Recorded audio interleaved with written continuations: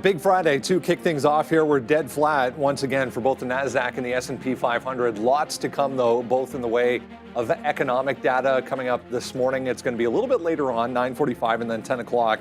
And then the big possible market-moving event later on this afternoon, 3:30. President Trump set to meet with Russian President Putin in Alaska around 3:30. So it'll be 4:30, 5 o'clock before that ever gets underway. That's how things go. But keep in mind, 10 o'clock, Michigan consumer sentiment coming up. We'll get inflation look in that. There's a 1 year and a 5 year expectation number that comes out. If you haven't seen that number before, given what has happened this week with inflation data, this could be an important number today. Again, coming up at 10 o'clock. Make sure you're paying attention for that, and also retail data as well to come. It's an interesting look for the overall market to kick things off, pretty much dead flat, but there are a lot of individual movers once again. UNH, the big one with Warren Buffett and Berkshire. I mean, I guess it's more Berkshire than Warren Buffett at this point, coming in with $1.5 billion on a 13F of UNH, trying to, I don't know, dumpster dive at this point for UNH. It's such a I was talking to Sean about this after the close last night. It's so far removed from anything they've done in recent history. Absolutely.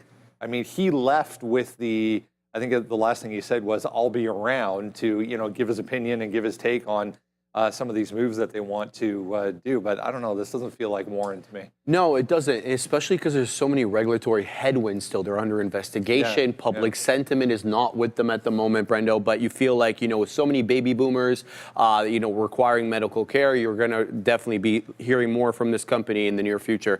Lots to talk about today, guys. Intel, obviously, very much in focus, up nicely here. 3% was up higher last night on the back of news that possibly the U.S. government could take a stake in Intel to kind of help it boost the foundry business. There more to come on that. AMAT also reporting Brendo Applied Materials down very sharply here, 13 and change to start in the morning. HIMS also in focus. Another investigation there about their cancellation practices, their advertising practices.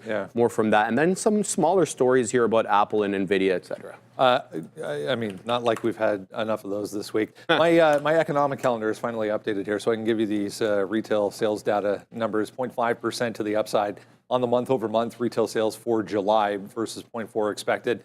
Import-export prices coming out there at 8:30 as well, 0.1 versus 0.3, so a slight downtick. That's on the export side. Imports to the upside, 0.4 versus 0.2. Retail sales control group month-over-month higher than expected, 0.5 versus 0.3. If you take out autos, 0.3 versus 0.3, in line with expectations. The overall number, though, higher than expected, 3.9%. There was a lot of headlines and a lot of economists pointing to this number specifically, coming off that PPI print that was way hotter than expected yesterday, if anyone missed it, looking to these retail sales numbers to say, hey, is this going to follow through on the retail end? Yeah, and that's what is really being discussed here. So the input costs for a lot of the products that, may cause inflation. Does the inflation in PPI get absorbed by the manufacturer or by the retailer, or do they pass it on to the customer and then we see it reflected on CPI? So because we didn't see it yet, but that doesn't mean that there's no lag effect. So it's actually an interesting story to watch. And I think most of the narrative I was seeing anyways this morning was, even if they are passing it along or passing it through the process to the retail end of things, that cannot be sustained for a significant amount of time, and it'll get to a point where they're going to have to do something different. But 3.9% versus 3.5, guys, higher than expected here. Sean with the day off today. Obi's in. Good morning, guys. Good morning. Oh, so there goes. I was going to make a joke about Sean getting a tan, but then Brendan spills the beans. Oh, no. Well, how would they have known? Well, it still has Sean on the position board, That's so fair, whatever. Now we can't do that anymore. That's fine. But we get it's 13F day. Yay, everybody! The worst kept secret, Berkshire and UNH. Obviously, I think this is what we all expected. Yeah. I mean, we saw the bid come in, and there were like rumors going around, and we kind of already knew. And then now is the confirmation. So it's like, all right, cool. But yesterday was a weird day. Yeah. We talked about that hot number when it comes to PPI. Well, we'll get to some of that because there's going to be a lot of buy. UNH was that trade. UNH was that trade. We'll talk about that for CoreWeave a little bit today as well. But I just want to say, like, the futures, we got a lot of questions about what is going on. How could the market have been so strong after that hot inflation number? Really, it was just a strange sideways effective day yesterday, and we really didn't do much. Like, there was no doom and gloom over that PPI, and we'll see, like as the boy said, like whether the costs are getting passed through or not. You certainly have a couple of camps right now. Like, you've got a lot of people saying that hot number could sway things back to no cut. You've got lots of people still thinking it's an automatic. That's where the market's pricing it for a rate cut in September. And you have a few voices out there saying you could still be 50 basis points. So I think we're gearing up for a very, very interesting and somewhat contested decision in a couple of weeks. And you've had some members say they changed their minds up until the last day. So I think the volatility is going to be interesting for sure. That Intel story, do I think they're going to take a stake? Does it make sense? I don't know. I tend to fall on the other side of those things opinion-wise, but you can't deny the price action. What's interesting about Intel is before that news hit, it was just uptrending all day long. I mean, it always works out that way. You know, uptrends into the moment when we get the news that they're considering a stake, and it's been trending every single day since the meeting between the CEO and President Trump. So yeah, the culmination of that is next time you just buy at the beginning. You could have bought this when they had their meeting. Yeah. Although, I mean, the idea is also you can go long every single day, which thankfully yesterday actually went long. Usually go short this stuff. Yeah, I love the story of the shake and bake, where he first comes out and says that, you know, Buddy has to be let go, Intel CEO has to leave, and then he's like, okay, fine, we'll talk to you. And then that talk was very significant, I think. It's like after he tells him that, okay, this guy has to leave, he actually invites him to his house to be like, all right, let's talk. So like, what can that entail?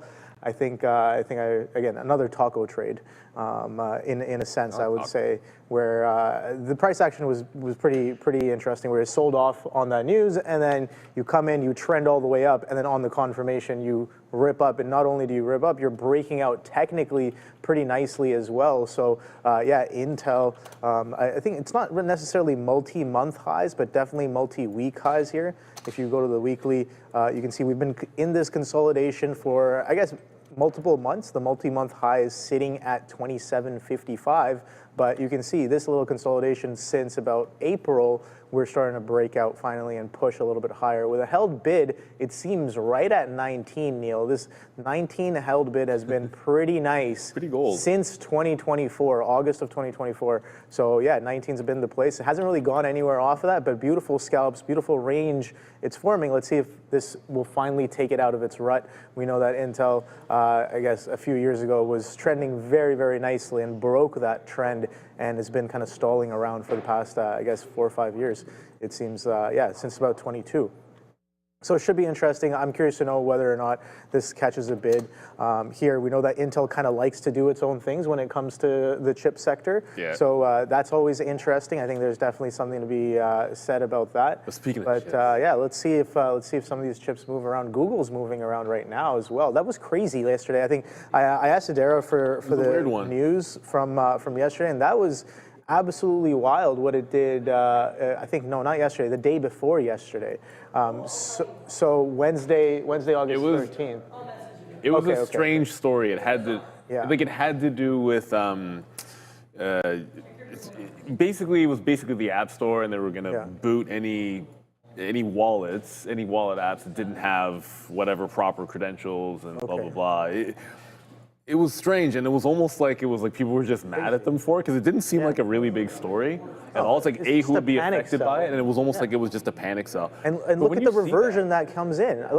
Okay, so I didn't trade yesterday. That's why I thought it was yesterday. But yeah, no, it's yeah. This is the move that happened, and this is a 3-minute chart here. If we can go to the chart, absolutely crazy. It seems like that 200 level is being defended. So it should be interesting to see where Google goes on from here. It's pushing back up. But yeah, we ping that 200. We know that 200 was a bit of a breakout area as well. We basically ping it, and it shows us in times of volatility and times of stress, that there is very much a bid on top of 200. We had some funny, there were a lot of really weird and funny things. I know we have Michael Noss and we're setting up for that, but there was something that happened even on Microsoft yesterday that was just all the world bizarre. And for an hour, Microsoft just stopped moving from 12:40 till 1:36, almost a full hour. Microsoft just went sideways, and when it broke out of that range, look at the fall. So like it's a random price at $524. This might be worth watching this level, maybe even during lunchtime as well, just to see if shenanigans happen again. But we got a bunch of 13F files. We found out that the Gates Foundation sold like 8% of their stake. So there's a lot of that. I doubt that that's what it was, but strange price action on Softy. If I see that again, well, first of all, it was actually one of our viewers that was awesome that they were pointing this out after the fact, because that made me pull up the chart. But if you see this in real time, it's almost, you see it that long, you just take the bottom break. And the other way too, like you take the top break and just take a shot at it. Because if it's going to go an hour nowhere, the stock is going to move after that. That's just how things work. So yeah, we got to watch out for patterns like this. Sometimes it's almost like it's not a free roll, it's just a high probability trade that you can get in either direction. I haven't seen anything like that in quite some time on a Softy. But let's move on with it. We've got Michael Noss. I know he's going to be locked and loaded, ready to go. I wonder what he has in his 13Fs. No idea. If he even does. That's more of a hedgy thing. But certainly that's the biggest catalyst today, is a lot of these 13F filings. Yeah, a lot to sift through as far as that is concerned. Let's bring in Michael Noss on a Friday morning here and touch on crypto. He wants to talk a little bit about why we should be buying miners at this point, Mr. Noss. We've talked about this in the past, kind of in a once removed situation, or a very, very secondary situation. But I mean, I think the narrative has always been, if you're going to own these things, like just own the underlying asset. Why now has that changed? Yeah, and I've been kind of a component of that. And, I think I've told this story before, that I worked for a miner for a period of time in 2017, 2018. And it's not a good business. It's very capital intensive, and you got to pay for a lot of power and electricity and energy.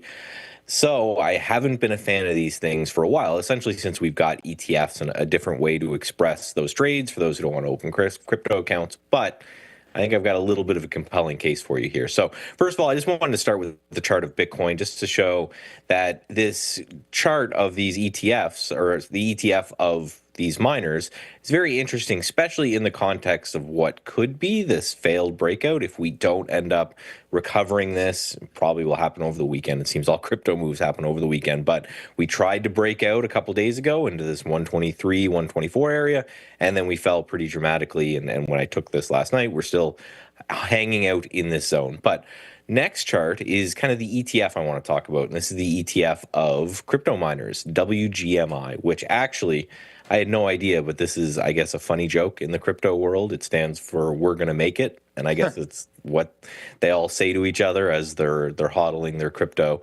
But this chart is pretty interesting, and this is a weekly chart, and this is by CoinShares, and again, it's a Bitcoin mining ETF. So you think of all of your miners out there.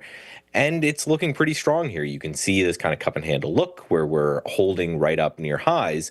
But the next chart is actually what got really interesting to me. So this is a chart. You can get these from FinViz, where you can actually chart out the short float percentage. So not only a static number, because the number is not that big. I think it's somewhere in the area of 10 to 15 in places that I could find a percent short float. But what's interesting to me is, as this chart has been moving higher, you can see that lower orange indicator, which is the short float percentage, has been moving higher with it. So they're not hugely short, but they're shorting at the wrong time, right? This ETF has gone and about doubled in the span of this increase in short float. So knowing where they're short, I think, is as important, if not more important, than how much they are short. And you're seeing this here. They've been shorting on the way up. And to create a short squeeze, you have to both have a heavy short float, and they have to be wrong, right? It doesn't matter if this chart was going straight down. They could be short all they want, because they're not in any risk of any kind of liquidation. So zooming in here on WGMI, and this is what got me really interested yesterday, and I wanted to bring this to you today. On the next chart here, I have just a daily chart of this guy and the relative volume on WGMI. And you can see this really nice tight base that's been happening. It's been consolidating, not at all looking like that Bitcoin chart that I showed you earlier where it had this dramatic sell-off. It's been holding, and this lower indicator is simply just relative volume. So you can see that we get sometimes little volume before moves, little volume at the top. When it's green, it's just saying it's above normal volume. When it's red, it's saying it's below normal volume. So we had a little bit of a volume spike today, nothing crazy or dramatic, but just showing that this breakout that occurred yesterday, there was a little bit of lags behind it in the context of the huge short float, in the context of that overall weekly chart butting up near all-time highs. Has me interested. Again, these are really bad industries, so I'm not planning on holding these for a long time. But if you can get a nice little breakout here, maybe it's worth a shot. Now, just two names, if you don't want to go just the ETF road, that are interesting is one is Mara. This one I had a great trade on years ago, and I've kind of haven't really touched ever since. Has a pretty clear level around this kind of 16.5 zone. You can see it's been support and resistance and is currently acting as resistance. 30% short float on this name, so WGMI starts moving, we start to get, some Bitcoin mining participation, we get a nice move or a close above that 1650, maybe those shorts start to get a little bit nervous, start to cover. I think these guys are starting to do the crypto treasury along with everyone else in the world, so this might be a little bit more Bitcoin sensitive directly, but an interesting one. And then yesterday, I think everyone was watching this one, but I think it's worth putting on a list for Wolf, WULF, not WOLF. And nice little trend line break, had a great gap yesterday because of earnings, held that gap pretty well, sitting around a 31% short float. So I don't think I would chase it just after this gap, but this is another one that has to go on watch, see if it gets some sort of consolidation or pullback around this zone, and then some sort of continuation I could take it. And the hope is that the Bitcoin miners are heavily shorted, that this WGMI is heavily shorted, and if we get some sort of Bitcoin resurgence or anything that kind of causes these to push higher, you get a little bit of a short squeeze and you take your money and move on. Because again, I'm not looking to invest in any of these names because it's just, it's a really hard business. When it comes to timing on something like that, I mean, we're talking a couple days, 3 days, a week. Yeah, a week or two. Kind of thing. Yeah. Yeah, 2-3 weeks maybe. I'm certainly not going to be anywhere near these things the next time they report earnings because, they're mostly they lose money over time. Given the range of different coins that we're seeing starting to go, a lot more attention around Ethereum now, a lot more movement around Ethereum now. Anything specific outside of something Bitcoin focused primarily? Yeah, so I'm actually really interested in Solana. I didn't bring a chart with me, but maybe we'll go over that on Monday. But, it's one of those, if you keep going down the cap scale, it kind of makes sense. You had the Bitcoin breakout, and then a couple weeks or months later, now we've had Ethereum breakout.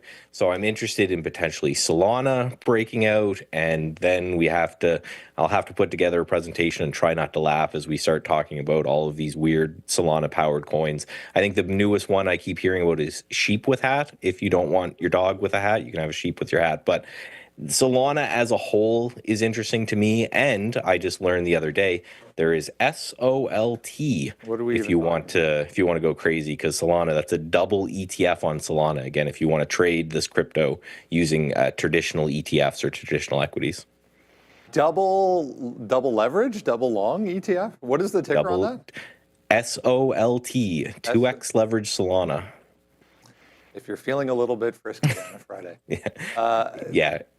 Be careful. Yeah, tread lightly. Michael Noss, great stuff. As always, have a great weekend. Talk to you on Monday. Thank you very much, Mr. Noss. Yeah, no, some solid names there.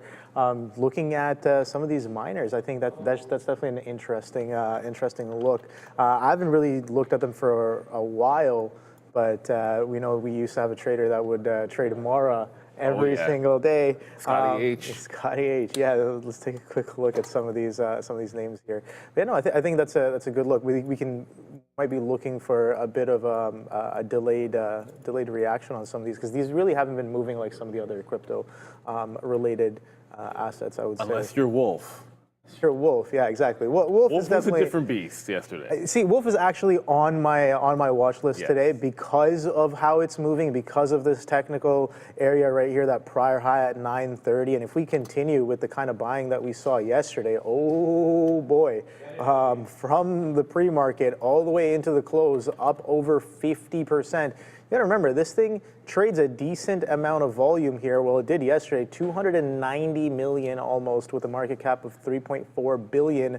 So definitely not necessarily a mid to small cap, but definitely something I'm gonna be watching today. But yeah, another, I guess these guys do some mining as well, but yeah. Oh, there's no question that one's going to be in play. It'll be tasty, hopefully, that long, just like Obi showed me these. I brought this in. I was like, yo, have you seen these? I didn't know we had like little Snickers Coffee Mate. I drink my coffee black, but Nice. I'm always down with trying something new, just for the day, because I like Snickers. But no, Wolf, you already went over it. This is one where it would be hard pressed not to have attention on it. The thing I don't like about it right now, it's underneath the volume weighted average price. The momentum was so strong yesterday that if it even sniffed VWAP, it was running away from it. So you want to see some continuation. If you looked at that daily chart that Michael pointed out and drew that trend line, then the dip buy on that for potential support, that trend line turning to support, is more like the $7 area. So this could really fall if it decides to fill in the gap. I'd much rather it hold highs and start breaking out yesterday's top. Then you want to join in. And another one in that space, we might talk about this in the watch list actually, but if you're looking for like small cappers running, 13F filings, it's fun season and everyone's always concerned with, oh, UNH, or what are we doing with the Mag 7? Is Warren buying or selling Apple shares? But you can get things like this too, because Tudor putting a stake in here on open, and that has it gapping higher. And this is a squeeze name, over 20% short float. So another runner held VWAP really nicely as well yesterday, and now you get another catalyst going for it. Recently regained compliance with the NASDAQ, so they're not going to get delisted. They're not going to have to reverse split, and all systems go for open. I'll be looking for some longs there as well. And we can also look for more ideas with the upgrades and downgrades at the screen with Adara. This first name here, Salesforce, getting upgraded. And Neil's talked about this one. It's been in a bit of a rough patch lately. Let's see if this D.A. Davidson note and $225 price target can help it out a bit, though. I believe it's already trading around where this price target is. Wingstop here with a $420 price target maintained by Raymond James, which upgraded the stock this morning. Williams getting an upgrade here by CIBC, and UBS upgrading Kennametal. The downgrade side of things, Applied Materials getting hit hard after earnings and getting this downgrade from Summit Insights to boot. I was seeing a couple different analyst notes on the stock, mostly negative. Cisco, day 2 earnings play with a downgrade from HSBC Securities. RBI Restaurant Brands here with an Argus downgrade, and Con Edison being downgraded by BofA Securities. What's your look, guys? Salesforce. Oh boy. Maybe the bottom's in. This is exactly, look, I don't care as much about the upgrade or downgrade. It doesn't hurt that they caught an upgrade. It's been ugly for Salesforce, obviously. I mean, anybody can sort of see that. It's dropping $130 from the highs in a time where the market has been making fresh highs, not a good look. And clearly, you can say all the right things you want about AI and that transforming your business, but ultimately you have to perform. What is interesting, the 200 period on the daily, also on the weekly chart, and this 230 is holding. So we're gonna, barring an abject disaster, we should close this week holding above this prior low at just underneath 200. It's just about $230. So we'll close over 230 on this, and I love the bounce. Probably going to buy it on Monday because it's a weekly chart. So I like to, if I'm looking at that time frame, it hasn't held that level till it closes here. But on Monday, I think this is a good buy. And even if it runs, I don't care. Like you don't have to catch the absolute bottom, but Salesforce looking like a good one off that weekly chart setup. Yeah, out of those names, I'm looking at AMAT. AMAT's already on my watch list for today, and Applied Materials hitting the mat right off of the earnings report. Yeah. Guidance was the reason why they did pretty well on their EPS and their revenue, but guiding much lower than expected. Guiding the price action a little bit lower as well. Almost to SSR there, coming in. Well, actually hit the SSR at those lows, 15%, but bidding back up a little bit higher there. So I'm looking to see this go SSR into the open market. Let's see what it does. 159.88, and with a bit of a downgrade, maybe a little bit of a double whammy on that one there. So I'm watching this one. Going to throw that anchored on it as well. I'm sure we're going to be talking through this one during the rundown, but let's throw that up there right now. We're still sustaining below that, so that's going to be my little bit of an over/under as well. Just using that anchored VWAP as a bit of a guide to show me who may be in charge. Is it buyers? Is it sellers? Sellers are definitely in charge off of the report. Let's see if we see more of the same coming into the open. All right, a few things to note here. I put it up on the screen, but just keep an eye on Google. It didn't really do much on that, but back to highs on the session this morning, got above that high from yesterday as well. Apparently Sam Altman looking at Chrome if the US government says they have to sell it.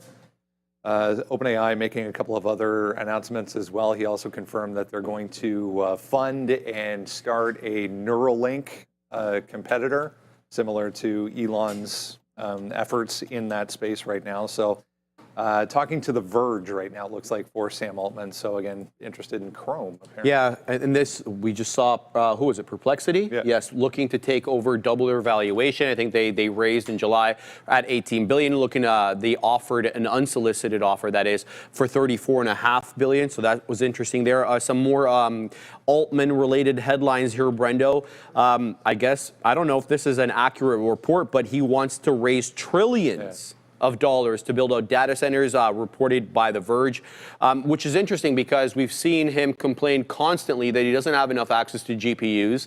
And when he added the image generation into chat, into the free version of chat, he had to basically throttle it down because his GPUs were melting. And we've seen him take more and more capacity from CoreWeave. He praised them for giving, adding to the success of ChatGPT 5. Says without them, they wouldn't have been able to scale. So it's like he can't get his hands on enough of these. Yeah, someone needs to come up with a way of harvesting that energy, that heat that's generated from these, and then put it back into the good one, Brenda. The circle of life in the power world. But yeah, it looks like they're still actually having this conversation. So just be aware. Sam Altman talking to The Verge right now about a whole bunch of things, including Google Chrome, guys. Perplexity was the first one. Now, Mr. Altman wants to jump on the bandwagon. Of course they do. Like, how could you, if you're OpenAI, if you're Perplexity, like it makes all the sense in the world to you. But if you're Alphabet, you're not seriously wanting to do this. What you want is you want to just go the normal route, make a few concessions, and then go back to business as normal, which is typically what happens. But look, it makes for an interesting story. They'll get a vote for it. Perplexity has I think Perplexity never really had that much of a chance, and the amount they offered, pretty much nobody thought that was a fair value for it. But this makes a heck of a lot of sense, and it does also put attention toward when these guys come up with their own browsers as well, whether you're talking OpenAI and Perplexity. I forget I already forget what Perplexity calls theirs. Comet. Comet. That's what it is. I wanted to ask, have you used it? No. I think it's absolutely amazing. Is it? Okay, well, I'll give it a shot. Yeah. I'm willing to try new things. I'll give it a shot. I think it's absolutely amazing. I'm not really using it to its full capacity yet, but I think right now it's invite only. So you have to get an invite from someone who already has it. But with my invite, I can get you one. Don't worry. Oh, it's like that. Yeah, no, don't worry. I can get you one. But no, the way it works is absolutely amazing. So what I did with it. So I was like, okay, fine. There's a lot of work that it's like grueling work. It's time consuming. It's a lot of copy pasting and using go into my Notion, update PowerPoints in my Google Drive. So I basically told it to do that. And so it started going into my Notion. It started looking for different types of trades. I'm like, look at the best reversions I've taken in the past 3 months. These are the journal entries. So I opened up the tab, and I was like, then populate this PowerPoint with those entries, and I have specifics in there, and then take the images as well, put them on the PowerPoint. So it's just, and it started doing that. Of course, I have to get better with prompting, but it's pretty good. So are they going to be able to get Google Chrome? Maybe, maybe not. I think if they do acquire that, then their reach automatically becomes so much more higher. But I think for the people who are trying out Comet, I want to know, comment in the chat about what you guys think about it. And yeah, exactly. Kurtang Time saying, of course, Obi's using AI to cheat. Hey, listen. AI is just a tool. Exactly. Don't get left behind. That's all I'm going to say. You have to utilize. Don't get left behind. A lot of people said that about the internet when it came out. Of course. Let's be real. Rivian Millionaire, back in my day, we had to do PowerPoints by hand.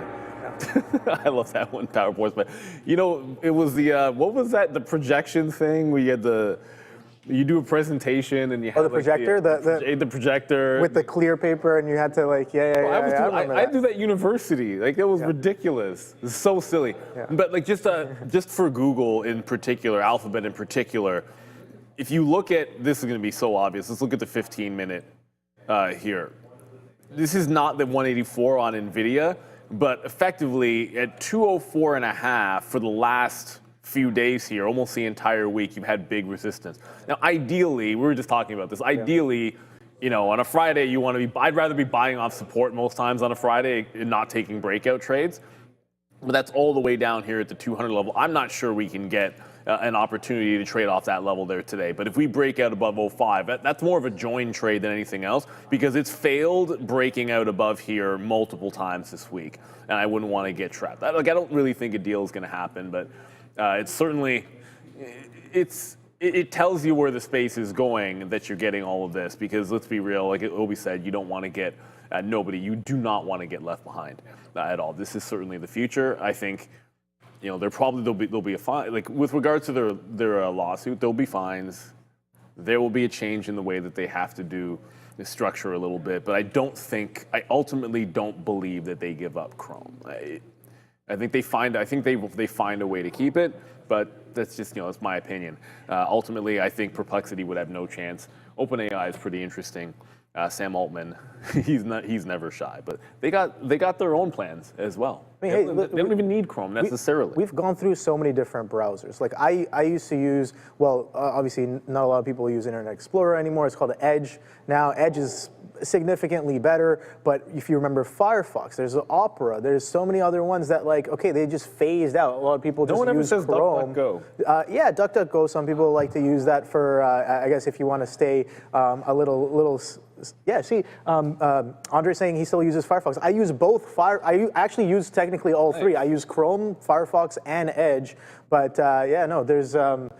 Comet definitely has more of an edge. Let's say that. And if browsers start becoming something like that, I think we're definitely in for some great times. But yeah, Google, I think it'll eat up any of those fines. It's too big to fail. It's one of those companies. Exactly. Even if they give up that browser, they make their money off of a lot of other things. There's other ways. It is a big deal, but it's not that big of a deal. Well, let's go. Yeah. Before we go back to the desk here, we get a super chat from Barry Dingle. Obi, can we get a oh boy? And what do you and Sunil think of CoreWeave today? And then CoreWeave is 100% going to be on the rundown, so we're going to talk about that. Yeah, and Dan Marino was a monster when he played. Dan Marino was an unbelievable player.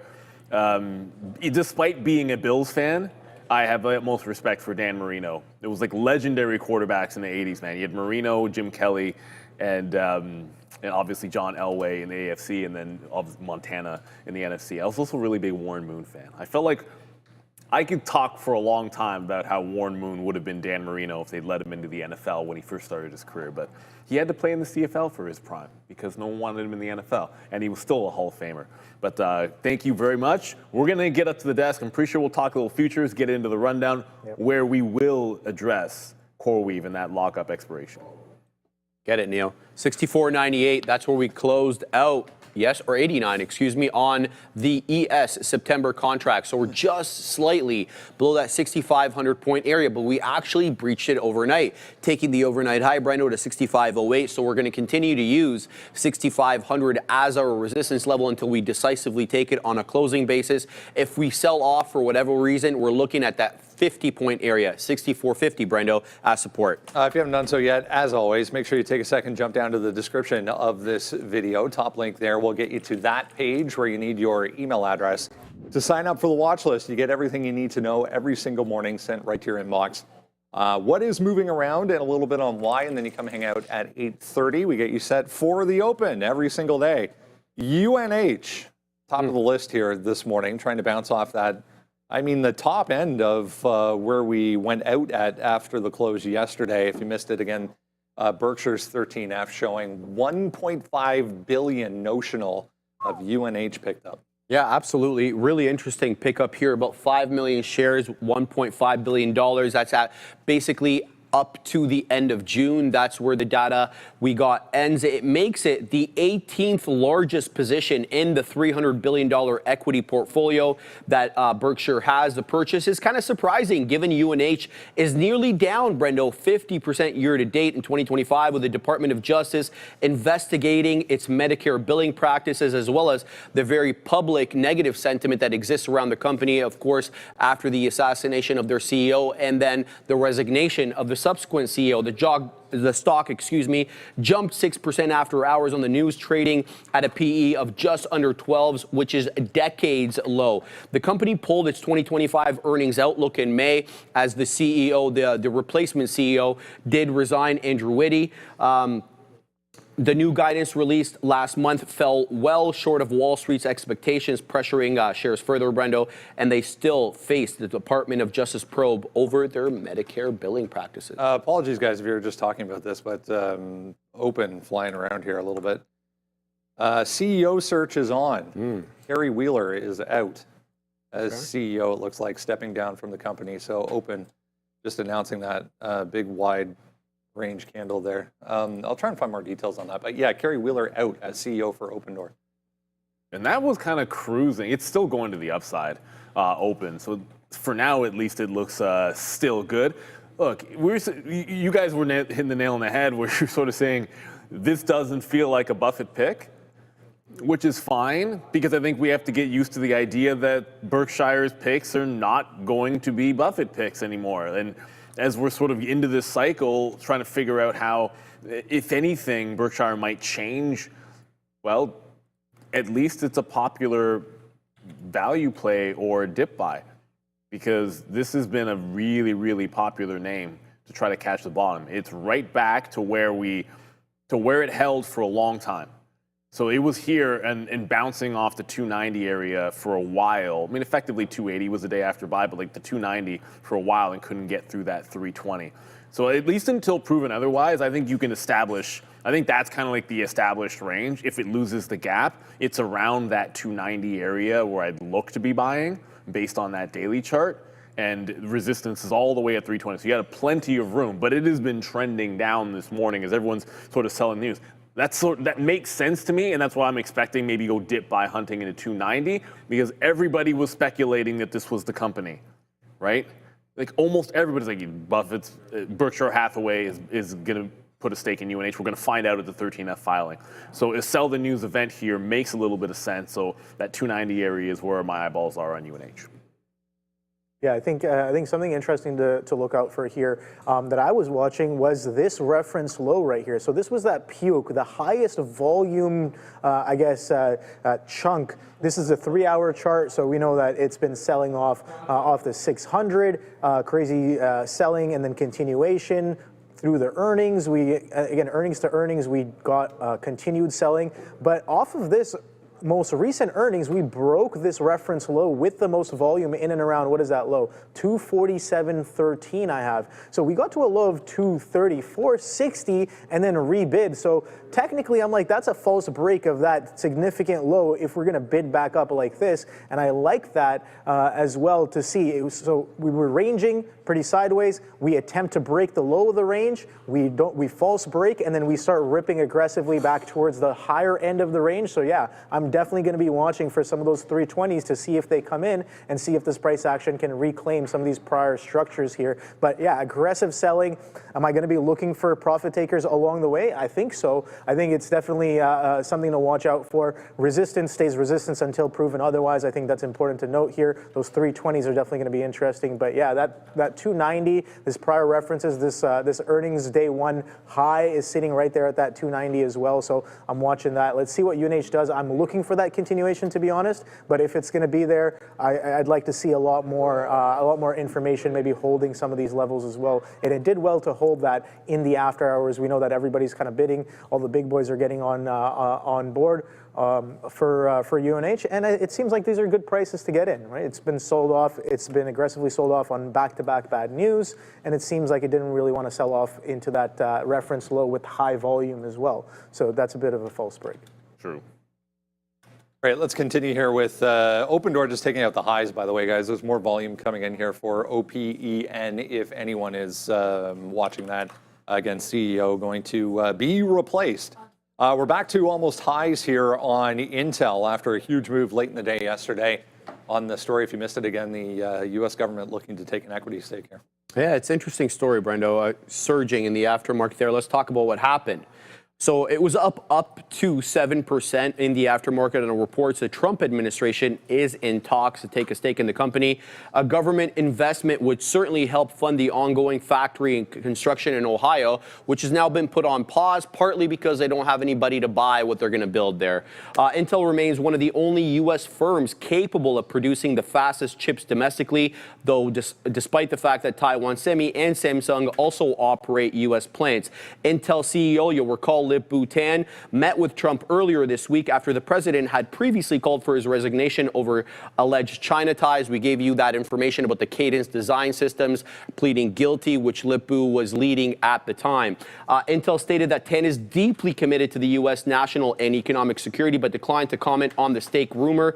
Intel's foundry arm, Brendo, still lacks a major customer, which is a key hurdle for their credibility expansion. And in July, Tan announced cancellations of planned plants both in Germany and Poland, as well as a slowdown of the Ohio plant for the exact reasons I just gave you. They're really having trouble finding customers for both their 18A, which is about 3 nanometers, and their 14A, which is similar to Taiwan Semi's 2 nanometer technology, which is the most advanced.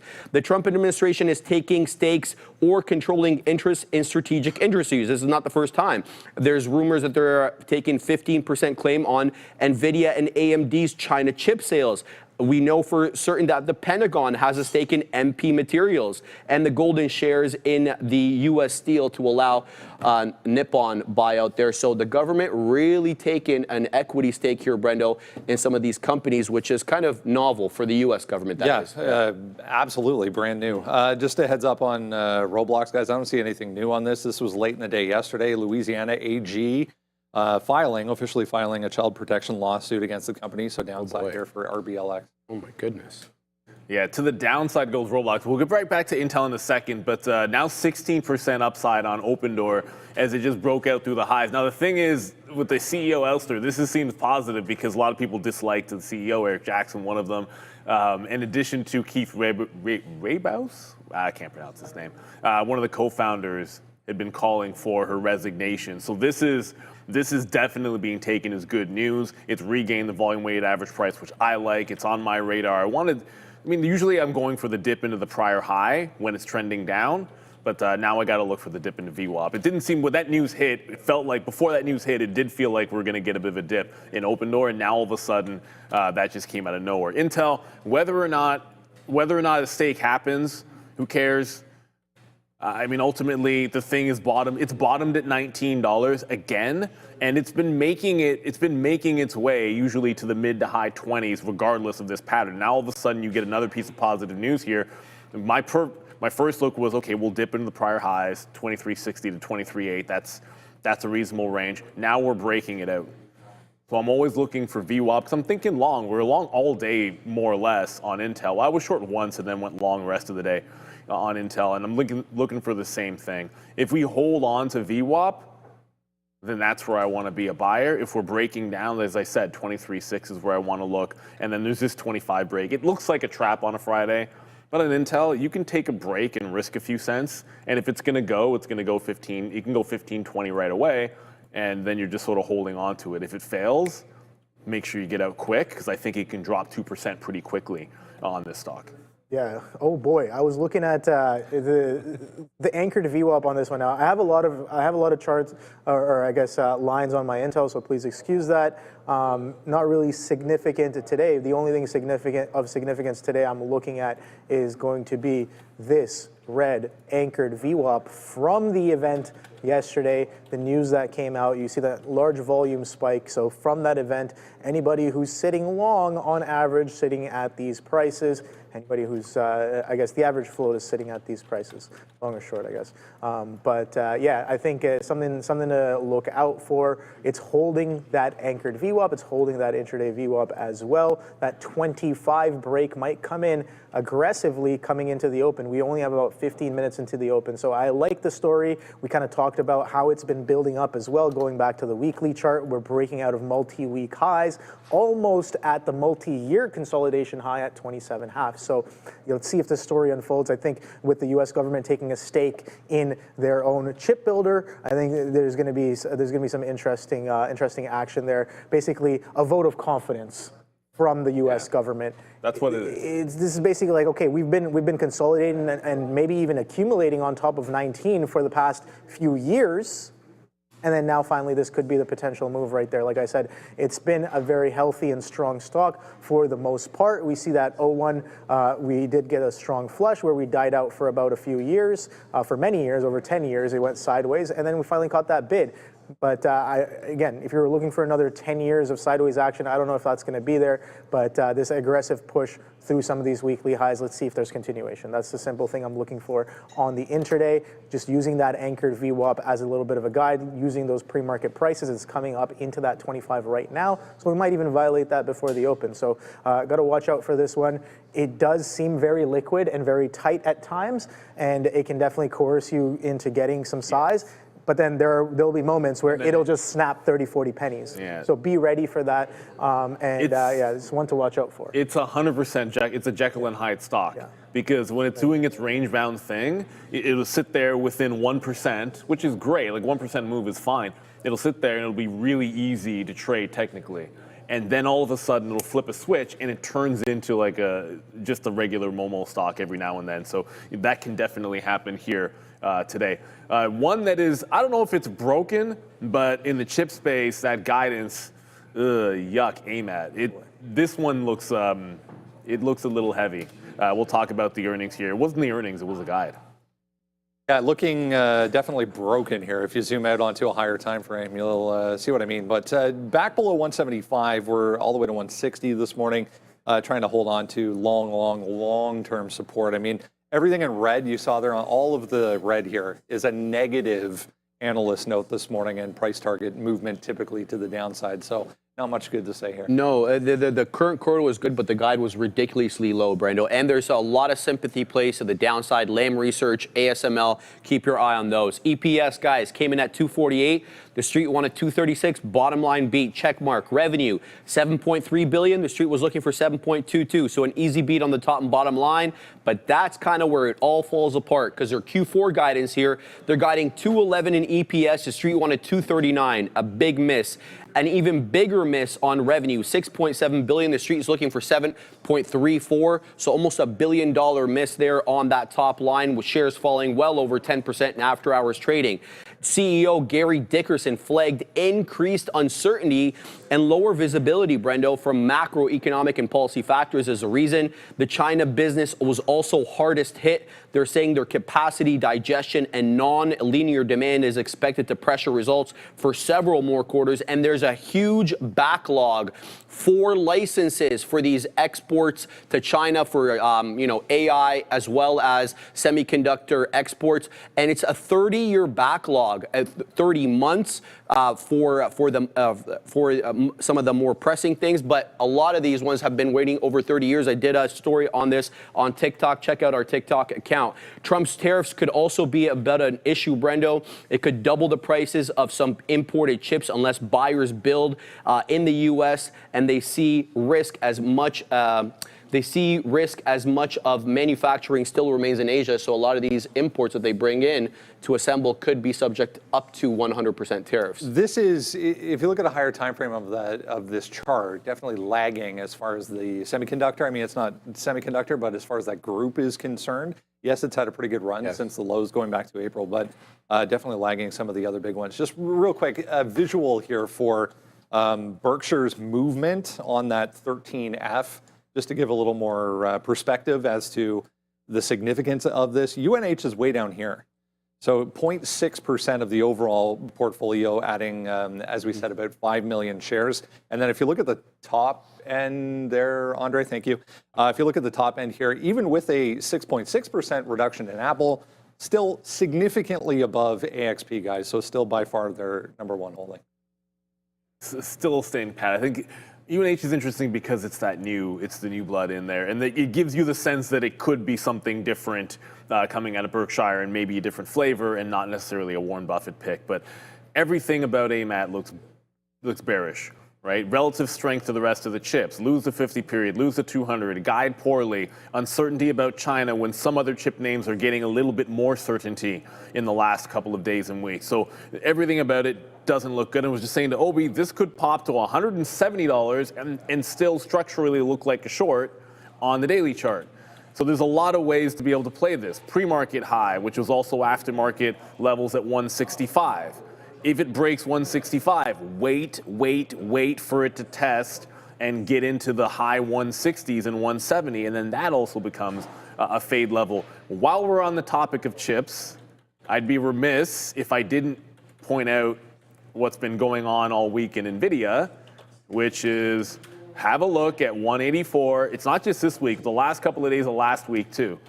184, just cannot seem to get past that wall. Any move above 183, looking short into 184 on Nvidia as well. Nothing, it doesn't really have anything to do with AMAT, but it's in the chip space, so why not? And then it's also holding the bottom of the range, just underneath $180 into 179.5. Complete range-bound trading in Nvidia. So I only want to wait for it to get to those levels and then play in the other direction in Nvidia. But AMAT, that's going to be a short the pop situation. Guys, so VinFast delivered over 35,000 EVs in Q2 of 2025, making a 172% jump from last year. That brings their first half to more than 72,000 EVs, up over 200% year over year. With stronger sales usually in the second half, they're on pace to easily double 2024's 97,000 units. They're also crushing it on two-wheelers, with nearly 70,000 e-scooters and bikes sold in Q2, up 400%, over 400% from a year ago, and with gas-powered two-wheelers being phased out in Hanoi and Ho Chi Minh City by 2026, the growth potential looks huge. You can find them on the NASDAQ under the ticker VFS. So yeah, no, AMAT, is it broken? I don't know. The chart is definitely breaking some sort of trends here on a higher time frame. Just stepping up to the weekly right here, we can see that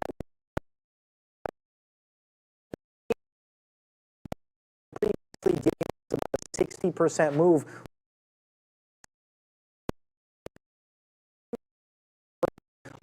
$200.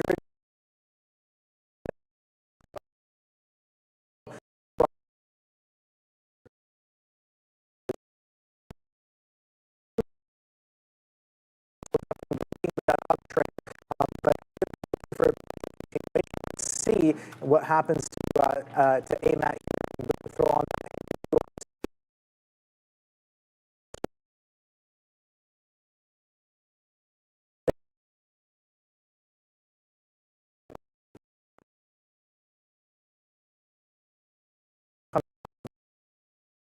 from April, finally catching some strong selling, and about almost highs there. So an aggressive push, almost 15%, 15% to the pre-market lows, but to the current price, it's not quite there yet. So maybe looking for, it's about 14% as of right now. So maybe looking for that extra percent drop down coming in off the open for it to go SSR. And let's see, do the buyers step back in as they have been over the past multiples of weeks?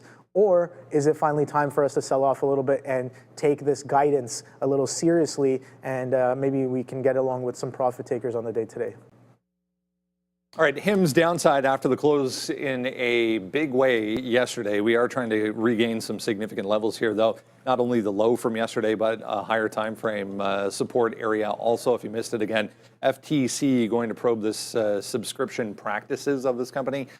Essentially, you can't cancel if you do sign up for something. They make it really hard, Brendo, and they continue to charge you too. We'll talk about that. So the FTC has actually been investigating Hims and Hers Health for over a year, and they were focusing on whether it makes canceling subscriptions too difficult. No formal accusations of wrongdoing have been made so far by the FTC, but Hims did acknowledge it last year that it was voluntarily cooperating with the probe, but has not provided any specifics on the inquiry. So we don't have any official information, just what's been leaking in these reports. Customers claim, though, that the company does continue to charge credit cards after the cancellation, and they create unnecessary hurdles to end these subscriptions. The complaints really did surface on social media, and the Better Business Bureau, who actually sent letters to Hims and Hers to basically receive a response, which they did not. The FTC is evaluating further whether the company's practices violate the Restore Online Shoppers Confidence Act, which mandates a simple termination process. Just to give you an idea,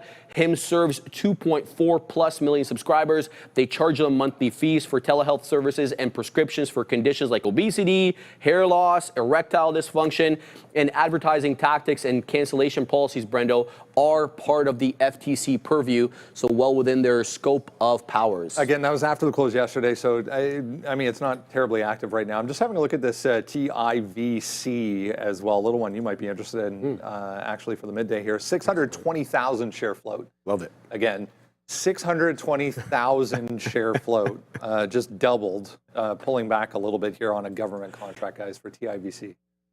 Yeah, that's a small float.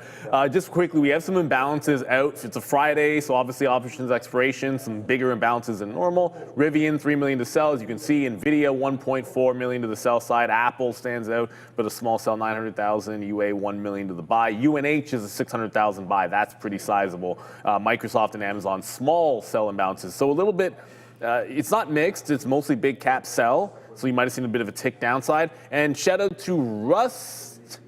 I can't even pronounce that one, but I do like what I see here. 500 likes only. Push the like button, everybody. Thank you so much for the super chat. Let's get it out there. We'll get through as many names as possible. Anything we don't cover, make sure you let us know about it in the chat, because we'll try to get to everything that we can, whatever we're trading, whatever you guys are interested in. So those are the imbalances. As far as Hims goes, if you have a look at the direct GLP names and not these guys. You could be up 10% from the recent bottom on Eli Lilly. You could be up 20% from some recent consolidation on Viking Therapeutics. I haven't looked at Novo. And in that same time period, you'd be down almost 10% in Hims, which is broken trend. And I said this a couple days ago, think we're headed down to 40 on Hims. I don't know if anything's really changed. I like the bounce that it has in here. If you're stair-stepping down, I'm always thinking short into prior resistance levels.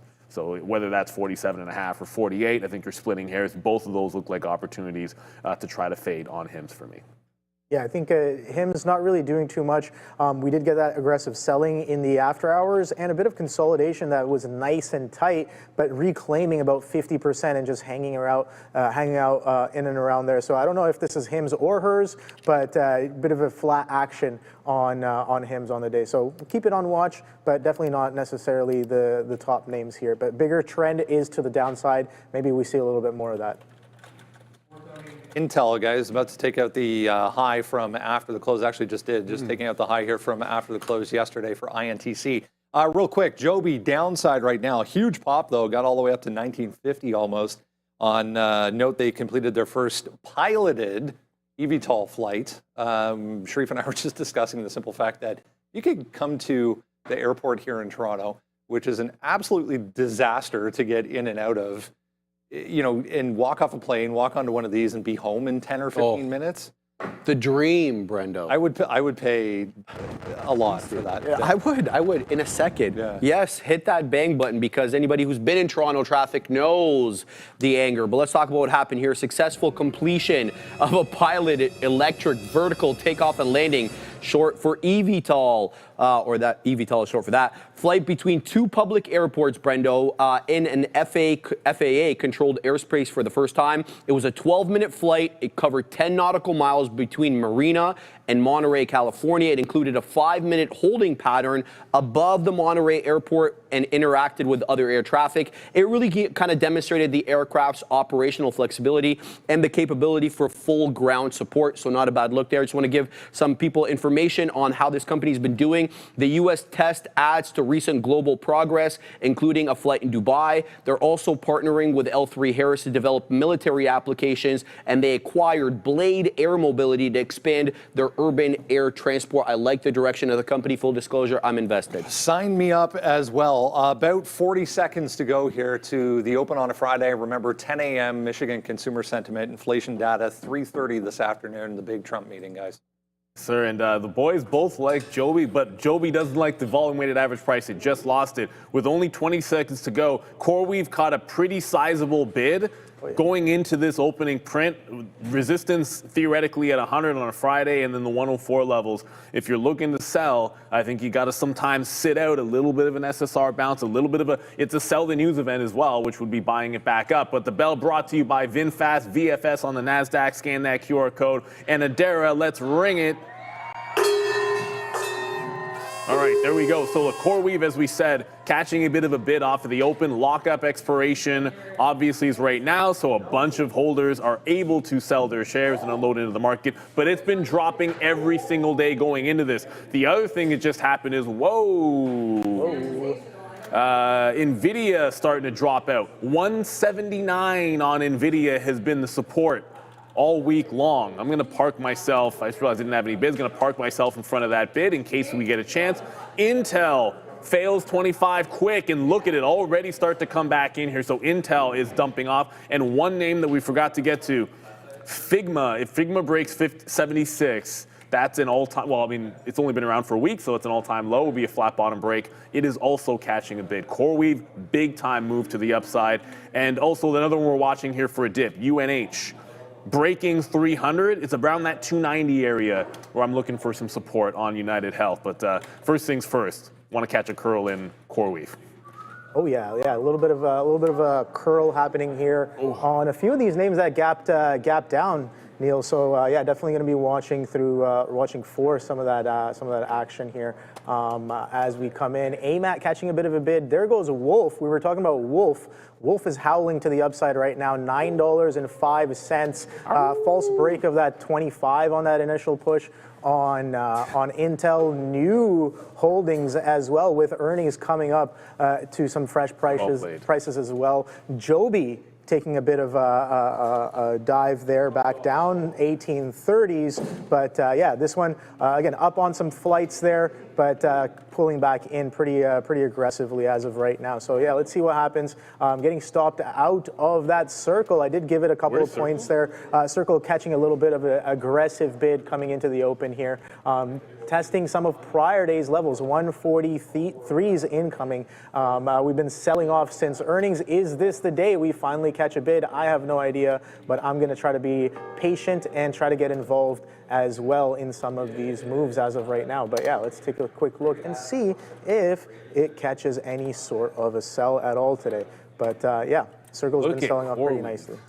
Markets to the downside as well. Yeah, the market's coming. Remember, it was a bunch of sell imbalances, and all the Mag 7 names. I'm into HIMS showing the pop, but I got to show you, because I'm sure a lot of people are looking at what's going on with CoreWeave right now. Absolutely flying. It could get to 100 pretty quickly in here. That's looking incredibly impressive. Might have missed an opportunity. I'm just going to show you HIMS. I'll go back to CoreWeave, because I know that's what you guys are probably more interested in, like I said. I missed an opportunity to get some scalp trades out here on HIMS. Is it immediately failed through 46, couldn't break out the pre-market high, but popped into 40, 50, 45.4, and now coming back up. Should have been quicker, but I was all over eyeballing this CoreWeave. $100 could come into play, but it's trying to curl here at 98. So this could be the first available opportunity, looking for it to make some kind of a turn to look for. The short, Nvidia is nowhere near that 179 that I wanted. UNH is bouncing. It's down at 296. I'm looking for closer to 290 bucks for the dip buy on that bad boy. We'll see. But now, right now, CoreWeave is looking pretty intense here. Look, want to get that for the curl. My stop on HIMS is just going to be the high. I'm short at 90. The high is about the quarter mark. If it breaks through there, I'm only risking about 30 to 40 cents on this because it's such an early play. I never want to just be sitting off guard the whole way.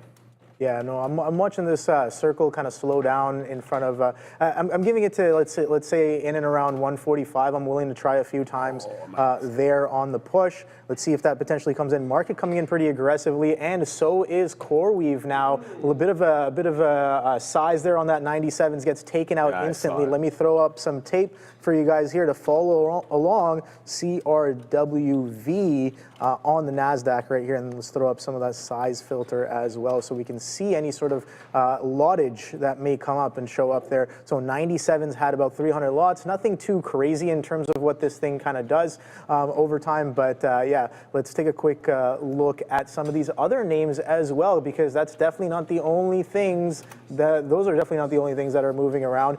Joby landing pretty safely back into its reference prices here. So yeah, that flight was only about 12 minutes, and it seems like this flight was just as short there on Joby Aviation, pulling right back in. So beautiful price action on that one. Beautiful reversions as well. Let me pull up my my basket here and take a look at what else I had on watch. So new holdings, that's the one I was talking about here. They had earnings as well, nice gap up, and that continuation coming in off of the open. So good look there. And for day twos, I had something a little nice on watch with nice limited here. Nice price action to the downside. I'm looking for something just as nice on the day today, but looking for that reference prior day low to crack before I get involved here, just to show me that sellers are involved. But the thing is, this thing doesn't normally do that much volume. You can see the average volume. When I looked at it yesterday, it was even less. It was about less than 100K, and we did multiples of millions of shares traded on the prior day. So I'm like, all right, well, this could be something significant. But right now, only about 30K. This was an earnings catalyst. Okay. So normally does not do any volume. Did significantly more yesterday. I have here 5 times relative volume, 6 times depending on how you're measuring it. But yeah, that's not really doing anything right now. Intel, I was looking for that 25 breakout, and oh boy, a bit of a false break of that 25. But guess what, Neil? It's coming up into that anchored VWAP as of right now. So let's see if that anchored VWAP holds as a bit of support. We can see that 24 level multiple times, 1, 2, 3, and now is it going to do it for the 4th time, holding as a little bit of a support? And let's see if that bid can show up on top of 24 once again on Intel. So that's what I'm watching. Wolf as well. Wolf, we were watching some of these miners here. WULF, right? Yeah, exactly. I thought that. Yeah, make sure it's TerraWolf, not the other one. Yeah. So, so a little bit of a shake and bake off of the open. So again, aggressive strength yesterday, coming into today, we're seeing nothing too crazy. Bit of a shake and bake. Opening range highs at $9.10, and we've broken back down. Let's see if we can take out some of those opening range lows. Bit of a bid here on 844. Here goes UNH. Yeah, what is UNH up 93 looks like. No, sorry, check that. 95 was the bottom on UNH. It couldn't really, you wanted it, I shouldn't say you, I should say I wanted it breaking 95 so it could get closer to the 90 range to try to be into that one for the bounce play. But it looks like it might be going without. I'm willing to join if it can hold the volume weighted average price for some time. Open new C. Well, They're searching for a new CEO, which many think is a positive because you had multiple, you had some shareholders and actually the founder of the company looking for the ouster of the CEO. So seen as a positive, but it's starting to give it up a little bit here on open. Underneath VWAP, not looking too healthy at all. HIMS tried the shake and bake. It wicked the high. I'm like, well, you want to wick the high, and I like the structure of the trade. I'm jumping right back in. A little bit better of a price. Remember, we had it first at basically about VWAP. Now it's trying to break down into those lows. Where did my 45.50 bid go? Must have canceled it. We'll throw that back in there. See if that one can fade a bit. But CoreWeave is getting support. All of a sudden, buy the rumor, sell the news. And a lockup expiration sometimes means that's going to be a buy. And it is super strong heading into that 100 level. That's the first place, other than it just breaking through VWAP. I think I'd want to be looking for that short trade. Nothing yet on Nvidia, but it's still tanking. Yeah, it's coming into some of those interesting levels. Look, let's be real. All week long, you've been two places. Long when it gets underneath 180 and short when it gets into 184. So you can't be short into 184, but in a couple of minutes, you're probably going to be able to be long into this sucker. So yeah, I like Nvidia down here. I'm already bidding underneath 180 in front of the 179 level. So I'm ready to go if this one wants to give it to me. And I know everyone's excited about the government stake in Intel. Boy. But if they were so excited, they sold it at the open. But it didn't bounce where I wanted.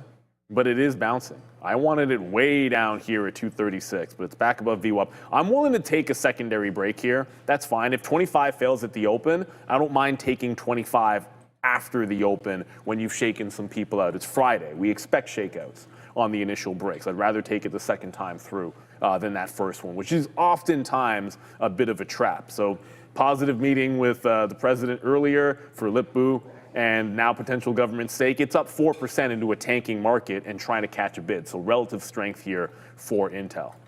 Yeah, I think, again, Intel definitely wanted to watch out for. I got close eyes on Nvidia, Neil, and yeah, as you astutely pointed out, bit of a range over the past couple of days. Let's see if those 179s and some change can come in. 180.50s currently right now, and when you're looking at, if you're looking at the Mag 7 as well as the market here, you can see some aggressive selling. So selling definitely in charge. Amazon with a strong sell, Tesla with a strong sell, back below 335s as of right now as well. TQ's trading below 94s. Apple can't really get past prior day's highs as of right now. Opening range high coming in at 234s. We're trading 233s, about to push into opening range low as well. Softy catching a bit of a sell. That 520 level we pointed out on Softy. And I remember there's a super chat earlier about CoreWeave. So yeah, let's take a quick look at CoreWeave and we can talk about what that is up to as of right now here. You just froze? Sorry, did I freeze? No, I did not freeze. CoreWeave, CRWV.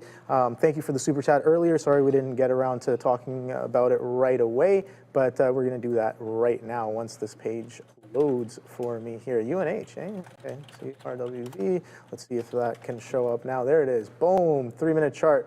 Nice little top happening at that 98.50 mark here. So yeah, today's the day we do that lockout. I guess the lockout period is over, so people can finally sell some of their shares. But you can see we've been selling off into this day today. Already doing relative volume in the open, but aggressive selling coming in. And yeah, let's see if more sellers come in off of that, I guess, lockout expiry.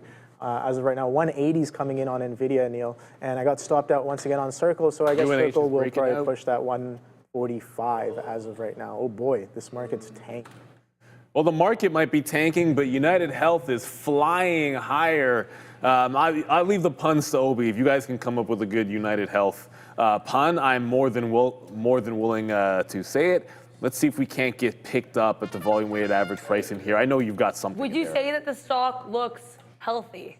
Not to be like the most, on the nose here, but right now I would say it's certainly ensuring a greater upside move.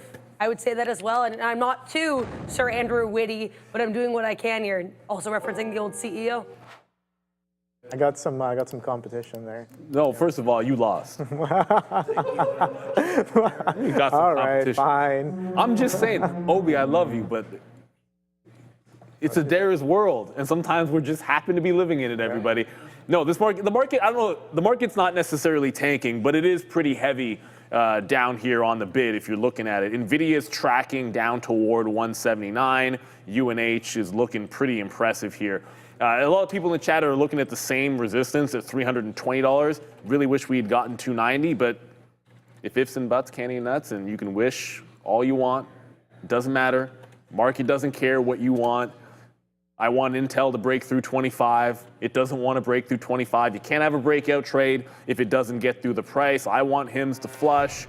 It just seems like it's trying to get underneath VWAP again. I like the fact that it's holding underneath 46, but I haven't really been able to get any fills up above the 46 level for myself. To be short, CoreWeave still catching a bid. It is super strong today on CoreWeave, at least off the open. Remember, the expiration does happen. Lockup it was overnight last night, but effectively now people can sell, and it's just been buying. Part of that, its SSR was down over 10% multiple days in a row, 20% actually a couple of days ago. So this was sold off heavily going into this expiration. So you're getting some profit taking, you're getting the buyers come in, the dip buyers coming in. The 100 level is just the tip of the iceberg. 104 is where this thing failed early in the afternoon. So that's where I'm going to be eyeballing on CoreWeave. And the other one, Figma, is actually really close to breaking down. I've got my order set to go. If Figma breaks 76, look, it hasn't been around a while, so obviously this is an all-time low if it breaks 76, but that's looking weak. We're going to have Figma if it breaks that 76 level. Not as big volume, but certainly looking pretty good for a trade. Yeah, I think I'm still watching the Circle, man. The Circle catching a bid here aggressively, and still got Nvidia on watch. Still hasn't broken that 180. That 180 is holding as a little bit of a bid as of right now. But we're coming into the close of the first 15-minute candle of the day. About 30, roughly about 30 seconds, I guess, left for that to potentially come in as of right now. So yeah, you know what? I want to try this one more time here. Let me just get in some of my stop orders as well. Probably faster to type some of this. What is that? I-140 or 40. Okay, cool. That's interesting. So we'll just let that one potentially cook here on Let him cook. Circle. Let's see, what is that high? You know what? I'll give it a few more pennies. Give it the risk that it deserves, Obi. Come on. Let's go. Where's the next trade? 180, 179s and change, Neil. This is the spot that Nvidia has been catching a little bit of a bid back-to-back days. Let's see if we can trade a little bit of the range here. Let's see. Ultimate low of this range is sitting at 178.80s. Yeah. So that's about $1 away. You got to give it to the range low at least. Yeah, I have the 3/4 mark set. 178, like 74, 75. Well, I mean, I guess I just told you where my stop is, which is, it doesn't really matter. It doesn't matter. It's the Nvidia, range. dude. It's the range bottom. Anybody can see it on the chart. Like, it's like whatever. It's like when you have like high of the day is your stop, and everyone knows on like some small cap. Oh, when it breaks it, everyone can look at the same chart and see it. HIMS is finally starting to break down underneath the volume weighted average price, and as we said, Nvidia tracking well toward, now we're through 180 bucks. Am I sitting exactly? Oh, Reggie Jackson. I'm sitting at 179 Reggie Jackson, if anyone's curious as to where my bid is. I could go to the other side of the 50 level, but now you're getting down to where we expect, where I'm looking for it to catch a bit of a bid. I might have missed my shot at CoreWeave, but as this is going down, see, we're in bizarro world, everybody. The market's at the lows, Nvidia's tanking, and Intel's breaking out. It's bizarro world, Jerry. What the hell Oh, is boy. even You know that. Well, okay, we probably don't actually know that one. But breaking out the highs, I'm trying to get it early because the actual high here is 25.12. So I'm trying to catch a bit of a dip, like fail that high, pick me up, and then we'll see if the secondary break on Intel is better than the initial break above this price. Aftermarket tops right around 24.80 I want to be getting out of this thing. So Intel still relatively strong, HIMS still falling. No fill for me on Nvidia. Did I miss this? On Nvidia? It's still chopping No, it's around. still, I think it's it still can heading definitely down. sell off a little bit more. It's still before it heading bids, down a little bit. I started getting involved a little bit, but I obviously don't have everything. I want to get into more a little bit lower if it can show me. But yeah, just got to be careful, I guess, buying into falling knives. The market's coming in as well here, so I'm watching that. But let me know in the chat what you guys are trading. Yeah, Midwest saying just YOLO Nvidia here. Yeah, I don't know. That's not how we do business around here. But yeah, no. Coming into the range.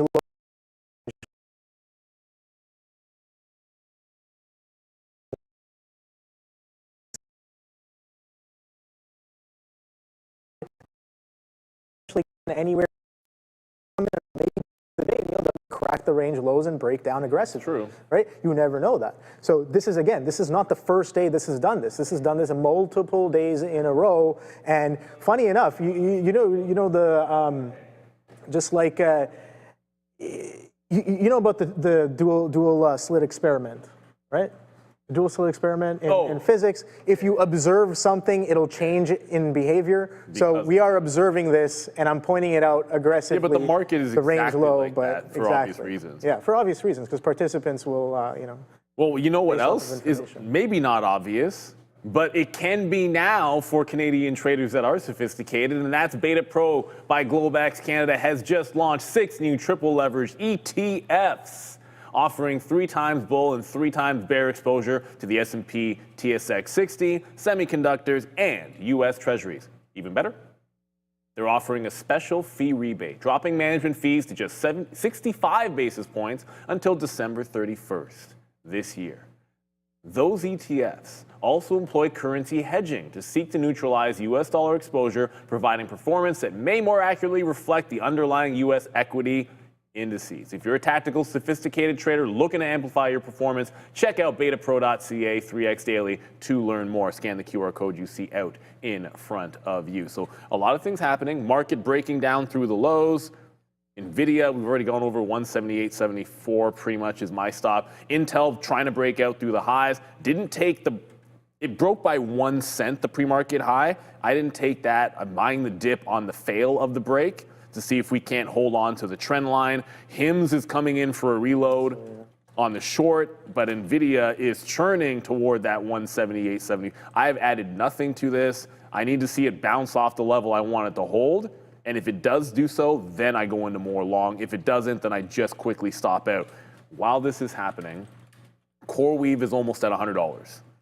Almost at $100. This is where I want it. This is the first place I want to short CoreWeave, is if it fails that 100 level with the expiration, of course, of the lockup period. So here comes that Nvidia. This is held all week, but just because it held every single day doesn't mean it has to hold today. And we're pointing it out to thousands of people today as well. Well, I'm not really, I don't know. I've never been much of the it matters all that much. Nvidia's done already 27 million shares at the open. I don't think it matters, an iota. You can say where your stop is. You can say what you're doing. I've never really felt that changes much of anything. Like, I'll tell everybody where my stop is. And it just ran 74. So I'm at, are you going to wick the bottom? Maybe it'll wick the bottom. I'll zoom in for you guys. There we go. That's way better. If we can hold this, maybe get back through 79. If it gets back through 79, that's a little bit better. But it went down to 66. And as far as I'm concerned, that's underneath that support level. It needs to regain 79 or this thing is still falling. All the while, CoreWeave did just break the 100. I am reloading short on HIMS. I want CoreWeave to get back down through the 100 level, and then I would take a shot at it to the short side. Ooh, that was fast. Nvidia just regained 179. New low is 178.66. Yeah. Well, it's put up or shut up for this stock. And wow, CoreWeave is crazy, by the way. Yeah, dude. CoreWeave is going. Circle is going. Oh, boy. CoreWeave is nuts. It's still flying, absolutely flying. Got to slap the fail on. Oops, I'm on the wrong page. Slap the fail on Nvidia. Today is not the day for that stock. Market's looking a little bit too heavy, but I'm not going to fight it. That was the level I liked. Unless it can hold above it, you're waiting for something much, much deeper in here. But this market is looking nasty, but we're only down 0.5%. Like, Nvidia's falling a lot, but really, when you take a step back, like 0.5% on the NASDAQ isn't that bad, and the NASDAQ has a chance to be able to bounce off of yesterday's 830 lows, right? Like, this is where we were at when we got the PPI number, and it caught a bit of a bid. So this is a spot. I think this is the spot, if you're looking for a long, to be able to try to catch it. And if you're looking long, and the place I'm looking was going to be Nvidia. So I'm basically going to stick with this one. NASDAQ's at the level. Nvidia's still kind of holding that range. I'd rather be getting in and out of it so I'm not just hanging on to it on the way to the downside. Every time it reclaims 179 and the NASDAQ holds, I'm going to be looking for the long down here. And CoreWeave just broke back under $100 if you're interested. Yeah, this circle stopped me out once again here, and that 145 clip just came in, just a bit of a test there. I think the high of the day is, 144.95, so coming in. I gave it a couple tries there. I'm going to be a little bit more patient now. That 145 was the area that I wanted to risk against, but I did get a little too aggressive at some lower prices there off of some of those turns, but I'm going to wait for this 145 to come in because clearly the VWAP long is definitely there on this name and pushing aggressively to the upside here. Nothing too crazy on the 145 here. Let me pull up the book here so you guys can follow along with me. New York. 135. All right, cool. So sorry, 145. Let's see if we can break through that 145. Again, buyers are stepping up. Higher highs, higher lows. Pre-market highs have been taken as well, and maybe a little bit of a downtrend break back to the upside on a higher time frame. So I do have to respect that. If the bid is going to come in aggressively, I do have to kind of be wary of that. And again, distinctly different from the rest of the market here as the market just tanks to the downside. So the Qs, sure, I know that someone in the back was definitely looking for the Qs short on the day today. Hopefully he has that, and that's coming into fruition very, very nicely. Oh boy. 178's got taken out. So we break that range finally after a couple of weeks of holding on Nvidia. Where will we stop? Nobody knows, but the market's still selling off here. Not here. That's definitely not stopping there. That's the thing. It's down through 178.74, so you know I'm out of that bad boy. It does not look very good for the market at all. I see Mark off in the chat just said, why is NEO dumping? No particular story, NEO, but it has been trending down. What I would suggest everybody, if you are interested, if you have a name that you want us to talk about or you're curious as to what's happening, make sure you type $ in front of the symbol when you're asking or putting it into the chat every single time. And then we can see, right now it's Open Door leading the way, UNH, Palantir, Hood, CoreWeave. This is just what all of our viewers in the chat are interested in. So make sure you hit the subscribe, because to be in the chat, you've got to be a subscriber, and then jump in there, throw all your symbols in. You can see it real time. I see Webull, Tesla, AI, UNH is going to be there in play, but Open Door topping that list. We're going to go over to Adara, and when we come back, we'll talk some Open Door, because that actually could be breaking out.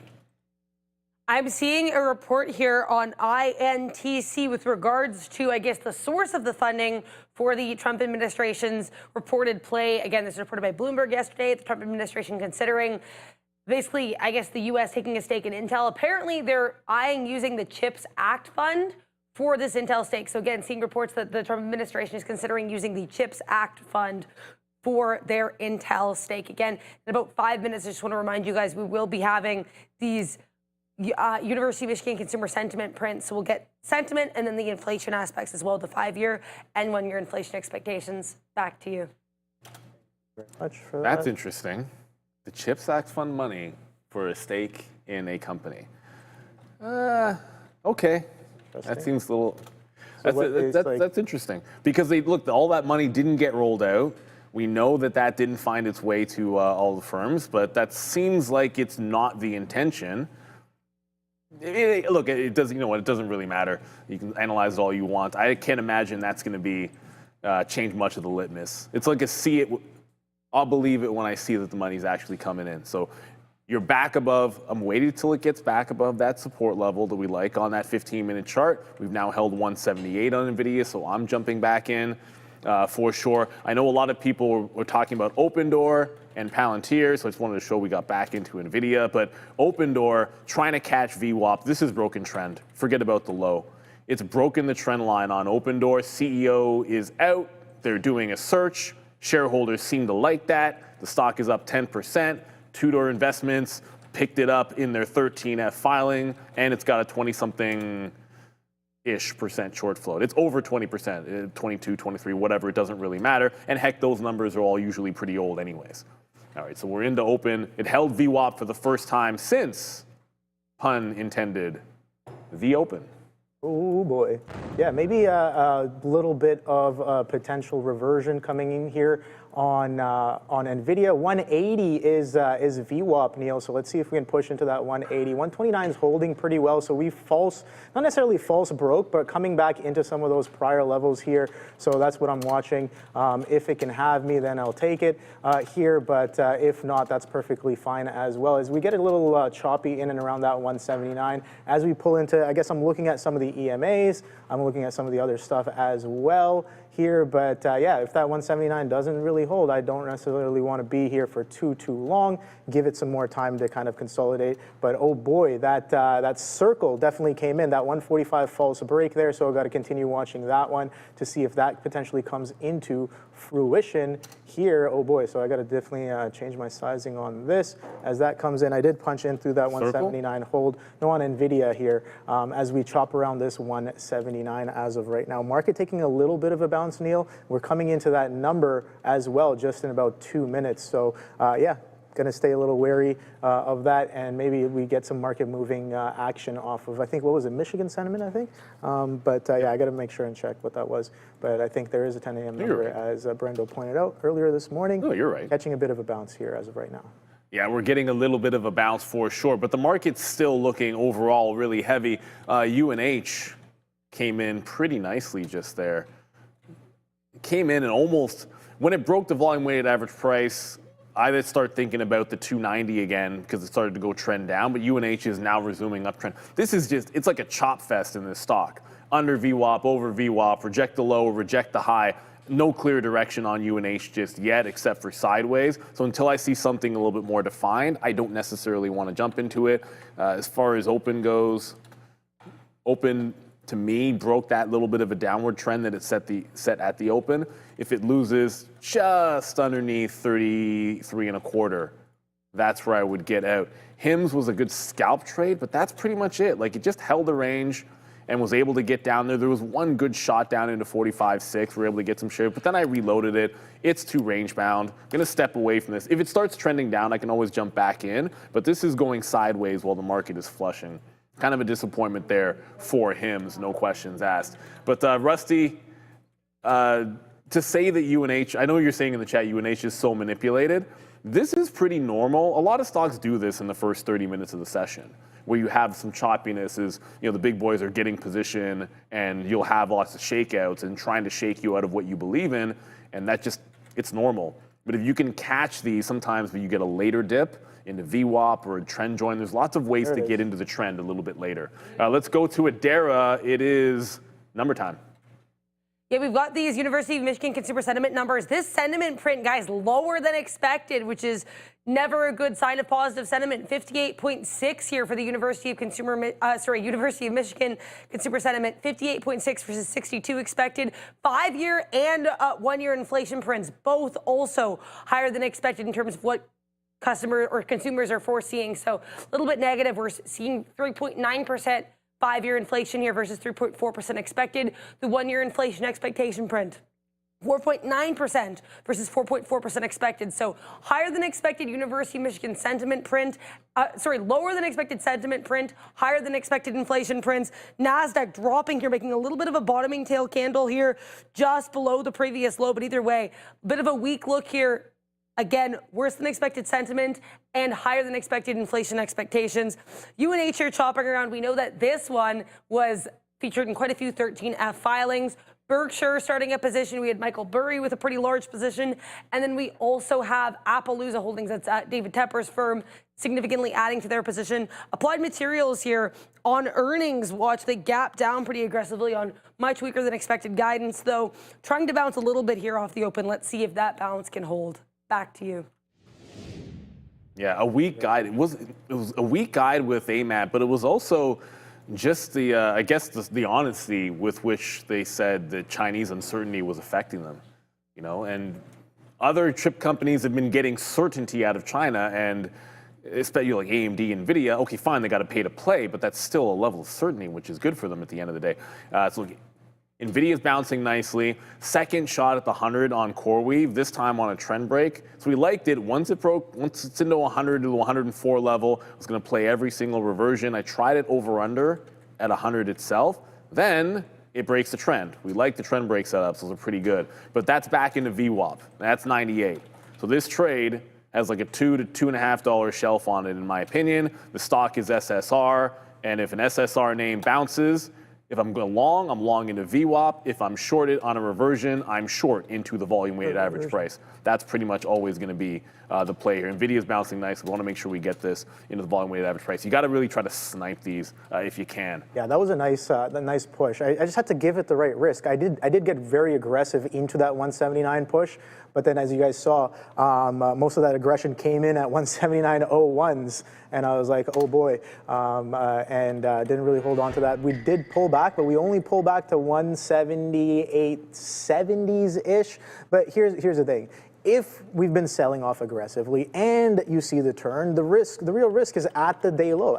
It's on the turn. It's where the buyers came in looking for that defense of that reference, right? It's like, all right, cool. I did get in a little late there. I got 178.60s. And I know 60s? On the initial push, yeah, I got 178.60s, nice. and then I added on the 179 break into, I think it was the 90s or something like that, and then I just dumped it all 25s just in front of the quarter, because I'm like, if we can't, like I said, I like if we hold the quarter, can we push to the half? But it doesn't always work that cleanly. The market's taking a nice little bounce here as well. I'm glad I didn't get short circle once again at the lows as it's pushing back up. You can see very choppy, but bigger picture. If we zoom out on this one, higher highs and higher lows, holding VWAP is what I was trying to say there. Yeah, holding. Did I hear what I thought I heard? Higher lows and higher highs, holding VWAP. Yeah, that's what it was. Here's 180 potentially coming. Y'all heard exactly what I heard. Everyone in the chat, now I don't need to say it, but you guys heard it. It's okay. You speak all day long in front of a live audience, some things are gonna slip. But as Snoop Dogg used to say with his cereal preferences, because look, everyone needs to have a healthy breakfast and sometimes cereal is part of it. I don't love them O's. I don't love them O's. I'm more of a cornflakes guy. Because that's what you said. Look, I'm gonna be cracking up over that for a while. Higher lows, lower highs, higher lows. CoreWeave bounces off the volume weighted average price, so I just want to make sure. Look, I told you I was getting out of that one. Mean reversion trade into the volume weighted average price. So there's the front end of a trade, there's the back end of the trade. Sometimes you like it and you get it in what's called the front end, which means you're getting it as it's still going up instead of waiting for it to break the trend line. Nobody's perfect, but if you get it, you got to hold those and you got to get out of these right away. The other thing that just happened, remember I just said VWAP, retracement into the volume weighted average price. Nvidia retracement into the volume weighted average price. That's just making back what I lost the first time. So Nvidia breaks trend and goes into the volume weighted average price out of that one as well. The other thing, Figma's getting close again. The market is coming right back up. Figma's still testing like it could break this bottom here at 76. I still have an order to short this if it breaks out the low of the day. So finally we get something on Nvidia and of course CoreWeave, but got to pay attention to what else is going on here. I wanted to recap Intel. We tried it, but there's a saying I like, and I know I'm probably the one that says it the most. It's okay to be wrong. It's not okay to stay wrong. Like you can hold, I like to hold the trade for that bigger move, like from gap to gap, but I don't want to hold the loss from gap to gap. Like that's just a different beast. So I'm out of Intel trying it the second time through in here because I don't want it trending down on me. If it holds the low of the day, then you like it still, then trade it at the low of the day. I'm waiting for it to get back into the 2350 to 2360 range now that it's underneath VWAP. Either it's breaking out the top or trending and I can buy dips, or I'm waiting for it to fill in the gap. They tend to not like this news apparently, and they're selling off on this potential US government stake in Intel. Palantir was a popular name, wasn't on my list. Whoa. Who was it in the chat that said they were shorting Palantir in the pre-market? Oh, damn. Somebody in the chat said they were shorting Palantir in the pre-market. That is nasty. Well, it's not nasty. It's not nasty because 170 bucks actually makes sense on the daily chart for a healthy pullback. Long channel. This was a channel from May on Palantir where it held the low, held the high, recently broke it out after earnings. I think you're waiting for 170 bucks. That resistance turning into support always makes sense to me. So I'm not saying it gets to $170, but that's the place I'd be looking to buy Palantir. Yeah, I like that look there. Getting a little cheeky here with this Nvidia. Cheeky. Yeah, I mean it's at VWAP. It's holding VWAP as of right now. So let's see if we get more of the same. That aggressive bid came in off of the number, and it seems like we might be bidding back up through that 180. Excuse me. So we hold that range low, right? So that's kind of what I wanted to see. So a quick little scalp at that VWAP just to see if it's holding as a bit of resistance, and yeah, maybe a little bit of a chop here happening right now. So sometimes I gotta be a little bit more, okay, all right, if you wanna go and do that. Why you wanna go and do that, love, huh? Okay, you remember that one? Oh, don't ask me if I don't, come on, son, of course I remember that. You know I get that one, it's all good. The market, this is a nice bounce in the market here. It is a nice bounce. That said, try to remember the structure of what's going on. I'm trying not to rush into anything new. They got a couple of good scalp trades on the last push, but the NASDAQ is coming into overnight lows, which is also yesterday's support. So yesterday's support after the open, because we had the 830 bottom on that PPI number, this is about 23. I'd call it closer to 23.88 on the NQ. Volume weighted average price just under that. So this is the spot where you usually think support to resistance, the up move could pause or curl. If you like to me, if I like a short, this is where I'd be trying to get into it for sure. I still haven't traded UNH. What's really happening is, I don't know what name, you can give it any name you want. I saw in the chat, Big Daddy just called it a compression pattern. I just call it a wedge. It doesn't really matter. It's effectively the same thing, where it's condensing in price action. And if you're bullish, you want it to break out above. If you're bearish, you want it to break out below. But I'm not doing anything with this stock until it breaks out in one way or another. I'm looking for the long in UNH, so I want this to break this wedge to the upside, which it's trying to do. But you can see it compress. Once it can explode through, which would be a break of this local high at 302.5, then I can actually be long this stock for the first time here today. Day trader cut. Yeah, what are you gonna do? He's like calling another man Big Daddy is wild. It's the name in the chat, and I'm just gonna read it. Like I'm not full Ron Burgundy. Like I won't just read anything you guys put in there. Yeah. But if the name isn't if your name isn't offensive, then you're gonna get a holler. I'll give you a shout out as long as it's not offensive. Like that's where I'll draw the line. Although they're supposed to block offensive names. Yeah, I mean, the thing is, YouTube's not they don't always do amazing that, at I'm doing just gonna that. throw that. That's what it is. There's some flaws when it comes to that. Yeah, definitely. Circle coming back into 144. Oh, was that not his name? Holding. My bad. Oh, it wasn't his name. Oh boy. Well, that might be a little different, Neil. If it's not his name and you're calling him Big Daddy, then. No, I didn't get it wrong, did I? My bad. It's all good. It's all good. Where is the next trade? That's what I'm asking, guys. And it seems like the market's taking a little bit of a pullback on the closing of this third 15-minute candle. Now, oh boy, it was just a few minutes ago we were talking about the first 15-minute candle. What's happening? It's not even close. Not even close. What was the name then? I don't know what was the name? I mean, I was looking at the chart. And I glanced up at the name and I was trying to read. Like I'm looking at the tape and I glance up and see the name and it looked like it's BG3 Batty. Like I just glanced up. Like I'm looking at the chart and I'm looking to make a trade and I glance over to read the comment. This is part of what you do when you're live on the show. So I completely misread it, obviously. That's my bad. I can cop to that. I'm getting older these days. The vision's still pretty good, but it's not perfect. So finally we've broken through. What are we calling this? Compression pattern, wedge, shout out to Wedge, the unsung hero in Star Wars. Okay. Rewatch it. And we rewatch it remembering Wedge can't actually use the Force. He's going in there with no help. This is in the first trilogy? I'm just saying. Anyways. The first trilogy? Yeah. The second, okay. Wedge is like Luke's friend. Anyways. He's not that little guy, she says. Wedge is an absolute hero. Just rewatch the movie and remember that this dude is just going in there. He doesn't have backup. He doesn't have Han Solo as a friend. He's just out there surviving when no one else made it out alive. The guy's a legend. I gotta go back and look. I'm trying to remember. I'm trying to put a face to the character, but he was it. Yeah, okay. I gotta go back and look at that one. Intel coming in with a little bit of a bounce here. Apple sold off pretty aggressively off the open, man. It just like the selling has been so It's not so catching a bid aggressive. with the market. But you know who did catch a bit of a bid and looking distinctly different, Neil? Actually, two of them, maybe three, but two of them a little bit distinct. They're Alphabet.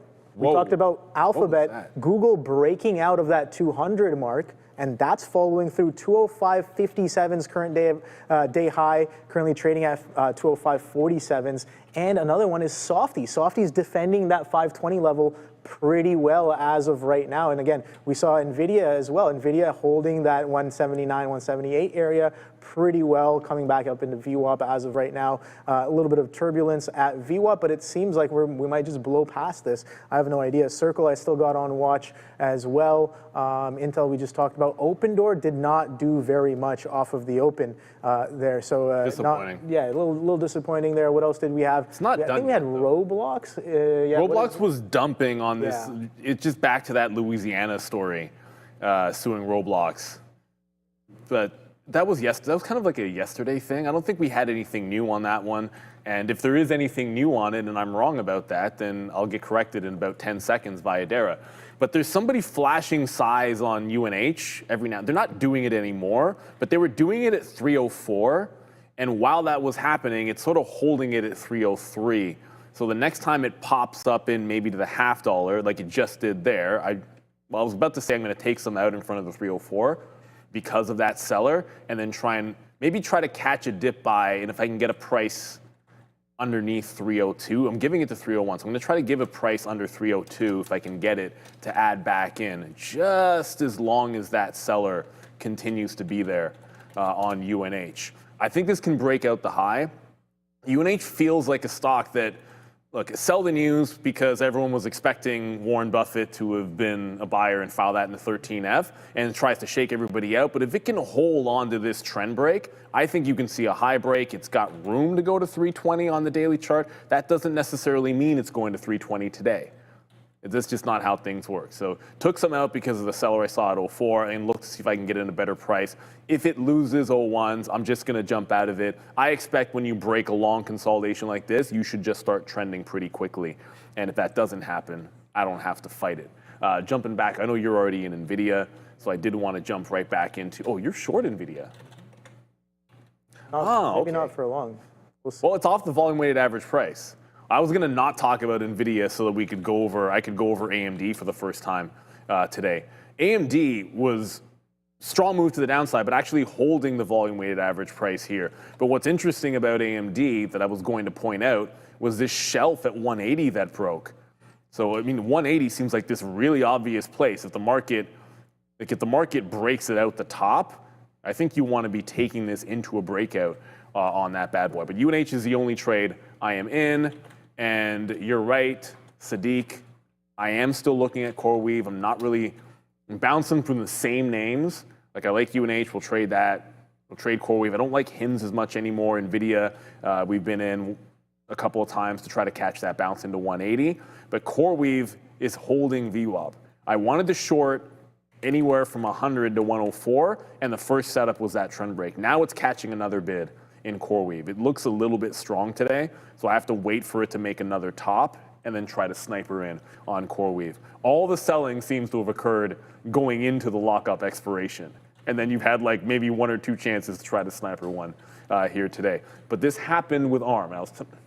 Sean and I were talking about this yesterday, and it was reminding Obi that when ARM had its lockup expiration and everyone's like, this is overvalued, it's going to dump. By the news event? It did not dump.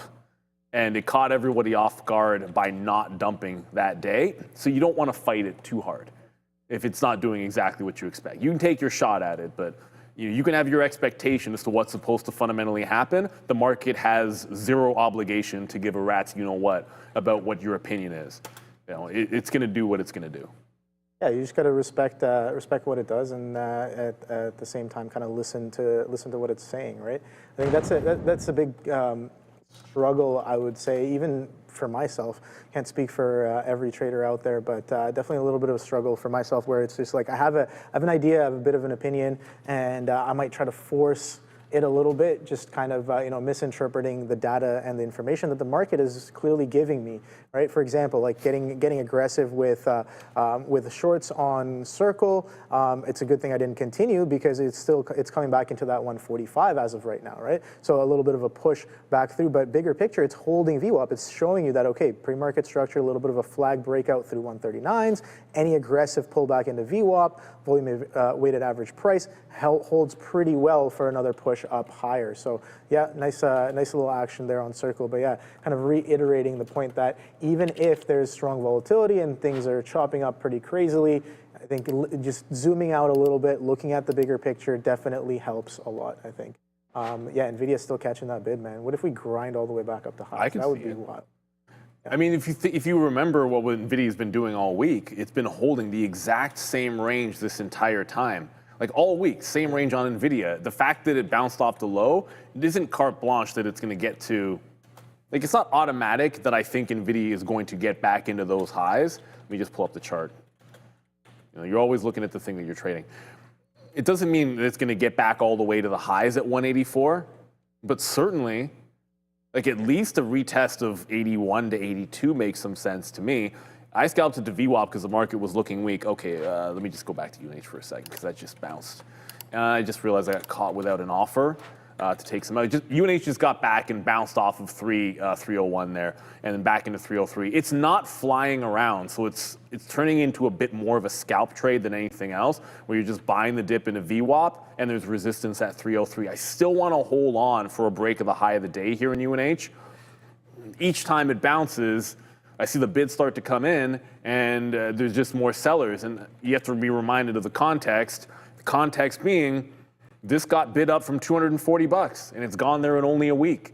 So 240 to 300 is the biggest move it had outside of when it dumped for in essentially a couple of days on UNH. And everyone was expecting this news, and now that we've gotten it, it's not exactly like we're flying away. I still think it can go, just have to be a little bit more patient with it. Yeah, someone just said, I like this point. Taz in the chat just said, same wedge on the 15-minute chart. Like, yeah, on the 15-minute chart, you actually have, I don't have my drawing tool here. There we go. On the 15-minute, you've got this wedge, and you've got more of a tighter one, which is trying to break. That's where you can get confirmation. On the 3-minute, it already did it. And as long as we hold on to $300, this is valid. But if you hold this on the 15-minute, then that just gives you a place to get more shares.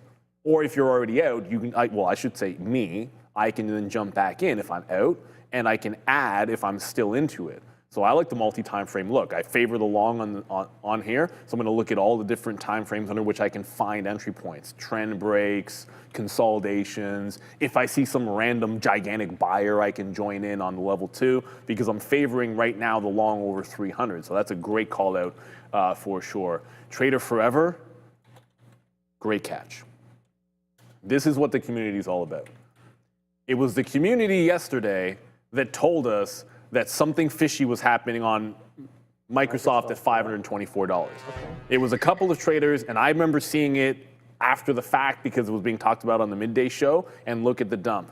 So you want to observe, hey, what's happening at 524 in here today?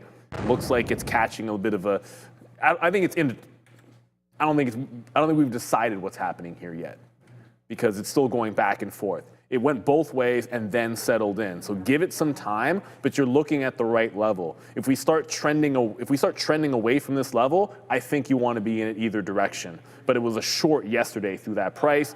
I'm holding UNH. We're going to Adara. It's time for the small cap recap, of which neither of those stocks are. Thank you guys for that transition. Yeah, IWM here actually at a fascinating level. Look at this hold of 226.12 yesterday. That was yesterday's low of day. Guess where we are right now? That same level. So this is certainly a distinct lower high after a very strong push up for IWM as of late. These small caps, there weren't a ton that were super promising. One of the best ones by far here is SGML on the day as far as I could see. Sigma Lithium, Q2 losses here of 17 cents per share, sales of 16.88 million. Not sure how that compares to estimates, but either way, the stock is pushing higher. So good look here for SGML. That is a day one earnings move. Then we've got here PGEN getting some positive update here from the FDA for one of their treatments and getting an upgrade from JP Morgan. And last but not least, a day three earnings play for Inovio Pharmaceuticals. They did have a slight Q2 earnings beat Tuesday after the bell. So again, day three earnings near day high. INO, not seeing any other news for this as we send it back to the guys. Boy. There's a lot of puns that you could make for Joby. I'm not going to make any of them because I think they're all morbid. It's a flying vehicle and this thing just crash landed. Yeah. Y'all heard what I said about Boeing all the time. Well, so. we do know that one. No, that one, it was. Although, as astutely pointed out by Sharif, the professor, who also told me what his workout was yesterday, and I got instantly sympathy. I got sore Just talking about it. He was just talking about it. One of Like, those ones. this is why I can't do that. I jinxed it by saying these flies were now gone, and now there's one like. They're still here. Joby still looks okay on the daily chart. It was good news, but they just sold it off right away. This is gonna be a nasty-looking candle. If it can hold on to 16 bucks, I suppose you've got something going over there. But I'm more interested in what might be coming back up here on Intel. So Intel absolutely refuses to break 24 and give me 23.5. But it is willing to try the 25 again. Let's see if this time it holds on to VWAP. That's what I'd love to see.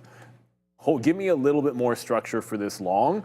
Break out the top, hold a higher low. We have a chop fest essentially off the open, this entire dollar. So I don't want to get too wrapped up trying to fight it. I either wanted the breakout or I wanted the gap down in here, and I am favoring the long trade. But the market is trying to curl. And I'm reminded that my patience in Figma and CoreWeave bouncing, trying to get back to 100. It's setting up another short. And Figma, the one short that I have not touched all day long, breaking out the high of the day. I'm canceling my stop to go short through the low of the day because obviously as it's breaking the high, I don't need to leave that. Because what will happen is if I leave that in, I could forget that it's there. It trends up. I'm going for a walk at lunchtime or something, and it comes back down, and then you get punched in. So I like to try to cancel it when it's not valid. This is now not valid at all. Figma is catching a bid. Sometimes it's a bit of a buy the news or sell the news, which is a buy on CoreWeave's lockup, and then you catch a bid in something like a Figma, which is also a recent IPO that's been trending down. So they just all go up in concert. That's my guess. No particular news here with Figma. Another one of those failed IPO. I don't want to call it a failed IPO. That's not fair. But because if you got the issue price, you're still up. But it made a fresh low and has been trending down. Bullish was trending down as well. CoreWeave, Circle have been trending down. So I think it's just a bit of a theme. You get a lot of high-priced IPOs that open 100%, 150% higher.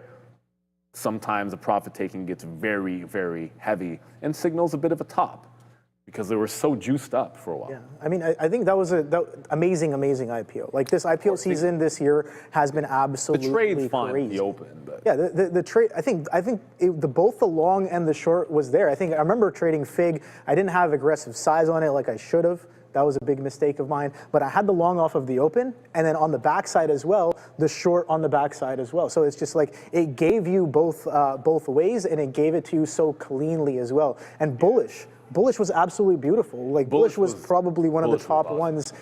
First Circle came out, and I was like, oh, Circle's the best IPO I've ever seen. And then what was that other one? And then one took over.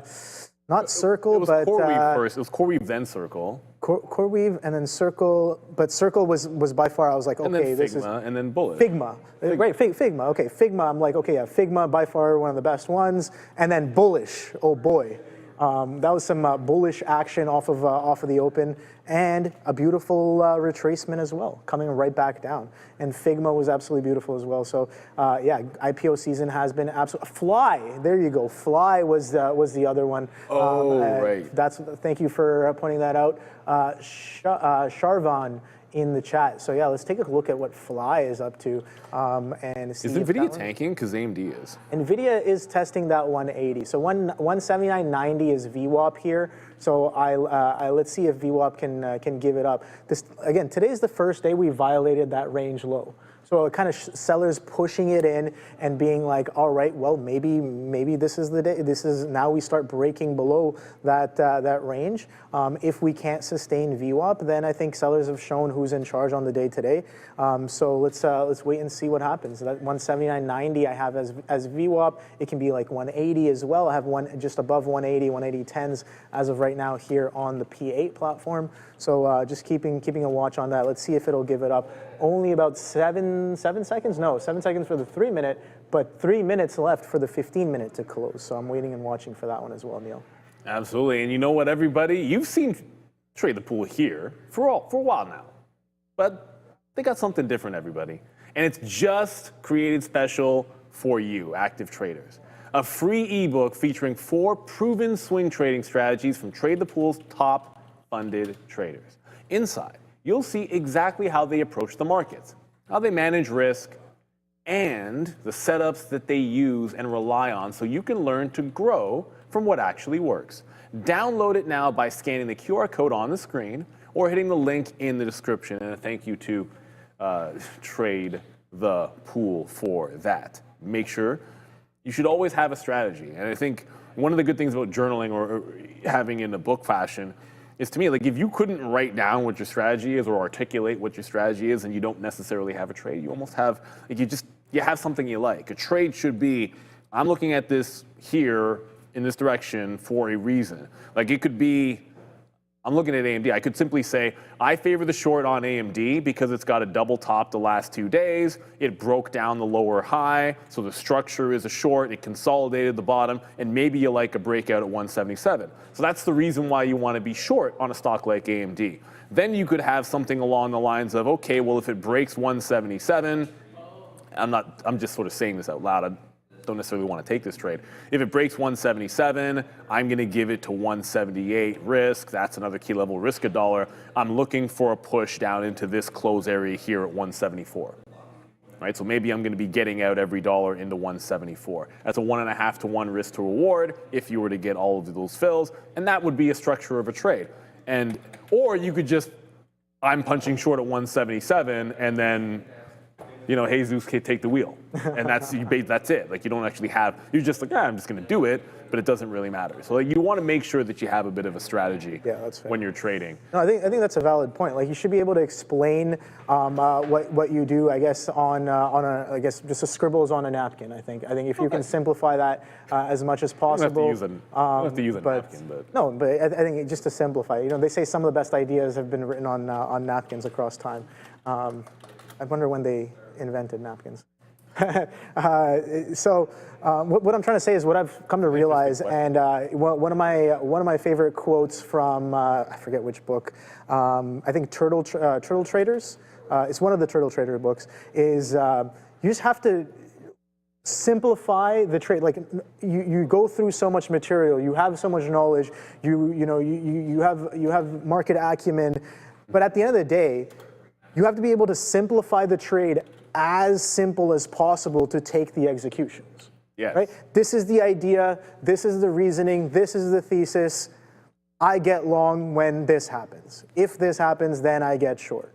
I think, like, keeping it that simple is definitely the key, and that's what I've learned over the years as well, and that's what I guess a lot of mentors kind of reiterate as well. So yeah, definitely a good look there, simplifying your process as much as possible. If you can't do that, then it's definitely something you gotta figure out as well, right? So it's funny. Whenever I meet new traders, we were at the Traders for a Cause event this week. That was fun. Yeah, it was good. It was solid. It was great. We got to meet some solid traders, and I don't know if you guys know, Sang Lucci was there as well.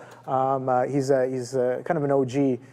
When it comes to, he's one of the tape reading legends. I kind of learned a lot from him when I first started trading. He has videos on his channel that are like 12 years old on tape reading. And I asked him, I was like, hey, listen, man, I know you were a very big advocate for tape reading. How has it changed in the past, 10 to 15 years? Oh my and he says it's exactly the same. He's like, at the end of the day, the supply and demand mechanics that happen on the tape, like, it doesn't necessarily change. Yeah, how it looks like, visually has changed. Yeah, but yeah, that's so. But he's more options driven now. He's looking at tape equivalents on options order flow and taking advantage of those. So shout out to him, solid trader. But yeah, we met a lot of good traders there as well. A few of the guys from Real Trading showed up. So. Oh, I gotta update something. And this is one of the viewers was mentioning the wedge on the 15-minute. Like, so the trend on UNH, all of a sudden, it's no longer, like when I was in it here, well, I'm still in the same position. The stop was gonna be at 300. But now, if you lose 301, which is closer to break even on the trade, it's gonna be underneath that trend line. So just want to make sure I updated my stop there. I just realized I don't want to put it exactly at the even dollar, but close enough to it. But I don't know if UNH, maybe it's not going to be today that you get that follow through to 320. We'll see. But it's been holding this trend for a while, but I just had to move my stop. It's a moving target. As you get higher lows the entire way through, it'll give me an opportunity, if it breaks down, that I can reevaluate. Because it could still, at some point, it just keeps on condensing here. You could still really break out on the 15 the way that it did on the lower time frame. So again, I've moved my stop. I know VWAP is down here, and usually I'll trade off of VWAP, but the longer structure of this, it's just not going yet. So I want to give it a chance, but it's just not doing what I want. What is starting to look a little bit better is Open Door. This broke VWAP the first time and didn't work. It's breaking VWAP a second time, and I don't want to try it again. So I like Open today. CEO news, ultimately, they're hunting for a new CEO. This is a CEO that was not very popular amongst a lot of shareholders, so it seemed as a positive. Also, they came out in some 13F filings that were named Tudor. I don't know if it was anybody else. I think it was just John Tudor. I only saw Tudor. Yeah, it was I just didn't see Tudor, anybody right? else. Okay, thanks, Adara. See, Adara knows everything and she doesn't forget anything. It was just Tudor, but it also has a huge short float as well. So you got that going for it here with Open. We close above VWAP, which means I'm going to try to get back in again. Might get cheeky and see if I can pick up a midpoint and get 35.5 here instead of 35, and maybe even put a 32 in there. Or 33. Oh boy. Yeah, I just got the midpoint. So I just got 35.5. See, every now and then you can get the spread. I just got 35.5 and it went through 36. I tried to get 32s, but I'm not getting the fill down here. So long in front of VWAP, same structure. If it loses underneath about 3.25, I'll get out looking for the high of the day. Man, that 145 on Circle. Oh boy, we're making a full circle to VWAP there. And VWAP has been the bid, but I really liked, like I said before, I wanted to risk against 145. Big mistake of mine, not continuing the trade. I already kind of chopped up and exhausted myself before the trade actually comes in. GG's, classic. But just, again, I have enough risk to continue kind of trying the trade. So when it's actually in, and I'm seeing it happen, 145's hold all the way back down to VWAP, at the very least, the reversion to VWAP is definitely on board. And then if we can crack VWAP and trade a little bit lower, giving us that trend we were talking about just a few days ago, I think last week, the trend that's already happening on the higher time frame is we've been selling off of those highs, right? So it's like any sort of bid that pops up into a key level, do we find sellers? Do we see more of the same on that's been happening on the higher time frame? And it seems like Circle for the past few days has been doing that, but today maybe a little bit more of a bid. It is a Friday again. Maybe some swing shorts covering their positions coming into the beginning of the day. I have no idea, but CoreWeave was on my mind as well. You're saying Palantir trend break? Okay, yes. I see that one there a little bit there. That does look very nice. This is that time of day. This is that time of day. It's coming into about 10:30, so reversions, where you at? Looking for some of those as well. This Nvidia is starting to look a little bit heavy here for now, underneath that 180. Let's see, we were holding underneath VWAP as well, so sellers kind of, maybe confirmation of sellers if we can hold here for long enough. This 15-minute candle, though, Neil, still has over 9 minutes left to print. I'm looking for some of those consolidation lows to get taken out, and we're trading a little bit lower there, but let's see if we can hold below 180. I like it. If we don't, then that's perfectly fine as well. Yeah, what was I going to look at again? CoreWeave. Let's see what our friend CoreWeave is up to. Oh boy, 100 back through. Oh my God, look at this, Neil. That was a different oh boy. Yeah, that was an oh boy, basically being like, I should be in this trade. Why am I not in this trade? Because we've been trending down since earnings, day one, day two, Day 3, sellers stepping right back into some of these prior day's levels. You can see right here, prior day consolidation low. Sure, it's not the day close, but holding as a bit of resistance within that. Can't even get past those pre-market highs as well from 4 a.m. So nothing too crazy. And was that a call for Adara? For Neil? Okay. It was not, but hey, I was just talking about Palantir and trend breaks. You can find those two on eSignal, and you can do it for free because the first month is still free over at eSignal. You can scan the QR code in front of you, link in the description, find yourself with a charting platform that is reliable, data, markets open, data's good, multiple markets, level 1, level 2, imbalance locator, every indicator you could imagine, you have API access to automate your trading. You can back test, obviously. You've got tick replays. You can go back over, see what happened. Lower time frame charts like second charts are fantastic. You can trade directly through the platform through multiple brokers. Up to 50 brokers are there. It's a great platform. We use it all the time. I mean, I'm not executing on it because we have P8 here at Real Trading, but I'm still using it. You can look. I could draw a trend line. Don't need to. Already have it. I'm looking trend break here. It's a 3-minute just like I always use. There's the bottom. You can see the bid. Not a lot of size on the bid, right? Like it's mostly one lots. No one really jamming or changing anything up there. And what I love about this is I've only started using these. So I'm like, this is relatively new to my strategies. Is looking at a 5-second chart to indicate. What I found is like for some of these mean reversion trades, you can get the sense of like what is it doing in here, right? So I'm in that trend break, but I immediately can see that right around that 20 to quarter mark, you're getting a bit of a curl. So if I see a scenario where I see a lot of strength coming in on the 5-second, which obviously is not happening now, it's going down, which is good.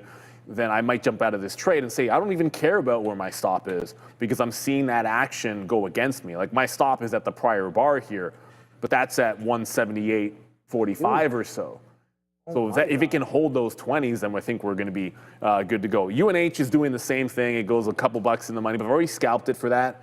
I'm looking for that bigger breakout. Open as a bounce off of the volume weighted average price. And whoa, I guess that was a bit of a heavy candle on Nvidia there. Oh yeah, some sellers definitely showing us who is in charge here. And like I said, that 180 hold was nice. But yeah, some aggressive selling through that prior bar low. We saw that wick action happen here on that prior candle. If you're looking at it like a 3-minute or even, what does it look like on a 2-minute? I know a lot of players use 2 minutes as well. So 2-minute doesn't really show up there, that bottom wick. But once we take out that wick, a bit of a hold on 54s, 179.54s. And once we crack that, yeah, of course, people definitely, I mean, if I see that wick happen, if I see aggressive buyers, I'm like, all right, well, maybe I should be risking to the reference low of that buying pressure coming in. And maybe potentially some strong push off of that. But once we break that, I think sellers step right back in, taking out some of those stops as well. So yeah, it's looking good for now. Can we hold below 180 is the question that I'm asking, Neil. We'll be right back from Adara. Sector watch. Here is our sector board, and as you can see, it's a little bit mixed today. Electronic technology pretty weak. Cisco selling off earnings day 2. KLA Corporation, they're selling off. Micron weak, AMD, Broadcom, Nvidia to the downside, but tech services, with the exception of Palantir, is actually pretty strong. Then we've got finance pretty right across the board here. Producer manufacturing. We have Applied Materials leading a lot of this group to the downside after their earnings report, but John Deere on its second day after earnings doing pretty well. Health technology strong, consumer non-durables has some strength here. And health services, UNH leading a lot of these beleaguered health insurance names to the upside after we have a lot of major investors, including Warren Buffett and Michael Burry, announcing positions or increasing positions in the name. Uber leading transportation to the upside, retail trade a bit mixed. It's a very mixed picture across the board here today, but there are certainly sector-wide moves that you can notice. Back to you. Yeah, no questions asked. I tell you, maybe it's a leader in its sector. DraftKings is going nuts. 5% to the upside in a down market. Football season starting. Sean and I have our fantasy draft tomorrow amongst our high school friends, so that should be fun. I have like 2 picks because it's a dynasty league, and my team's pretty good. But DraftKings, look at the respect at that 50 period. This is like, look at the obvious support, the accumulation in support at the $42 level on DraftKings. this looks really, really good. The problem, of course, is if you're not into it, and I know we tend to cover as much as we can. I didn't even see DraftKings pop up on the visualize. That's sort of the thing. I was looking at what is everyone interested in watching. DraftKings didn't even seem to crack it here. Open's still leading the way. Palantir, UNH, CoreWeave, Nvidia, Hood, AMD, Roblox, Tesla, BSLK, Wolf, Google, Intel. Like those are all names that I think we've talked about to some extent, with the exception of BSLK for sure. But DraftKings certainly looking very, very strong here. Stay away from Burden, draft Higgins. I'm not drafting Higgins at 13 in a rookie draft, Charlie. That's too early for him. I could trade back to take Higgins, the rookie. At 13, that's too early for him in a rookie draft. Anyways, that's just fantasy football. But Burden's just a long-term play. My team is really stacked, so I'm just going to take a guy that I think is going to be a couple of years from now really, really good. Yeah, DraftKings looks very, very constructive. I don't like buying these highs in a weak market, though. Maybe allow that one to come back in. I'm just going to go back over to Palantir. It got halfway there, but now the short is living on a prayer, and it can't seem to get all the way to VWAP. So I'm going to tighten the stop up. We'll give it to 178. I'm going to give it to that 20 level. Remember we saw on the 5-second chart, it was pretty obvious that at that 20 level, there were some sellers that were coming in. If they get broken, then I jump out of the trade. So I'm going to tighten the stop from here to effectively here and still see if we can get the VWAP retracement. It's been the mean reversions that have carried it for me. The Nvidia one, and then CoreWeave was pretty good into VWAP. That's not doing as much anymore. UNH, same story. I guess everyone wants this thing to blast, but everyone's been buying it up for this news. We get that news, and it goes very, very slowly to the upside. You want to join Warren Buffett in his trades, but we say Warren Buffett for Berkshire Hathaway, but it's entirely possible that this is not a Buffett pick. It doesn't really fit the bill. There's still fundamental concerns with the company. They have open investigations. Like there's a lot of negative sentiment. I understand that, and the negative sentiment thing actually makes sense. Like if you thought it was a good value based on future revenues, and the sentiment was the problem, then that to me could be a bit of a Buffett buy. So I'm with it, but it's entirely possible that it could actually just be new leadership behind it, and we'll never know. And it's what's intriguing about these new 13Fs for Berkshire Hathaway. I just wanted to chime in on that, Neil, if you don't mind. I think we know that Buffett always used to say, buy good companies at fair prices, not fair companies at good prices. UNH, you could argue, would be a fair company at a good price, given that it's at like multi-year lows. So that, I think, is one argument to make that this is not Buffett's doing, but that's just my opinion. Yeah, you know what? I agree with that. I'm with you on that. It's hard to argue with it, but yeah, that's the fun part about it.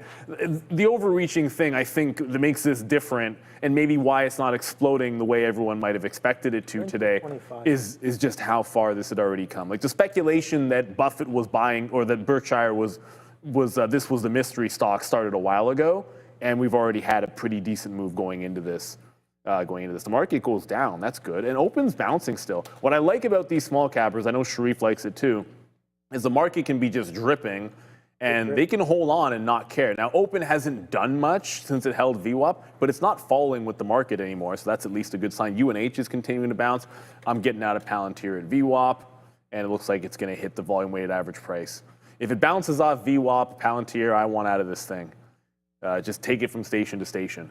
The market not really doing a heck of a lot. We had one flush at the open, and it's been a little sideways since. I mean, I'm staring this tape down, and I'm like, 179 quarters is being defended. There's reserves on 179 26s, but of course, the bigger picture action, I don't think it's a big enough reserve to kind of really get in the way, but holding as of right now. So I'm watching that. Buddy on 26s, if that guy steps down, I like this even better. And honestly, Neil, I'm looking for places to add on to this trade now. Like, we're finally in a good one that's working. The market tailwind is on our side. 26, buddy, I know you're going to be gone soon enough, and print the quarters and then the holes. There it is, 27s, 26s. Can you print? Can you print? Can you print? 26s, 25s, 27s, 28s. This is what I mean. Reserves, holding while the market is giving us a little bit of a tank city. Where's the 15-minute chart? We just started. Okay, all right. So if you want to print the opening of the 15-minute chart like that, that's perfectly fine with me, but I'm waiting for that. There it is, 25 right through and then rebid. Okay, all right. So yeah, maybe it's just noise,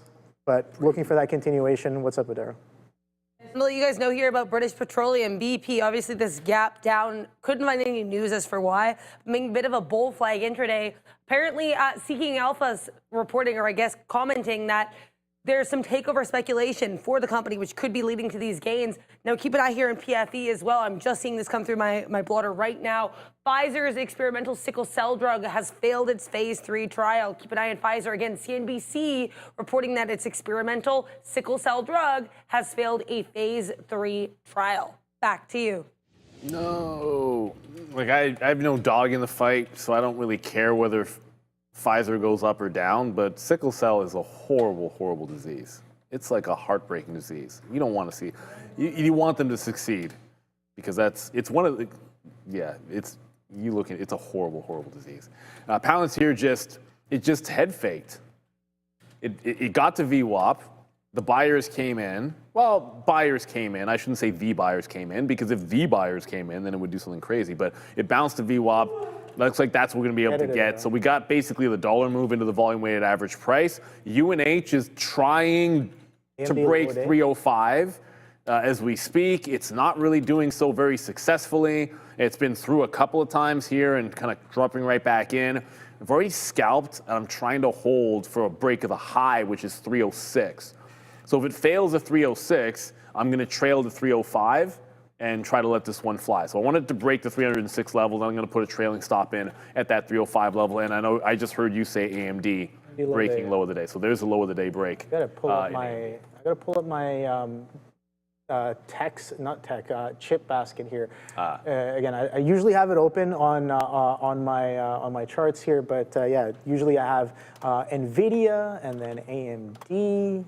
If it'll have me, come on, you got a low. You don't want to have AMAT on that today. No. That's not part of my. This is a Momo chip list, which I like, and it's just my basket of it. So I usually have AMD. So Nvidia is the leader. So I have Nvidia first, AMD here. You know what? I should just pull up. Boy, you don't like giving this stuff, but you know what? It's fine. I don't care. Nvidia. And then you got AMD here, and then I do an Intel. What's Intel up to? So Intel as well, looking nice. Let's do that. Intel, and then I got, what do I have here? I usually have an SMCI as well. Wow, SMCI, Tank City on that one. And of course, you've got to be watching the ETF. SMH as well, the VanEck. What's up to our boys at VanEck? That's coming in pretty nicely. Day low at 294s, wicked off of that one. So let's see if we can break some of those opening range lows here. That would definitely give some precedent for some Nvidia lower prices. And then I do TSM, and then some Micron, and then finish it off with a little bit of strong arm right here to the downside as well. So yeah, chip, this is usually what I'm watching in terms of chips, looking for opportunities, looking for anything that's distinctly different. Now, of course, I'm watching other chip names as well on days like today where it's AMAT as well, but this is usually kind of the chip list. For me, Intel usually does its own thing. AMD is looking pretty nice here, cracking the day low. ARM and SMCI kind of do their own thing as well. But some of these other names holding up pretty well. SMH, again, the constituents of SMH are pretty interesting. If you want to go and look into some of those, not distributed as you may initially think on SMH. So we'll be right back from Madeira.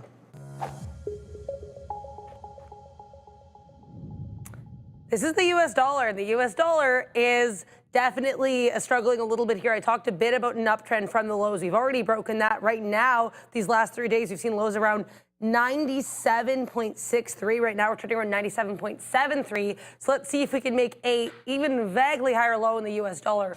I want to talk a little bit about a trend that I've seen as of late. We know on CNBC, and we already have an infographic for this on X at TTV Research. You can check that out. But CNBC reported on Wednesday morning that there are now 11 candidates for the Fed chair position. There are a lot of these that we already kind of knew or suspected, like Christopher Waller, who is currently, of course, a Fed governor, and he's backed the call for rate cuts even as early as the July meeting. He and Michelle Bowman, who's also considered a contender, they were the two dissenting votes. We also, of course, still have the two Kevins, as Trump calls them. Kevin Warsh and Kevin Hassard are still on the list, but there were some contenders we didn't quite expect. Mark Summerlin and David Zervos are two of them, and both of those men, in the 24 hours following that article, or I guess that report, they've both come out and said that they support a 50 basis point cut at the September meeting. Now, this is significant because if you're trying to, I guess, increase your odds at getting picked as the Fed chair, the 50 basis point cut call is a great way to go because we know that's what Scott Bessent, U.S. Treasury Secretary, has said, and he apparently is the first person interviewing these individuals. So for them to appeal to a position he's publicly made maybe means that David Zervos and Mark Summerlin could be some of the top contenders. This is pure speculation, but I think it's very interesting. Keep an eye on who's calling for a 50 basis point cut when, because this could become pretty significant. Back to you. Thank you, Adara. Lots of drama, which is, like we said before, good for trading and good for volatility, but ultimately contested decisions with the Fed tend to not be loved by the overall market and tend not to be loved sometimes by business leaders. Shout out to Willis Addison in here. Headed fishing, get it, Willis. Why not? Made over 970% AMAT swing puts. AMAT, overnight, AMAT nasty for sure. Bad guidance there is going to be the culprit for Applied Materials. But at the open, actually caught a bit of a bid, maybe an SSR bounce, but since it got to the high, couldn't quite get to 170, where I think we kind of liked it to the short, but if you're able to hold on, it looks like it's resuming trend. The market's coming down in. This chart looks bad on the daily as well, so there's a heck of a lot going wrong with it. All right, like two things to get to. Open's finally starting to move here off VWAP, so we held on. The first time Open Door didn't go off the volume weighted average price, but I literally said in my note, if it holds VWAP, I'm going long. Tried, no. Tried, going. So you got to wait for it. I want it breaking 350. I have one more out at 350. Where am I sitting? 47? Yeah. Oh, no, 48. One more in front of 50, and then I want to wait for a run to the high. Then we hold on to a third of the position for a potential high break. I might reload at VWAP depending on what it looks like. And I also did trail out of UNH. I said if it failed that high, it might have shaken me out a little bit there, but we bought the dip sort of into that wedge. When I saw it fail the high, got all the way down to 303.5. So it did pull back a couple of dollars, but it's right back going into those highs. So UNH ends up more of a scalp trade in here from the 301 and the 302, gets some 303, 303 halves, and then my best out's going to be at 305 in there. Maybe it doesn't go to 320 today. That's fine. You can still get some decent longs, but that big $10, $15 move, day's still young. It could still happen. But it's not happening right away at the open. But open's going at least. Yeah, open. You just had to be open to taking the trade there, and I think it was pretty nice. This Nvidia is still selling off pretty nicely here. What's going on? The battle is on. I'm here all day. Circle coming into VWAP as well. Oh boy, that's it. Is that a prior bar break on Nvidia? Yeah. Well, maybe I'm going to move up to a bit of a higher time frame as well. 5 minutes holding pretty nicely if you take a look at the 5 minutes. So when the 3 minute gets a little choppy, I like to move up. And this was a good conversation I was having with some traders at again Traders for a Cause on I keep forgetting Wednesday. Yeah, Wednesday. Because I'm like.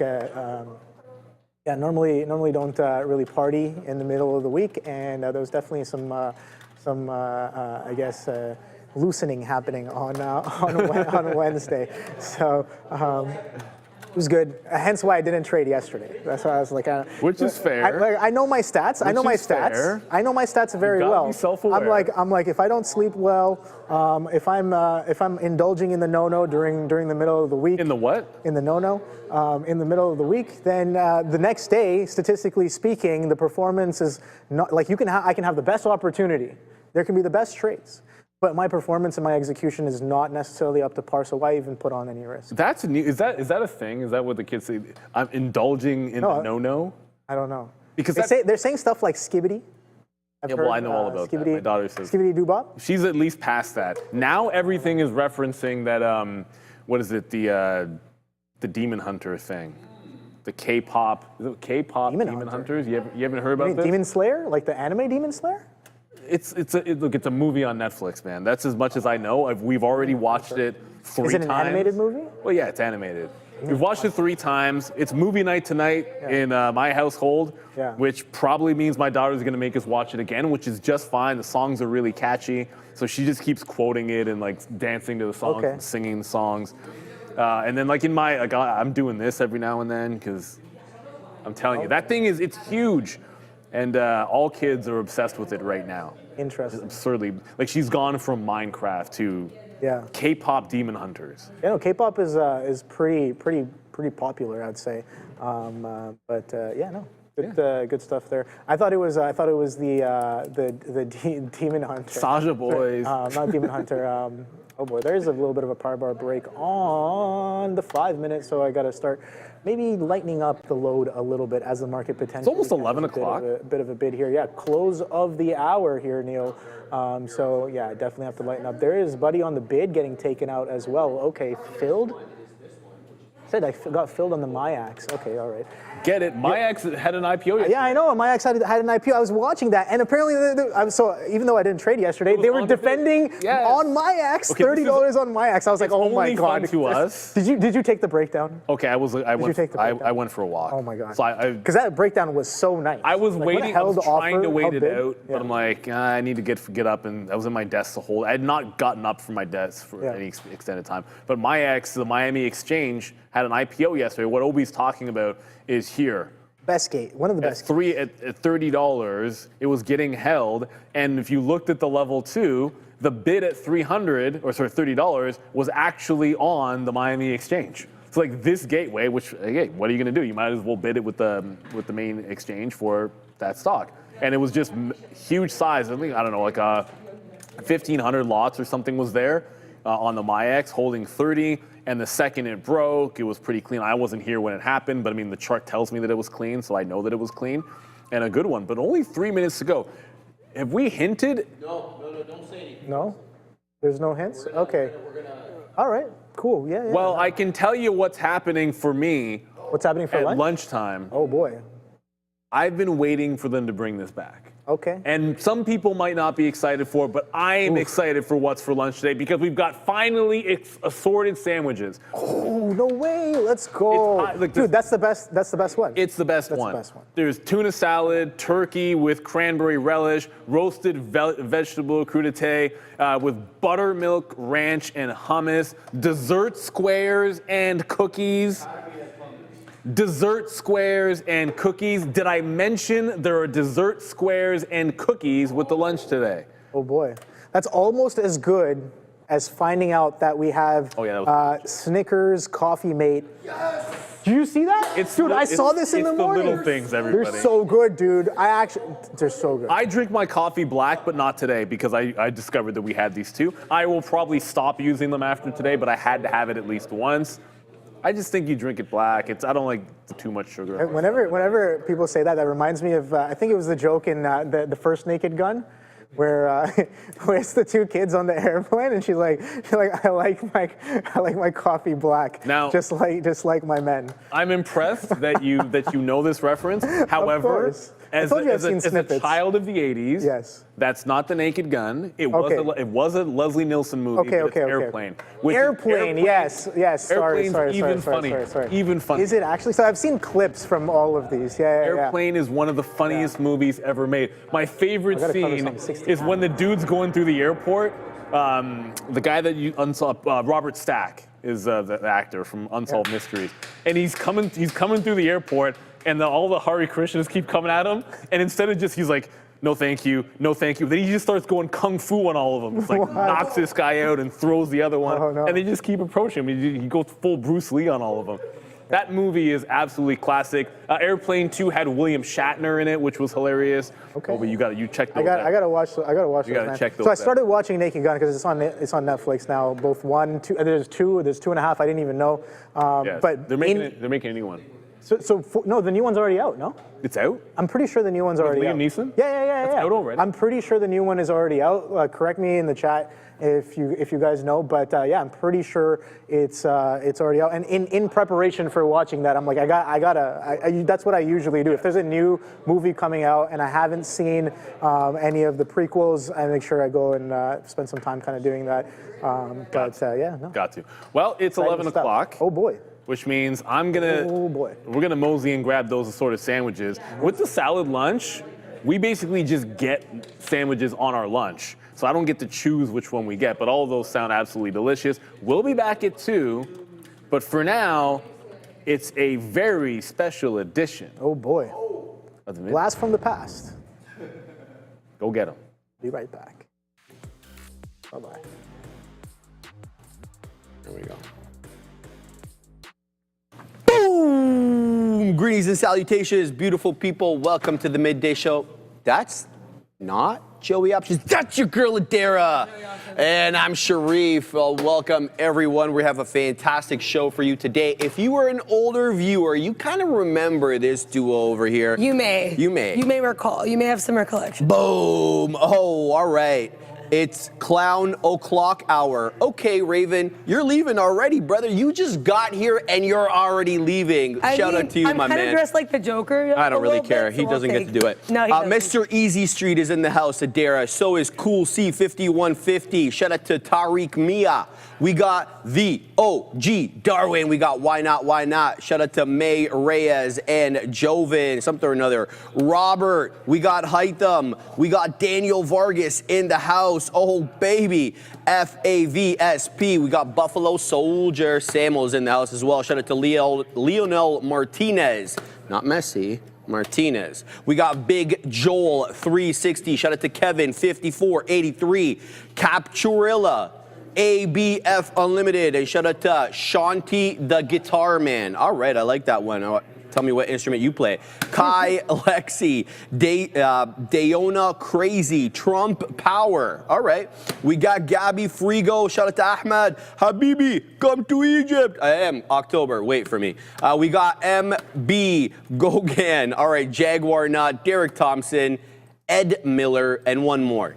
TJ Morty. Good morning, everyone. I hope you guys had a fantastic show with Obi and Neil. I know I had a blast listening to all the commentary there in the morning. Shout out to the puns. You will likely, very likely, I'm going to say even almost guaranteed that there will likely be, there will be puns between you and Obi. She's on for an hour, and then she goes back to the desk. Obi's going to take a break for an hour, and then he comes on from 12 to 2. Good morning, Adair. Good morning, Sharif. How are you today? How are you guys today? Oh, okay. Big smile. I'm not going to read He's the already super coming chat. hot, Adair, isn't he? But thank you very much for the Get It, Adara. Yeah, Joe's not here for today. He will be back Monday or sometime next week. Yeah. But thank you so much for the 999 super chat. Big smile. I'm so happy to be back here with you guys. Thank you for the Get It, Adara. Get it, big smile. And get it this to the chat. At first, sorry, Neil, I did not see your message about DraftKings. You're still here, so we'll say it now. I looked this up. Apparently, the Missouri Gaming Commission awarded standalone licenses to Circus Sports and DraftKings on Friday morning, but FanDuel did not get an untethered license. Okay. Oh, sorry. There you go. There you go. That's the story. I apologize for not seeing that earlier. But yeah, so I'll talk about. Do you want to get started here with Sharif? Go ahead. No, you got what you want. Yeah. I've traded like 5 tickers today. Most of those were just one-offs that I attempted. And I did have a prophetic dream about Robinhood, which we'll talk about that a lot later. And it was like flat. But let's talk about Circle. I just got stopped out of Circle. And I'm still short AMAT, as you guys can see. Oh, I'm not used to this desk currently. I just closed the thing. But so Circle, I like this short. I tried this initially here. In retrospect, this clearly was bouncing off VWAP, but I like that kind of 142 hold. Tried that. I gave my stop here around that like 143.40s. Got waked out. Cool, that's fine. It's all good. Then we get a little bit of a trend line breakdown, and I love when I see like multiple pops like this. Like I think Michael Noss called it the scissors pattern, the tweezer pattern. It's that tweezer pattern where you've got like these two back-to-back topping tail candles topping at the same level. So I find that really bearish. I like that. I wait for another lower high. I wait for this consolidation. We get in, we break down, I add at 142s, I get stopped out around 142s, but the amount I added was like much, much less. Like it was just over 25% of my initial position. So like profitable trade, not that that matters. Please is punched. I do not look at my P&L intraday. Initially, I would have said I was bright red, but now I actually think we're probably green because of Circle and a little friend called AMAT. I want to talk about AMAT. So sometimes, also I do apologize because just you and I can get a vibe. My candles are darker, my fills are a bit lighter colored, just to provide context. Tried this short initially, 164, didn't work. We get stopped out. Oh, that's too bad. It's fine, whatever. Try again. Oh, we get stopped out again. We get wicked out. Oh, sucks, but whatever. I don't care. Then I get this little shelf. This is also earnings AVWAP. Might I add, this beautiful shelfy action. And I put in get short. Now I did miscalculate. I was trying to take 1.5 risk units, but then I realized actually where I wanted to place my stop, it would have been like 3 risk units, which is not what I was trying to allocate for the trade. So I didn't move my stop. I kept my stop where it was, but I was just like, okay, Adair, I just like chill. This might not work. It did end up working out because, you know, Opie's talked about this a lot. I know off camera, probably on camera as well. A good trade should go right away. That's what AMAT did. Right now we're using, you know, just some prior bars on certain time frames. Clearly we did not get this little 162.70s fill. That's fine. I think AMAT can go lower. I would like to, you know, apply my learning to this applied materials. I have a much longer kind of rant about trading, and a little bit later, you know, probably put some things in there. But guys, let me know if there's anything you're looking at. I'll talk about some of my earlier trades later. I want to give Sharif a chance to talk about what he's looking at. But guys, let me know what you're trading. Thank you very much, Tony, for the kind words. I'm happy to be back at the trading show. Mr. Mrs. Pitlick, I love your name, and I do know that reference. Get it, Superman. I have a lot of energy. I think I'm a very high energy person, but I don't want to get too energetic while I'm trading, because then I think you can get a little tilty. Well said. And I would actually argue that I think the energy I'm showing is pretty pleased, a sponge. My throat is a little displeased, so there may be a little bit less from that. But yeah, I'm really happy to be here, and I'm sure the more trades we take, the more excited I will be. Thank you for, you know. All right, I'm just going to have to stop it right there. I'm not going to put up with the BS in the chat. So you will either cool it or you will lose your voice on this channel. It's really that simple. Trent will block you. Yeah. Take your pick, okay? All right, we're going to go on to my trade here, Derek, because this is breaking out. BSLK, we got 79s on. I got a dip trade. It's showing me 35s now. So we're aggressively in the money. This is a breakout trade through the top end of the bull flag. I perceive the top end to be 1350. That's where my next beak wetter goes, 1355. But I am of the opinion that this one has a bit of a magnetic pullback into the 10 EMA on the 5 multiple times. Let me make my case to you guys. BSLK is the one I'm talking about. Look at that green line right there. It has that like magnetic attraction. Every time the price action gets up into 1350, down it goes. Gives the 10 EMA a little bit of a glance, maybe a little tap on the back. Good job, 10 EMA, and up it goes again. Here's it at 1350 again. And again, we're getting selling at the $0.50. Not surprised, are you? I'm not. Why? Because every single closing print, possibly, for the exception of the one we're currently on, has actually closed below the 1350 area. Now, there we go. Now we're breaking out. Did we get the fill? The answer to that is no. We didn't cross. The spread is a little wide at these areas where there's illiquidity. I'm talking about the areas of resistance, at least for the moment. So right now we're packing our patience, 1279. We're literally in at the bottom of this candle, and we have an out at the top of this candle, but I'm looking for more, knowing full well that the high of the day is 1408. But again, the real resistance level, guys, is not 14. It's not 1375 on the top ends of these wicks over here. It is 1350. That's where the sellers have been stepping in and have scalped out aggressively into this one, into the high. So we'll see what we get. Got a couple of more outs. Going to layer that 1355 order in, and then we're going to leave a piece for the dream, possibly to take out that $14, high of day break. Here we go again into the 40s. We're getting aggressive selling at little bit lower levels this time. And as I've said like many times, how I spot these areas of technical support and resistance on the short term, boom, Madeira. There it goes into another area high. We're almost $1 in the money now on this $13 name. So let's go ahead and set up now for an order above the high of the day. Where's the high of the day, you ask? It's 1408. So here's what we're going to do. We're going to set it up at 1425. Take it or leave it. You like it, put your order there. You don't put it there. All right, so that's what I'm doing right now. I'm looking for a high day break. I've only got one beak wetter left, so we're going to very, very patiently wait for that last little order. Now, here's the other deal. Anything goes against me in terms of price action, anything below 1269er. All right, we already put our stop at 69er, gets me out of the trade, which I'm okay with because we're out of like 99% of the trade. Pardon me. So that's what I'm looking at right now, but that's not the only one that's running. So you may think that, you know, BSLK is the #1 gapper, and you would be right about that. But this one is making moves into the high side. I am talking about FOSL up 35%. And this one's kind of been flippy-floppy in what moving average or technical area it's used as support. Take a gander. We're using the 10, we're using the 10, we're using the 10. Oh no, we're not using the 10 anymore. all of a sudden we're using the 20. Where have we seen that before? Oh yeah, every other deep retracement on these small cap gappers, the money fills are usually at the 20 or in between, excuse me, the 10 and the 20 moving average. So I'm on the lookout here for an entry into fossil. One more before we send it back to Adara. This one is very strong on the day. PGEN. My only issue with PGEN is it has not cleared the pre-market high. There are multiple levels in the pre-market where this one just couldn't shake. And there's volume to support those areas, like regular trading hours volume. Take a gander at what we did here with some of these institutional prints at 8 a.m. It basically tested that level that we had at 7:30, that $4 area, despite the fact that, those are just wicks, not closing prints. So I'm going to kind of insist, given the amount of volume we did in the pre-market on PGEN, that I don't touch this until it clears 4. Now, it's coming into a good technical area. If you don't have these rules like I do about above VWAP and above pre-market high, have at it, baby. You're coming back in to the 10 EMA on the 5 at around 315, 317. Decent 3-candle pullback, but you're still above good technical levels. So this could be an interesting one. And I just saw there I got stopped out for the last remaining amount on BSLK, which I'm absolutely fine with. We'll stay super positive on it, and we'll look for the next trade, Adara. Where's the next trade, right? There he is. So I'm still in, I just got stopped out of AMAT. That's okay. We're all good. We're chilling. I kind of could tell it was trying to hold 163, so I was cool with that. Please just punch.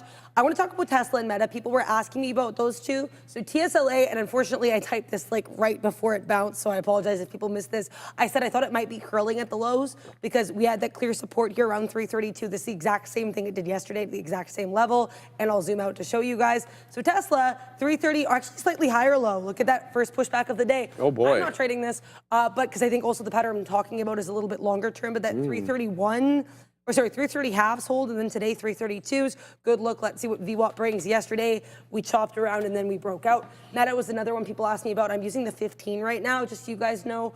I think we're clearly bouncing off VWAP with Meta, and if you look at the 3-minute, I think this level's a lot clearer. I want to see this 792 break because the 792 is clearly like shelf, chillin'. It's a shelf. But then we also have like a weird little shelfish area of support.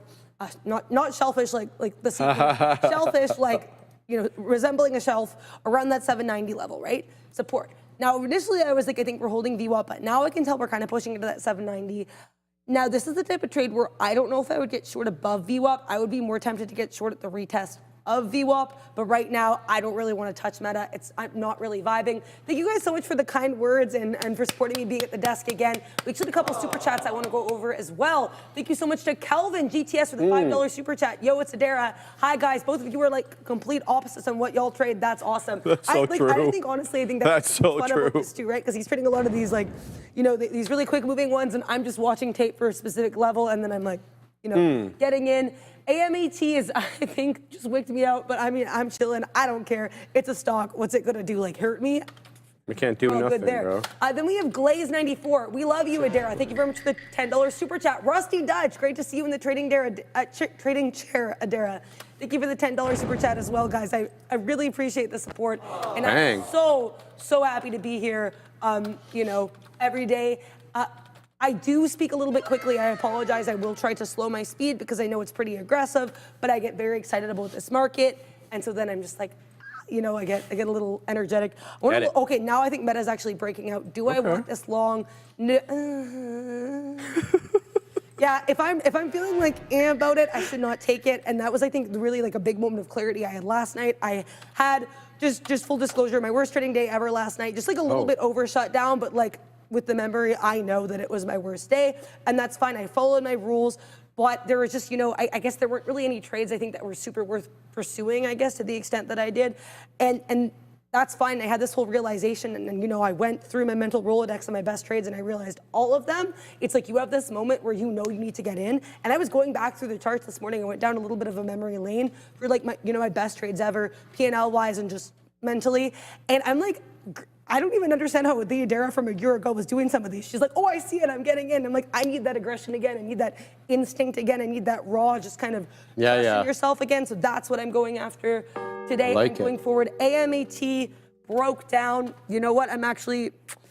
I'm going to short this at lows because I clearly got wicked out. I think there's another opportunity here. I only have to risk about $1 on this. Yeah, I'm doing it. I don't think I'm going to get filled, but we're going to try to put a feeler out to short 162.70s at a retest, and I'm going to take one risk unit because I don't love it that much, but I do like it enough that I think it's worth a try. Someone also in the chat was saying, you know, like the way that I short is a bit risky, and I fully understand that. I've spent a lot of time building my strategy, and that's why I have no problem getting short at things at low of day. I have zero problem with that because that's actually, I have a lot of playbooks around different setups of that. But I do understand, you know, a lot of the stocks I trade may not be everybody's vibe, but they're the vibe for me, and I have zero problem looking at tickers for anybody else, so just let me know what you're looking at, and I will look at those for you. And I'm gonna, again, once, you know, I feel like there's just always so much to say. I'm just so happy to be back at this desk. But yeah, I'm gonna chill a little bit, look at some tickers, see what happens. Then when we come back, I'll talk about what I traded earlier. And Sharif, yes, ma'am, wrote some Buskla. So this one came into the volume weighted average price, held up for a little bit. So I got long at 7s. We scalped up into 33s. But as you can see, I got stopped out break even. I lost 5 cents per share on the last remaining amount on this one because it didn't hold VWAP. So BSLK for the moment, underline that, for the moment is on my S list. It's not tradable under my system. It's going to have to get back generally above that $12 area and maintain itself above that $12 area for me to get involved. But I'm still looking at FOSL here. This one's a little bit slower of a mover. Now, I have a plan for this one. Because it's had 2 different areas of support that I perceive anyway, one being the 10 exponential moving average on the 5-minute chart, the other being the 20. And you've seen it at times here defend the 10, the green line, and some others, it's come back into the 20. So the deal is we're going to get long at that 303, 304 area, depending on where the 10 EMA on the 5 is at any one time. And that's going to be my initial entry. But that's not going to be the end of the matter. We're going to put in a planned, underline that, planned dollar cost average at the 20 EMA. And I'm actually thinking about putting it a little bit above the 20 EMA, maybe because at times, the money fills are between these 2 moving averages, especially on these small cap gappers. So that's the look. We're going to get in close here to where we're dropping down. It's going 305. I'm looking for like a 303, 304. And then we're going to add, if it continues to sell off, into the mid to low 90s, with my ultimate out being the breach of that white line there on your chart. That is the volume weighted average price currently showing 288, 287. If it doesn't hold that level, that is really the end of the trade. I'm not by any means turning my back on BSLK, that's right. Even though it did have this momentary breach of the volume weighted average price dropping all the way down to about 11 1/3, it has recovered. So we know what these are called. They're called specialist breakdowns, essentially to stop hunt you, knowing that you are likely to put your stop below the volume weighted average price, maybe 10, maybe 15, maybe 25 pennies. That's why the stop hunt here went a little bit deeper. VWAP was showing 12. This went all the way down to 11 1/3. But here it is, true to form. These ones are around for a good time, not a long time, trying to work back above 12.5. So it's by no means out of my purview. I'm definitely interested in trading it, just waiting for the right setup. But let's set up some orders now on FOSL, because this is the one that I want to get into. So clearly a buyer at 5s. Let's go ahead and front run that. We're going to get our initial entry at 7s if it'll have us. It's already showing me 7s, but look at that. What does it say on the right side of the level 2? It said 12 one second ago. Now it's 11. So that was a 7 on the bid and a 12 on the ask. It's a 5 penny spread on a $3 name. That is kind of wide, especially having done about 4 million shares of volume on the day. So it's not exactly like, we're not talking about sub 1 million. So that's what I'm looking for right now. We're going to look to pick some up here at 307 on FOSL. I've been really wanting to get in on PGEN over here. My issue with PGEN is it is trading below that pre-market high. It's above VWAP, so it fulfills one of my rules, but not the other. The other thing that's really keeping me attracted to it is this pattern that's had lately, which is a lot of respect for the 10 EMA on the 5 as well. So PGEN, another one of those ones where it's using that green line on the chart. Look at this, move into 3.5, 349 technically. Now it's a 1, 2, 3, 4, currently 5 red candle pullback. However, That's the bad side of the equation. What's the good side? Well, it's holding a key technical breakout level. I'm talking about that 315 area. Look at that double top there. That topped out at 315. In addition, that 315 area also happens to be the 10 EMA on the 5. So that's what's keeping me attracted to PGEN. What may move the needle for me, and I'm not saying it will, what may move the needle is the first 5-minute candle to make a new high above that, whatever candle was prior to that. So for example, this current candle here has a high of what? 316. The prior candle has a high of 324. So if this current candle was to print 325, that would probably pull me into the trade. I would trade it with smaller size, seeing as this one has not cleared the pre-market high, and therefore I don't have as much faith in it. Did we get the fill on FOSL or what the hell? Yes, we did it, Derek. Good. So we got 7s. Let's wet the beak here. We're going to take out some there, and now we're going to layer the orders, guys. So the high of the day is 22. So we'll put some at 15. We'll put some at 19, knowing that, we can get some sellers, especially into that closer area. But we're definitely going to have to set up some more trades. That dip trade that I was talking about in between the 10 and the 20. Let's go ahead and set that up. So I'm going to set that up for mid-90s, or let's go ahead and wait at 95 for another entry. But the end of the story on FOSL comes on a breach of that volume weighted average price. That's currently showing me 288. Adara, let's see what we get with this bad boy here. What do you got? Yeah, let us see what we get. And I told him in the chat, I said, remind me to look at this if I forget, because he did ask me, but I did remember. So shout out to Kava. Levi Corbett wants to look at Kava. I had a trade on Kava yesterday. Today, I'm not going to lie, I don't see anything on it. It's just choppy. I'm sorry, Levi. I wish I could kind of give you something, but this 3-minute looks like, when you're trying to cut a piece of bread, but you can't get all the way through, and your knife's just maybe that's what they do when they cut the bread at Kava. I don't know. I've never been to a Kava, but either way, this looks a bit messy to me is the point I'm trying to make with the chart, so I don't have a read on it. With that in mind, I did mention I was going to go over also someone asked me if I was looking at MSTR today. I did pull it up because I was curious.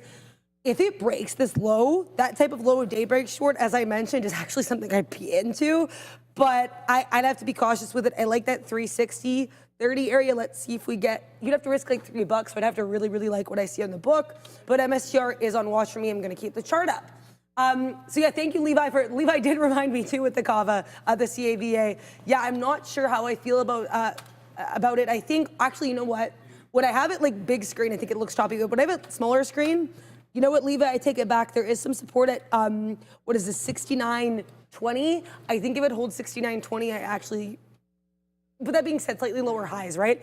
Watch 69.20. That's going to be my final word on Kava. So take that for what you will. Also, just so you guys know, I might be punching in quickly here into Coherent Technologies, because I think this candle, if I go to yes, it looks very breakouty and like it's going to continue to trend, but on the 5-minute, I see a topping tail candle. Now I have a playbook trade for a topping tail candle, so I will coherently short this with 1.5 risk units if we break 94.80s to the point where I actually have an order ready. I just have to punch when I see what I want to see. And with that in mind, I want to mention Grov's talking about UNH. I will talk about UNH in 1 second. But Kelvin, in the $10 super chat here, a question. 2 questions. One is the way that you trade, the reason you can do what you do in the desk and give us news. Absolutely. Absolutely. I do a lot of pre-market prep. I kind of know what I'm looking at. And then literally sometimes I'll just have my order ready, punch. That is 100. I totally agree with you, Kelvin. I've said this before. I really, maybe not on screen, but certainly off screen.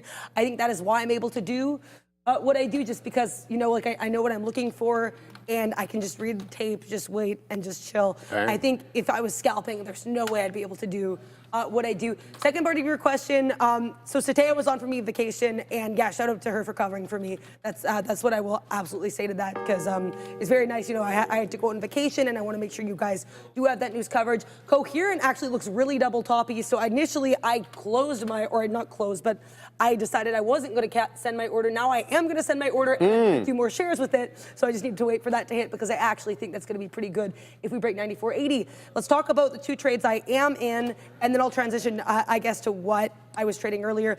AMAT, we're going to get stopped out. That's fine. I like that whole idea of that 162.70. That was where I was going to take profit initially. On the short, then I get wicked out. It comes back down.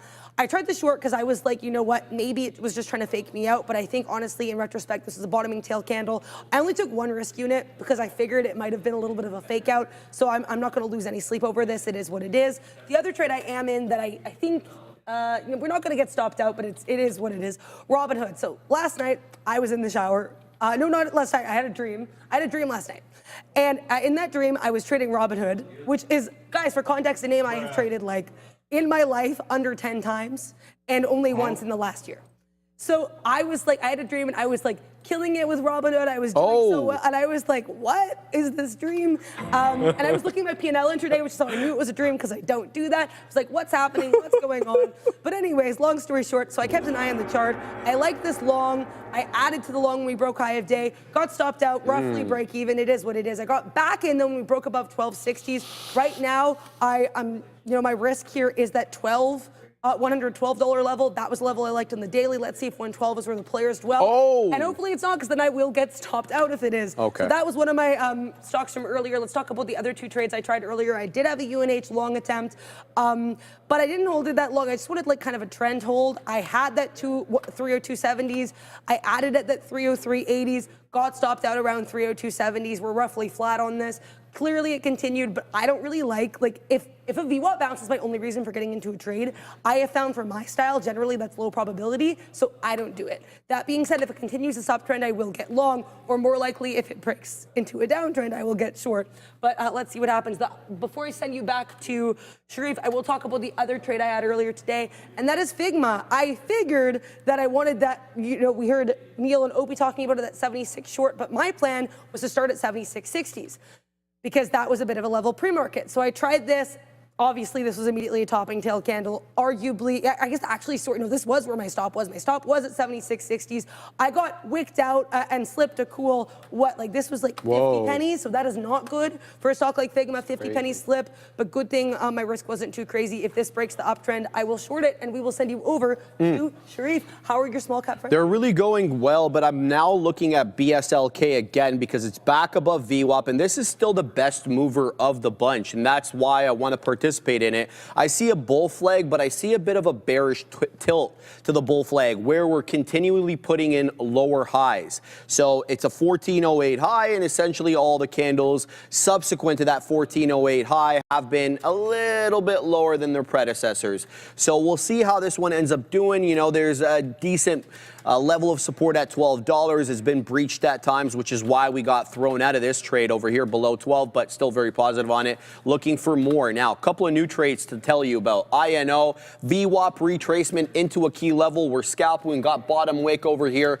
at 94.5, scalping into 98, waiting at 2 and 202. Let's see what INO has to offer. So it's up about 22.15% on the day. Probably behooves me to throw out some more orders there to take some beak wetters. Likewise with FOSL, we're into this one as well. So we got the shares on this, but the spread is preventing me from filling here at 9s, despite the fact that we just got up into 11s. The current candle high is 311, unable to print though as a result of that spread. So we'll continue to pack our patience, and I'll throw in some intermediate orders over here in between that 9 and 15 fill that I'm looking for. So keep packing my patience on OFSL, still holding the 10 EMA on the 5, but we have been putting in lower highs since that 1105 candle. It's been 1, 2, 3. This is the 4th lower high in a row on a FOSL that we've been putting in. So, let's not overstay our welcome too much. So it's really INO and FOSL for me, but there goes PGEN. So this lost the 10 EMA, and so once it lost the 10 EMA, I was like, yes, I knew it. Don't take these ones that are below the pre-market high. But look at that, finding great support at the 20, and now rocketing right back up with that current candle high in the high 20s. So 327 high right now on PGEN. It's up 75%, give or take, but still, again, really need to see that one above the pre-market high for me to get involved aggressively. So that's what I'm keeping my eye on. Still really looking at BSLK though, as it comes right back down into that 12 and a third. Now it is at the prior candle low. Do we get in? Do we wait for that 12? And if we even get the 12, is this the right trade? Given that it keeps putting in lower highs. I don't know, man. I get It's above VWAP. You know, you can kind of use that as your gauge to see who's in control, buyers or sellers. But I feel the sellers may be luring us in here with these VWAP bounces that eventually will give way on a decisive basis. They're not all going to be quick wicks and then right back up. You know, this one will give it up at some point in the day. It's just really about scalping it and getting the right entry. So I think I'm going to steer clear of BSLK at the moment. It's just too indecisive for me as to what it wants to do. Does it want to kind of bull flag, or are we going to get a bigger move down? So that's my thinking here. FOSL, still waiting for the print on that one, Adara, and likewise with INO. I heard a chum. What's going on over there? I was doing the chung because you said it was like indecisive. I got you. Don't do that. Yeah, you got to make a decision. The coherent short, I think it came, and I think I didn't get filled, which is what it is. There are times I do not advocate for chasing as a rule, but there are times with the stuff that I trade where, like, with the spread, you're not going to get it unless you chase a bit. So there are times where I'll chase with slightly less size. Right now, I cut down my size a bit. I said I wanted 80s. Right now, I am very cool with getting 75s. So if, you know, coherent, if you want to just give me like pull a Brian Nickel. Little like, you know, a shoulder shrug into that 94.75 level. I would be pleased as punch. Now, coherent, why do I want it? I'll just show you guys this 15-minute chart, and I'm not going to say anything else. That's why I want the short. Topping tail. So there we go. I got filled. Let's go. I got to set my stop in, and we're going to do, I'm taking, by the way, at least like 2 risk units on this. It's just probably about 2.5 risk units. I think that's more than fair because this is a playbook setup for me, and that looks very pukey, for lack of a better term. And if I liked it with roughly that much size on the 5-minute, then I should like it even more when it comes in on the 15-minute. So that's the reasoning. Big, I like this, like it's the uptrend breakdown I like. If we break 79s, I'm getting short. I already have the order ready. All I have to do is punch. I got stopped out of AMAT. That's fine. I'm still in Robinhood, though, and I'll probably move my stop. Let's talk here about Robinhood. Shout out to Vlad and shout out to my random stock. Get it, Vlad. Yeah, I don't know why Robinhood stock was on my mind. It's fine. It clearly does not matter. Let's see if we continue to push to the upside. I think I'm tempted to move my stop to this little support area here at 112.25. Yeah, actually, you know what? I will, because we're making a slightly lower high here. So I'm going to move my stop to just around that 112.25 level to see what happens there. Yeah, and honestly, what I like too, Sharif, now about doing news and stuff as well, is I'm a lot more comfortable just talking while I do these other things. Because with the news, you know, the news is always primarily my focus. I'm also working on infographics. But at the same time, I'm watching the market. I have my order set up, right? So I think my favorite thing is just like, you know, being really, really involved in a lot of things at all times. Tampana, to answer your question about how far above the falling star wick did I place my stop, I will say, you know, not to give away, I don't want to give away too much. I will say I gave it enough room based on my own kind of mental formula and how spread works that I'm comfortable placing the stop where I did. That being said, if I start to kind of see us run in a way that I think might be a little fake out, I'm willing to move it a couple pennies. I will say that. And given, usually I find as well, Tampana, when something is that topping tail, it's usually either going to go or it's not. I find it doesn't always fake out. Usually I find in the smaller terms, or the lower time frames, at least in my opinion, that's when you're more likely to get these fake out topping tails. On something like a 15 or a 30, I find them a lot less likely. They're usually more effective. But that's just one woman's opinion. I also want to discuss here, someone was asking, a couple people were asking in the chat, what's my pre-market prep routine? Let's talk about it. So I was joking about aggressively drilling. I do have a little document I use on the Notes app. Shout out to all the Notes app apologies on Instagram. But this is not an apology because I'm not apologetic. Just go in my Notes app. It's just called Why Did You Lose? Or Why Did You Win? So I have like, you know, why did I win? Like, what did I do well that day? Why did I lose? What did I do poorly that day? Or what could I have done better? And the last part is what would you keep or what would I change? So what did I do well that I want to keep doing? What are things that I want to focus on going forward? And what are things that I'm just like, yuck, maybe work on that. Maybe that wasn't perfect. And that's something that I can improve on, right? Because I always like to keep it a bit constructive. Initially, I was just doing why did I lose? And that's like, what is that? That's so negative for no reason. And I like to think I'm a pretty optimistic person. So now I do, why did I win? Why did I lose? What would I keep? And what would I change? And that is my kind of journaling process. Now, let us talk as well. Also, shout out to Neil with the hilarious joke in the chat. Very Canadian of you, Neil. So basically, in terms of my pre-market prep process, I usually have stocks that I already know I'm going to look at. Again, with the memory, I have a pretty good mental list of these stocks, but I write them down too, because sometimes in the hubbub of the market, you don't want to rely on just your brain. You want to have notes as well, and then let your brain kick in. So that's what I do pre-market. I just kind of write like all the list of specific trade plans, like I want this at this price with this much size. And then I'll also have a list of things that I don't really have enough info on to plan yet, but like, hey, I'll look at it if it does this. This level's maybe interesting. So I've got 2 sets of plans. If it's on my actual trade plan list, I'm much more likely to look at it more seriously. If it's on my, hey, keep an eye on it list, truthfully that day I might not look at it at all, but also then it probably wasn't that good anyway. So that's my pre-market prep list. Then I just get in and I take the trades and it's all good. Yeah, Coherent actually not quite dropping as much as I would have liked to. We're holding the 90 EMA in the 3-minute, which is not super promising.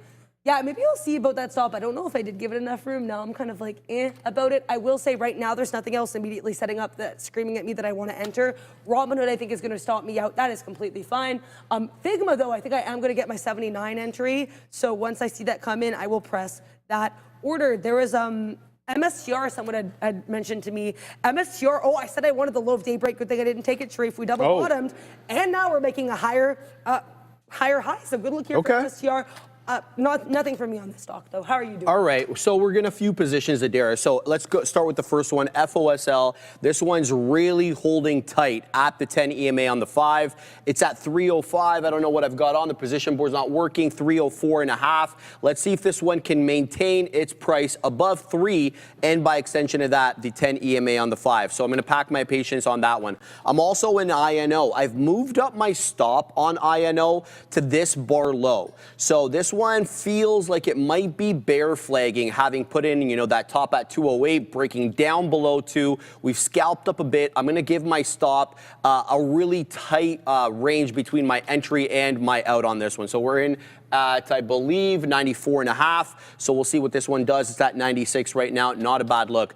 Now, look, let's just call a spade here. We're breaching our rule, working into PGEN, but I'm kind of okay with it. I'm going to risk a little bit into that 310 area now that it's put in a higher low at the 20 exponential moving average. We'll see what this one does. PGEN, this one is going to be a risky one. We've got one beak wetter over here, but as I was watching this one ascend into the low 30s, this one had an aggressive seller at 32 that we couldn't shake. There were several thousand lots that were just getting recycled on the level 2. Nothing was getting taken off. So what does that mean to me offhand? Offhand, it means there's a hidden seller that's not even allowing some of the posted size on the book to get taken off. So that is a concern to me. Now, let's go back over here quickly to FOSL, because this one just popped back up, breaching both prior candle highs into 12s, getting a beak wetter there, still waiting for that beak wetter at 12s. Let's see if we can get that bad boy up there. Back to INO, as this one also popped up. Again, my mistake here. INO popping back up into 98s. Still not filling me, though, at 98s. Not sure why, even though it's showing me 99s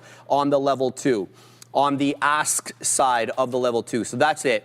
Last but not least, BSLK. This one is breaking down permanently, it looks like, below the volume weighted average price. So for the short sellers who like to take these small cap gappers short, you might have something here on BSLK, but trade it carefully to the downside. They do have a way of bamboozling you. All right, Casey, I see that super chat. I'm so sorry I didn't get a chance to reply to it. It was in my trades. We can go to the chart because we're going to look at GAU for Casey. So it says, nice to see you, Adara. It says, Sharif, would you like to take a look at GAU for a long? So let's have a look at what the 5-minute chart looks like. Well, you're getting all sorts of support, Casey, at the volume weighted average price, and you got it once, twice, 3 times, 4 times, 5. And let's call this one here, this is an honorary 6th time. That's the good news. What's the bad news, though? Okay, so you're not getting much in the way of range at all. So these VWAP bounces off a $197, $196 at the most, with this one, this kind of doji candle reached. And look at the top. You're getting in 201s only. You're not really getting that rocket momentum. So I don't know if this is one of those ones. It had a great day yesterday right off the jump, right at 9:25. It gets a headline, 9:30. The imbalance is open, and this one rockets up, holds VWAP all day, and then Towards the later part of the day, it was kind of like more in a sideways channel. Then we start putting in an upward channel in the aftermarket. It holds the pre-market, or sorry, the aftermarket levels and makes newer highs, breaching too. But I don't know if this is the one that's going to rock it up. Let me know how it goes, Casey. It's just volume, price action wise, it's a little subdued. So we'll keep tabs on that one. All right, FOSL popping up, getting me another print there, but it's by no means in the clear, zigging and zagging still. So we'll see if we can get another fill here at 15s on FOSL. Likewise, keeping my eye on INO as this one works back above VWAP into 98s. I am cognizant though on INO of the propensity and the tendency for these ones to use the 10 EMA on the 5 as resistance once they break down below it. So this one was obviously using the 10 EMA, at least at certain points in the day, as support. And then this candle over here at 11:15 breaks down below it. And then look what we've been doing since that 11:15 candle. We've been using that green line as our stopping block. So we'll see if it can get back above it. For my sake, I hope it does. So we'll see what we can get on that. Keep me updated, guys, in the chat if there are any new small cap gappers making their way onto the scene. I currently don't have any new ones, but it's been kind of a light day in small cap gapper world. I'm just having a look at the scanner there super quick to see whether or not anything's coming up. I'm seeing KPTI. Say that again, Fabian.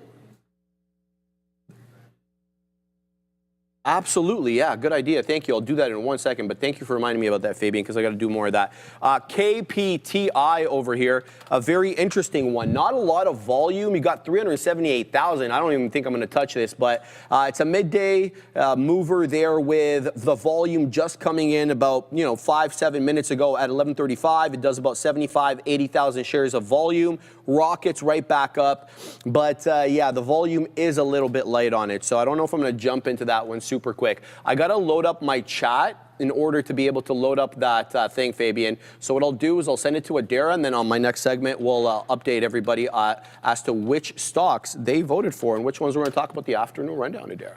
Yeah, get it, Sharif. I always have the SPY on the setup when I'm on the midday. SPY just flat bottom broke over here, and I saw this VWAP projection. I was kind of mildly like, oh, that might be interesting.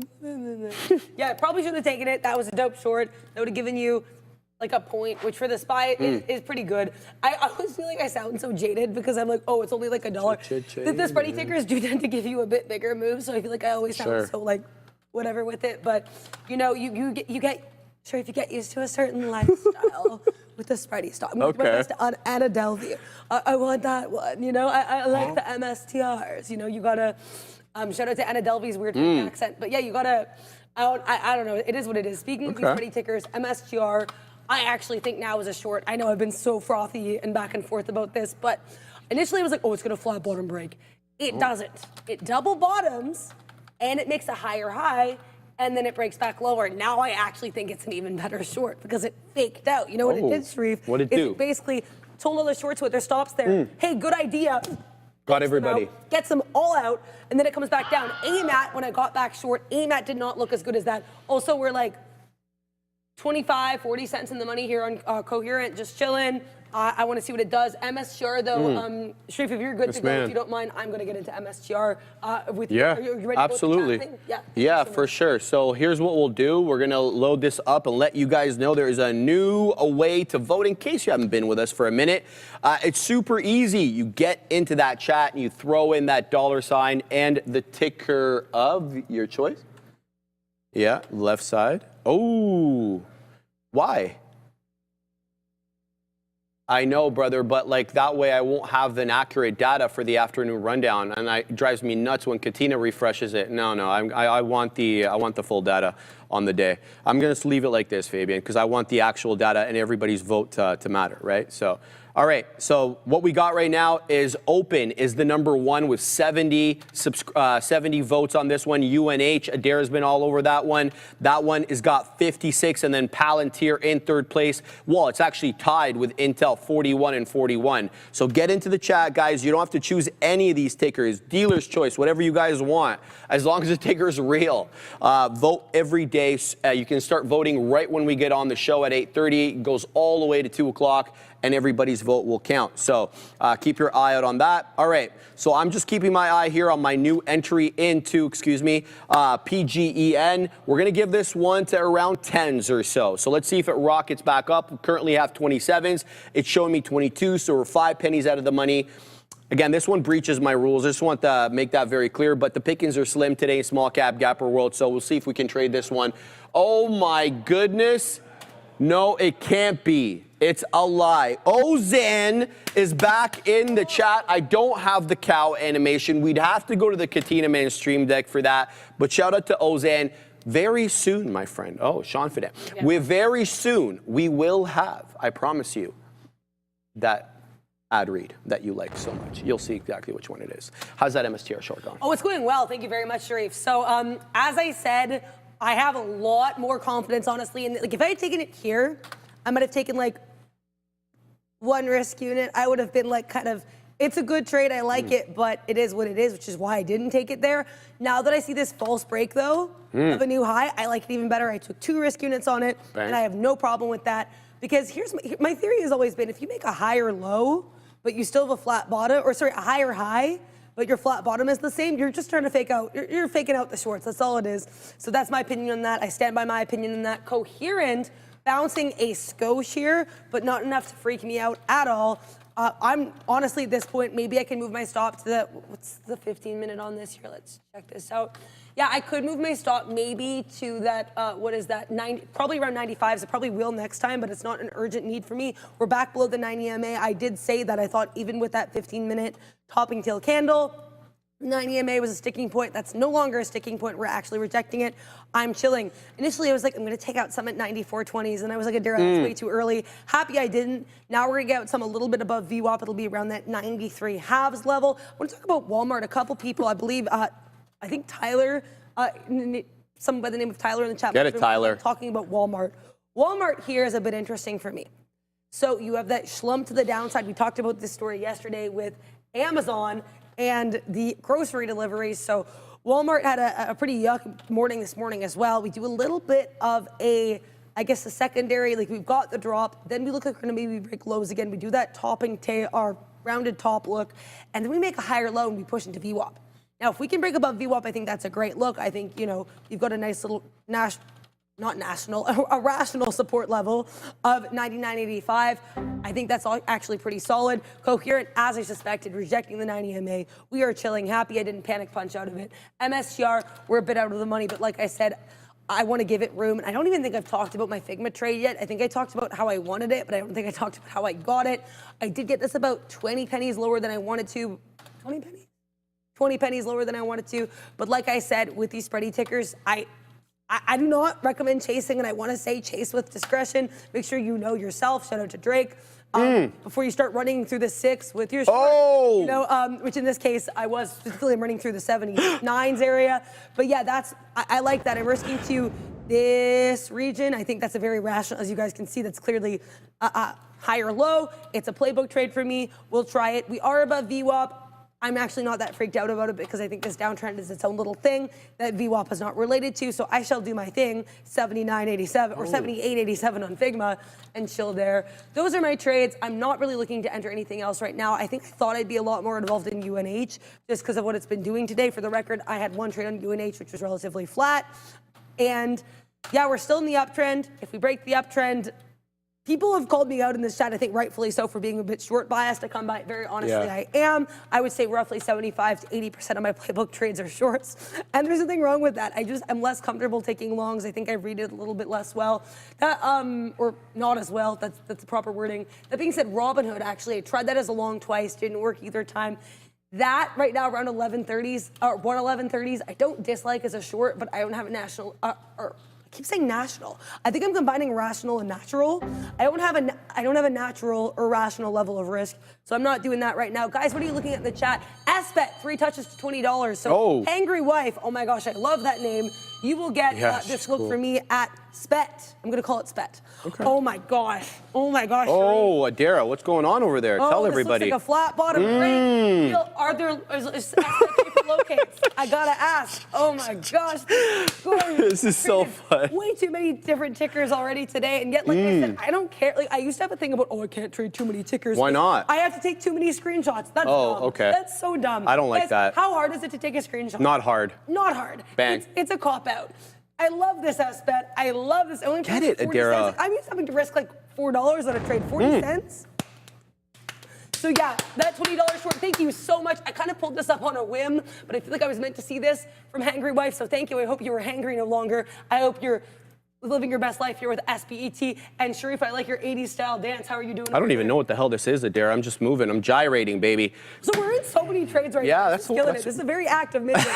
All right, we're long 564 right now on ADNF, scalped up all the way to 620. It is coming back down. You better believe anything below that $0.50, we're gonzino. We're doing it freaking live today, man. There's a lot of small caps that are, I don't want to say participating, but they're not breaking down, which is the good news. Here we go into the 90s again. We'll wet the beak here. ADN that just showed up on my scanner. Adara, I got to thank you, man, because, you know, you've been carrying a lot of the conversation, and that's had me, given me an opportunity to look at my scanner so I don't have to carry the conversation as much, and that lets me find a lot more of these. ADN was one of these, and it is rocketing up here. I'm trying to hold it at the appropriate area. As I mentioned, we got 64s. As you can see, we've scalped up all the way into 6.25, and here comes 6 again. There is a prohibitively large seller at 95s. He just got decimated. Get the hell out of the way, boy. Here we go up into 6 again. We still got shares on. Let's wet the beak up here as well and see if we can. Didn't get the fill there at 6, so that's fine. We'll post. We'll post at 605s, and come what may, let's see if we can get anything in and around that area. So that's what I'm watching right now. ADN, big boy moves to the high side. How's my PGN trade doing? Well, it's okay. We got 27s on. It's showing me 26, so I'm not that upset about it. How about FOSL? This one's been kind of flatlining. We're 1 penny. Well, we're break even on it right now. 04's on the ask, 01 on the bid. Let's keep an eye out on that one. I don't mind holding it for a little bit longer, seeing that it was good to me. All right, let's go back to ADN here because really the level is 6. Every time we move into that $6 level, we're being met with aggressive selling. A little above 6 and a little bit below. The shorts, excuse me, are not at any one specific level. They are in a region. We're talking about that whole dollar region, whether it's at 605, 607, or 593, 595. You guys get it. It's that whole dollar region, and that's where we're encountering a lot of resistance right now. So let's see here, that 6 seller again. Look at this, a wall of sellers at 6, but you got to feel, you know, when the longs are kind of doing their thing like this, the shorts trying to sit at the high of the day sometimes get blown out. To me, it doesn't matter either way because we are far removed from the current price action. So let it come down into my entry and we'll just flatten out. And here it comes. Maybe I shouldn't have wished for that. So 64s, let's move up my stop. Actually, I'm not going to move up my stop. I like it at the $0.50. I'm sticking to that $0.50 stop. So we're going to wait for that and see what we get. But what I am concerned about is this PGN trade. Anything below this area low, that's the end of the trade there. And we have shares on PGN, so I don't want to give too much back over here. Anything below this area low gets me out, like a 307, 308, something like that. That would be a prior bar low, the breach of the prior area low, excuse me, not prior bar, and that would end the trade for me. So that's what I'm doing right now, guys. We're still holding INO, but it's for baby shares, so I don't really worry too much about this one. Where's my INO trade? There it is. We'll just pack our patience on that. I think we've got 95, so that puts me 1 penny in the money, which doesn't really matter to me all that much. We'll be looking to get out of that one if it breaks down, but it's the PGN trade that I'm most concerned about. Full disclosure, where is it at? This one over here. I am kind of concerned about it breaking down below the prior area low. If it breaks down below prior area low, I know I'm wrong because that would be a lower high and then another lower low. That's not what I'm in the trade for, Adara. So we're going to give this one a little bit of room. You got a €5 super chat from, I can't say, Waxpum. Adara holding short 100% position still from 12.05 to a target of 109.92 in Hood. What do you think? Yeah, I mean, I think with Hood, like I said, it's in this kind of very, you know, drawn out downtrend. We have this high of 113.29, then a slightly lower high of 112.80. Then we've got this, actually, you know what?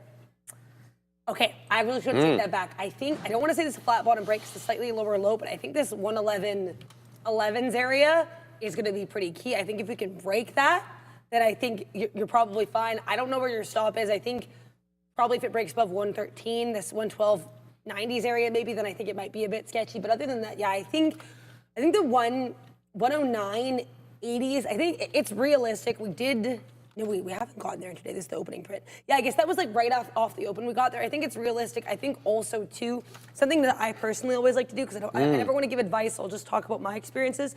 Personally, for myself, before whole dollar levels, especially, and I'm used to doing this with spread because I talk about this a lot, spread specifically for $5, $10 levels. Sometimes it gets like really, really squirrely, and if it gets within $1 of it, it's like, I have to bounce. So with that in mind, I would probably, this 110.20 level, we already bounced off of, that might be where I would take profit. But again, I never want to give advice, just my opinion on a chart. I cannot believe I am in like 4 trades right now. It's a little cuckoo. We're chilling on most of them. Some are good, some are not. It is what it is. MSCR, like I said, I have no reason to get out till we make another higher high. Right now I'm chilling. I honestly think this stock, it could go long, that's fine. I wouldn't really switch because I don't feel that good about it, and we're so below VWAP. But yeah, I think like right now we're potentially curling a bit. It could have just been a triple bottom that was long, and it could 100% be my bad. But given what we already did with that fake out and then push back to lows, I actually think MSCR is just trying to psych out short sellers. So I'm comfortable staying in this, and I have no reason to leave. SPET I did get into. It is chilling right now. My stop is around this vicinity, these like, you know, the most recent lower high. I'm not moving that for the time being. We're chill.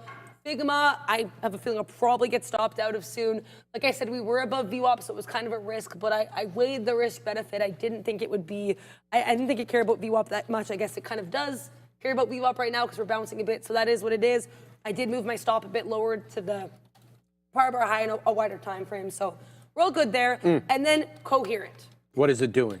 Right now, it is holding. Incoherent? It's not incoherent. Okay, good. It very clearly likes 94. I like that. So I can give it that, but I don't want to take anything out at 94. Okay. I stand by that because I do have a tendency of taking profit out just like far too early at times. So this 94, 10 level though, I have to say is getting a little bit hinky, a little bit herky-jerky. Trying to break back above the 90 MA, which has certainly been a bit of an indicator here for Coherent today. I don't think it's incoherent because I know my plan, and my plan is I did move my stop a little bit lower, just above that 95 level. I think that's comfortable. I think that's appropriate. It is what it is. So right now I am in 4 trades, and actually I want to go back to that super chat that Kelvin had earlier, and thanks again to everyone for all the support. Get it, Kelvin. Appreciate it. Kelvin basically saying, is the fact that you're on the news desk, like, or how you trade the way that you do, is that how you can trade on the news desk? And I still completely echo that, and I think so for sure, because it's a lot more deliberate. I'm not. You were even saying yesterday, you were telling when we went out, you were like, punch, report. Yeah. It's nothing to you now. It's actually like nothing. Second nature. And it's not emotional either. And I think that's why I can be in like arguably too many trades right now. I mean, to be fair, they're all setups, but I'm in quite a few trades right now, and I'm just chilling. I'm like checking my blotter to make sure I still have my stops. And check that blotter, I mentally know what I'm in, and it's all good there. But yeah, that's the situation. I think Obi will be taking over soon. So shout out to Obi. But yeah, thank you guys so much for having me. I forgot you were only on for an hour. Yeah, I know. But thank you guys for having me on this desk. Okay. I will still be over there. I'll keep you guys posted on these. For the record, and you're going to be on the news. We're going to be doing the news. You're going to be coming in with the hotlines. Got a lot of trades. A lot of money. A lot of stuff happening. But that whole lot of thing, that's hers, by the way. Obviously, she took it from Dial, but like she came one morning, she's like, a lot of money. Yeah, and then there was a time I accidentally slipped with the accent recently too, so it is what it is. But yeah, I think I shall be switching out pretty soon. I want to say as well with Robinhood, I'm thinking right now my prophetic dream to trade Robinhood might have been only just a dream. That's okay. But that's okay, right? Because I guess Robinhood did say, hey, you want to take a ride with me? I'm gonna stop. Oh no! You got to keep going. I gotta keep going. You're getting everybody riled up with all that music talk, Dara. Why must I feel this way about this short streak? Must be the money, because I'm good. Must be the money. Friends here for this Robinhood short. It's gonna be that one. This 111.44, which I also love the confluence of like the 11. That's my lucky number. You can trade that. 11 is your lucky number. Well. 1-1. I know it. I knew why. Exactly. 1st, right? Exactly. So, Yep. But then I think the other way you can trade this, and honestly more realistically how I probably will, is take the 111 short, risk to just above 112s. I don't mind taking it that way. That's probably what. Bro, look how many comments in the chat say "Get it, Adara." Actually? Freaking love it. Oh my man. gosh. I so love many. it, bro. Yeah, thank you guys so much, honestly, for the support. Like, I'm really, really stoked to be back here. I know I talk a little bit fast. I know I don't always trade everything. These markets move fast, Adara. They do, and I got to keep up with them. Yeah. So, yeah, and thank you guys for bearing with. I know I'm not always trading, like, the most, like, exciting, like, type movers, but that's what, you know, you've got Sharif for, you've got the guys on the desk for. What I will give you is a nice, spready ticker doing its thing, 21. And, you know, I think probably the biggest, you know, because I think we're probably going to throw to Neil soon, so I just want to leave you guys with this. I think one of the, if you guys did watch me trading on the midday when I first started, like I literally learned how to trade on the midday desk. So I was a lot rockier. I wasn't as sure of myself. I was still figuring out the market, let alone how to trade the market. People watched you learn. But people literally watched me learn. People watched me take the Burke IPO and be like, I don't know what I'm doing. I don't know what I'm doing, right? Like that was the thing. I hear but that. now, because I'm so used to trading, as you said, like in such a systematic, robotic way, all I do is I just take a trade and I chill. And so with that in mind, like I said, you know, coherence kind of with the 90 EMA, the Adara of like a year ago, 100% would have punched out there. The Adara of now and the Adara that I'm continuing to build, I do not care. I do not care because my stop is not hit, so I am chilling. I am chilling with you guys, and I'm honestly like beyond over the moon grateful to be here. Thank you so much to all of the kind words. Yes, to NY Sense, I don't think I haven't seen Adara short so many stocks at one time. Yeah, Greg Moore in the chat as well earlier saying like short bias traders in the house, 100%. There's nothing wrong with the long. I will take longs, but you have to know what your Uber is, right? And where you're comfortable. So shout out to that. And Fluffy Hippo with the girl power, 100%. I'm so grateful to be here with y'all. I think I'm probably gonna get stopped out of MSTR, but I don't care because my strategy was to take it how I did. And I did trade it according to said strategy. So I like it, Adara. All right, are we, yeah, I think we are gonna go to Neil. Adara's gonna weasel up back to the big desk, and when you guys get back, there's gonna be another guy over here who also makes punts. Obi's back on the next day, Neil's that way. thank you guys, been a treat. Thank you very much, Dara. Also, get it, Adara. Of course, filling in for Joe and doing a fantastic job was Adara. Lesson of the day is you gotta have a backup plan. Although your backup plan doesn't have to involve trading a different stock. Let's say, maybe you thought because the government wants to buy some Intel, it's a good idea to buy some Intel. There's lots of ways that you can go into a long. You like the long? Okay, well, you could buy the open and have no plan whatsoever. You could take a breakout trade. Certainly that can be part of your plan. You can like to buy the dip, but you always have to treat them as like separate entities. I find that if something is going to trend, there's nothing wrong with having a few ways that you want to approach it. I can say I'm only going long, and the first idea of a long is usually a breakout, right? Like it breaks out a high, like $25. You can try that. There's a couple of other things. I wish I had gone with the pre-market low dip. There's a pre-market low dip. That worked. There can be a fill in the gap situation. I actually really like to fill in the gap. And when I go to that type of a trade, I pull out to the higher time frame.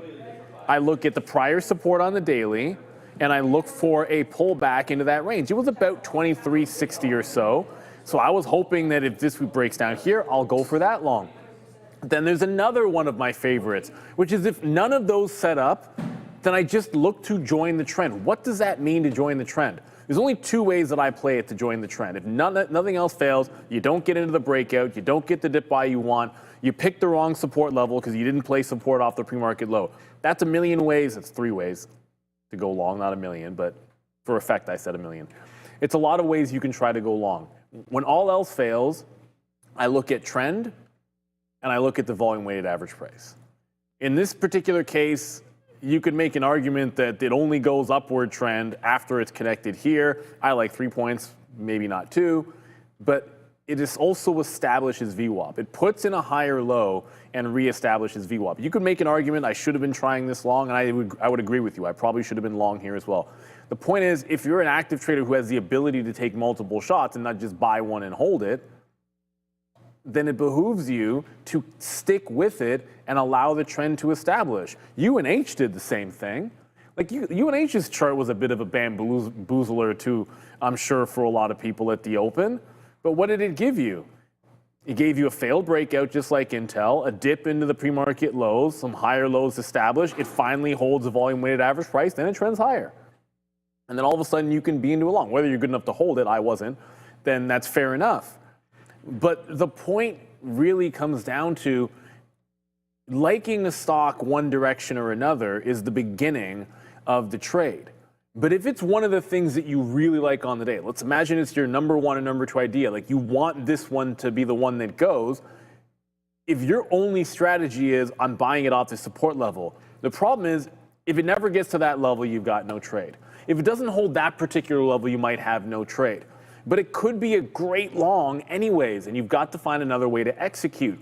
Part of your thesis is liking a general trend or liking a stock, maybe on a higher time frame or because of a catalyst, going up or going down. And you're looking in the right place, you've got to find different ways to execute.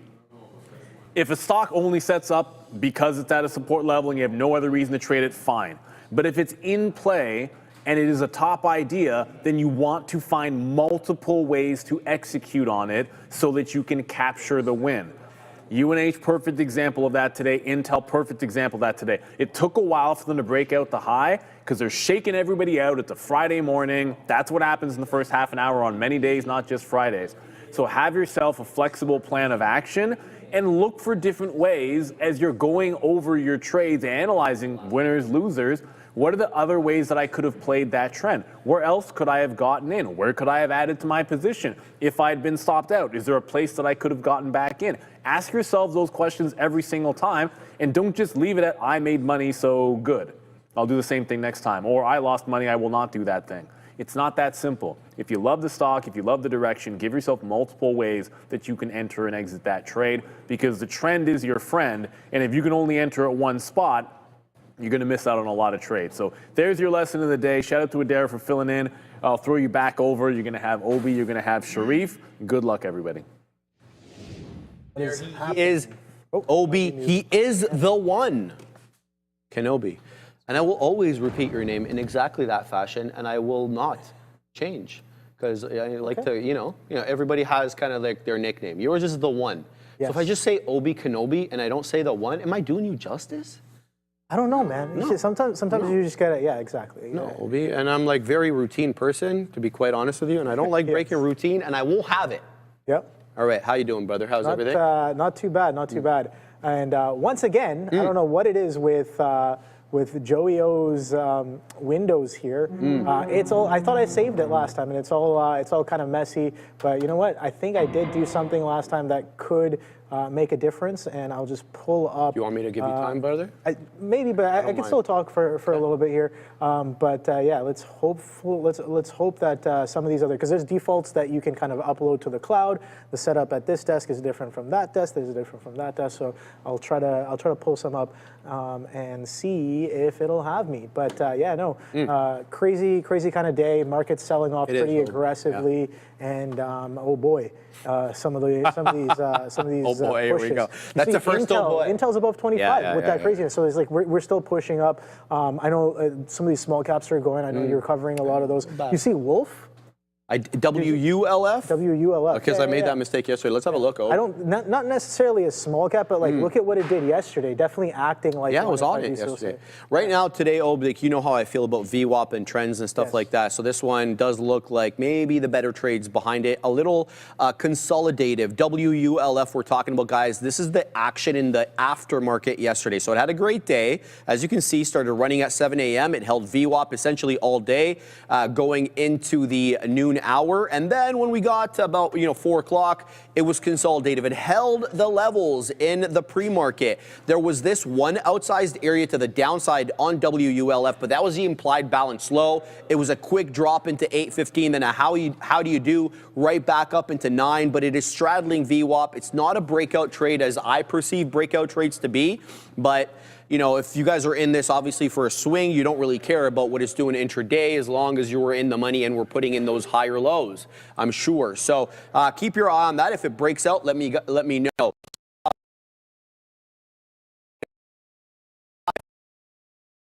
475, and now it's down into 4.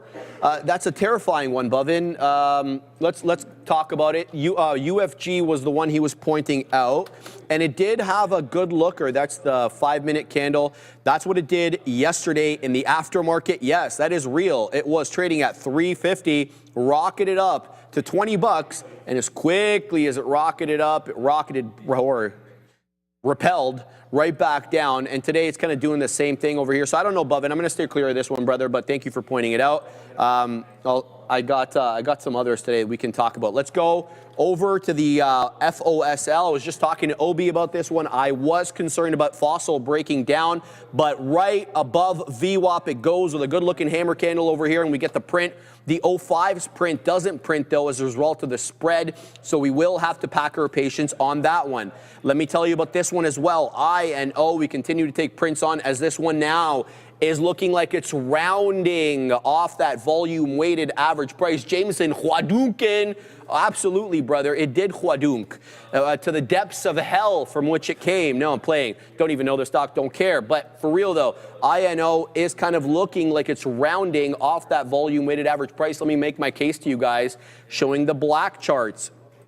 So that's kind of what we got up there, 208 high. We dropped down, we hold key technical levels, and now we're stair-stepping back up. The make or break moment for me, though, is how we interact with that $2 area on INO. Do we rocket above that level, or what's the situation? Are we going to use it as resistance? So I will be watching quite intently when and if we do get into that $2 whole dollar level, and then we'll make decisions at that time. But I want to point out the bad trades as well as the good, and currently, PGEN.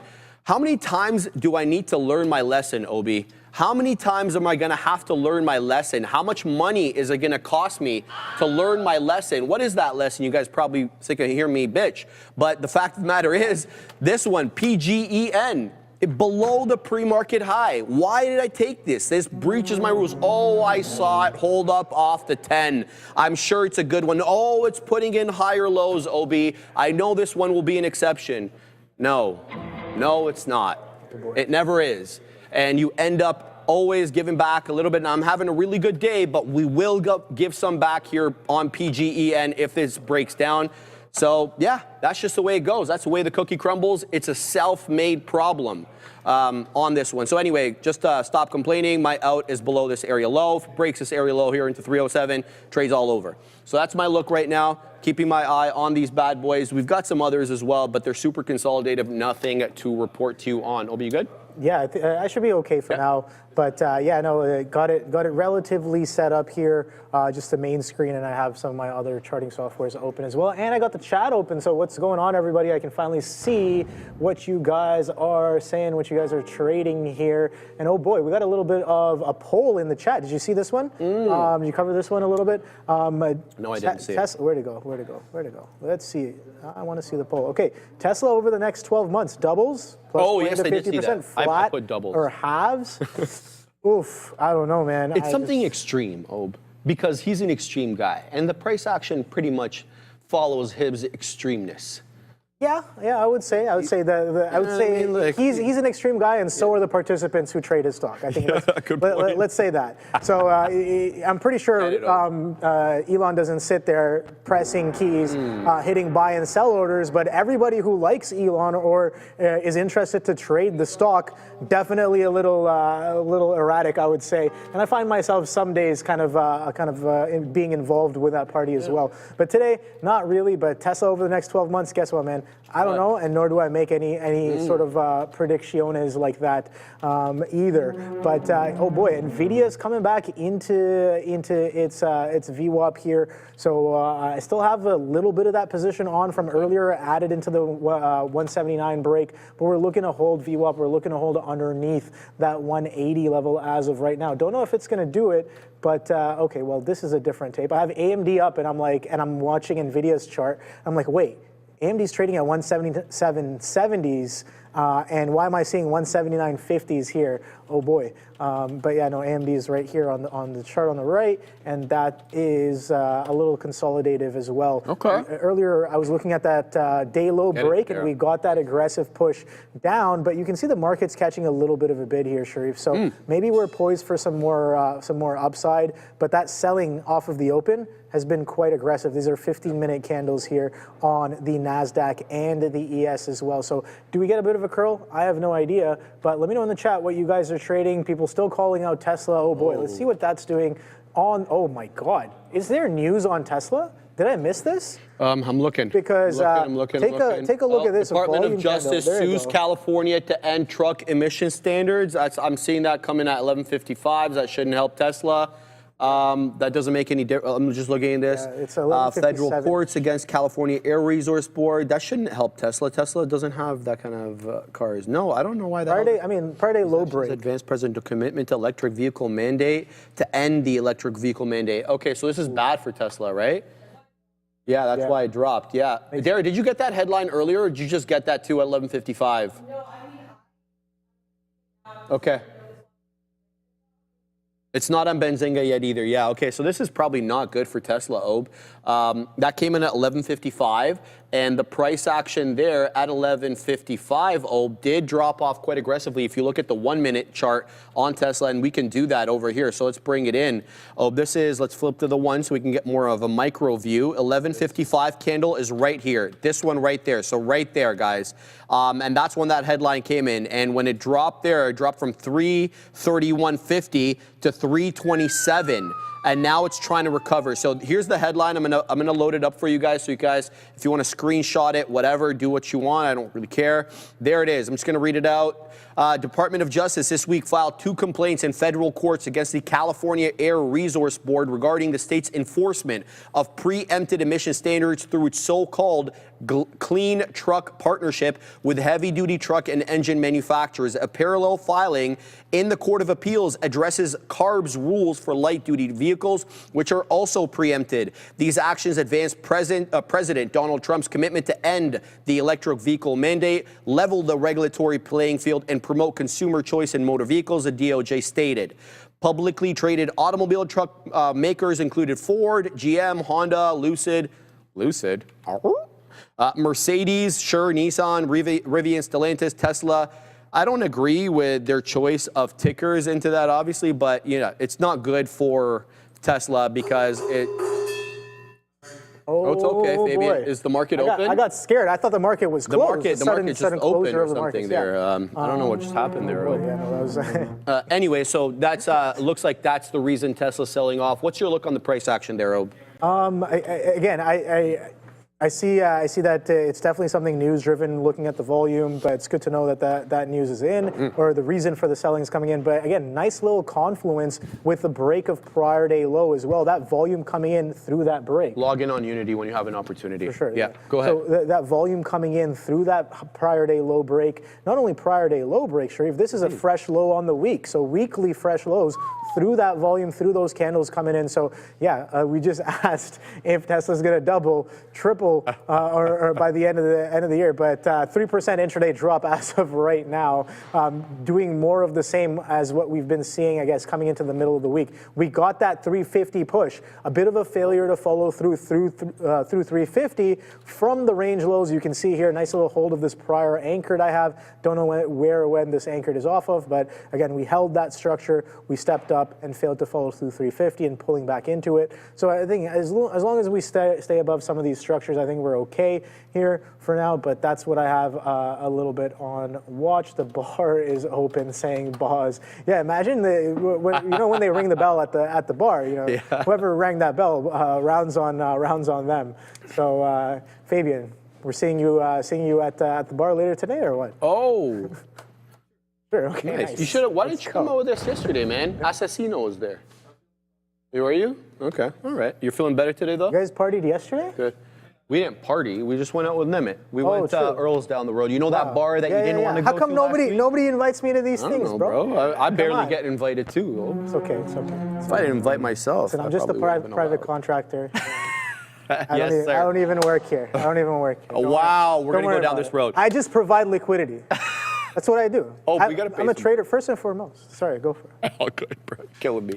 Exciting news for Canadian sophisticated traders. Beta Pro Global X Canada has just launched its new triple levered ETFs offering 3 times bull and 3 times bear exposure to the S&P TSX 60, semiconductors, and U.S. Treasuries. You want even better?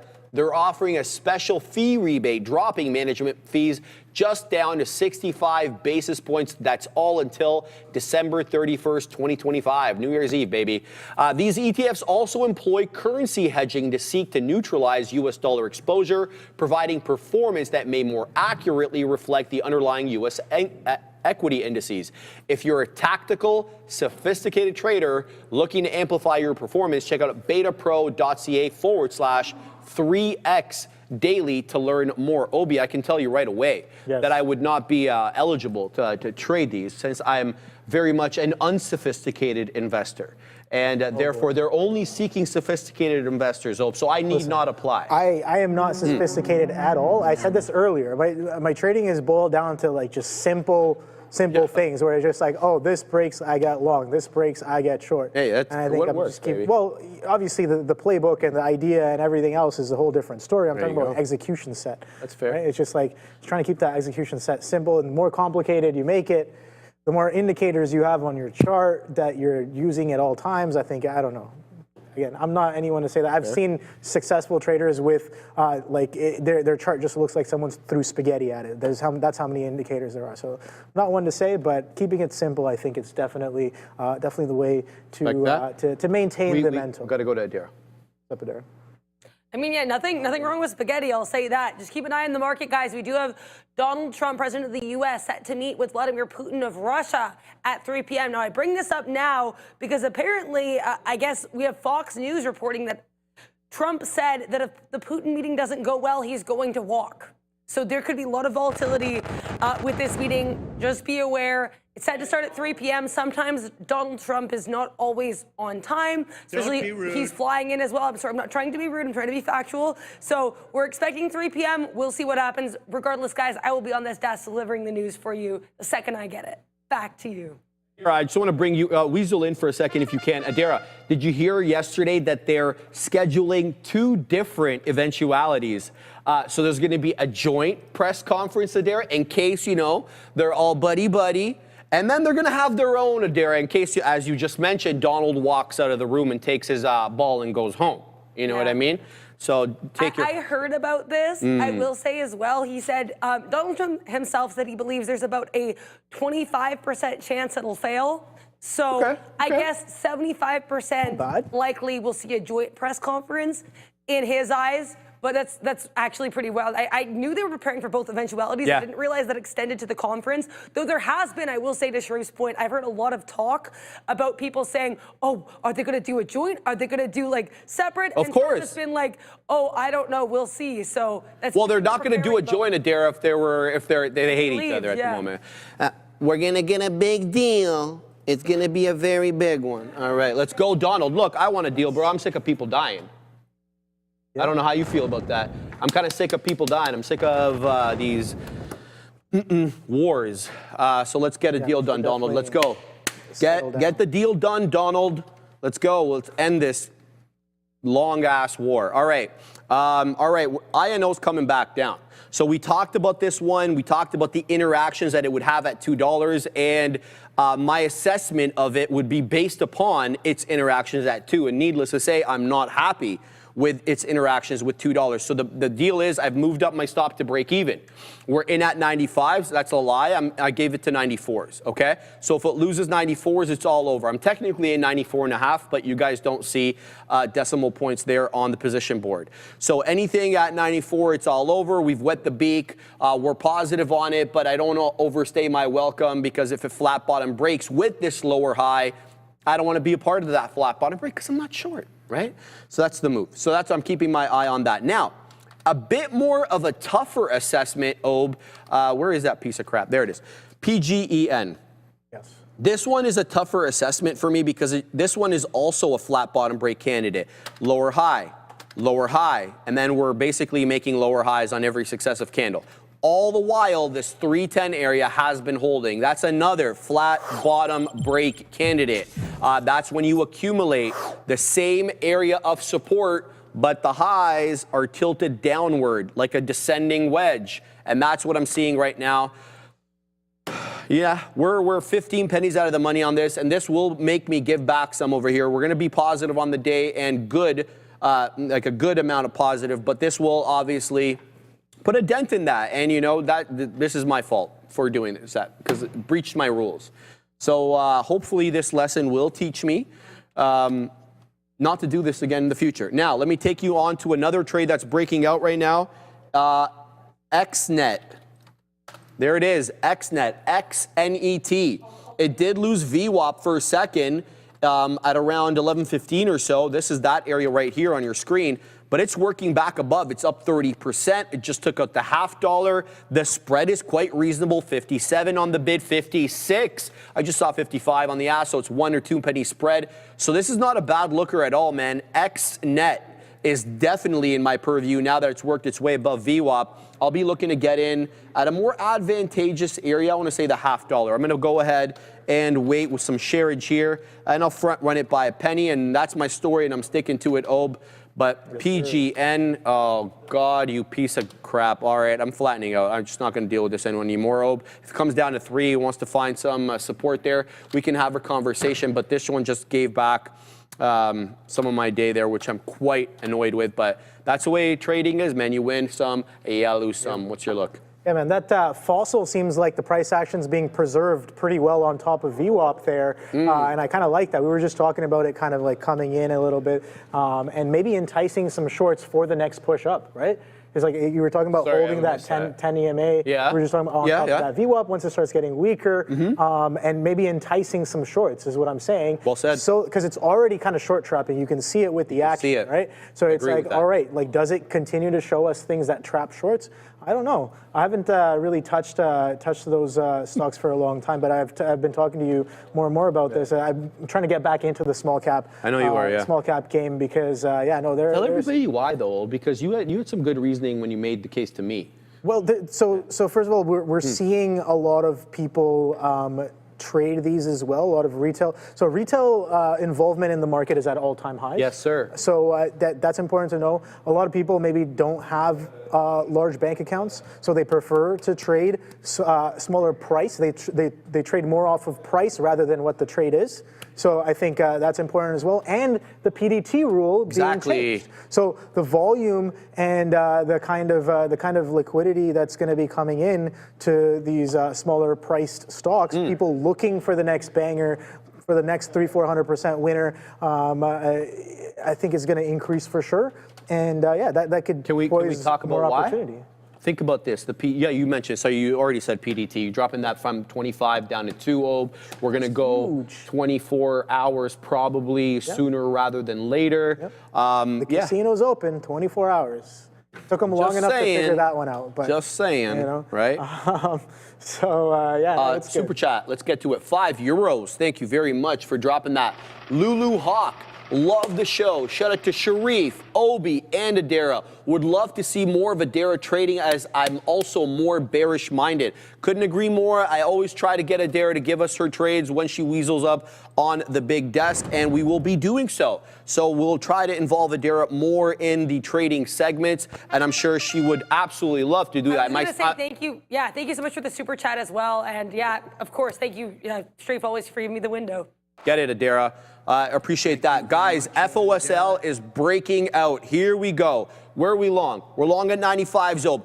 We just got the print at 50s. Give me my money, man. Let's go. Now we're waiting at 19s. We still got shares on this one. Let's see if we can break out here on FOSL. It's a 322 high, Ob. Let's not get too excited. We still got to take out that 20 penny area on a decisive basis to see 22s.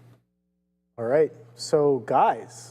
Trade the Pool. You've seen Trade the Pool here with us for a while now. And now, Trade the Pool has created something special just for you. A free ebook featuring 4 proven swing trading strategies from Trade the Pool's top funded traders. Inside, you'll see exactly how they approach the markets, how they manage risk, and what setups they rely on, so you can learn and grow from what actually works. Download it now by scanning the QR code on screen or hitting the link in the description. That's Trade the Pool's free ebook, 4 strategies for the top players. So that's interesting stuff.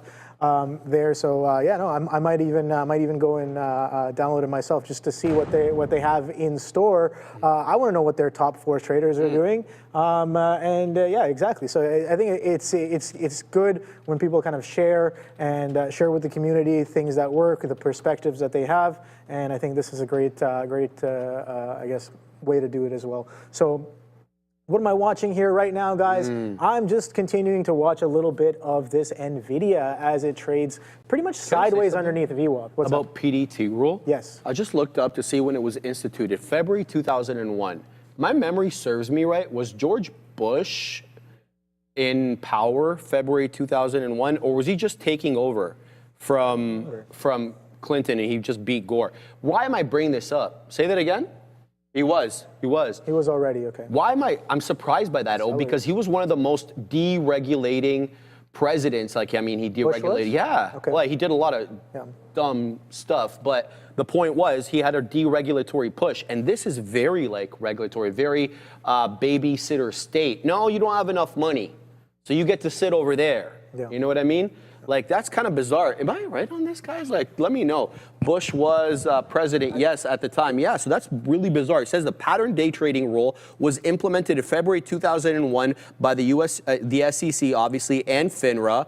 The regulatory action followed the collapse of the dot-com bubble. Totally get the timing, because the dot-com bubble just preceded that. But I'm just really surprised about that specific SEC under that president putting that in. I was not expecting that. Definitely interesting.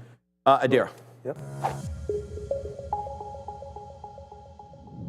We're going to talk here about crypto. We're going to start in a bit of an interesting realm here because, of course, we know at 3 p.m. we will be having the meeting between Donald Trump and Vladimir Putin. But did you guys know that apparently there's a massive polymarket bet on how many times words will be said? Apparently people are thinking they're probably not going to say the words Bitcoin or crypto for what it's worth. Apparently only about a 3% chance of that happening according to the bets. But people are betting that 79% chance that Trump will say Russia or Ukraine at least 15 times. Ceasefire. They're expecting to be said about 72% chance they think 3 or more times, right? NATO, Zelensky, BRICS, or other words. So in case you guys are looking to, I guess, trade on other markets, apparently there really is a market for everything. Interesting look here. Just wanted to shed some light on that because it's timely and I think pretty fascinating. BTC here is about to break yesterday's lows. This is not a super promising look, but let's be honest, we've seen this a lot with Bitcoin. The last time we broke into a new all-time high back at 123,000 on July 14th, a month from yesterday, we had this topping tail candle, and then we kind of chopped for a bit and then broke that flat bottom to the downside, right? Yesterday, not tomorrow. Yesterday, we made a new all-time high once again, and then once again, it looks super bearish. So BTC, I think we've seen a lot that these short-term reactions after the new all-time highs do look a little bit rough, but that it takes its time to reset and continue to the upside. Basically, long story short, this is a pretty rough look for BTC in the short term, but in the long term, the new all-time high seems like maybe we can just continue to push higher, and not in time for Sharif's birthday, but hopefully soon, break that 125,000 level. Back to you. Didn't your birthday just pass? May 25th. No, it's been a minute. Yeah, okay. Yeah. Yeah, right. This is for next year. But going back to the PD2 rule conversation that we were having. The rule always was a little fugazi to me because I'm like, does this really help people out? I don't think so. Yeah, sure. If people have, here's the thing, man. If people want to gamble their money, they're gonna use different means to do it, right? Whether you can stop them from doing it in the stock market. There's other places that things can happen, right? So I think it's gonna happen regardless. There's brokers that'll let you bypass the PDT rule. Right. I'm sure they saw that. But at the end of the day, man, like I said, these exchanges finally realized that, okay, well, you know, a lot of people just want to. They're not necessarily really trading; they're just gambling, which is two distinctly different things. For those of you who know what you're doing, but I think it's very important to focus on some of these rule changes that are coming and how it can potentially affect the market and affect the market you got to be a little selfish. How's it going to affect me and how I trade? Absolutely. How's it going to affect my playbook? Right? Are there things I should be ready for, like the small caps? right? What kind of moves do we have? Again, I also believe that price action is fractal, so I think moves will still happen, but maybe they happen in different ways with different magnitudes and different volatility, right? If buyers are buying, prices will still go up. If sellers are selling, prices still go down. There you go. That's not. I'm not saying that that's going to change, but you know, it is something interesting to kind of think about, and how will I guess institutions and funds who do trade and are definitely involved in some of these small caps on a day-to-day basis, how they're going to start maneuvering as well. So I think it should be interesting. There's definitely going to be more money on the table to take from. Let me say that. I definitely agree with that. And I think maybe that's why they put probably the, well, who knows what they were thinking. MKD, just checking what this currency is. Currency, there we go. It is Macedonian dinar. I love this, man. That's the first time I've ever seen it. 250 Macedonian dinars from our good friend Slobodan. Maybe he knows Milosevic. Shout out to, yeah, well, I don't know where that guy is these days, but new here. Love the show all the way from Macedonia. Get it, man. What's the worst good that can happen to my contracts if there's no deal with Poutino today? I love your name. I call him Poutine, but that's because we're Canadian. We have a dish called poutine. No, seriously, I don't know what contracts you're holding, brother. If you're talking about, you know, Qs and, you know, general, these market indexes, I don't know, maybe we get a sell-off. Not really thinking about that too much because that's not what I trade. I'd like to know more about the contract you're holding, though, because it's maybe if something energy related, you could actually see something bump up. If you're holding a CL contract like the crude, or maybe a nat gas contract, something like that, if we see no deal come up, you could see reactions there. Tell me what you guys think in the chat. What kind of response do we get, both positive and negative, and in what sectors do you think that response comes in if we do get a deal or if we don't get a deal? Throw your comments in the chat so that I can see it as well and I can comment on it. But yeah, that's it's an interesting question there, brother, that I don't have an answer to. I'd like to know a little bit more. Tag myself or Obi and we'll get to your comment. Hey, Spec Ops Trader, May 16th here. Shout out to you. We're like 9 days apart, brother. Another May guy. Joe Schmo, 69. My opinion, because he was talking about, I was going back and forth with Joe Schmo about the pattern day trade rule, and he's like, you guys are looking at it the wrong way. It's more of a way for kind of the elite classes to maintain superiority. So I was like, well, give me your opinion. He's like, my opinion is that the market makers are used to the volatility they induce. Retail traders add unpredictability for them, like keeping bull markets going. That's an interesting take there, man.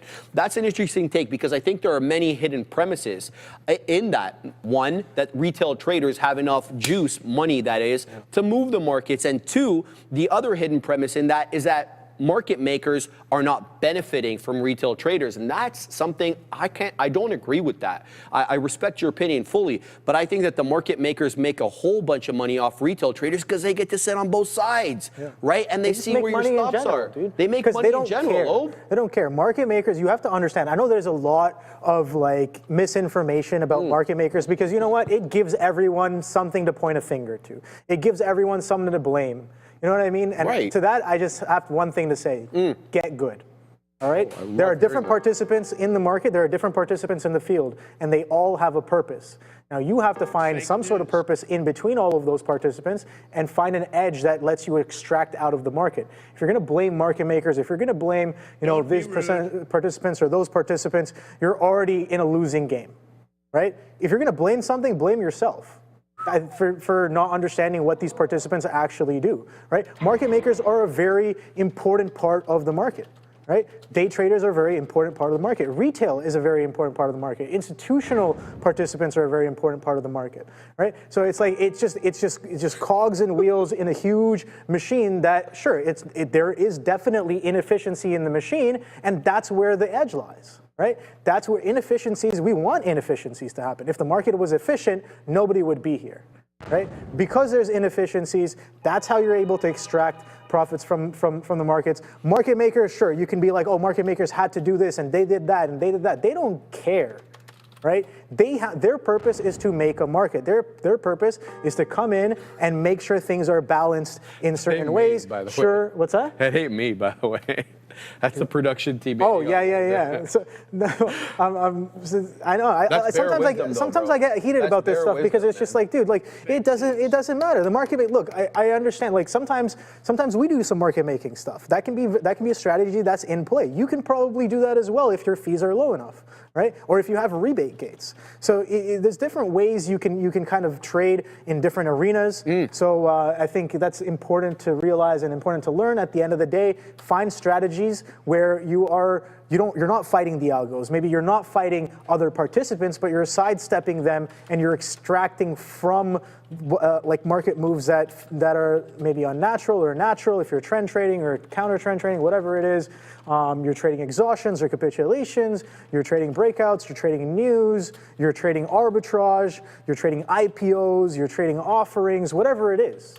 Right? I think there's a lot to be had to go around, and when that PDT rule comes up, and a lot of you guys open those accounts, just make sure you have something that's working before you throw real money at it. And again, trading on a demo is a good way to do it. Now I know a lot of people say that it's not the same. Yes, it's not the same, but here's the thing: when players practice.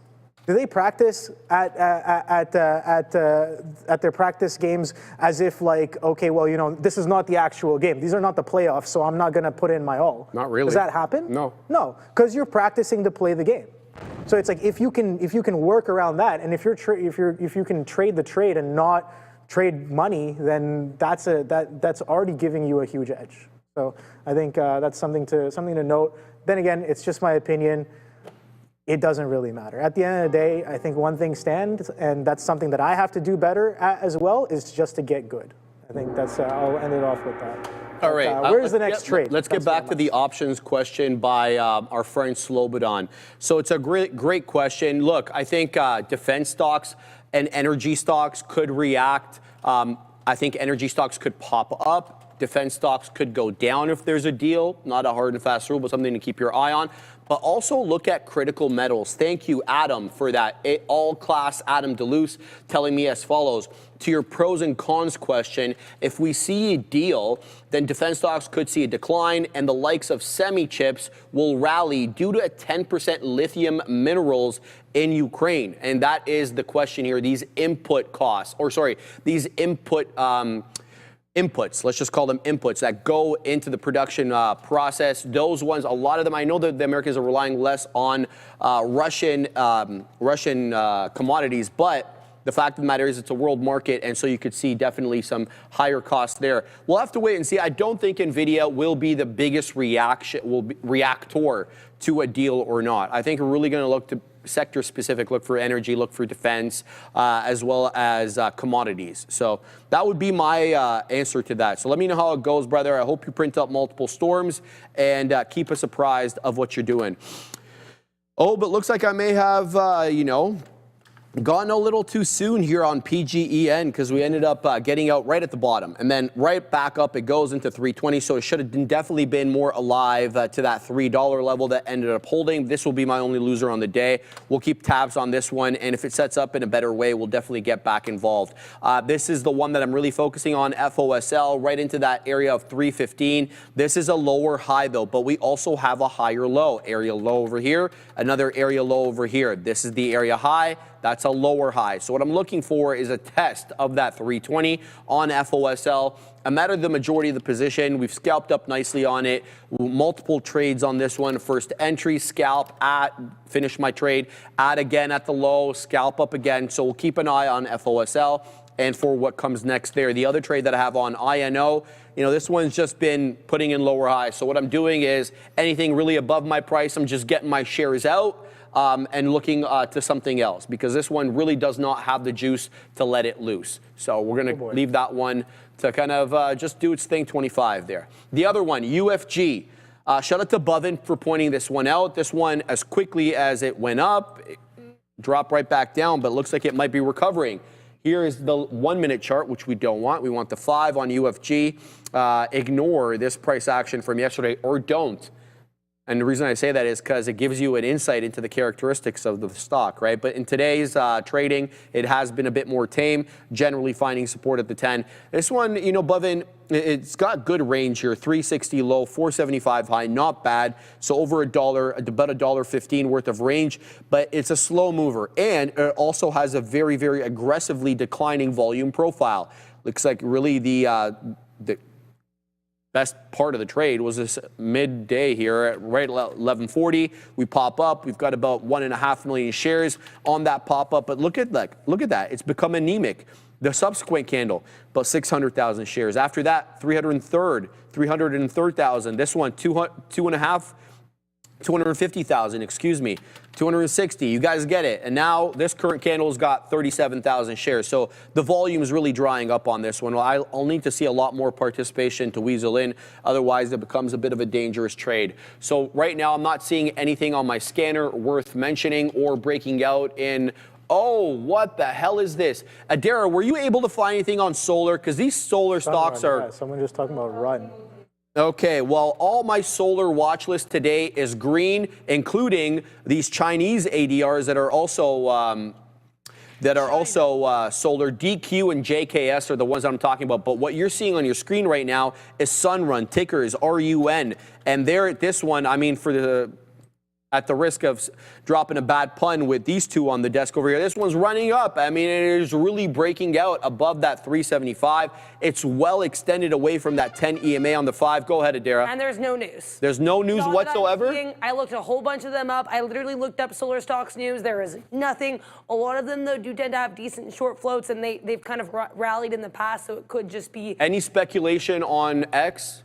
Anything No, like I mean, that? people are excited about it. I'll say that, but Okay. other than that, I don't have anything. But nobody news. Okay, thank you, Adara. So yeah, I'm looking over here. Classic. There's really nothing. Yeah, dude, but my entire watch list for solar is breaking out. Yeah. And you've got some double-digit winners, even in China. And the Chinese economy printed quite a negative print, so some of these Chinese ADRs were red. Anyway, you got DQ up 10.5, JKS up 9. This one, Sunrun up 24.5. So. These are not small cap gappers. This is a $3 billion market cap, but I mean, it's trading like one right now with a hell of a flat top breakout there. Oh my goodness. That 11.5 flat top breakout was just beckoning to be taken. Alas, did not have it up, so we will not trade it, but it has now worked its way onto the side chart, OB. Even though it is not technically a small cap gapper, we're gonna have to put some respect on this one's name. Oh, for sure. I think something to note here as well, some of these other names are catching a bit of a bid. Market not really, I guess, running like some of those names like Sunrun, but something that is running is Intel, guys. Intel holding up pretty well above that $25 level and pushing even higher. Look at the structure and higher lows that form after we finally kind of break, or we do break that opening range high, that 25 hold. We pull back on top of 25, bit of a double bottom, giving us that strength, that resistance, showing us that it's now turned into support. Hey, yo, for a nice strong continuation back to the upside. What was that prior high that I was talking about? Let's go back and take a quick look at that one. So the next high is sitting at 26.40s. So still roughly about 80 pennies away from that one. And then 27.88 is the consolidation range high. We'll go up to the weekly to show you what I'm talking about right here. So this one. So this consolidation that we've been in for the past, I guess, couple of years. It kind of started off, I guess, July 2024. So just over a year now, we've been consolidating sideways on top of this 19, 18 and some change level. And it's been absolutely, I guess, interesting. I would say maybe frustrating, maybe, you know, the thing is, Intel has been doing its own thing, not really relatively the same as some of the other chips. So that's definitely something that I'm watching out for. And here's a little bit of a pullback back through that 25 half. So I do like, I want it for the short, but honestly, the original plan for mine was getting long in and through the 25, Sharif. And that trade has given you about 60 pennies and a beautiful strike. Like, look at this break. Like, it breaks out with volume, And it through the day, retests it. retest it, There it is. double bottom. You don't even have to get in here. This is your confirmation up in here, 25s, and an easy I wouldn't say easy, but a straightforward 30, 40 pennies on something like Intel, where it has all the liquidity that you could ask for. It's traded about 205 million shares on the day today. 205. Intel, 205 million shares on the day. So yeah, a little bit of volume happening, a little bit of dollar volume happening. You can see relative volume as well, pretty much sustaining above 4.5 for a decent chunk of the day here. This is a 5-period relative volume. You'll see the number down here, and you can see it sustains in about 4 times, 4.5 times coming in off of the opening session as well. So decent stuff there. It's a bit overextended for me. I honestly want the backside, but oh boy. Is this a reversion candidate? RUN. Let me see if I want to run up on that one. I want to bring that to your attention because they're free shorts. So. Yeah, no, I know. He's a thing, man. I just haven't been watching it, but let's take a quick look. I should be technically, it's a quote in One Good Trade by Mike Bellafiore, and sure. I think it goes something. Now I know I'm going to butcher this a little bit, but it goes something along the lines of, "I'm a trader. You can put me in a room, no news, no indicators, no chart even. Okay. Just give me the tape and the book, and let me watch it for a bit. I should be able to extract something. Yeah, why not? Right? I think that's the pinnacle that I definitely desire in terms of ability and prowess when it comes to trading, and on the journey there for sure. But yeah, a little bit of a push here on Sunrun, breaking out of these prior highs. So right there. So right away, I want to see this 1275 is that prior high. We're trading about 10 pennies above it. Where's more resistance? 1322 highs. There, a bit of a resistance. We only got 20 pennies away from that today. Let's go up to a higher time frame. Let's go straight to 3 hours here and see if we can see any more type of recent price action that might guide us. Okay, so the most recent high is that 1322, and we did break through it a little bit, but yeah, it's interesting to say the least why these names are running, but at the end of the day, it doesn't really matter. Let's see if there's continuation. The price action and the volume is going to speak for itself, and maybe the news comes out a little bit later on whatever speculations are happening as of right now. Nvidia coming back into VWAP here as well, so I might piece out of this one and reassess for a little bit later. Sounds good. See. All right, guys, we're going to start the news in about 10 minutes or so, but just keeping my eye on a couple of trades here. I just got into XNet. So we're going to give this one a really tight stop. So I've wet the beak there super quick. Sorry, I know the position board just went out. We're in at the $0.50. This is in between the 10 and the 20. So what I've done is put my stop just a little bit below the 20 because the 10 and the 20 are actually quite close.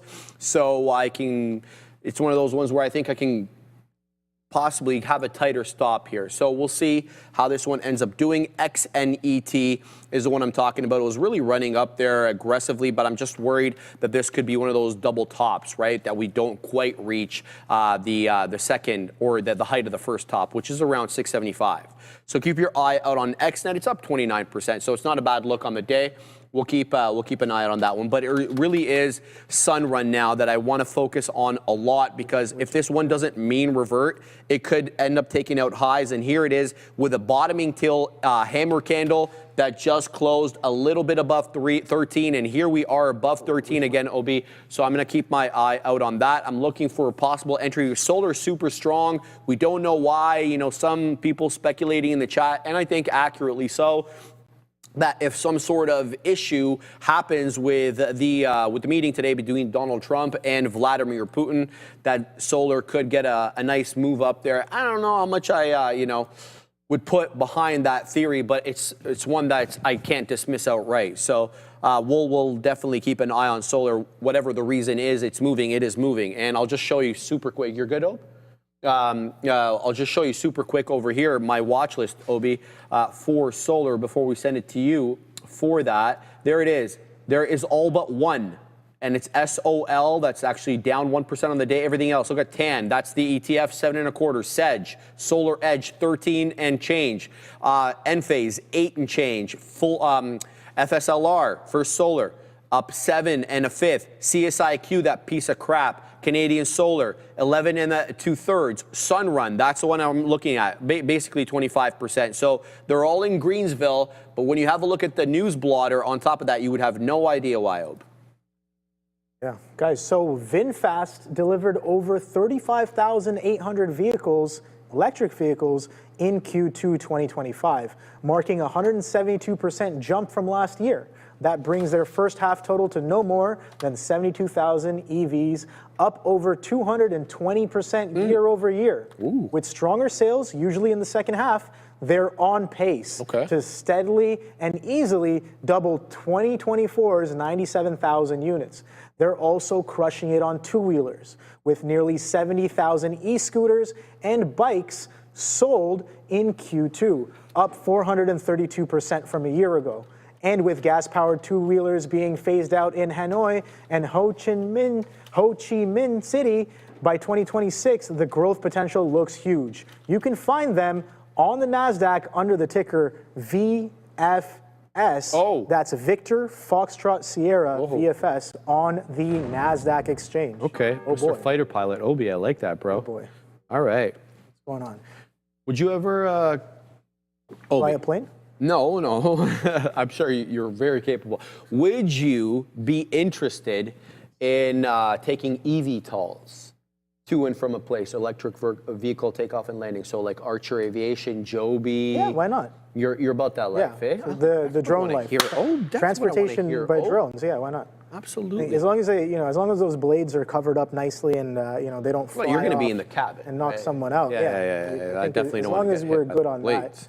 that, we should be fine. Just got to watch out for EMPs. Give you an example of why I'm asking you this. So you know Dubai, obviously. Great. Yeah, I've seen some of the eVTOLs that they're using there. So here's the deal, to go from the airport in Dubai to downtown, Burj Khalifa, an hour and a half in rush hour. Yeah. An hour and a half. That's a lot of time. I don't want to give up on my leg. Yeah. What would you think an eVTOL would take as a crow flies, so to speak? Like a price? No, time.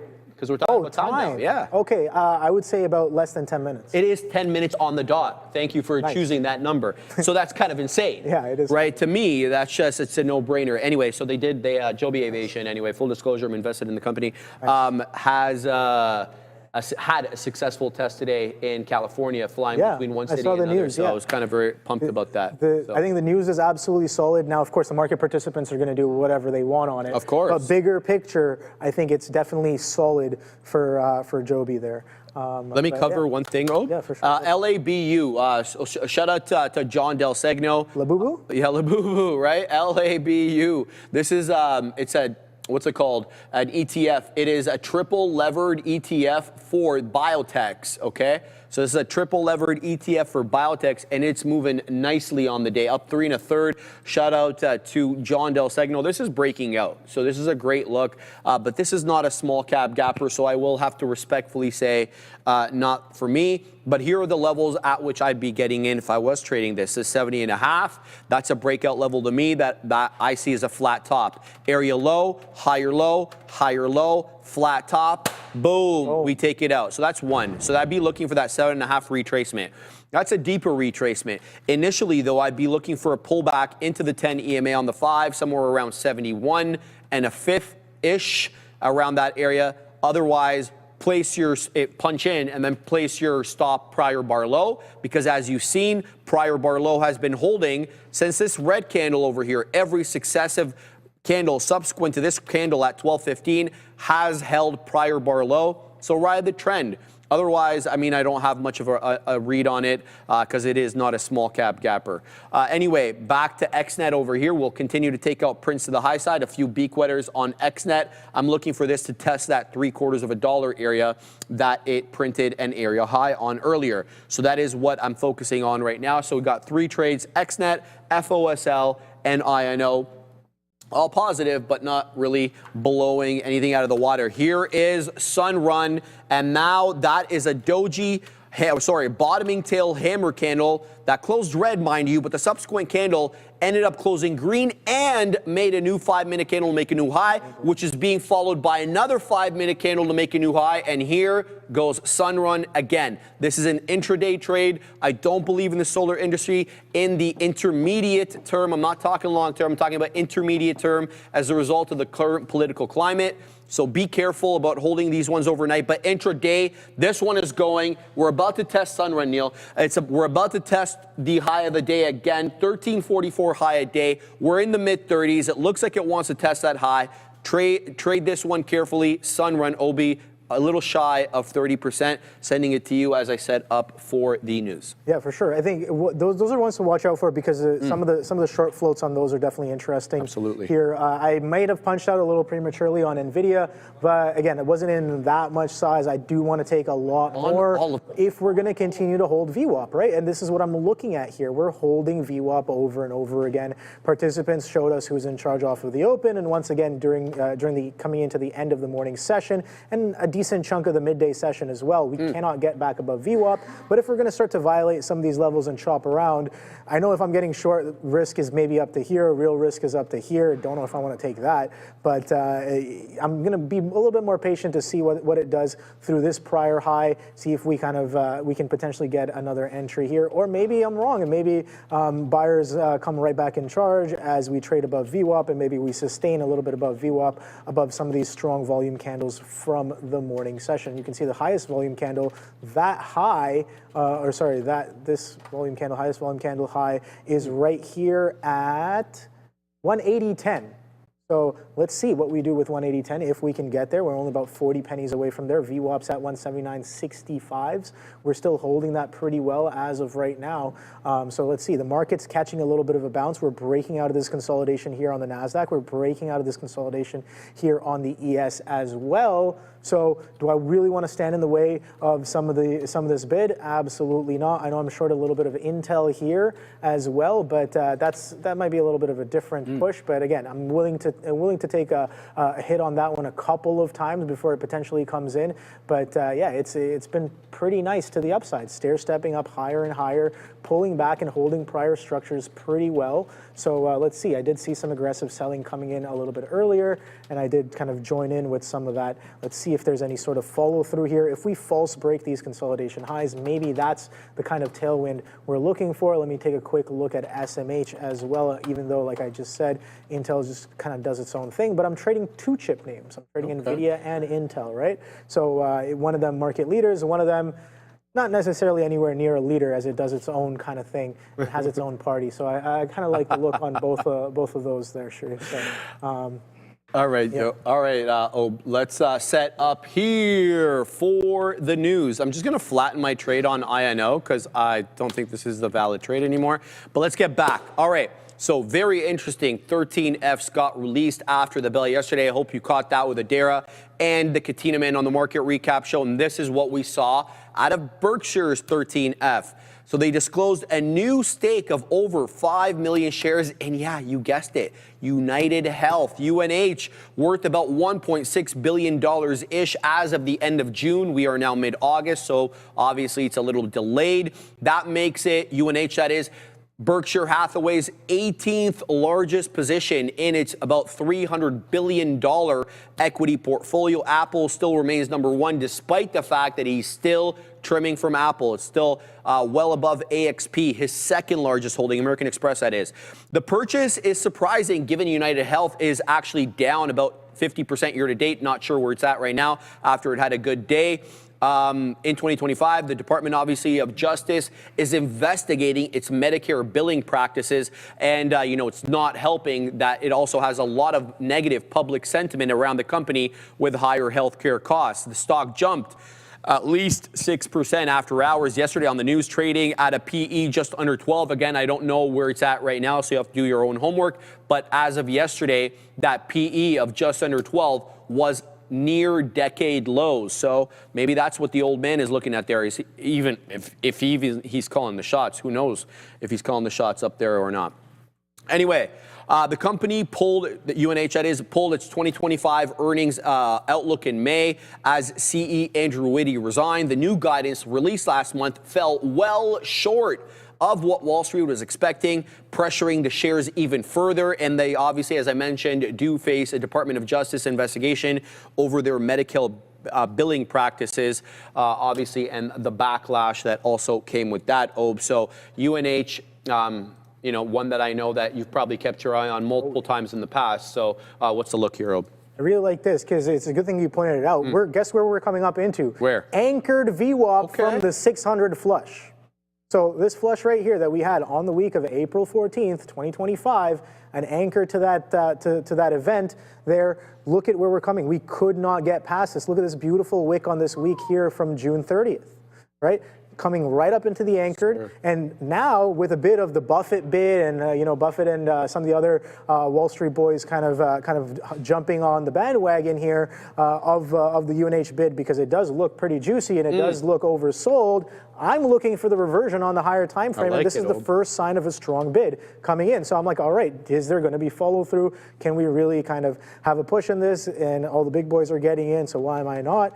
Probably because their risk is different and their trade plan is very different as well. But regardless, the price action is speaking for itself here. We're pulling up into this anchored VWAP where the average participant from the selling is sitting. So if we can effectively sustain above this price and maybe form some bullish action like solid structures, maybe some flags, maybe consolidations, that signal continuation, I really like it for that move, and I think it is very overextended to the downside. I'm definitely looking for a little bit of reversion here. This sell-off so aggressive that it's a lot more than what happened in March of 2020, right? It's a lot more than what happened in any of those other flushes. So yeah, this is still a company who makes money. They still do pretty well, and they still have a very solid business. But the price action doesn't obviously reflect the nature of what they do. So I think definitely a little bit of a unnatural action here, and it's getting finally bid up. I like how the story is building around this as well, and we're seeing some confluence and some confirmation with players who have shown us over time they kind of know what they're doing, and they're starting to pop in as well. So I like the look on that.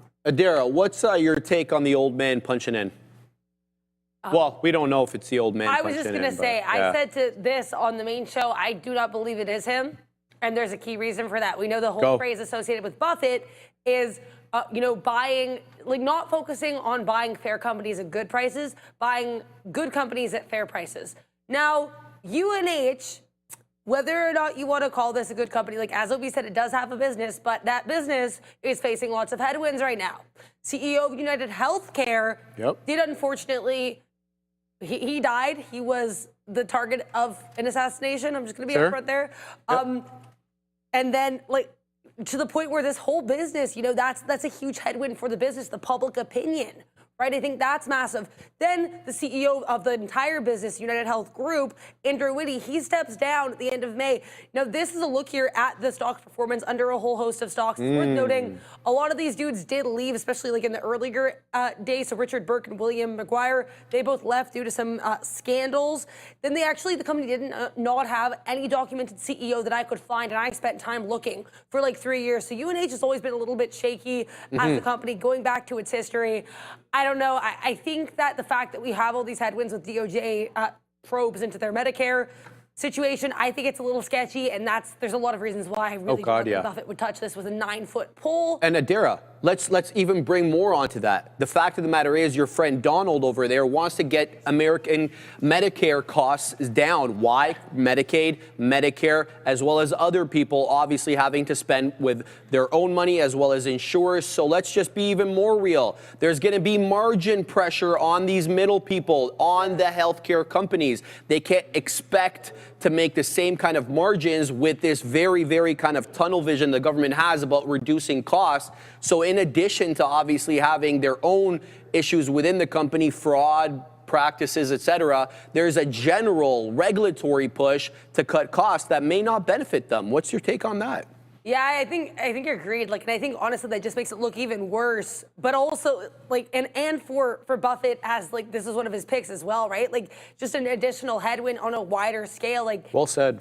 And I think also here, the fact that you have internal and external headwinds, like what is happening, right? And Well said. Even if Buffett did make this pick, he has not been perfect. Ulta Beauty, No. let's talk about that for a second. There you go. He finally got into Ulta, and then the next quarter had taken up 96%. Like, he's made unfathomable calls before, but at least with Ulta Beauty, it's a chart that we don't know like that much about the business. I think the chart was fine.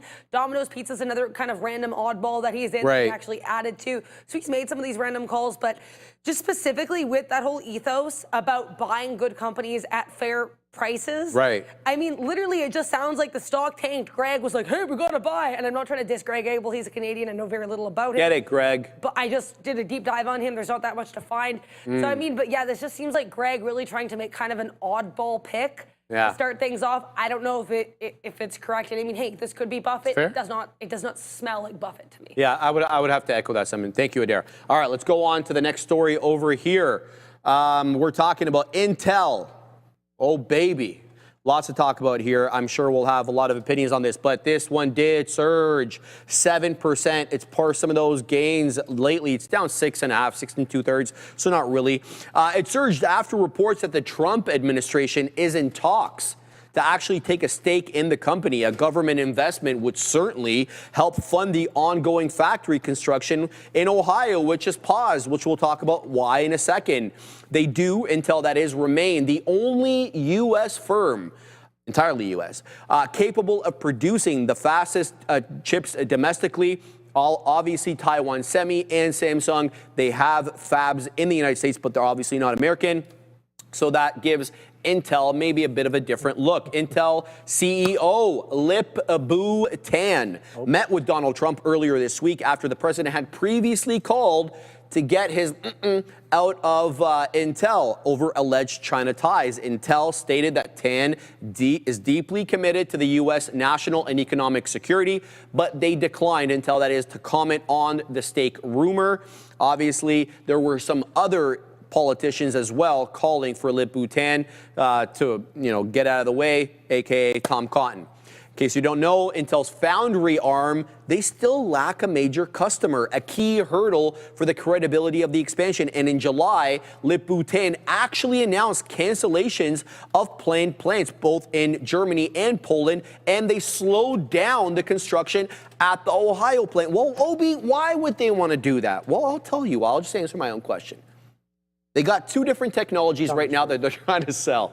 They got the 18A, which is kind of akin to the 3 nanometer process if you're looking at it from Taiwan Semi terms. Then they got the 14A. Oh, that's more akin to the 2 nanometer process, which is the highest type of technology that Taiwan Semi is putting out now. But they don't have buyers in sufficient quantities for either. So why the hell would they build it, spend hand over fist to build out these fabs when they don't have people on the other side to pay for the product? So that is a bit of an issue. Rough, yeah. I'm going to finish this one thing that I want to get your input on it. Oh, the Trump administration has now kind of shown their intentions to take equity stakes in these companies. They got pseudo equity. They got 15%, it's rumored that is, of all of Nvidia's and AMD's Chinese revenue, not full revenue, just the China revenue. He's going to take a 15% cut, and he was trying to get 20. Your boy Donald, ever the deal maker, looking for 20. Jensen talked him down to 15. I'm sure Lisa echoed that as well. He's also allowed the Pentagon to take a $400 million stake in MP Materials. Full disclosure, I'm invested in that. And we also know that the American government has the golden shares in that U.S. Steel Nippon deal, whatever it's called. So clearly here, he's been showing you, Ob, his propensity to, number one, get the U.S. government involved with the private sector. And if you believe his look at it, Ob, he's trying to put money back in the taxpayer's pocket vis-a-vis these equity investments. What's your take on the whole thing? I think it's just, the thing is with Intel, I think, is there's a lot of stuff that I don't fully understand. That's going on there. Bigger picture for sure. Wow, there's some selling coming in here on both Nvidia and Intel here as we drop back. Do you want to pass it on to Adero as you focus? This Nvidia. No, that's fine. I'm just pointing that out. But sure. no, I think the story that's been unfolding on Intel. Let's pull up the chart here as well because I am in a trade in it right now. Get it, Ob. But yeah, Intel has been pretty interesting. We talk about that multi-week. So it's almost as if they're building this story, right? We've accumulated for over a year on top of that $19 base. So let's go up to the 1 week chart here. And a lot of people were asking, yeah, sure, Nvidia. A lot of people talk down on Nvidia. Sorry, on Intel. Yeah. But the fact of the matter is the Intel chips are still being widely used across the board when it comes to PCs, right? Absolutely. I'm an Intel fanboy. Likewise. Every build that I've had that's my own, I've built it with an Intel processor as well since the Pentiums. Right? So the old school fanboy.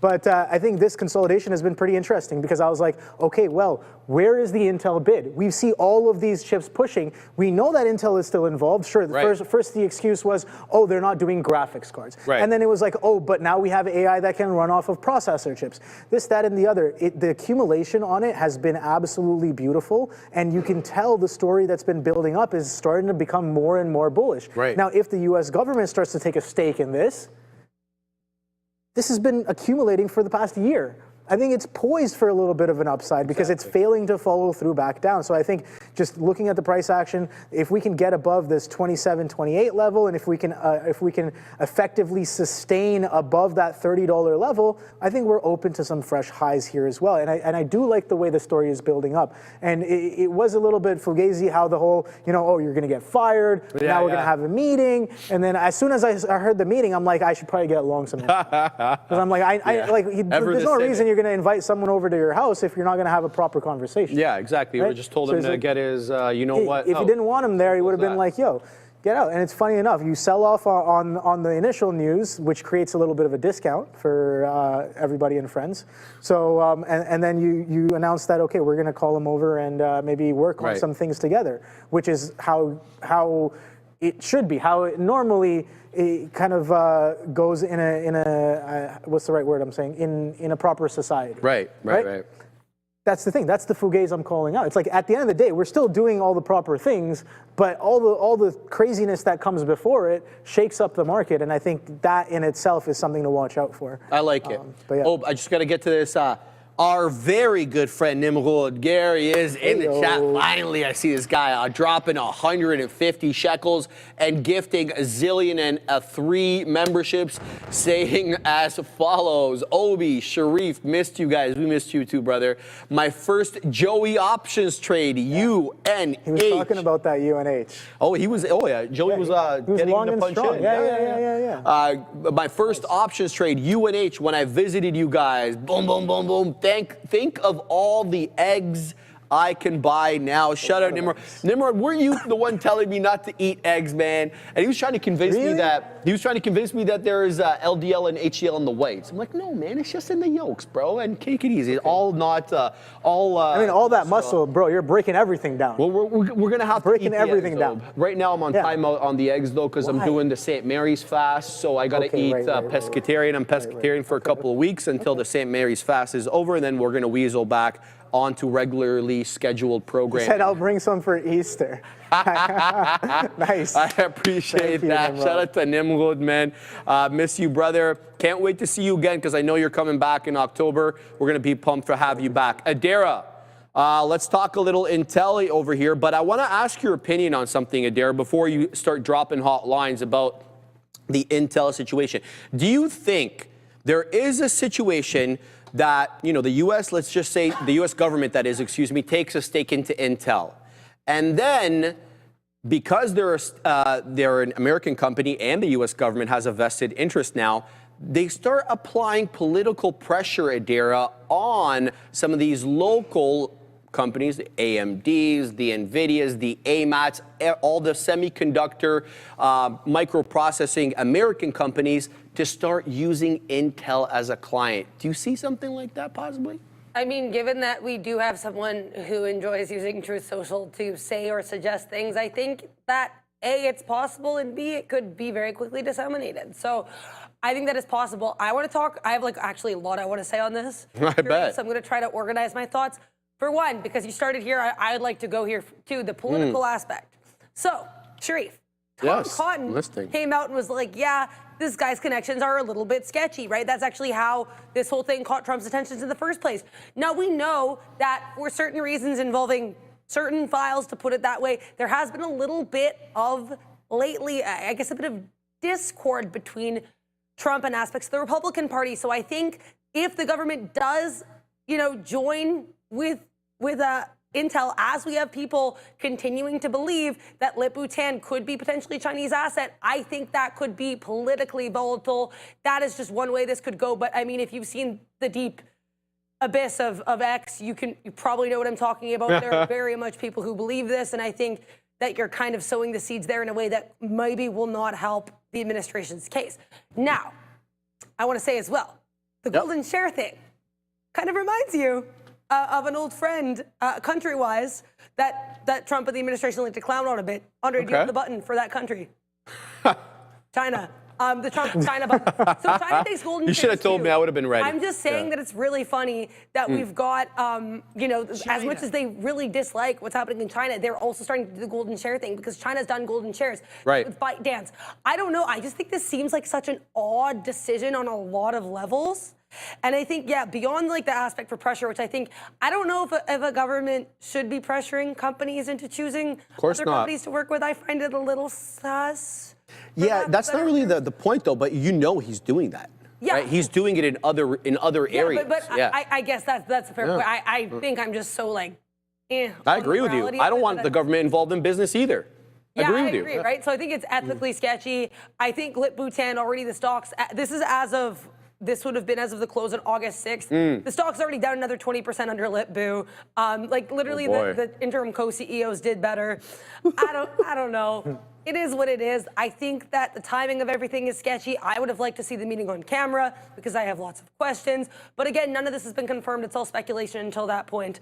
And now that I've said a lot of really wild things at once, I will just let you guys do it. No, I don't think anything you said was wild. It was all well tailored, and I agree with most of it. The fact of the matter is, this is what he's doing, Adair. Whether you and I agree, or economists or business leaders want the government taking equity stakes going forward, it's what he's doing, and he's taking revenue. So, to me, why would he want to throw taxpayer money, take a stake in the company if the company is telling him we don't have buyers? Well, what's the first thing he's going to do when he takes a stake in the company? He's going to try to find buyers, Adara. Yeah. So to me, it's like he's setting this up. I feel like it's a domino effect, but that's just my opinion. I have nothing to prove it. So, thank you. We'll go on to the next story, Derek. Thank you for that. Applied Materials, OB, absolutely tanked on a weak guide. Let's talk about how they did. That was big. That was a big move in the after hours, eh? Yeah. All right, EPS, guys, came in at 248 per share. Easy beat there. The street was looking for 236 on revenue of 7.3 billion. Another easy beat. 7.22 was the expectation of analysts, but that's where it all falls apart. EPS, bad miss. 211 for the guide. We're talking about Q3 guide now. 211. The street wanted 239. Revenue, 6.7 billion. The street was looking for 7.34. Why are they dropping so much? Well, here's what the CEO said. Gary Dickerson, he flagged increased uncertainty, OB, and lower visibility from the macroeconomic and policy factors. He also went on to say that his China business was very hard hit. Capacity digestion and non-linear demand is expected to pressure results over several more quarters. So we could see more down days for AMAT if you're looking to swing trade, not financial advice. There's also a large backlog, and I did quite an extensive video on our TikTok account about the backlog for the export licenses, specifically from the purview of AMD and Nvidia, but it also applies to many other microchip semiconductor companies, including AMAT. There's a huge backlog of pending U.S. export license applications, mostly to China, and he assumes, the CEO that is, that they will remain unapproved going into Q4. We're guiding into Q3 here, so we're talking about 2 quarters. He also says tariffs are not helping the situation. He says Trump's tariffs could double prices of imported chips unless the buyers build in the U.S. What he's talking about there is 100% tariffs that Donald has been threatening on imported semiconductors and semiconductor-related equipment that isn't manufactured locally. And this obviously sees a high risk, as much of the components that he built that they're using on their chips comes in from Asia. So AMAT just barely above 14%. Oh, but you feel like, given the commentary from management there, it might be just the start. I'm not guessing, but it just doesn't sound good. Yeah, I think this might be poised for a little bit more. I was honestly looking for that SSR price to come in right off of the open, and that was a 15% off of the closing price. We didn't quite get there. We didn't quite open there. It was really, really close, but we're starting to come into that territory now, down almost 15%. But in the pre-market, we did hit those prices, those SSR prices, and guess what? We did catch a bit of a strong bid all the way from 159s, 160s all the way up to 167.5. So nice, decent bounce on that one. That was a 3% bounce, almost a 4% bounce off of some of those pre-market levels. So yeah, definitely had this one on watch, and it does seem like, Sharif, this is just the beginning. Right, this is just the beginning, just based off of. Here's a beautiful thing that I like about price action, because it's a lot of the times it just speaks for itself. Okay. Right, you can see that we've had such a strong trend, and this is the first kind of the most aggressive selling, and it's on earnings. So there's a fundamental shift in what's happening. Their guidance, they obviously, even though they beat pretty decently, they're like, we don't know what the hell is going to happen in the future. Yeah. So that obviously is gonna ruin some people's swings, and they're just like, we don't want to put on risk if they don't even know what they're doing. So I think that's definitely a little bit of involvement from some strong sellers coming in off of that I guess if you want to call it a guidance miss. But today's low and the reference low is definitely going to be interesting to me. 159.88. Can we hold? Do we bid up? We saw a bit of that bid coming in, but 67s couldn't even push that aggressively. So yeah, just looking at prior support and resistances, this nice little consolidation with a high volume node right here. I think some of these highs are coming in at 150s. Would you look at that? Nice little confluence there. I like that price. 150s, only about $12 away from there. So yeah, do we still have room to the downside? Yes. Guess what, Sharif? Yes, sir. Looking at an even higher time frame, we might just be in a bigger picture downtrend. We've been selling off pretty aggressively from these 250 highs. And guess what? Every time we sell off, look at that aggressive selling, aggressive selling, aggressive selling. These are weekly candles. And once more, with only about 2.5 hours to finish, on this week, we get some more aggressive selling within range and within trend of the bigger picture kind of look. So yes, I definitely agree with you when you say that the story is not over. This price action looks like it's not over yet. Yeah. Adara, before we get to you, I just want to announce to you guys, TNXP, you guys have been asking about this, why it's halted. So it is a news pending halt. And the way to do this, the foolproof way, if you don't have it on your platform, you weasel on over to NASDAQtrader.com, you go halt search over here, and then all the stocks that are halted, you're going to get them right here, their halt time. If there's a resumption time or date, you'll know exactly what it is, and you'll get the reason. And if you hover over that T1, which is the reason, the code, news pending. So it is pending release, it's halted pending the release of material news. What that material news is, we do not know, but this was the price action on TNXP before it was halted. The halt time, just so you guys have an idea of when it stopped trading, was 103.59, so 104. So essentially, about 20 minutes, about 20 minutes or so right now. So TNXP, guys, halted, T1 pending news. That's Tonix Pharma, excuse me. So we don't have any more information other than that, but I just want to give you guys that information.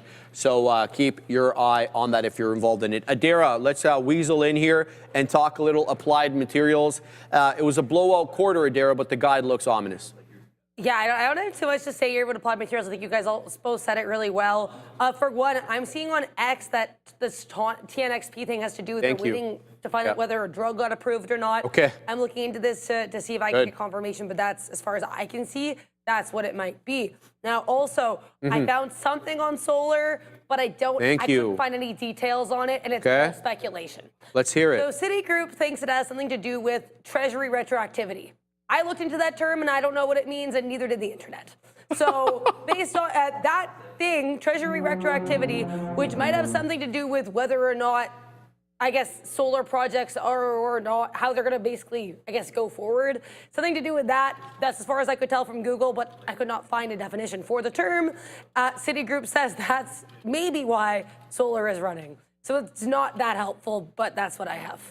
Okay, thank you, Adero. I'm trying to find out myself. Let's see what Perplexity has to say about that. In the context of solar stocks, Treasury retroactivity refers to how the U.S. Department of Treasury applies changes in tax credit qualifications or regulations to solar projects that were already in development or had started construction before new rules took effect. Not vouching for that, but that's what it's saying. It says, typically, Treasury has not made major energy guidance retroactive. They provide transition periods, so projects that start construction before a new cutoff date can still qualify for previous investment. So that would be interesting. So if you didn't even start the project, I guess you would be entitled to it. So we'll have to wait and see exactly how it all comes out. Thank you, Adair, for bringing that to us, to our attention.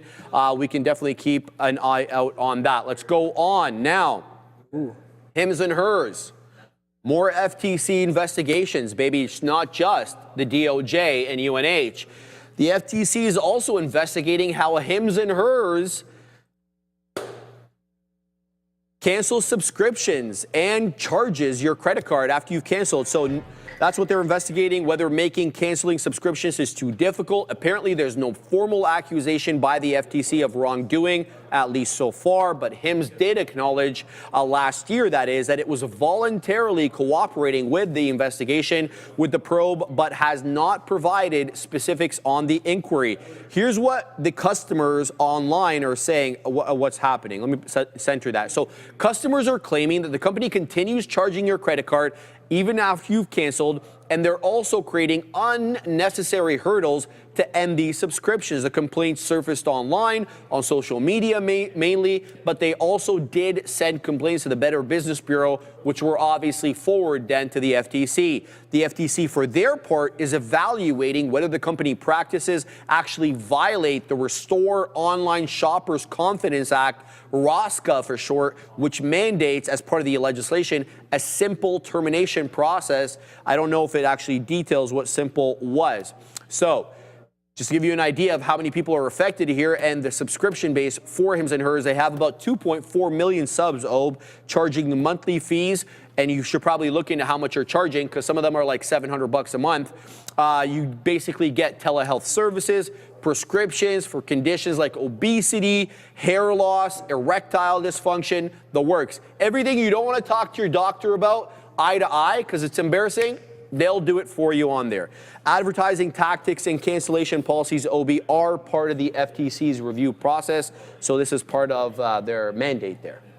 Yeah, no, we talked about this one in the pre-market. I did read a little bit about what's going on, because I was like, all right, nice little gap down overnight, but we pretty much recovered pretty well here. It seems like the market has digested this news in a more positive way than negative way, I'd say, because the initial reaction was the aggressive sell-off down into 44s. We slowly kind of grind. We try to hold. Look at this beautiful consolidation that happened overnight. Nice compression, and what a flat top breakout that was off of 44.74s. This is a 3-minute chart, and for something to be held that aggressively for that amount of time, definitely somebody is sitting there, and then we kind of violate that, push it right back up, and then holding VWAP and consolidating nicely underneath prior day's lows. I do like this look on names, but again, bigger picture. We always have to go back to what's actually happening, bigger picture. Yes, sir.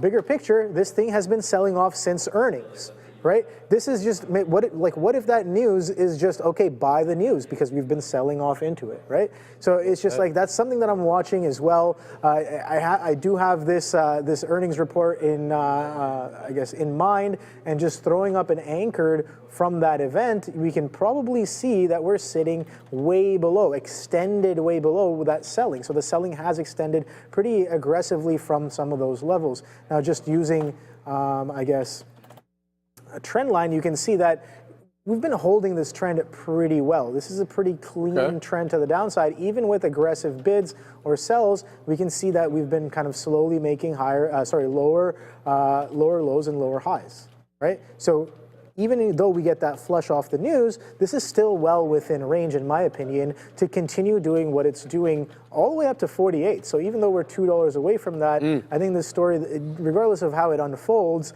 it's kind of already told us the aggressive selling and who's really in charge on this chart on the bigger picture. Downward channel, Yeah, it's like just, unabated. It's a That's a clean beautiful channel. That's what I'm saying. It's like it can come all the way up to 48 and still show us, it's still like sellers are still in charge. I agree with that. So I think regardless of how the story unfolds, it's kind of been showing us what it wants to do. Adara, Ms and hers, you know, one of these ones that we see that's volatile lately. Not a good look for the company here. Yeah, honestly, I don't like this. I talked about this in the market recap, so a lot of what I'm going to say here is going to summarize what I have to say. But yeah, I think the CEO comes off as like weirdly overly combative, which I don't like with regards to the whole Novo thing. He's like, oh, we're going to fight that. We're going to like no, like what do you... They are the ones in control here. If they do not want you doing the things with their drug, you're not going to do them. So I don't know. I kind of dislike... You don't like the management, eh? No, and I don't like how they go about things. I think it's just... It's unnecessarily convoluted, and I'm like, I dislike the management.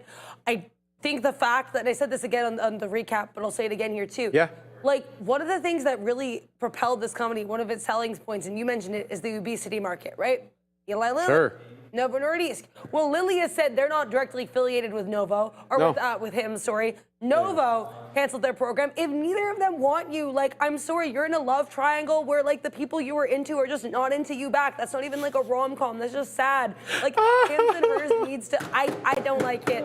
I don't like it. I don't have an upside for this. No, although actually the stock great does point. have some upside. As Obi mentioned, intraday looking pretty good as well for longer term. No, I have to agree with that, Adara. It's like an unnecessary middleman, you know, into the, but I get it. Look, hey, I see the point behind it. I just don't think that they're as huge as they need to be, especially if you have Amazon, which we've heard, Adara, looking to get into that market as well. You know, you're probably going to get run over if the Amazonian finds its way into that market. In addition to that, I mean, as these issues become less taboo, I don't even think they're taboo, but as they become more mainstream, you're not going to care about going to your doctor to get this kind of stuff and not pay $700 a month to this company who's increasing the price of the drug on you when I can go to a discount pharmacy and get it way, way cheaper with a prescription from my doctor. So, I mean, I kind of agree with you on that. I don't like the aggressiveness of the company, but I don't think their moat is defensible in a way that, you know, justifies the market cap. Yeah. I don't know how you feel about that. All right, so let's go on here to the next one. Meta. This is not a good story. I don't like this story, but I want to talk about it because, you know, obviously Meta is knocking the door of $800 and they've been doing quite well, but you know, every company could have some risk, and this one is not the type of risk you want to take on if you're Meta. So 2 Republican senators, namely Josh Hawley and Marsha Blackburn, demanded an immediate congressional investigation into Meta Platforms after a Reuters report revealed internal policy allowing chatbots to engage in romantic or sensual conversations with children. Meta confirmed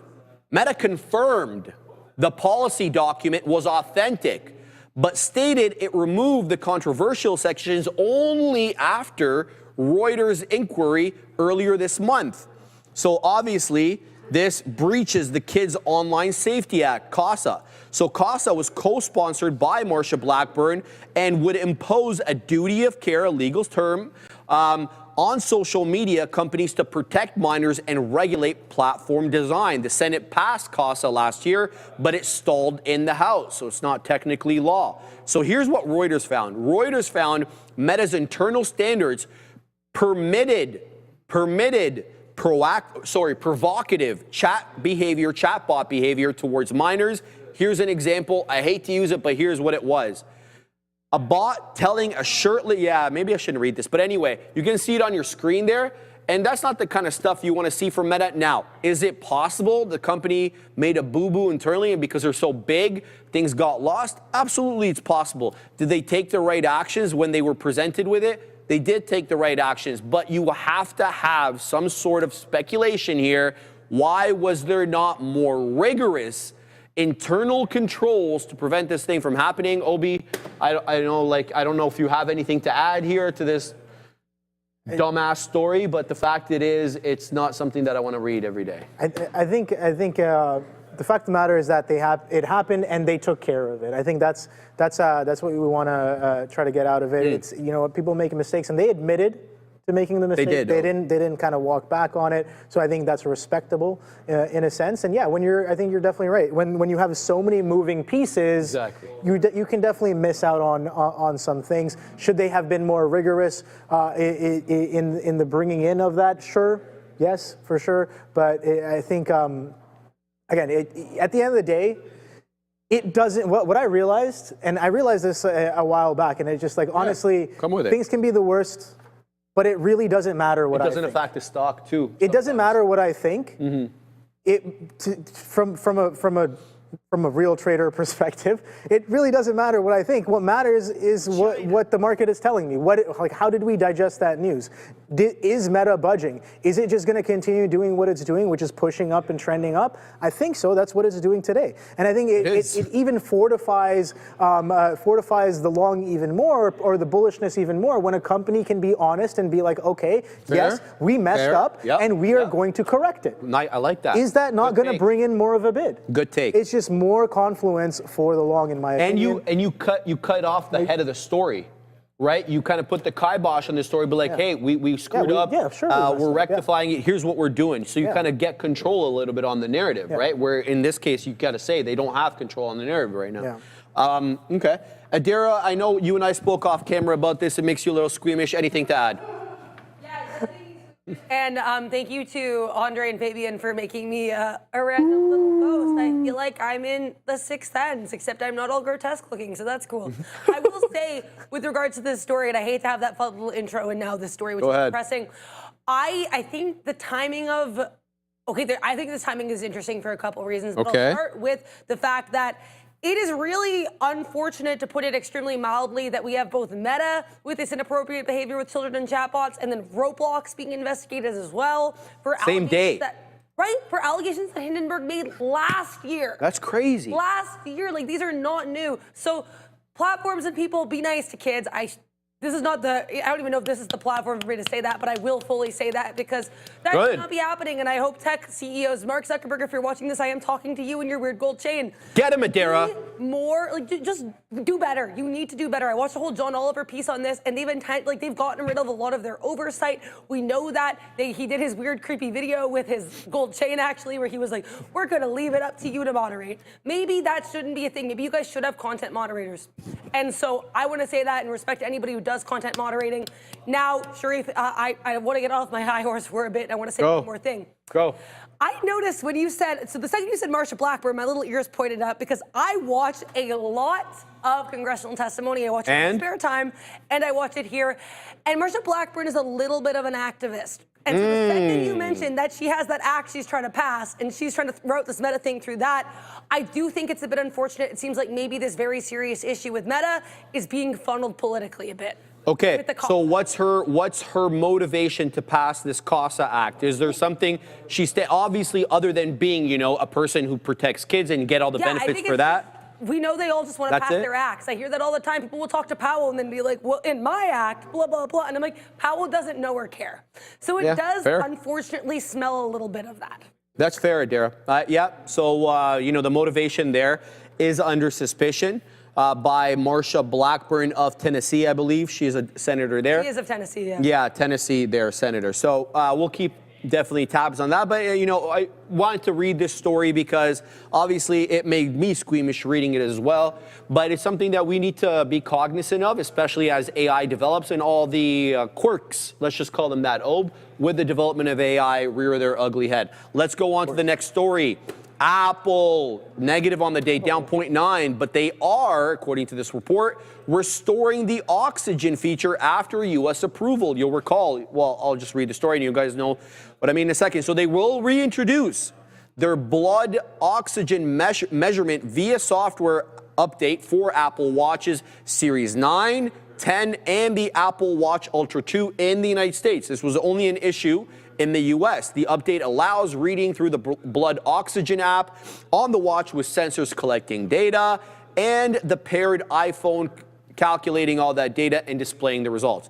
The devices were shipped to consumers, sold without the feature due to legal restrictions, but are now cleared for activation after the U.S. Customs approval. So let's give a little bit of context to this story over here. It was Massimo who accused Apple of not only poaching their employees, but stealing the pulse oximetry technology after failed collaboration talks, because Apple was trying to actually strike a deal with this Massimo company. The deal didn't get struck. Apple went their own way. Massimo says you stole our technology and our people. In 2023, that is, the U.S. International Trade Commission ruled that Apple infringed Massimo's patent, leading to a ban on imports of the affected watch models, made obviously in Asia.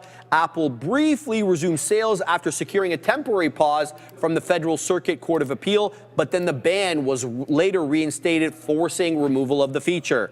So now the dispute has kept health tracking wearables in the regulatory spotlight, with potential for further litigation or licensing agreements. So this could be an ongoing issue, but the reinstatement app, or the reinstatement, Obi, I should say, could help boost the Apple Watch sales in the U.S., particularly among the health-focused individuals. And I should point out to you, Ob, that their accessories segment was one of the segments that did not do well in their last report. I believe it was iPads and their accessories, so like AirPods, Apple Watch, etc., didn't do well. So maybe this moves the needle, maybe it doesn't. Maybe, I don't know. Last I heard, they finally added the calculator app to the iPad. So I don't know. There was no calculator app on the iPad? I thought they just improved it. They might have improved it. I don't know. Whatever it was, that was a big selling point at the last Apple event.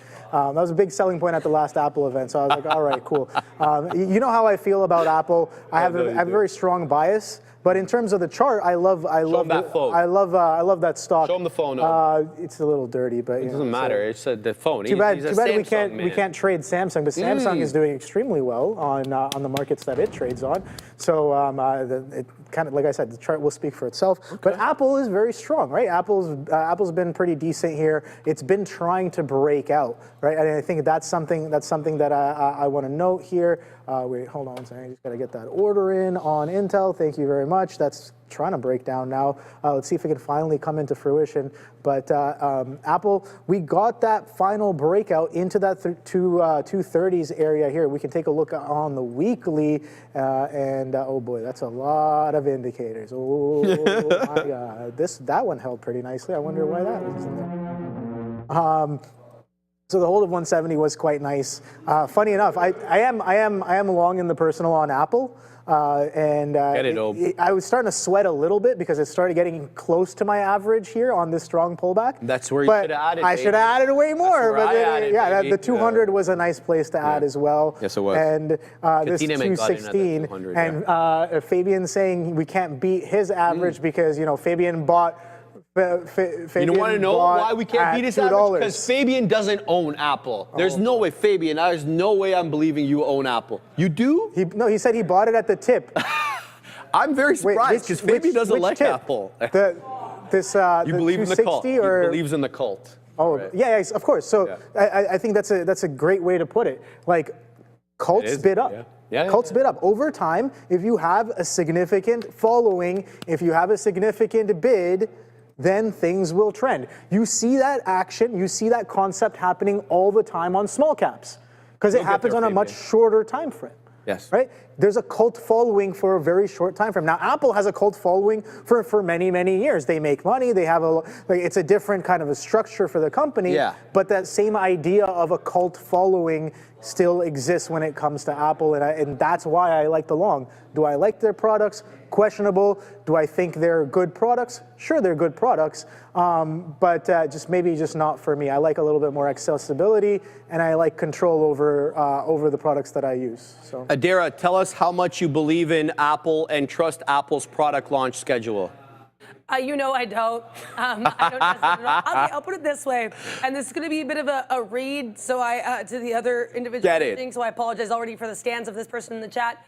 I trust Apple's product launch schedule as much as I trust Elon Musk's timing when he says he's going to release a car, and that is not at all. And I would actually always add about 2 to 3 years to when they say things, and I love how I apologize set you up to for Elon this. Musk fans. This is not a comment on Musk as a person. It is only a comment on his very, very, very lofty ambitions when it comes to timing, which I think is like a universally recognized fact. But Apple also does the same thing. No, I was going on about this last night when we went up too. Oh That's why I set you up for it, because I knew there was firepower coming behind it. Tabletop robot was not even a new story, guys. Like, Apple got so excited about its tabletop robot, and my brain was like, oh, Adara, you've heard about this. So as I mentioned yesterday, I looked it up. It's a cool, almost 18 months old story. And in fact, in the first report, we thought we were going to get the tabletop in 26. Now we're getting it in 27. So, yeah, I mean, the fact that, again, this story itself is also a year and a half old. It was happening within my first months of being at this desk. So let's put a timeout for a second on the schedule. Do you like the idea of the tabletop robot? Because you and I were also discussing yesterday the Johnny Ive approach that he's taking with OpenAI, and how it would also be a tabletop device, maybe not a robot, a dare with a moving arm, but it would be kind of that omnipresent figure that would be able to see what you were seeing, comment, collaborate as well. Do you like that tabletop design, or does it move the needle for you? I don't know. I honestly, You want to see it in action first? I want to see it in action. Fair. Much like with Elon, I do not sure I trust it unless I can physically see it and I love it. pretend I could hold it in my hand. The other thing too, I mean, like this blood oxygen thing. Okay, cool. Thanks for giving us the update years later. I'm sorry, Apple. You got to get a little bit more timely. You got to put some Snapple in the Apple. Also, we do have Nvidia posting on X that I think is pretty interesting. Okay. They said H20 export controls didn't slow China. They only stifled the U.S. economy and technology leadership. So get it, Nvidia. Coming after these U.S. export controls. I like it. Go, Jensen. Get it. Yeah. I love it. Thank you, Adair, for that. Thank you very much. Always giving us exactly what she thinks. You're not going to get it sugar-coated from Adair Page. I promise you that. All right, let's talk about the H1. That was a great segue, Adair, because look at that next story.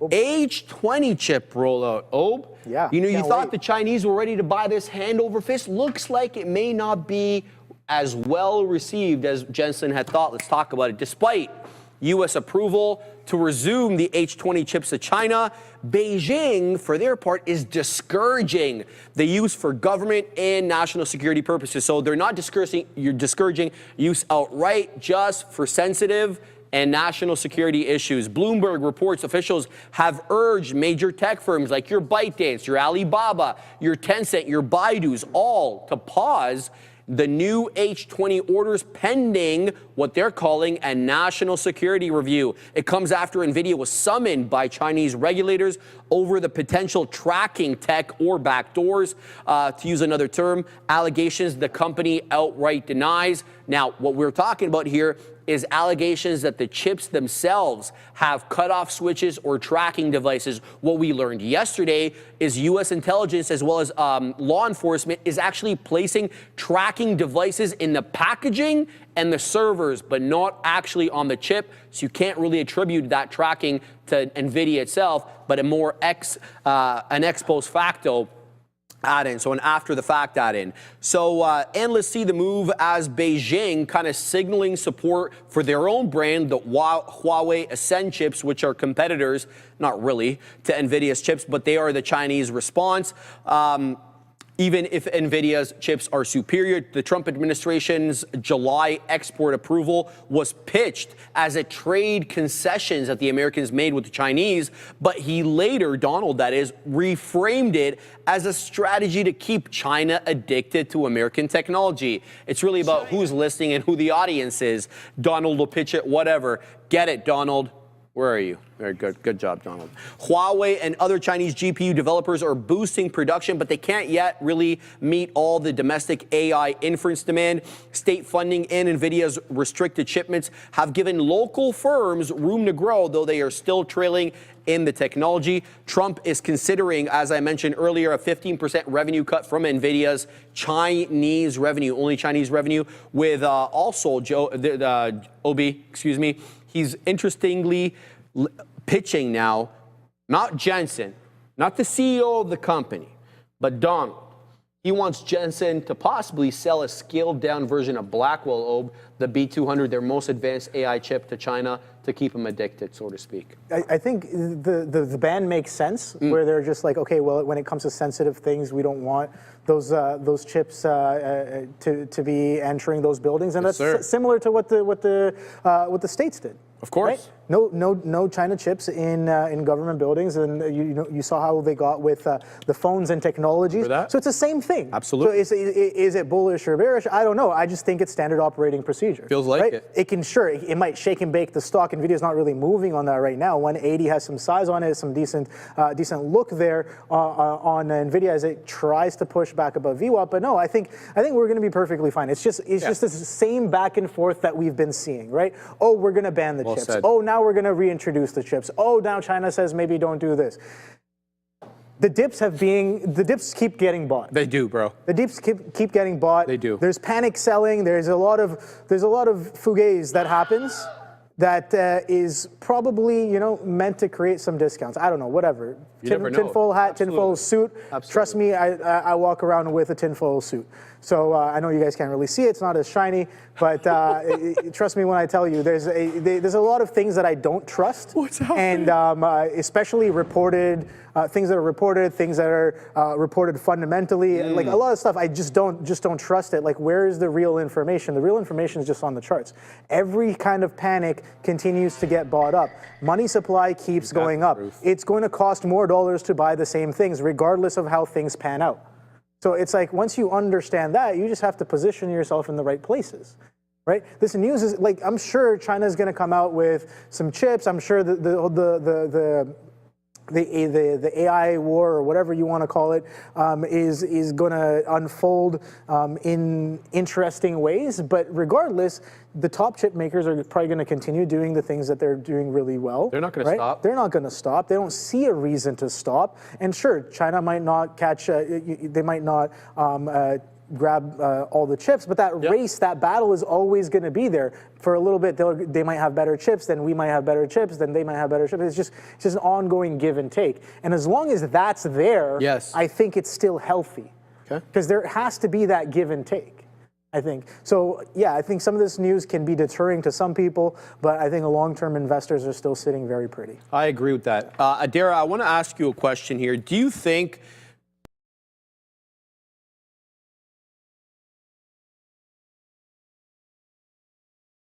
national security concern on their part that some of these chips may be bugged, the Americans may be wise to some of their moves, or is it a way for them to force their own chip makers to catch the hell up?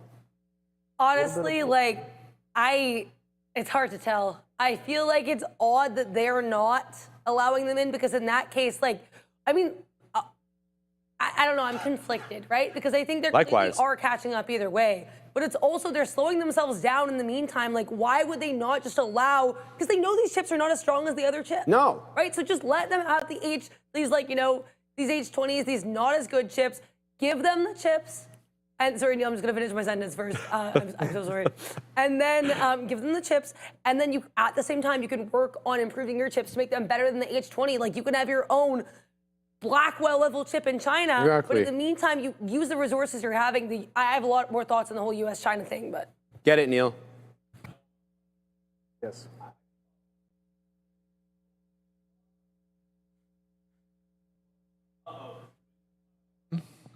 Okay, there we go. Good. I'll choose option C. So I think, and one of the things that you've heard a lot in this negotiation is that the number one thing that the U.S. has to negotiate with China are these chips. Right. So to me, by calling it a national security risk and encouraging them not to use it, that's just a negotiation tactic. I don't think it's anything past that. Like, so what? Like, obviously, you think it means something. It's like when the U.S. is like, well, we don't want Chinese chips in our defense. I'm like, okay, so no country wants that security risk. You don't think that they don't vet these things already and have controls around this and have protections around it? This is, to me, it's just pure negotiation right there in the public, the same way that President Trump does it. They're doing exactly the same thing. And ultimately, I agree. Like, a deal's going to have to get struck. There's going to be some kind of a blend here, because they're not going to be able to, they're not going cold turkey, and it's not going in the other direction of the pendulum. It's going Right. to meet somewhere in the middle. And as Obi said, all that means is all of us win that own shares of Nvidia.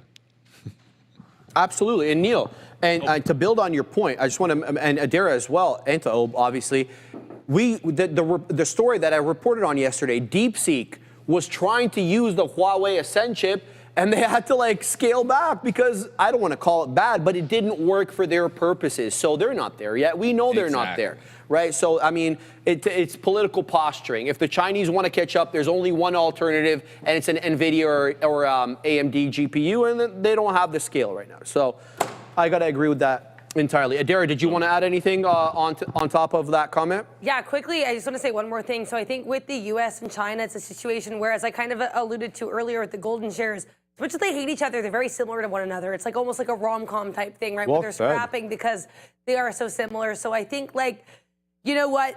I don't think there's an easy solution. I think that they should find one because in the meantime, both the U.S. and China, I think, are getting hurt.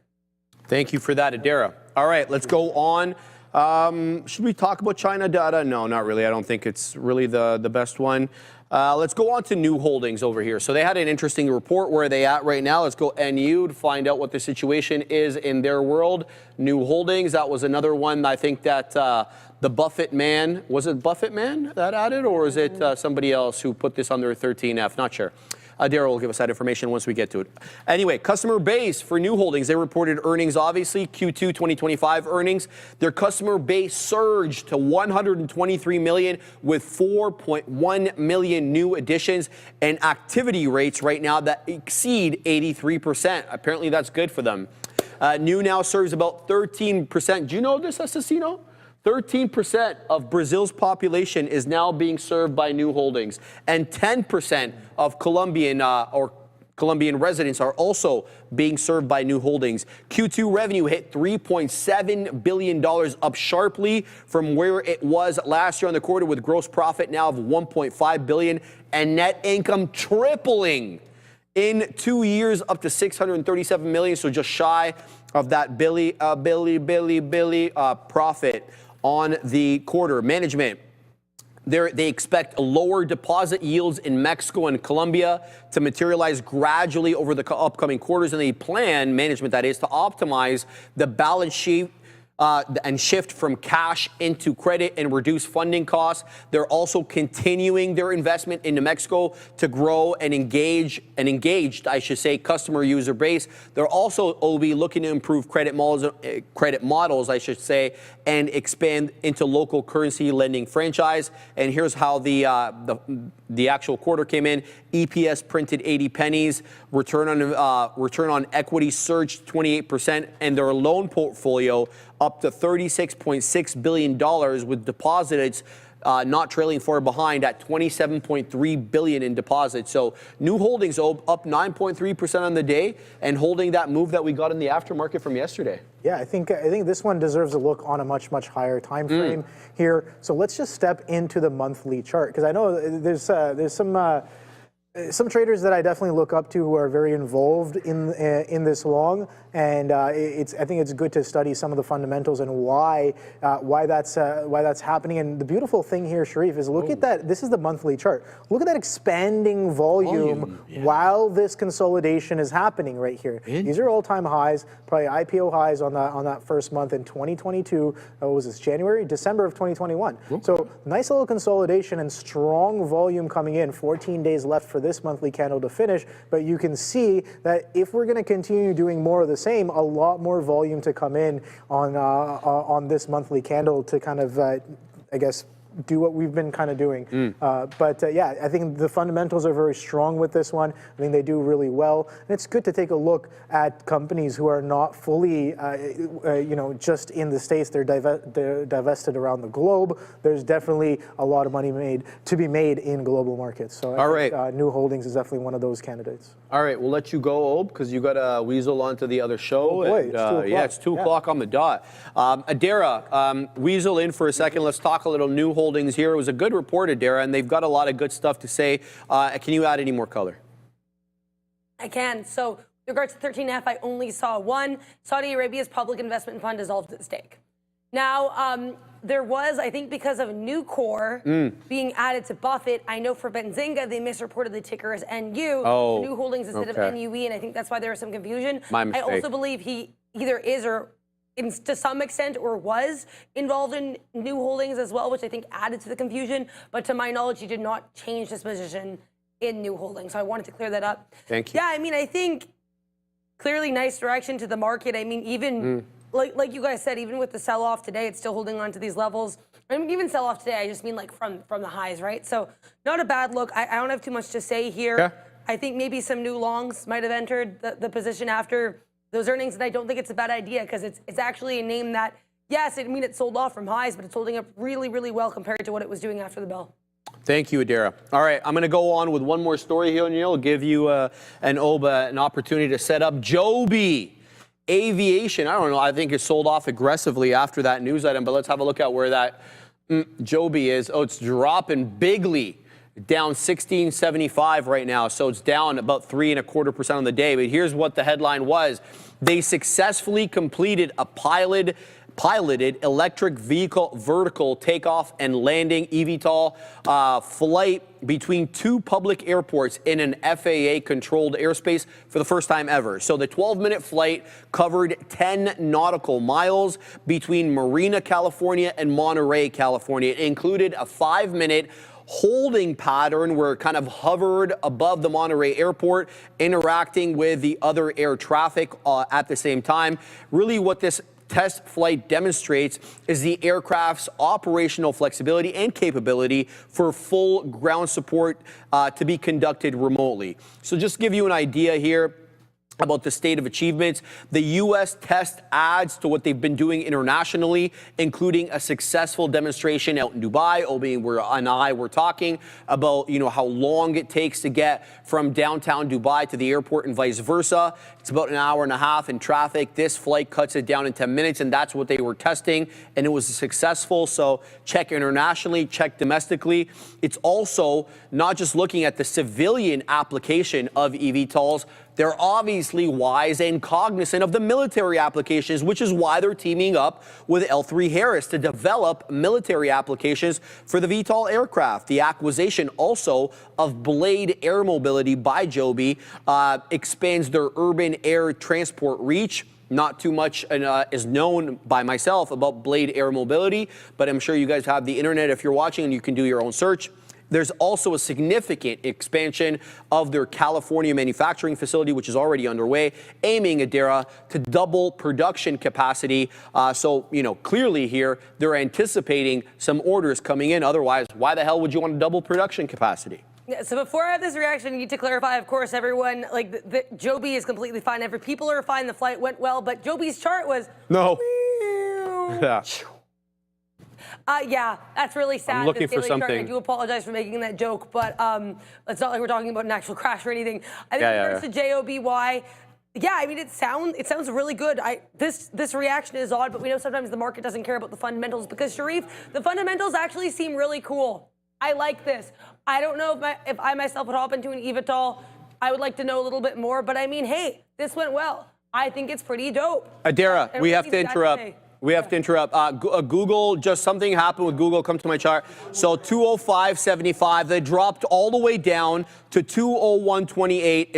It's now recovering. I'm not seeing anything on my news blotter. I'm going to send you to the boys. They're getting ready. They're locked and they're loaded. Google's still up 1.13%. I'm sure Adira will have her eyes on that as well. Go ahead, Adira. No Google yet, but I actually do have, I think, what the story might be here as well in solar. So Bloomberg reported that the Treasury is tightening its clean energy tax credit construction rules. If I see anything in Google, I will tell you guys. I know we already kind of talked about that, but just because I saw that report coming through from Bloomberg, I wanted to address it. Thank you, Adira. Thank you, Adira, for that. All right, guys, it's been great. Fantastic day to spend with you guys. It's Friday, so obviously I hope everybody has a fantastic weekend. I'll see you guys momentarily at the green screen.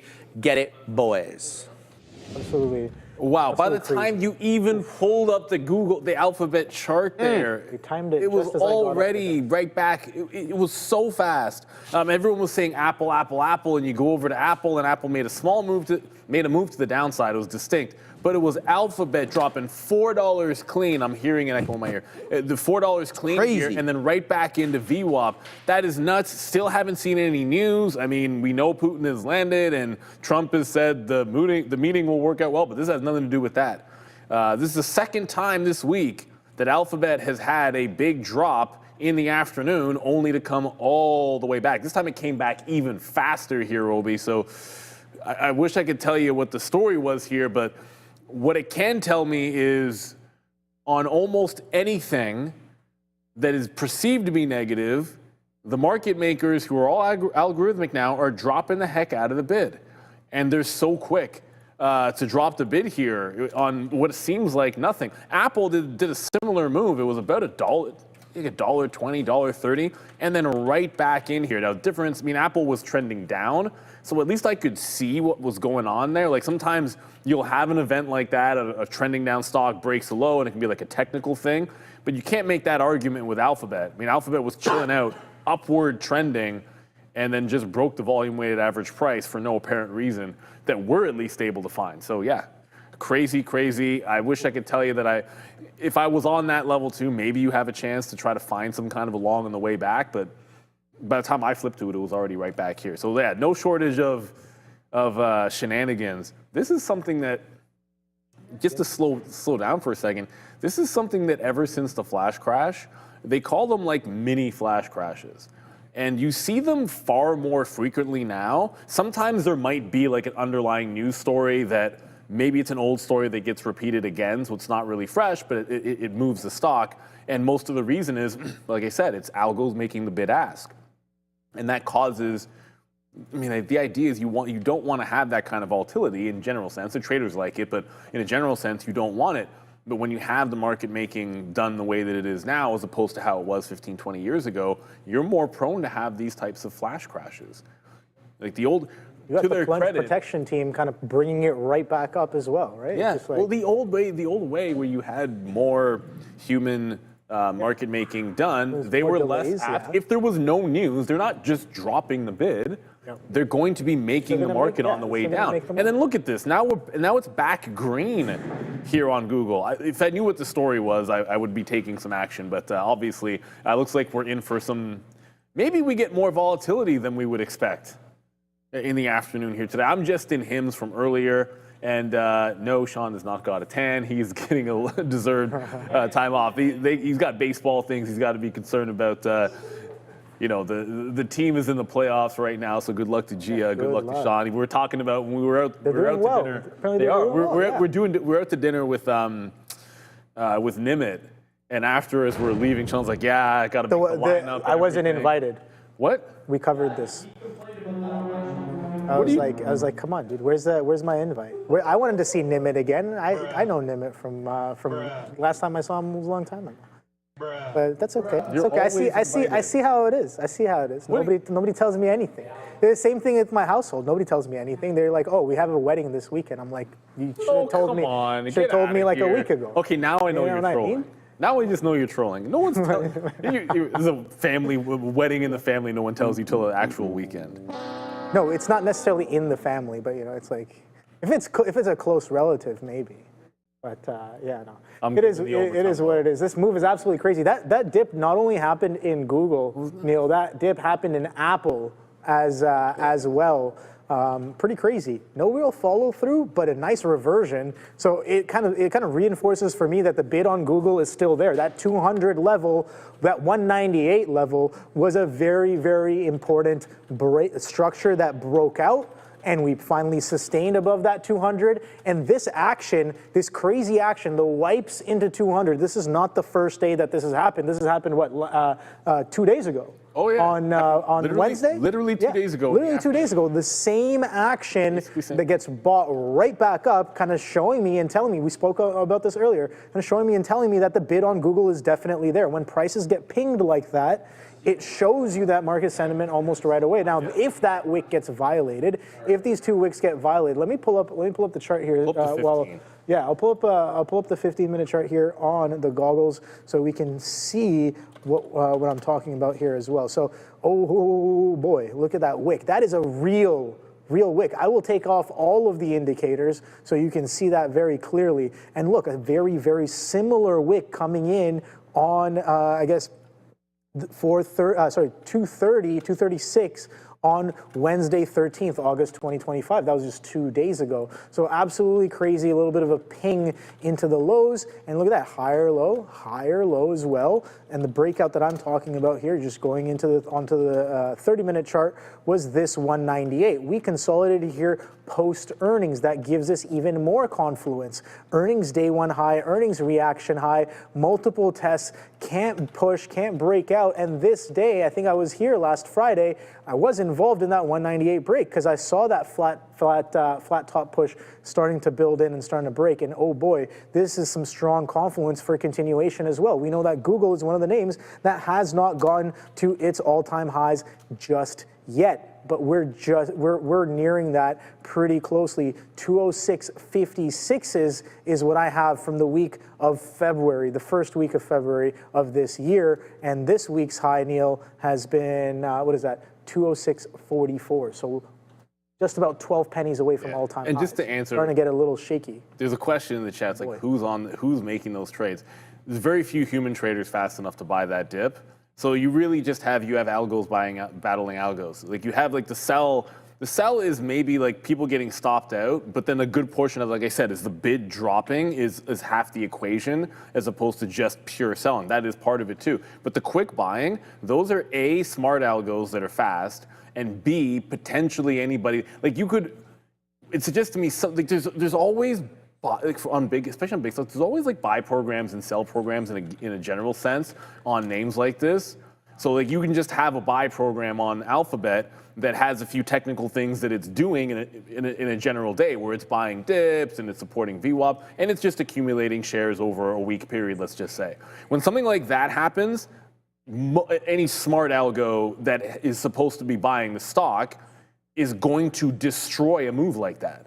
It's going to crush it because the second it catches a bid, it's going to be faster because it's loading and it's just buy, and it's probably buying it back into that bottom. It used to be like, this is the thing where it used to be that human traders could benefit from those moves much better because it wasn't quite so fast to rebound oftentimes. Look at the efficiency. That move has been made efficient. Yeah. I remember there was a super montage. Well, I'm going to date myself because like in the Nasdaq. There was like the main gateway. It wasn't called Nasdaq. It was called SOS, like Super Montage, like way back in the day, right? And so this was before the good old days. Like each individual book, and I have to try to show you to be able to explain this. Otherwise, none of this is gonna make any sense.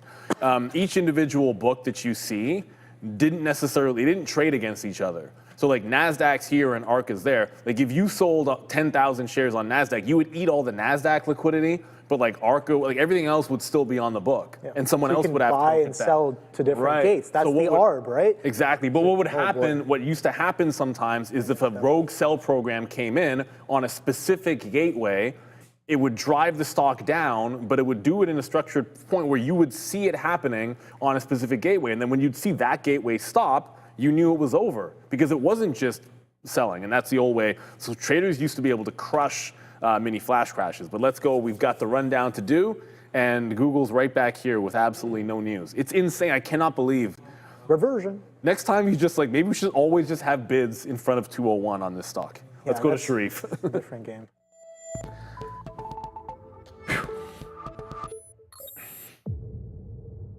Welcome, everyone, to the Afternoon Rundown, the show where you decide what we talk about every afternoon. OB in for Sean. The boys, they're locked and they're loaded and they're ready to look at the tickers as decided by you. But the only way to get those tickers up there, you've got to join us in the chat and you've got to vote. Super easy. You throw in that $sign followed by whatever ticker your heart so pleases. Start voting at 8:30. Goes all the way to the end of the midday show. Make sure you're voting every day, guys. Here's a look at all four major averages right now. Only one of them is positive, and it's on the bottom right of your screen. That is the Dow. That's a DIA up 0.33%. Everything else negative, including the NQ top left of your screen, down 0.39. The small caps taking it on the chin, down 0.4, and the ES faring the best of the negative indexes, barely red on the day, down 0.08. Here's a look at the first ticker as decided by you, Open Door. Positive on the day. We tried to look at this one during the midday show for a breakout trade. Didn't quite give you that, but you're still seeing some higher lows here. On the back of this headline, CEO Kerry Wheeler is stepping down amid investor pressure. The market likes that, and the stock is up on the day. Yeah, the market likes it because one of the founders called for the well, maybe not the firing, the resignation or a change of the guard with the CEO, and then you had Eric Jackson also. Shareholder who was highly critical of the CEO, saying they needed to go. So the market did like this. Unfortunately for Open, like I'm 1 for 3 in flat. It's like lose, win, lose. So I'm flat on the day on Open. I'm actually trying to bid it again because every single time it's come in to VWAP in this 330 range. I'm just gonna draw this to show you why I'm bidding now. Every time it's come into that 330 range, it's bounced out of it. So I've been looking for that long to give me the continuation. It's a squeeze play as well, 23% short float. Yeah, I think it's got some more room to run. I know it's run a lot, but ultimately, like it hasn't broken down, which I like. It just hasn't been super clean unless you've been waiting for under view up. But it's putting in higher lows. So I put this wedge in so you can see it broke out the wedge. I kind of missed it. I was on the bid trying to catch it and did not get this 336. But I want to be long in the 30s, give it to the bottom of that wedge and see if it can't finally press into the high. So I'm still looking for the long here in Open Door. As I said, 1 for 3 on the day for it. But like the short float, think the catalyst can be good too. Just would love to see a little more follow through. Yeah, no, I like the look here as well. And I like that you pointed out that wedge. I think that's very, very strong when you kind of push that onto the bigger picture and what's going on. This is a bit of we kind of talk about liquidity traps. This is pretty much a liquidity trap, what happened here, right? You have that strong volume push. We do have, look, sellers won, swing shorts won for multiple days, even a couple of weeks here. This is a daily chart once again. So yeah, it did pull back pretty nicely, $5. Again, $5 being a very key price when it comes to stocks. It could not get past that $5 mark.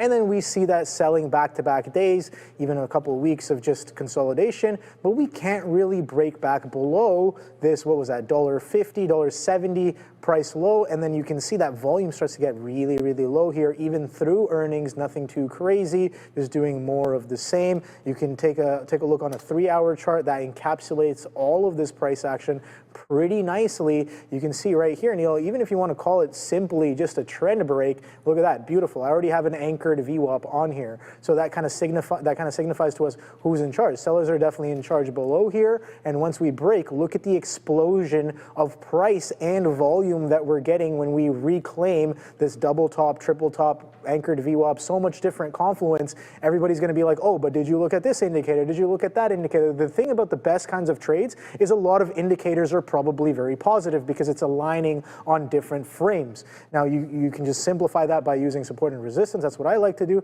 And you can see that explosive action coming in after the buildup into this 260s area. I think we're definitely poised for a little bit more, but the question becomes, do we have enough oomph to push back into that high area right there, into that $4.97 area? No idea, but if this is going to continue and stair step higher, I think that's well within range. The next high incoming, potentially, if this trend holds, is that $4 mark right here on the day 2 of the strong push into $5. So definitely something to watch out for. Are you open to trade this? I don't know. Let us know in the chat. Yes.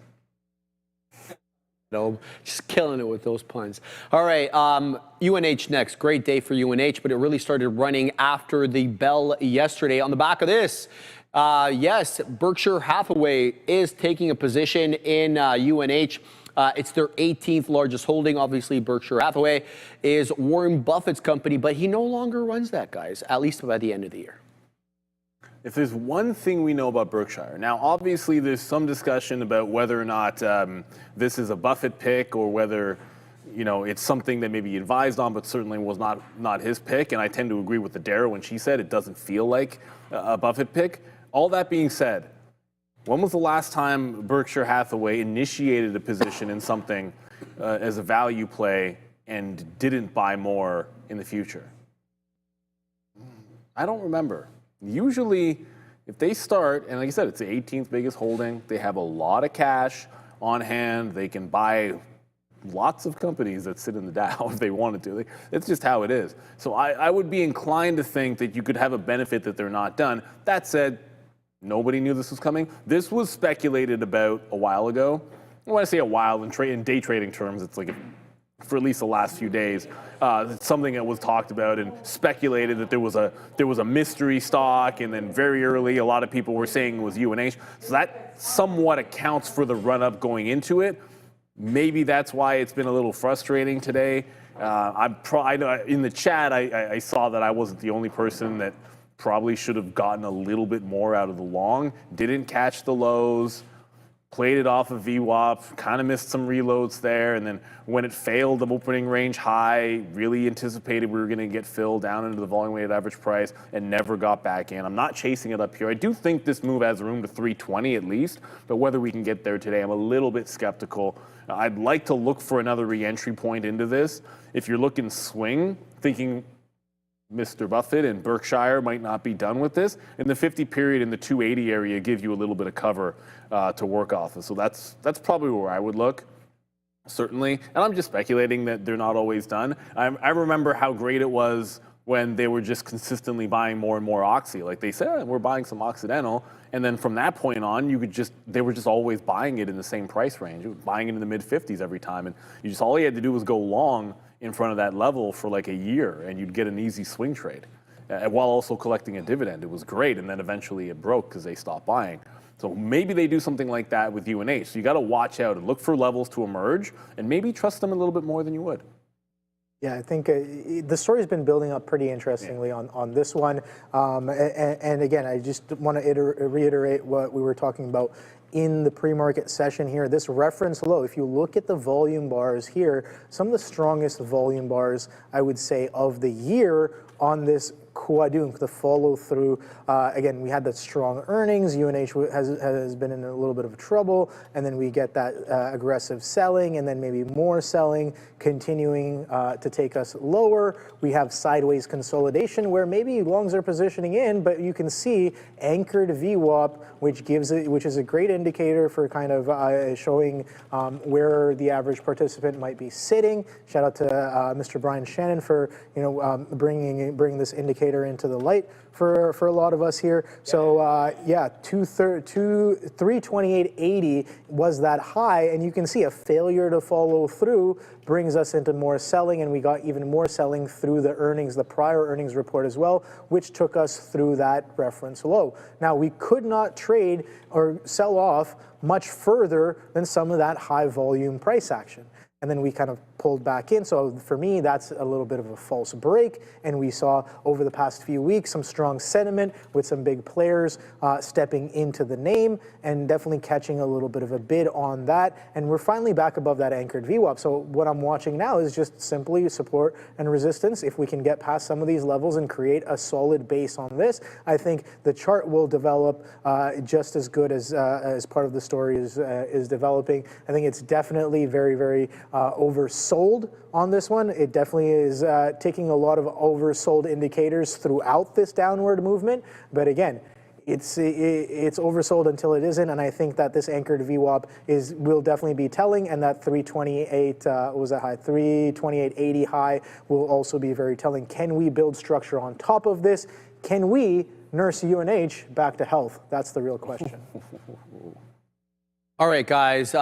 Nvidia is next. Multiple headlines today on Nvidia. This one just basically tells you that DeepSeek was trying to use the Huawei Ascend chip in exchange for the H20. It didn't go that well, so they're going to have to delay the R2, which is their next model, over the R1. Separately, you also have the Chinese regulator pushing their tech companies not to buy these H20s or any other Nvidia chips for that matter, citing security reasons. So a bit of a mixed day for Nvidia today, down, but still closer to the highs.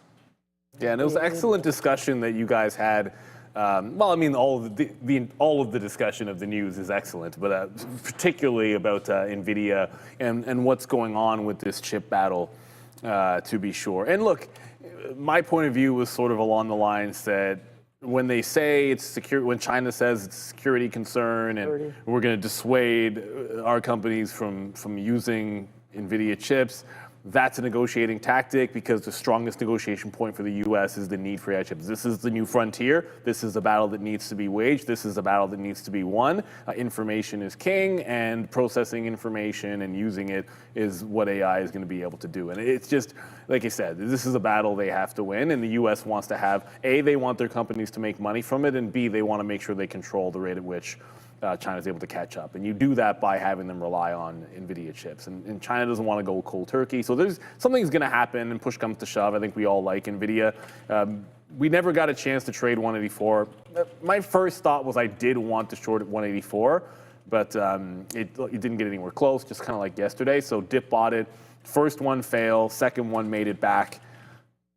That's all you can really. First one failed, second one kind of made it back. And now we're resisting. I know you're in the short, so you can just say we're resisting. We bounced to about 180 in the morning, and now we're resisting 180 as we speak. I'm not in it.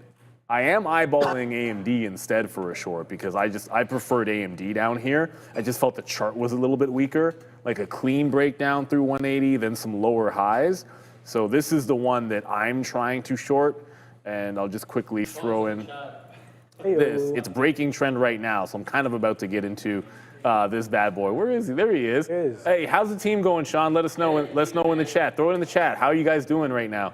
And well, how's Gia doing as well? And the other thing too is, Sean, man, I'm interested in moving my pick 13 and pick 38. If you want to send me an offer, our fantasy drafts tomorrow. I'll see you at the draft tomorrow. But if you want to send me an offer, that's fine as well. Yeah. Shout out to Sean. I just messaged in the chat. Good luck on the tournament there. And yeah, hopefully it's going well. Let us know in the chat how it's going. I'm sure we're all curious to know how that's going here. And yeah, no, the market's been great, man. I think a lot of crazy opportunities, but not really anything too special going into the end of the week as well. But yeah.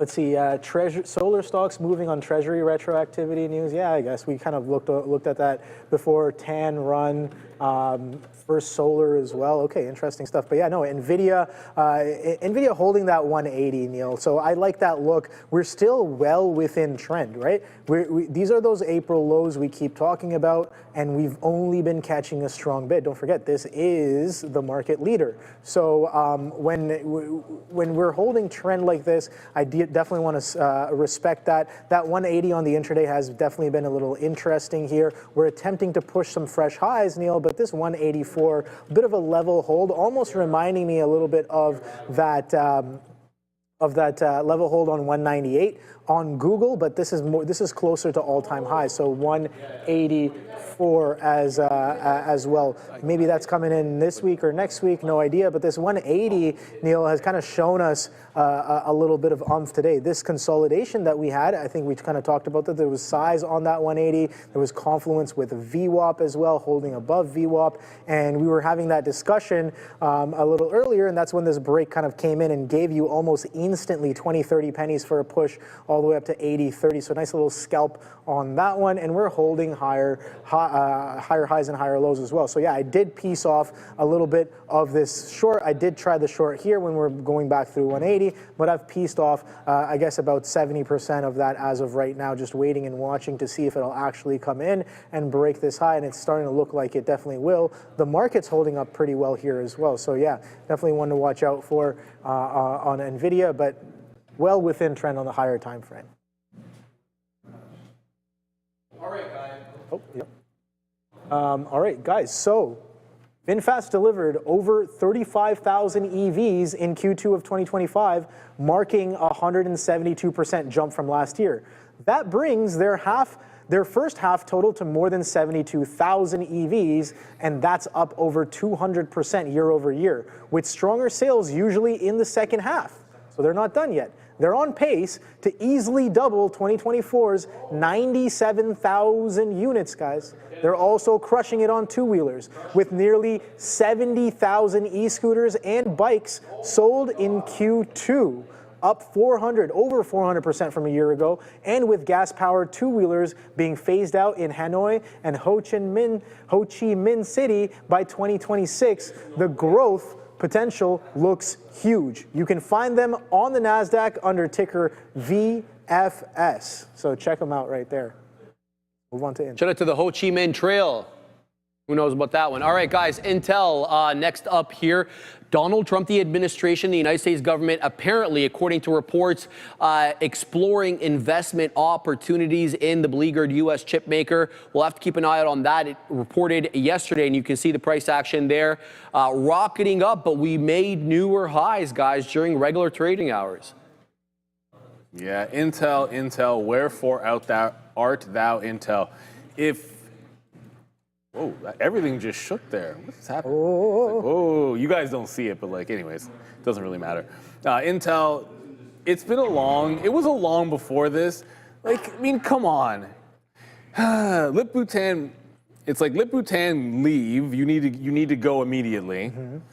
And hold multi-year support. Holds multi-year support, where you could have bought this one for the last, come on, at 19 a year, I guess. Yeah. Then on top of that, you have a positive meeting. You invited to the White House and nothing, have a positive meeting there. Oh, they're doing some great things and positive comments. And then naturally, after it runs up and starts trending up, Intel decides to completely blow it out because the government wants to take a stake in it. Now, we don't get too political. I tend to think what does government have any business doing taking a stake in a company? This is no financial crisis. This is not. You can make an argument for national security. I don't think it's a strong one, but look, I like the notion. I like the notion of having critical industry. So you really do want some production at your home, and we saw that with COVID. I think with chips, it makes a ton of sense. You want Intel to succeed, and you don't want TSM to be making 80% of the chips in the world when it's such an important part of the market. I get that, but taking a stake, there's other ways it can be done. Notwithstanding, this thing has been a long. I know I usually like this thing short, but for the last 3 days, and then I'd call this now day 4, it's just been a long. I failed at the first long, the second long didn't do well enough with, and now it seems like it's made a turn. If you put this trend line on a 15-minute, it just broke that trend. And the best part about this is now I can show you, there it is on my 5-minute or 3-minute chart. It broke this a while ago, and I wasn't really paying attention because I was really only thinking longs in this stock today. But look at that. If it holds under this quarter, there's still some room to VWAP. So almost if it presses 25.20 and can't break out that quarter, I think you can short this into the volume weighted average price and get yourself a point. But it seems like Intel has turned the corner. The issue is any longs from here to swing, your risk is to $19. It's not bad. It's just you could have had that a few days ago. I'm holding this from a while back with a cost base of 22. And I'm not selling any. Probably not buying anymore. I could be convinced to buy some next week, but I'm buying CRM on Monday instead. Oh boy, nice. Yeah, no, I like the look here on Intel, Neil, and I think you bring up a good point. It shows some strength, and I think the government getting involved is exactly that. You want to support and bring up your homegrown companies, right? You know they're capable of doing well, and they might even want a vote. They want a stake. They want voting shares. Of course, they want to be involved in the direction that the company takes. And Trump has kind of expressed this before, maybe the leadership is questionable, and maybe that's why you want to have a voting stake as well. Yeah, right. Maybe. So I think there's a lot to it. Regardless, I think it's poised for a move with the consolidation that we've been seeing. On top of that, 19, has it broken that range high yet? Absolutely not. We talk about that being $28, so still we're within range of dropping all the way back down to that 19 level as well. So I'm going to continue watching this one. I do like it. As Neil said, I think the bids were at 19s, so I think the buying should definitely, you want to buy with some of those buyers there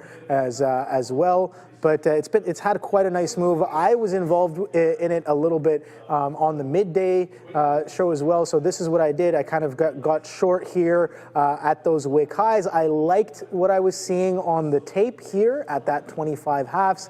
Unfortunately, I did not hold most of that position for a pull into 25. It didn't even get down into VWAP, but I was very adamant to cover aggressively, and I took another one right here, 25.40s on the lower high after we kind of wick that 25 half. So once again, kind of showing us that sellers are there for the interim, for the shorter term, and it took a little bit of a piece off of that. But oh boy, what a nice hold of that 24 and a step up onto VWAP and a breakout of opening range highs and a double bottom hold as well on top of the opening range highs where that resistance turned into support. So in terms of a daily trading vehicle, Intel today has been absolutely solid. It's followed technicals to the T. It's shown you where buyers and sellers are. It's respected some of those levels as well. So I think it's a great vehicle on the day today. And again, I want to reiterate, this is doing some significant volume on the day, pushing 245 million shares now, Sharif.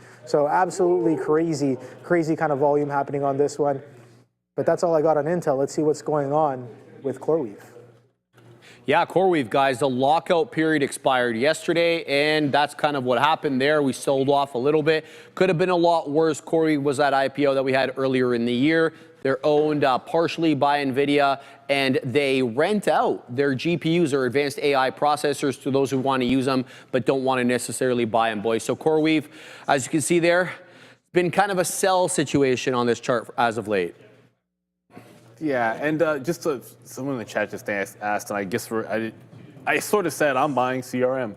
And if you're not watching every single day, like sometimes I'll make the mistake of, well, I've mentioned this a couple of times, so it's sort of it's obvious to me. But if you hadn't seen the show, the reason why I like CRM here is just this little double bottom, and it's on a weekly chart. That's why I say I'll buy it on Monday, but. I mean, at this point, I could cheat and just buy this at the close if I get a chance to get on my phone and do it in my PA. It just has to do with this reversal candle on the weekly, right? Holding that 200 period on the weekly. That's all. Just a nice little technical trade here for myself. So that's what I like on CRM. I might just cheat because there's almost no chance it's going to violate that low in the last couple of hours of the day. When it comes to CoreWeave, like a lot of times we talk about buy the rumor, sell the news, right? And in this particular case, buying the rumor on CoreWeave, oops, I should go back to a daily chart. Let's start with the outside first. Buying the rumor on the IPO lockup would be selling before the lockup expires. And that's essentially what happened. And then today it's flat on the session. Looks like they bought the news or sold the news, which is to buy it back up at the open. So it required some patience. I don't know that I was patient enough early in the trade, and then I took one shot at it. I was looking at $100 essentially as resistance, and then like 104, like right down here where it broke down in the afternoon, and then this 104, we never really tested that high, so got in early and stopped out, and then did get the reversion back into VWAP, and then haven't really touched it since because it's been upward trending. So there's still a chance, and ARM was like this, where when you have the lockup expiration go, it's not like a bunch of shares don't just get dumped. It might sell off over time, and there might actually be a bit of a bottom or a bit of a selling event. It just might take some time for it to happen. And when you consider how far it's almost been cut in half effectively from the highs, it could take some time. That was a lot of selling for 2 days. Right? Like this was a short all day long yesterday. It was a short at the open at 116. It was a short in a consolidation break, another one at the end of the day breaking $100. And the day before it was the same thing. So I guess it just makes some sense that there was some profit taking that came into CoreWeave here. And sympathy wise, I mean, Circle had a similar thing happen at the open, I guess on sympathy you could call it. And like I said, I think there will be a sell event, but this one kind of just ran out of steam today. Yeah, I think there's a lot of, I think the technicals are showing a lot of reason for the selling, Neil. And I just kind of want to point that out because it's already happened. So there's going to be a few lines on here, but there's two that I really kind of want to point out. Neil, you can see this orange one right here. This orange anchored VWAP is from IPO, right? And this was beautiful enough. This is why I've been kind of trying to get aggressive with CoreWeave over the past couple of days. Look at this trend break reversion. We come in on the wick and test some significant levels. This was that breakout push. That anchored is sitting at that breakout push. I'm sure if I drop an anchored from the highs, we rejected that on earnings as well. So let me just do that right now in front of you guys. Look at that, beautiful. That's that red one from the all-time highs on CoreWeave. And you can see what happens on the earnings reaction. We actually break below. The day before, we attempt to push up, and we get a nice grinding bid all the way up through that all-time high anchored there as well. But this orange anchored coming in yesterday, look at the selling that comes in on the breakdown of that. So now we're kind of just digesting. Is it a leg, consolidation leg? I don't know. But this trend break reversion was absolutely beautiful back into mean prices. And now we even push even further below that, as it is, again, multi-day selling off of earnings as well and rejecting those all-time high anchored VWAPs as well. So I have some of these prices on watch. 100 we're trading below now, Neil. So let's see if we can kind of trail back in. Let's take these indicators off once again and just take a look at the naked chart. I'm just going to go to an hourly chart right here, and you can see this is a technical breakdown of this support, this 101 area. Now we're consolidating post earnings underneath what was support that took us all the way to 150s. 150s failed to follow through. So what does this mean? We're trading below 100. We're trading below the anchored VWAP of IPO. Are we poised for a little bit lower? And I think that's well within range. We can probably pull down into these week one highs all the way to 63s. That's $30 lower and still be perfectly fine, I think, in terms of where we're headed. I think the selling off of earnings was very telling. That failure to follow through of 150 and the 100 was very telling, or is very telling as of right now. Let's see if this consolidation continues and breaks a little bit lower as of right now. Oh boy, man, that Intel came all the way down to $25 from 25 halves. Yep. Now, again, I was talking about this earlier. The kind of liquidity that Intel can provide is immense. We're talking almost 250 million shares traded on the day here. Let me pull up the Intel tape so we can take a look at it together here. Intel trades on the NASDAQ, not the NYSE. There it is. Break through that 25 right now, Neil. As the market maybe breaks this uptrending bid that we've been having, this Nvidia the shorts are working. I hope the shorts are working. My Nvidia is just still sitting where it was AMD's as of right down. now. Intel, I really like. Oh, HIMS. I gotta get I might need to get UNH breaking trend as well. That So might be a nice just look. very quickly, let me just show you. I might be getting out of this trade. HIMS, pretty much sort of an all-day trend break. I caught it here, an all-day trend break, and now I'll be punching out of that. Is it just, I'm gonna eyeball it and show you. You look at enough of these, like I know it was breaking trend anyways. So got it when it broke the all-day trend, took the short here, rode it, let it pass through VWAP. Market was looking like it could bounce. I was eyeballing it, might have punched out there. But now I see it break the trend, I jump out of the trade. So that's the structure I'm looking for. The other thing is two things happening right now as the market tries to roll over. Firstly, Sunrun, all of the solar names are still holding highs, not going as parabolic as before, but are just absolutely holding trend. 39%, Enphase is gone, Sunrun, right down the line. They're all going ham this afternoon. But also Big Bear AI has made a move this afternoon. Now, there was nothing in particular this afternoon on Big Bear AI, but there was a story this morning because they launched a next-gen cargo security management solution, partnering with Narval Holding. And that was this morning in the pre-market, and essentially nothing was happening on BBAI. So that story didn't really do much of anything for the stock. Maybe it was a technical break or just a VWAP hold, but the volume came in late, and now it's breaking out over a prior high. I like the 15-minute better when I show you these, because then I can show you the gap that it's trying to fill. So right in here, since the earnings dump, this high was 608. We've now broken back above that. So consolidating that 6 level. I'm not saying it fills in this gap and goes to 680, but that's what the gap is. And it's doing volume now, and the market looks like it's rolling over. So I think that's the kind of thing that I would want to be involved in. So this dip, if it can hold on to $6, I think is worth it. And I don't know, that's actually strong. Whereas, you know, I would love open door to do something, but 340 has been a bit of a brick wall. It broke it once, it was okay, but it's not moving. So if it's only going to go sideways here, I'll leave my stop in if it loses VWAP, but BBAI is going to get my attention, I think, this afternoon. If it can hold at 6, there's a lot. I know it looks pretty parabolic and it's up 5% and it's Friday, but there's a lot of room when you zoom that chart out for it to go. And if I can get a bounce off of 6 and grab 04s or 05s, that's light risk to be able to get it back into the high of the day. So BBAI is going to go up on a side chart for me. And if you see it pop in, that means that I think 6 is held and we can move on from there. Ooh, Jeff in the chat, Circle is up 8%.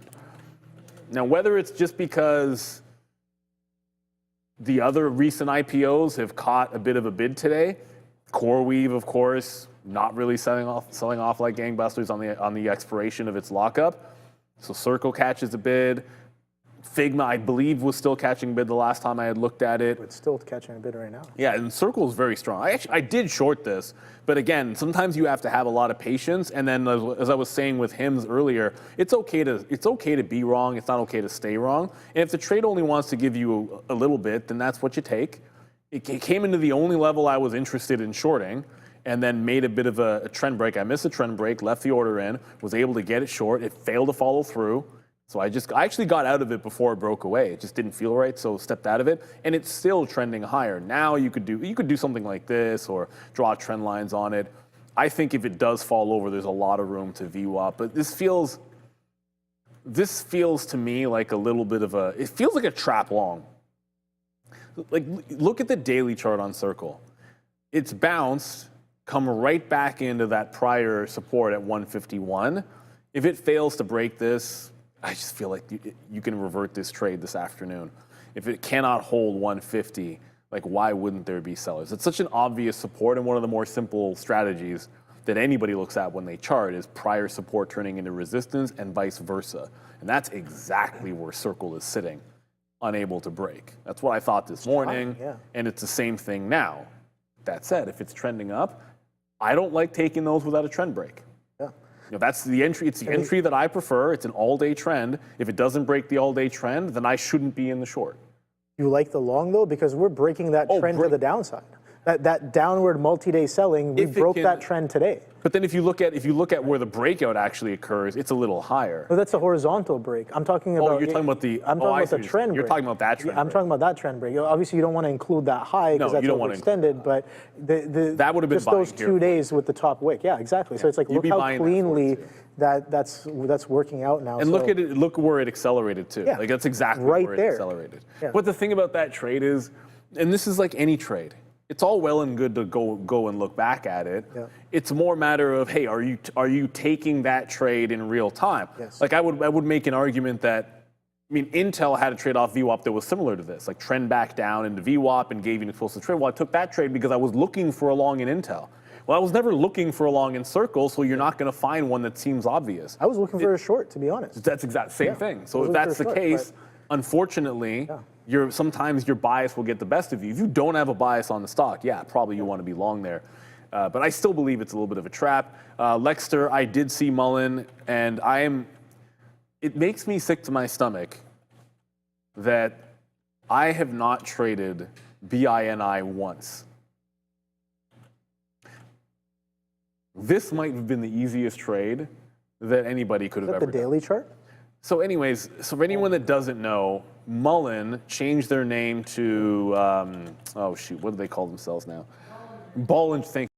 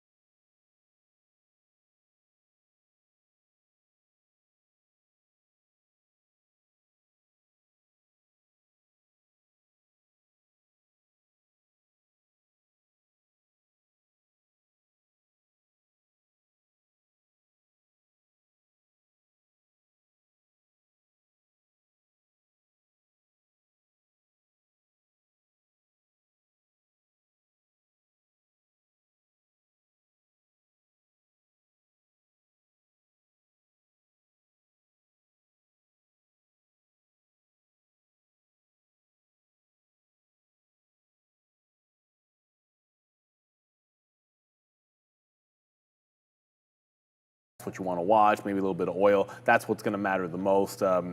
The wheat prices, if you're trading futures, things of that nature. But for the equity markets, for the most of us, it's not going to matter too much there. Oh, don't break out yet, Big Bear AI. Consolidate and allow me into the consolidation and then break out the high, Big Bear, which it's not letting me in. Let the right one in, and that one is me. Okay. Breaking news, Open Door announces CEO. That's right, that's from this morning. But I wish Open Door was moving the way Big Bear AI is, but it just keeps on running into a brick wall at 340 here on Open Door. It'll hold the VWAP. We can hold the VWAP. We can't run away and release from the volume weighted average price. Like I'm sitting here long at 37 in this huge consolidation and nothing is happening. I have one order at the high, which if I get that out, then I'll just start washing back and forth. Washing's the wrong word. It's like get out, reload, but I'm not doing it till it gets to the high. This stock doesn't seem to want to do much of anything. Big Bear AI is certainly moving a heck of a lot more than that. Let us know what you guys are watching. Because I pull up if you look at the all day, no surprises here on a little stock visualizer. Open Door has been leading, which is interesting that it's still at the top because realistically, like it's not really doing as much. UNH makes a lot of sense. Nvidia, I'll do a fresh start. Let's do that.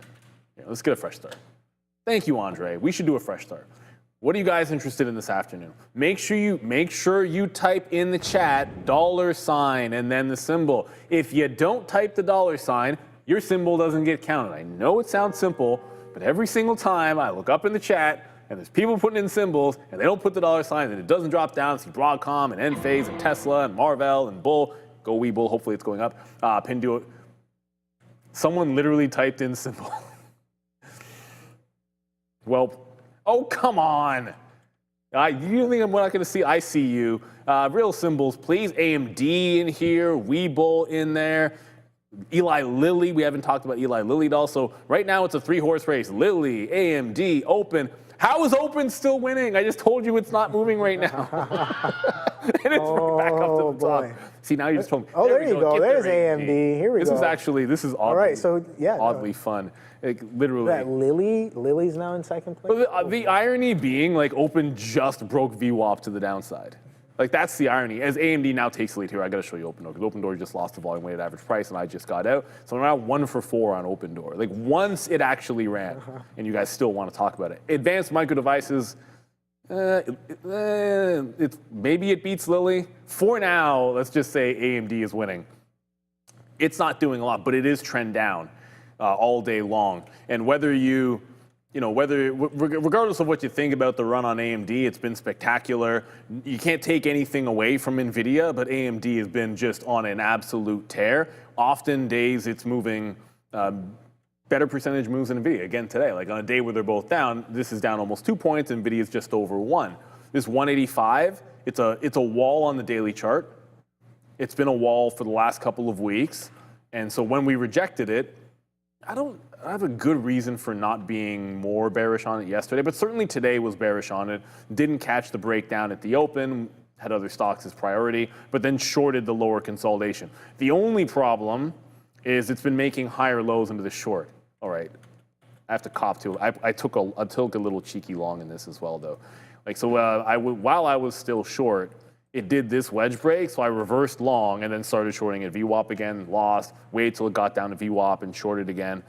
So I've been favoring the short. Whoa, something has happened. There we go. We just lost a bit. That'll work. Let's go. That'll work. Nvidia. So Nvidia just had a bit of a tag to the downside. VWAP hold, though. Yeah, instantly VWAP hold. You can see that candle came in on a bunch of stocks. Yeah. It's across the board. It's like they just dropped the bid for like a small amount on every single stock I was watching. Like even BBAI just picked me up on that consolidation. So it's just like everything dropped the bid for a quick little second. And that's the thing is, it's not as if that was a big move. So the reason why you'll see us react, do you have the camera shot where you can see all of my charts and all my level 2s? Ape. I don't know if you guys can see that. The Twitter. So anyways, like I've got multiple shots and I have multiple level 2s where I can see the tape of everything. So what'll end up happening is, I'll see the stock that I'm short pop down like 20 cents, and then I'll get long in BBAI. But then every other level 2 I'm looking at, I just see the bid drop and the tape go red in a split second. And it all happens at the same time. So it's like it's really distinct when you're looking at a bunch of charts. That's why you'll see us react that way. It's not because it did a Google. It didn't do a Google move down. Like if AMD and Nvidia did one of these, obviously that would be a little bit more distinct. But that could have been anything. I'm not even sure that was that big of a deal. Sometimes the algos just, they released a bid, or they all hit the bid at the same time, or whatever. And you get these little candles like that. And it wasn't even that much volume. That's the crazy thing. So it was more of the bid releasing than it was anybody selling. And who knows? You can speculate. Some people saying, yeah, it's OPEX day, it's options expiration. So there's all kinds of reasons that it could happen. Maybe it signals something, but I'm going to be shorting in the VWAP here anyways on a reload of AMD. I don't know why I'm above. I think the top's at 178. So I want to get a better price the next time up here. And BBAI came in as well. So I just picked up, it's New York, not NASDAQ. I just picked that one up off of the bid. So looking for this to hopefully hold trend. I didn't want it to break out until I was long. Well, you want the dip? I got the dip now. Tight risk on this, because this is a consolidation. If it loses this consolidation, there's really not much of a point being in it, because then it's breaking the trend, and I'm not going to sit there holding a trade at 3 o'clock all the way to VWAP. Even if it's only 20 cents, it doesn't make any sense at all. So we'll have a relatively tight stop on BBAI, looking to see if this can break out that top.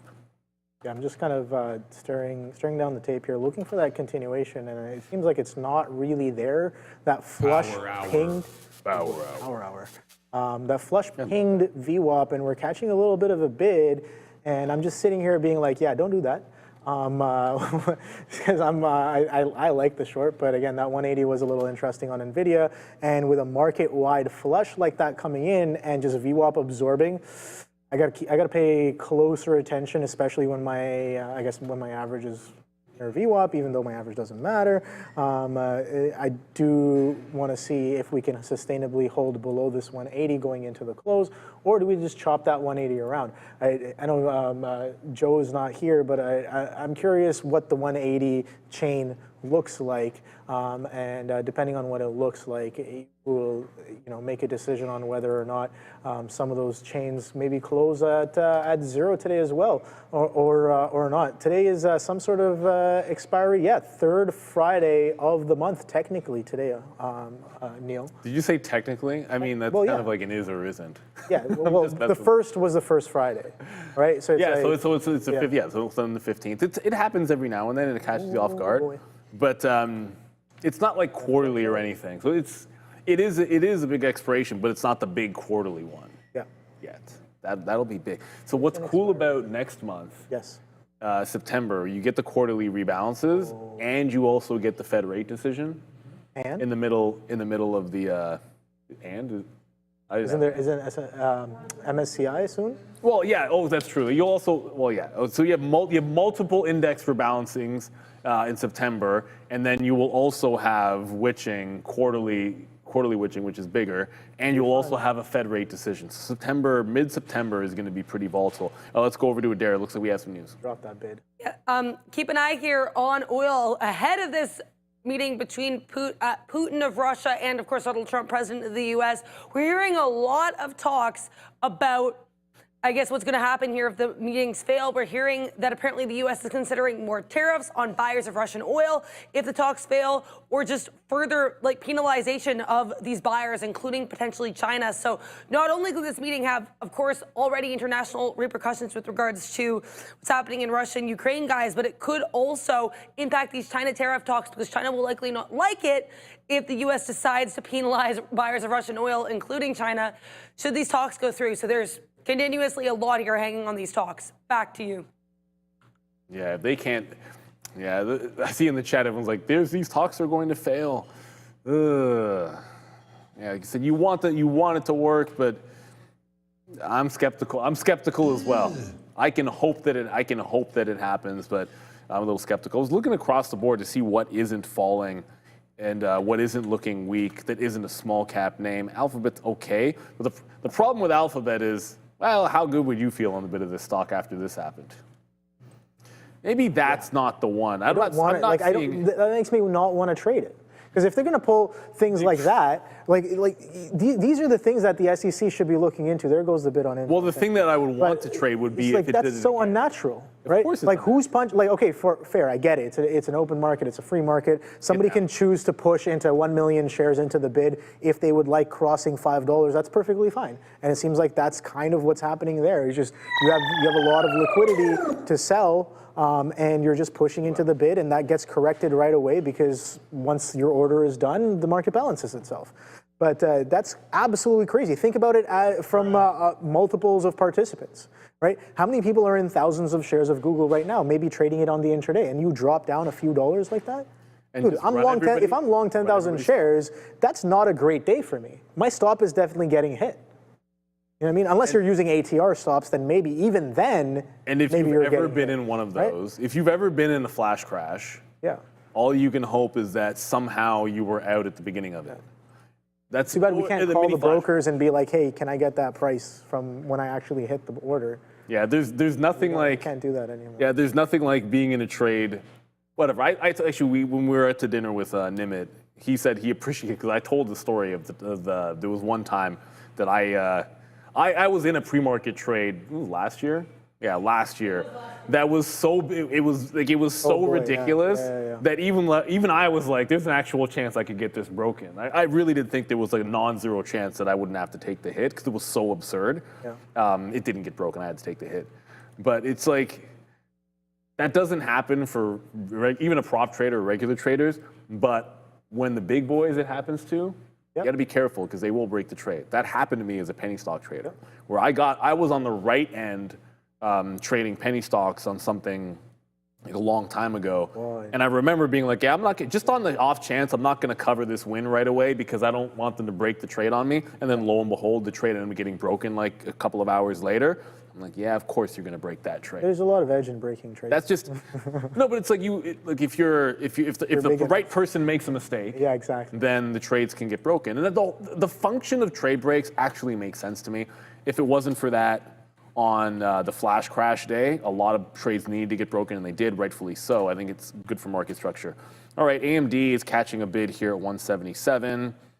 This little mini move baby, more selling. right back into the selling. Yeah, More there selling. we go. Here we They go. sold right back into it. Turn it Was back trying to on. hold 77s. They sold right back into it. I want to see that next push down. The low 176.5 is where I'm looking to get. Like I was holding, like last time I was pretty disciplined enough to not take anything out till it broke down at 77. This time I really want to see it do that same thing here Moving again. so fast that my orders are getting canceled. Oh yeah? Yeah. Look, they keep wiping the bid. Well, the market's dropping nicely. It's Market's just- dropping, yeah. It's Friday afternoon dropping. That's the thing. Like it's not By that. they, I just mean sellers. There's no Yeah. market makers. No. Oh no, UNH. Participants are the they. Well, so there's no direct news causing. collect? Someone in the chat's like, any news? What's causing this dip from Salvador Jimenez in the chat? You could make the argument that the only thing that has hit the wire are these talks right now. You could make that argument, but there's nothing crazy. Oh, wait a minute. And on cue, we're going to Adara at the news desk. Who knew? This is not anything market related. I just want to clarify that right now. I mean, it is related to the market, but not to the overall market. Medtronic on watch, MDT getting a nice little bounce here. Seeing apparently there's a note, I guess, apparently Goldman Sachs owns $1.4 billion worth of MDT. Does not clarify if this is after 13Fs, but I would assume contextually this is likely after the 13F filing. So I guess this note is making the assumption that because Goldman Sachs owns this much MDT, they could have activist purposes. So I guess speculation here about activist involvement from Goldman Sachs for MDT, Medtronic. Back to you. I once owned that stock years ago. I don't really remember. I know I don't anymore, but I haven't looked at that chart in a while. I just jumped out. If I said if the bid caught up again, it tried to press through 177. It looked like it was doing a good job, and then the buyers came in, immediately met with selling, and then it came right back in, and it just looks like it's recontrolled 77. I'm going to short into VWAP again here on AMD if we get the chance. Big Bear AI doesn't seem to be doing anything, and we had to go to Adara just there, but it was UNH that I wanted to jump over to because I saw a few people saying, why is UNH falling? Probably just a sentiment thing. The market's rolling over. Big time resistance at 310. Really felt this move had juice to 320. and we've talked about it before. You mentioned that you have at 328, you've got an anchored. You have this high as well into 329. I believe you said an anchored VWAP was under. Yes. Up there as well. Yeah, So the you have a lot of from the candle, the crazy sell-off candle. yeah from this one. Yeah. Yeah. So the anchored VWAP from And then here is that somewhere in this range. volume node that's when the CEO got shot, I think, or no? Is that That's actually is that earlier? No, that's before. Okay, that's not the shot house candle. No, basically all I was getting at is I think structurally, like this move from here in the 290 and the 50 period has room to at least test to 320. I keep saying 320, but really it's like 328 if you want to be really distinct about it. That said, it doesn't have to go there all in one day. So it could be a long-off VWAP. I don't love something like this in the afternoon with its spread. So I probably stay away from it, but I still think the long is good. It just seems to be running out of steam with the rest of the market. But everything else on the daily chart, when you pull it out, it looks absolutely fine. Still, just kind of regular Friday afternoon selling. BBAI has resumed very slowly, creeping back up, so was able to get there some 11s first, and then I bought 10s after. I still have an average price closer to 11. At some point when I take another fill, it'll probably correct to 10 because I bought at each of those pennies. But now you're starting to get up a little bit. So I wanted to break the high. I'll take it out there and see if we can't get to the quarters. It is 310, so you are running out of time for this to actually follow through for me here. And you don't want to sit there thinking that this trade's not going to fill in the gap completely. Like we're probably not going to, maybe 640, like this gap, but not the gap in here to like 680 or $7. I'd like it to get to 640. That would be ideal if we could catch a bid going into that level. I heard another oh boy. By my count, that's at least 77 today.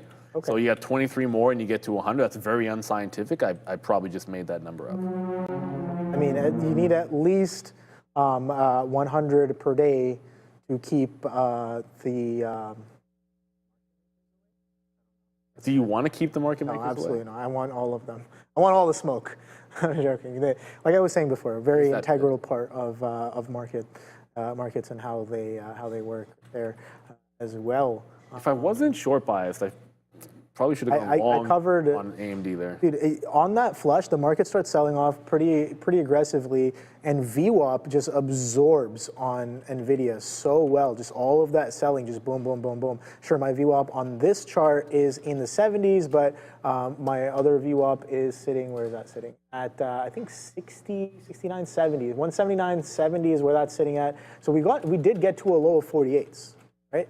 We did get to a low of 179.48 here, and I did like the short against these highs at that 180. We did kind of break this interim trend, but if you're going to get all this selling and then just absorb VWAP, it's basically telling me that, okay, buyers are pretty strong or continue to be strong on this one, so maybe we wash 180 a little bit more. But the one that does keep selling, and oh boy, is Intel. Intel now trading 24.75s. Oh my goodness, what a short. 24.75s.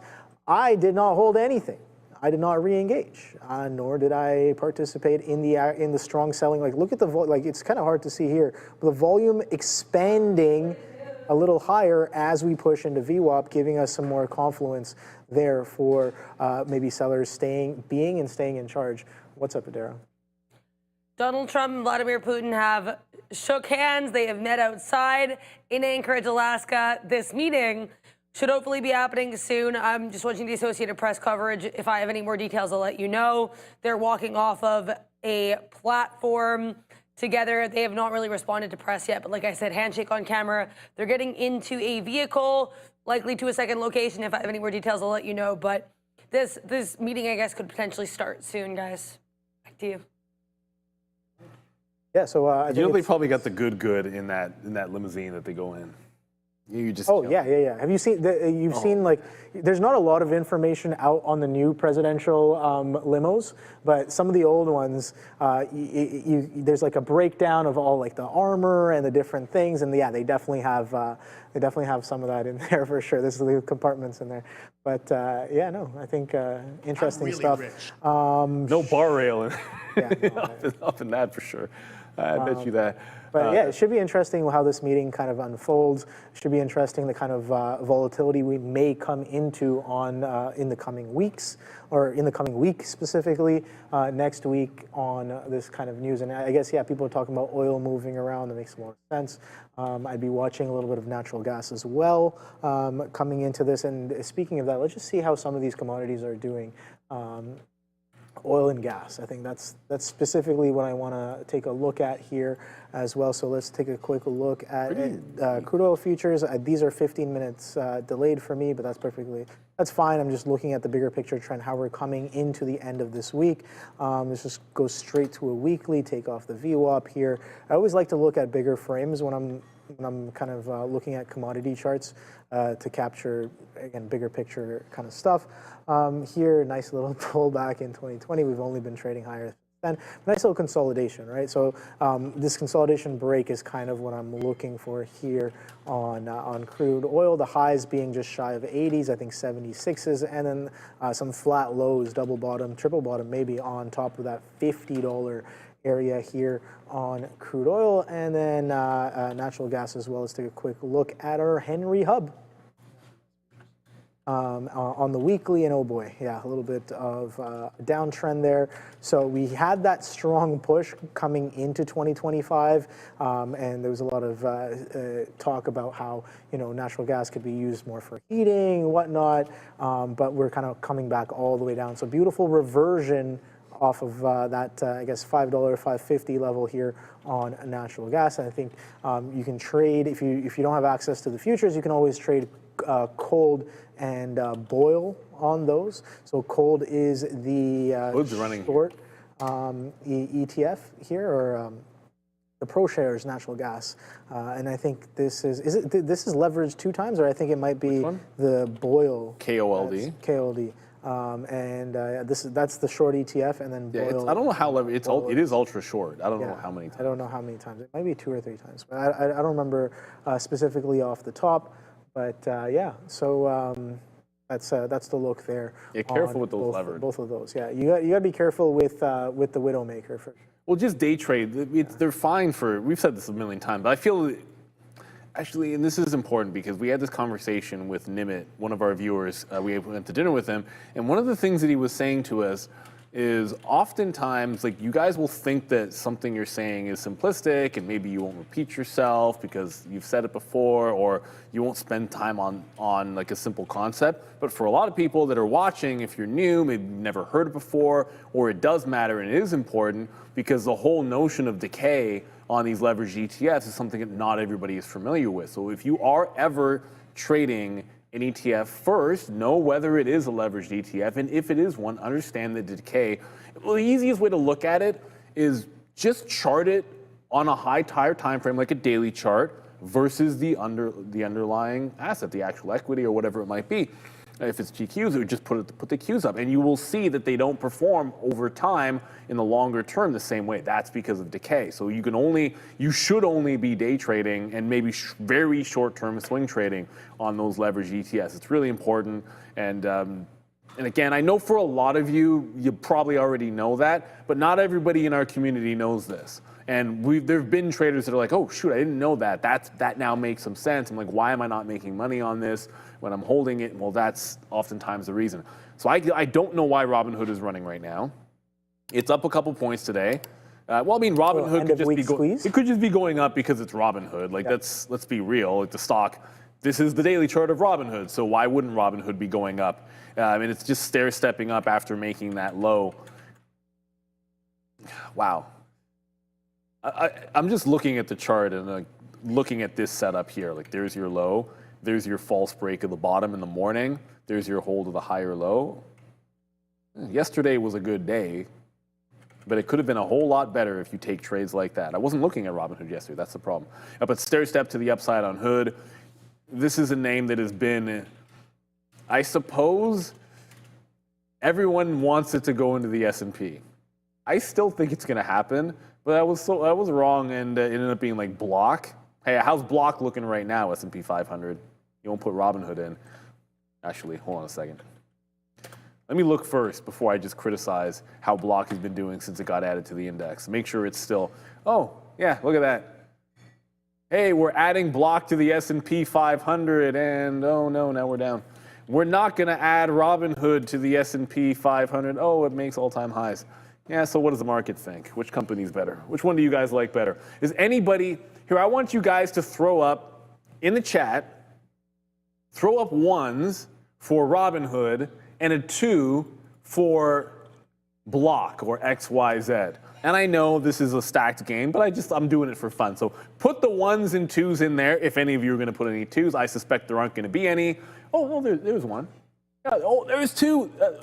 I swear, there are some 2s going in there. Some of you actually like, congratulations, you like Block 4. I don't know what 4 is. I saw someone put Webull. I'm down with that. I love Webull as well. We own some Webull at 10.69, and that was on purpose 4.20. That's a great number. 60. The chat's now you're just trolling with the 69 and the 420. I get it, but there was at least still got an hour, guys. Calm down. 85% of you liked Robinhood, which was exactly predictable, and Daryl Flinch, yes, said Webull. Yeah, Webull's not going to get in. Well, we may one day when Webull's a long way from index inclusion. That being said, we like some Webull. $10 was a great bounce, and sometimes you don't have to be all that smart. You don't have to be that smart to have liked it at $10, and you didn't have to be early to like it to get it at $10. Anybody could have had this off $10. It trailed right down in. It held support. That's from June 4th till it started breaking away on the 24th. So essentially, for 3 weeks, you could have had this thing under $11. Both Sean and I bought this, and we're like, we're buying it in front of $10. And then it gave it to you for 3 weeks. It did sell some in front of 18, but I'm still holding that thing. So it looks absolutely fantastic, and I'm holding it. It's not gonna, look, I regret not being in Robinhood. I know I've said that before. I cannot bring myself to buy it up here, and I will not buy it up here. But yeah, it's probably more like 90% of you. I'm overstating how many of you dropped a 2 in there. Nobody really seems to like Block anymore. It's falling out of favor. Yeah, I mean, looking at that great trade, by the way, solid. Cool. That 10 to 18, that's amazing. Just almost 80% within a few days. I know, but I'm reacting because someone just punked me in the chat. What happened? Good one. Too big to fail in the chat. Did you get alerts on your pager when you started trading? Okay, so first of all, I didn't have a pager. Good one. Pagers may or may not have still been a thing, but I didn't have one. So how about that? Sure. Pagers were definitely a thing. You're way pagers are still a thing. You know, a lot of a lot of doctors use pagers right now. What doctors do you know that? A lot of them. Really? Yeah, yeah. A lot of them still use pagers just to kind of communicate within the I was going to say within the office, within the hospital. And we didn't fax orders either. We did have to. You did have to get on the phone to the exchange to status orders sometimes. Like some of my friends, they're like, "Oh yeah, I'm on call," and they're on call with the pager. Okay. So maybe they're still operating on older systems at those specific hospitals, but they're still in use. See, Bailey in the chat saying IT people still use pagers. There you go. But yeah, no, they're still very much in use. I think it's like it can be like a private, closed environment. You don't have to give away your phone number for texting or anything like that. Yeah, no, I think they're still in use, Neil. That's all I'm saying. You were looking at that bull chart, and I was like, I want to know how our friend Bullish is doing, and not really living up to its name here a little bit. Kind of, we actually broke day 2 lows. We actually broke day 1 lows off of the opening action here, but we're still sustaining. So coming into next week, oh boy, just looking at the weekly, we know it's a red candle with a very, very strong wick at the highs, Neil. So that low of 68, I want to look for that low of 68. And if and when it does come in, do we sustain even lower? Does the bull turn bearish? I have no idea, but I think this is a little poised. This is the weekly chart on Bullish, right? This is the first week we've been trading. Nice strong wick. Just looking at the hourly here as well. Look at how we've been trading. Just kind of a flat. I wouldn't call it a flat bottom just yet, but we're building lower highs after some aggressive selling off of the open, right? So I like this look and that continuation. Unfortunately, this doesn't trade any options That is right going now. to break down. So nicely, yeah. When and it- even when the it retail, breaks like, down. and you're risking, I mean, real risk is to 85. So sure, you can risk about $15, but the downside potential. What was the IPO price for 37. this one? 37. So Well, yeah, they originally were like 33s, right? Yeah, low So, something 30s, like that. It's and like they settled at 37. you know the underwriters are probably not defending 69s. That's what we're trading at right now. Well, they are now. You know what I mean? Seems like. So it's just like there's definitely one price that they actually definitely care about, and that's the IPO The price. 37, if you ever see it again, there'll be a bid there. It always happens, and I think it's guaranteed. But I have to do this. I am contractually obligated. First of all, I love this one. I gotta make sure I even have the key for this. Do I even have the key? I better have the key. Tommy, showing Neil some power of Grayskull love. Well, how about this, Tommy? By the power of Grayskull.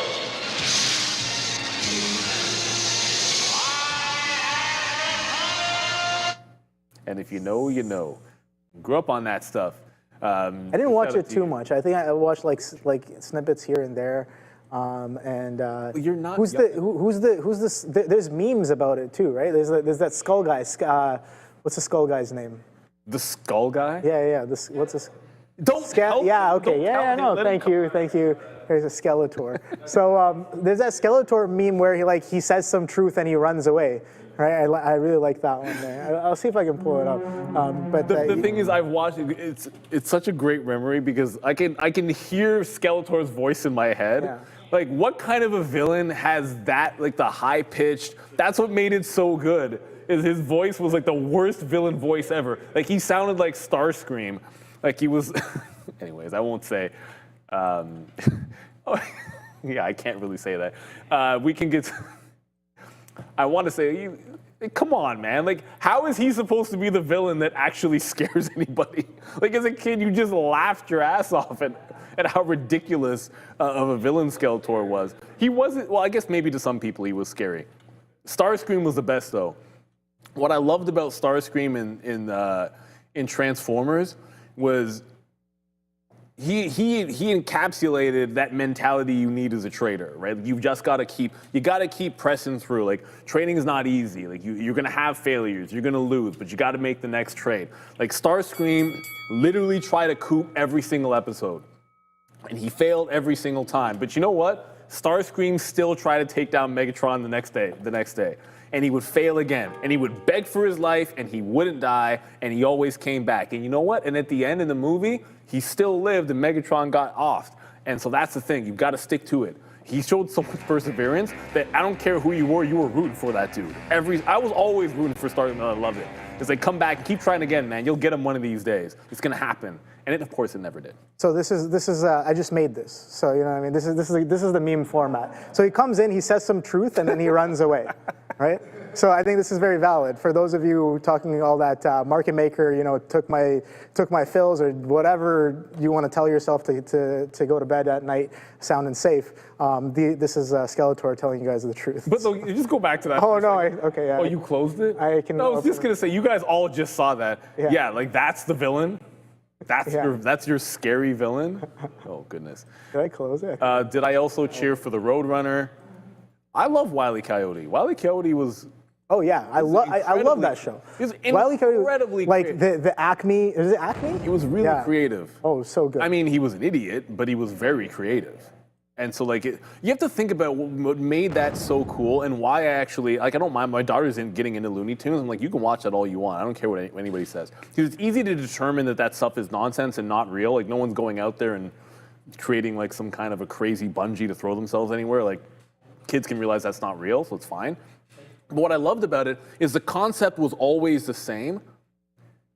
But there was, like, every episode, there had to be some other new creative contraption that he would try, really? Which was to continue to come up with these brain-dead plans that are creative and new was awesome. And they took, to me, it was a heck of a lot of fun. There was that one episode where he actually caught him too, right? Different traps. Well, sort of. I think that's neither here nor there. I actually think that's kind of capped. He should never have been caught. We're going to go to Adara, and finally, I might actually take this reversion in AMD. I told you there was a buyer at 77.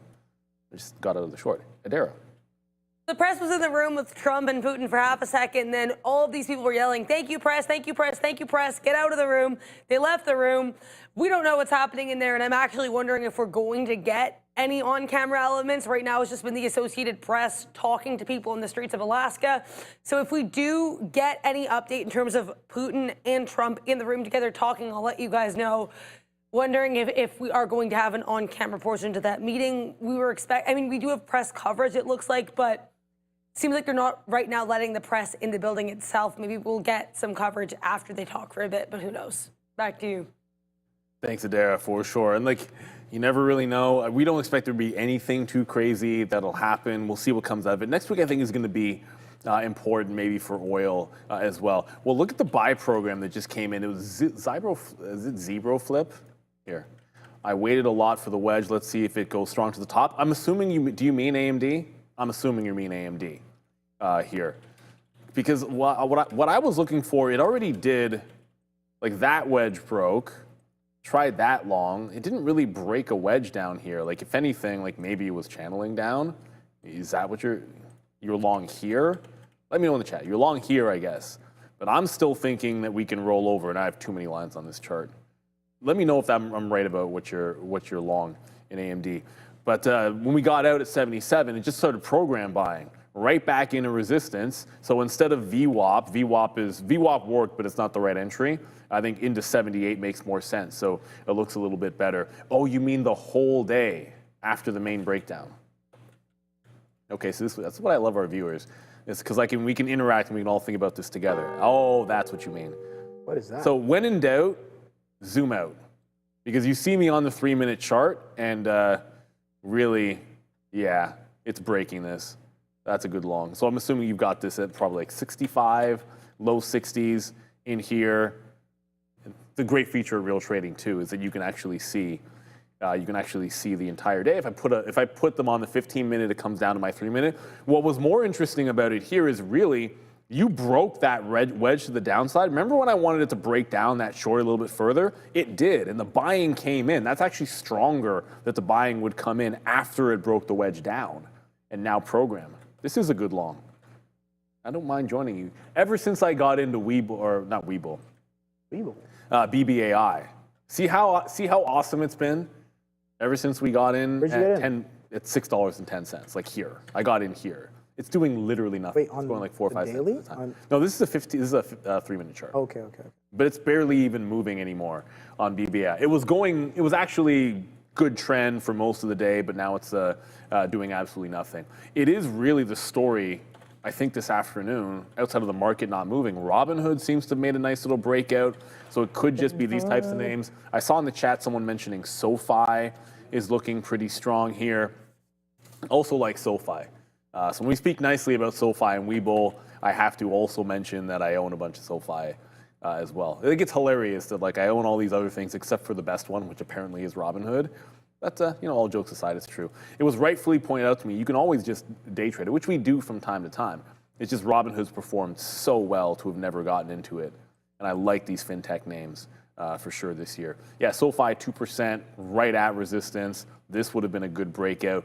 What's so good about this move is SoFi kind of bucked the trend of selling off after earnings with a consolidation and now a breakout after earnings. And what I really love about SoFi, if you'll indulge me looking at the monthly chart, and remember, I own SoFi shares as I'm saying this, and I didn't buy anything up here. I've sold some up here. I'm not buying anything up here. If you look at this is a monthly chart on SoFi. Coinbase had a similar one and kind of failed, but this is an impressive, a nice little U shape. It's trying to break out the lower high. If this can take out 28, sky is the limit technically for this kind of a move. I believe, let me see if I can show this on the monthly chart. Yeah, Robinhood has. So Robinhood had a similar move. This is why I always compare these. A, they're all in fintech. B, this is what Robinhood did when it broke that same type of a U. Well, you think, but it's gone from $10 to $85. It can't go any further.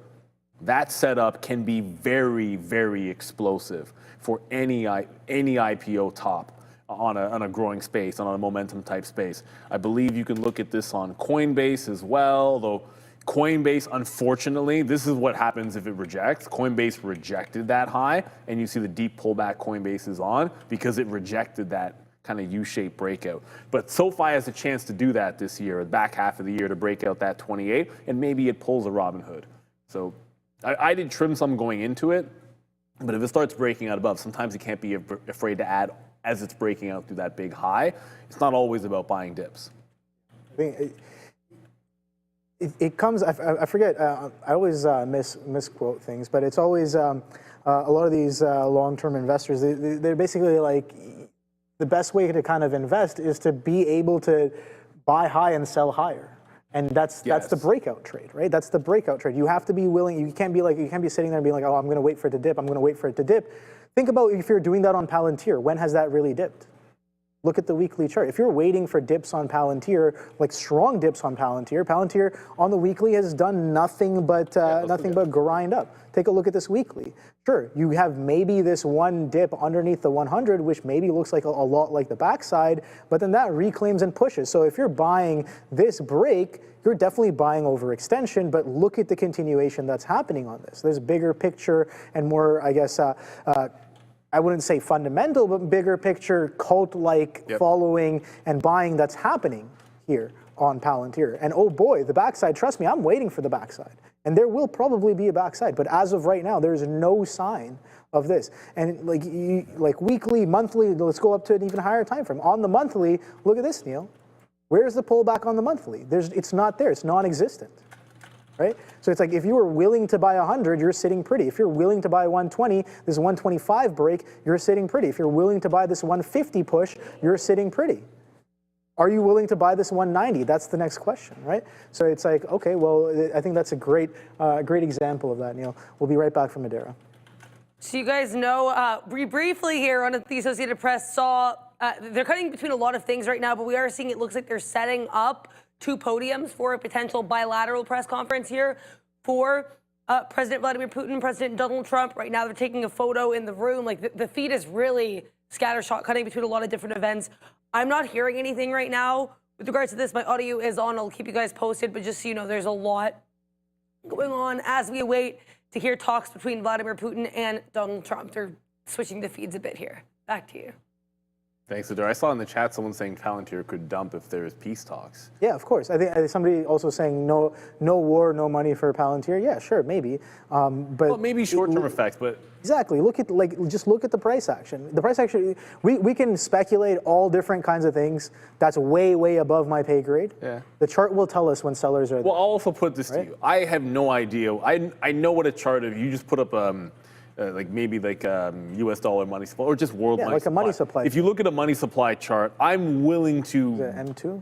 bet a significant amount that if you were to total like the military spending in the world, that it's probably pretty decently correlated to money supply. It's not going down, and so yeah, you might get short-term shocks, but I'd venture to bet that if you're in the right place. When it comes to military spending, and I get it. I'm not going to sit here and tell you that that's a good thing that the world should be investing in. It's probably not. Let's be real. But it doesn't matter. It's still going to hold true. Before we move on, what an unbelievable chart on eSignal that Palantir that weekly is. And if you are interested in quality charts, maybe charts that allow you to backtest, maybe charts that are reliable, maybe charts that are free for 1 month. And we've been saying this for a while. eSignal charts are free for a month. I don't know how long they're going to be doing that, giving the first month away free. But as long as they are, it behooves you to take a look if you're interested in stepping up your game. If you want charts where they're entitlement based and you can add what you need, take away what you don't need, if you like screeners, if you like API access, if you like tick charts, if you like 5-second charts, if you want to be able to forward test your strategies, if you want to trade through 50+ brokers automatically, then maybe eSignal is for you. So you can scan the QR code in front of you, grab it for a month free. Hopefully it helps you out. We've been using it for years here. As long as I have been on this floor, there's at least been a few people that are always using these charts. And the other thing I wanted to say is as long as I've been on this, the first day of training, I started in September of 2003. And on my very first day, we had classroom training for 3 days, then we went to the floor. On the first day of training, one of the owners of the company actually said to us, "So what's the most famous saying in trading?" And everyone sort of buy low, sell high. And you know what he said? If you're going to be successful as a trader, you have to get comfortable with the concept of buy high, sell higher. On the very first, that's one of the first things that got said by the owner of the company. Says if you actually, and it's so true. Like, how often are you looking at things like, I'm not going to switch charts. Here's an example, right? Like, look at BBAI. Just today, if you miss that dip buy and you anchor yourself to, look how good this dip buy was at 550. Do I want to buy it a couple of points higher? But look at the breakout. You're buying it at the high, you're selling higher. Now, ultimately, this long is not really doing much of anything. It's just kind of a scalp trade. But sometimes you're buying it at the high and you're selling it even higher because you want to follow the trend and not wait around for a trade that might not be there for you at any point. So, you know, win, lose, or draw, you got to be in the things that are moving. Let me just double check on UNH, not really doing much of anything. That's still pulling back into VWAP. It's Friday afternoon, and Adara is always at the desk, ready to give us more juice. Sad news for you guys right now in the conference. Right now, I'm just seeing the two podiums set up with the tagline "Pursuing Peace" in the background. If I have more info, I'll let you know. But I do want to preview a new series of infographics that will be released next week that I'm super, super excited about. I've teased this a little bit this week. I thought they'd be done a bit earlier, but I've been hard at work here doing a lot of research. We know that Donald Trump, president of the U.S., posts quite a lot on Truth Social.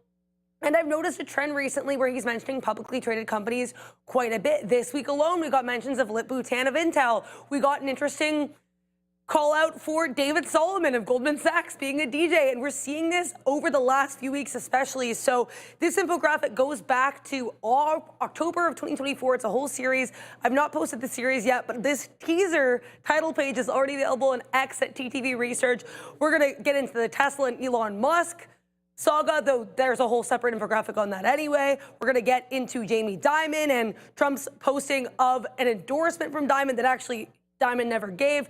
Lots of stuff coming through. I'm going to try to get the first of these out by the end of the day, but if not, come check out this thread next week, X at TTV Research. If you guys like weird random deep dives like this that are about the market, definitely tag me in this chat because I love giving you guys this type of content, and I want to see what you guys are interested in terms of infographics going forward. I'll let you know, of course, if Trump and Putin begin speaking. Back to you.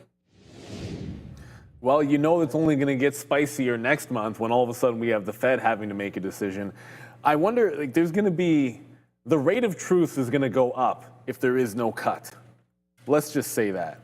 Because everything is telling us that the market wants, as I'm trying to talk over, I always have to refresh that page. It does the same thing every single, we're down to 85%. We were, before we got that, like before we got data this week, we were actually at 100% chance of a quarter point cut, to the point that this actually was 99.8. Well, this was 99.8. And then you had over here, like the 375 to 4 was 0.02. It was actually a small chance of a 50 base point. Now all of a sudden it's like 85% chance that we get the cut. So the market, even though repricing it after we got PPI, showing inflation might be a little stronger than expected, possibly, it's really the market still saying we're going to get our cut. So if they were well, that changed from last week. Yeah, but if that they was were, 90%. It was 90. It was 100% at one point. Yeah, it was 100%, and now it's back to 85. If they were to not cut, that's with a pretty hot number on the core PPI. So if they were to not cut, the market is not prepared for the Fed to pass and hold rates in September at all. Yet a lot of people seem to think it's actually a good possibility. So I'm pretty sure that the president's going to erupt if that happens. Yeah. Well, whether that matters or anything, I mean, look, it's going to. I still think we're going to get the cut. I don't see how they can ignore. You can't. Yeah, whatever. I don't think they can ignore the labor market weakness, because one thing. Well, you don't really care too much about your economics degree, but one thing that has always been true is when it comes to weakness in the labor market, it starts slow and it accelerates. And it can get, like, you go from, oh, there's a little bit of weakness in labor, we're monitoring, to like, uh-oh, we have a problem. Like that, it always ends up fast. So you usually don't want that to get out of hand. So when you see weakness in the labor market, sometimes you can be a little fast to react. I get it. Maybe there's going to be inflation through the tariffs. They have to balance that. But yeah, we'll see what happens. BBI has decided to wake up a little bit here. I just got some 18s. Looks like it's going to be breaking through 20. Hopefully we get up to 25. There's no news on this thing. I guess maybe it just is. Oh, come on. Right. I think it's just squeezing end of week. Like end of people week are probably squeeze. sitting short. Well, against remember those highs. Like this is a big potential breakaway from 6 on the daily chart, and then the earnings dump. Like it caught a bid instantly off. Like, earnings were terrible, by the way, on BBI. Like there's nothing positive to look at the numbers. Doesn't matter. It's got squeeze potential, and people seem to like it. So it did squeeze on the first day. It was a great long, and it did nothing for 2 days. So it was a consolidation. Hold the low after earnings. What do we say? 3-day rule, right? Let it hold and make a bottom. Well, it confirmed that bottom and just a bit of a, I guess, technical breakout here, but it's not really filling in the gap well enough. Man, the sellers came right in at 20, didn't they? Wasting no time. It is 343. I looked at the clock and realized, what exactly am I expecting out of this? Squeeze. No, it's 344. There's like 15 minutes left in the day. I don't know how much further this is. Those are the best squeezes in the last half hour. Are they? Because it's like everyone's just trying to punch out. I hope so. I'm skeptical. On a Friday? Ideally, yeah, of course. Especially on a Friday at the end of the week when options are expiring. I think that's. You ain't got no job. You ain't got no money. Oh boy. You know. I think I know where it's from, but. Oh, it's fine. It's fine. Is it from Martin? It's fine. Martin? I thought I knew that reference, but I only know it from a Kendrick song, so I don't know those words. It's Friday. You ain't got no job. You ain't got no money. You ain't got shit to do. Nobody knows that. It's literally from the movie Friday. Now I just feel terrible. Come on, son. Come on, son. Everyone in the chat got that. Literally everybody in the chat got that. Bye, Felicia. Legit. And there's no Friday without Chris Tucker. Mad respect to Mike Epps. Mike Epps is absolutely hilarious, but you cannot recreate Friday. The first one will always be gospel and the best. Ice Cube in the house. Debo in there, of course. Debo. Funny story. It's not really funny. It's just interesting. In my trainee group, I was just talking about my training group from 2003 on the trading floor. There were 20 of us in our trainee group. 4 of us graduated. Of those 4 graduates, 3 I still trade, other 2 still in the business as well. And one of those 3, his nickname was D-Bo because of his last name and his trader ID. So everyone called him Debo. You're Nairobi. I'm Nairobi, Yes. and he was Debo. So that was the 3 of us. That's a cool name. Dashel, Nairobi, That's like a Jedi Debo. name. Nairobi? Yeah. I'll take it. Nairobi. I'll take that. Isn't that a planet as well? No, planet? No. No, it's not a planet. I don't think so. Was it I don't think it's a- that dark planet craziness? Maybe, I don't know. Anyways, You're making that up. I think you're thinking of Nairobi. Yeah. Which is Niobe's a character from the Matrix, Fabian. Oh. But I do have love for Big Worm. What up, Big Worm? And Nairobi is the capital of Canada.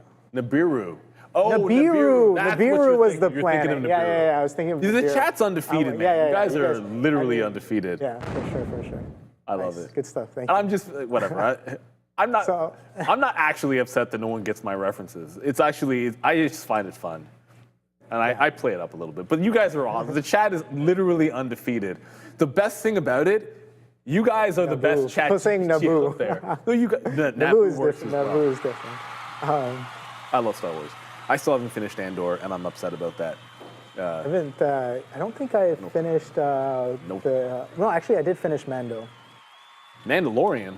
Yeah. Oh, you're way behind. Pretty sure. I thought I was behind. If you're still on Mandalorian, you're way behind. Yeah. No, it was good. So we were kind of talking about the money supply chart. So I finally have it up here on my screen. So you can see here, this is all the way from 1959. Oh boy. The mule. All the way to current year. The mule. And you can see money supply. We're sitting at $22.02 trillion.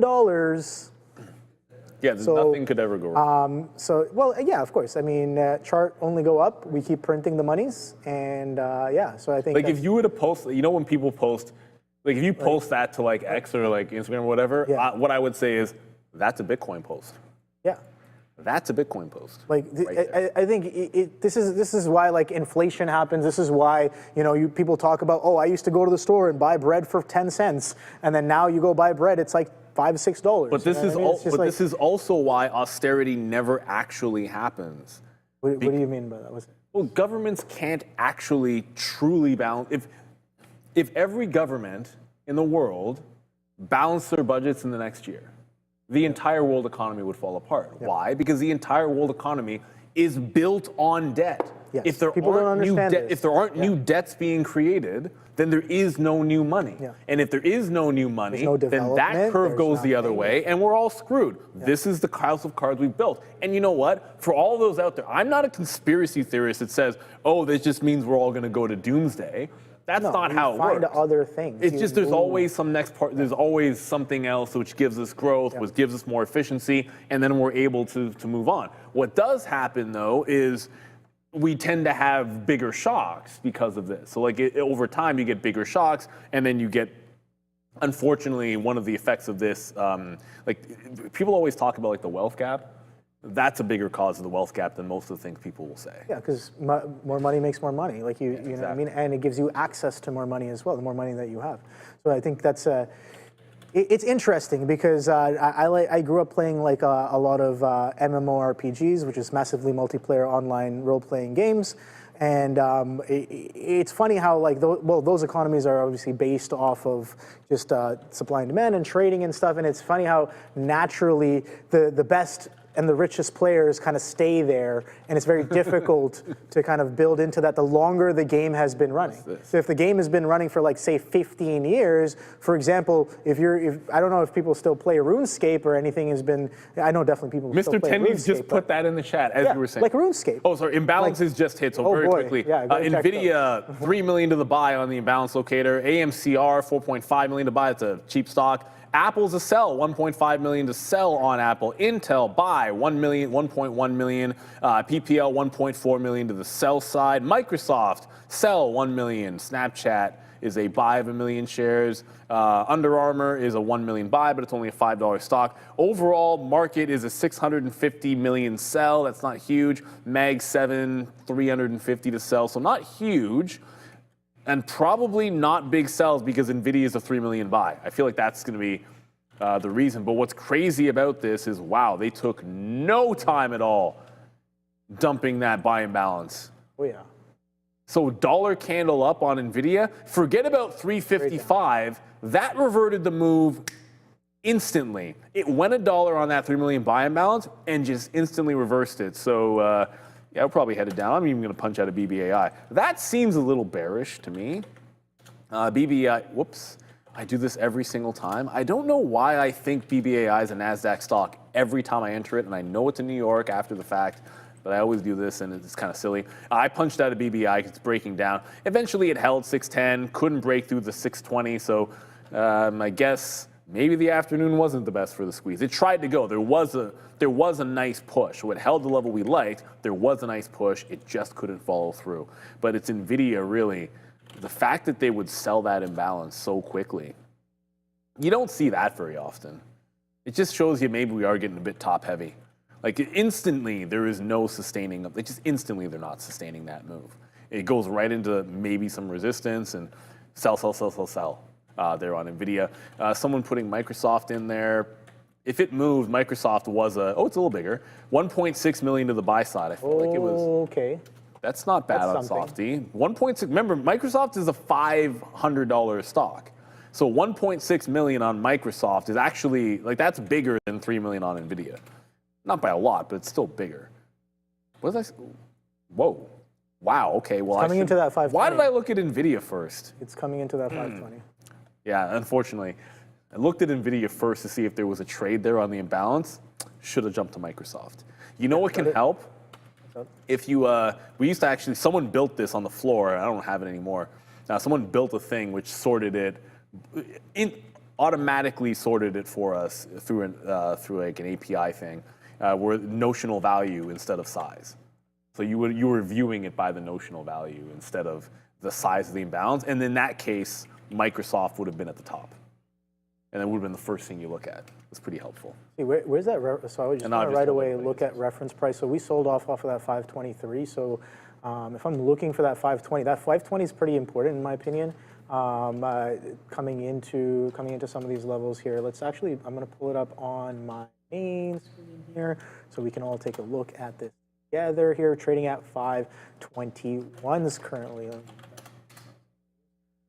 Okay, so yeah, let's see if this potentially comes in. I'm going to keep this imbalance locator right in front of me as well, so we can see how Microsoft kind of starts to move going into the 56 pairing event. We're still trading 520s, and this is what I kind of want to watch out for here. Okay, so we still have a minute left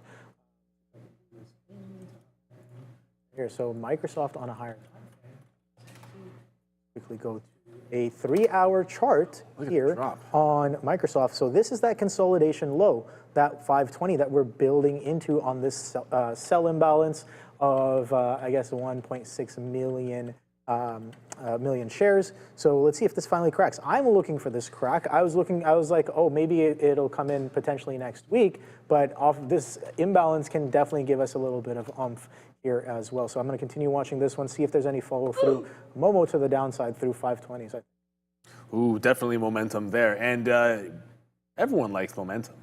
But another type of momentum is a swing trade. And over at Trade the Pool, which you've seen for a while, they've got something new just for all of you. A free ebook featuring 4 proven swing trading strategies from Trade the Pool's top funded traders. Inside, you'll see exactly how they approach the markets, how they manage risk, and what setups they rely on so you can learn and grow from what actually works. Download it now by scanning the QR code on the screen or hitting the link in the description. Shout out to Trade the Pool. And as Obi mentioned, you're going into that 355. Microsoft is now down to 1.2 million from 1.6 million. Let's see if it flips. It probably will. You'll see it. There it is. It just disappeared. Did you get the long? No. Oh, did it stay?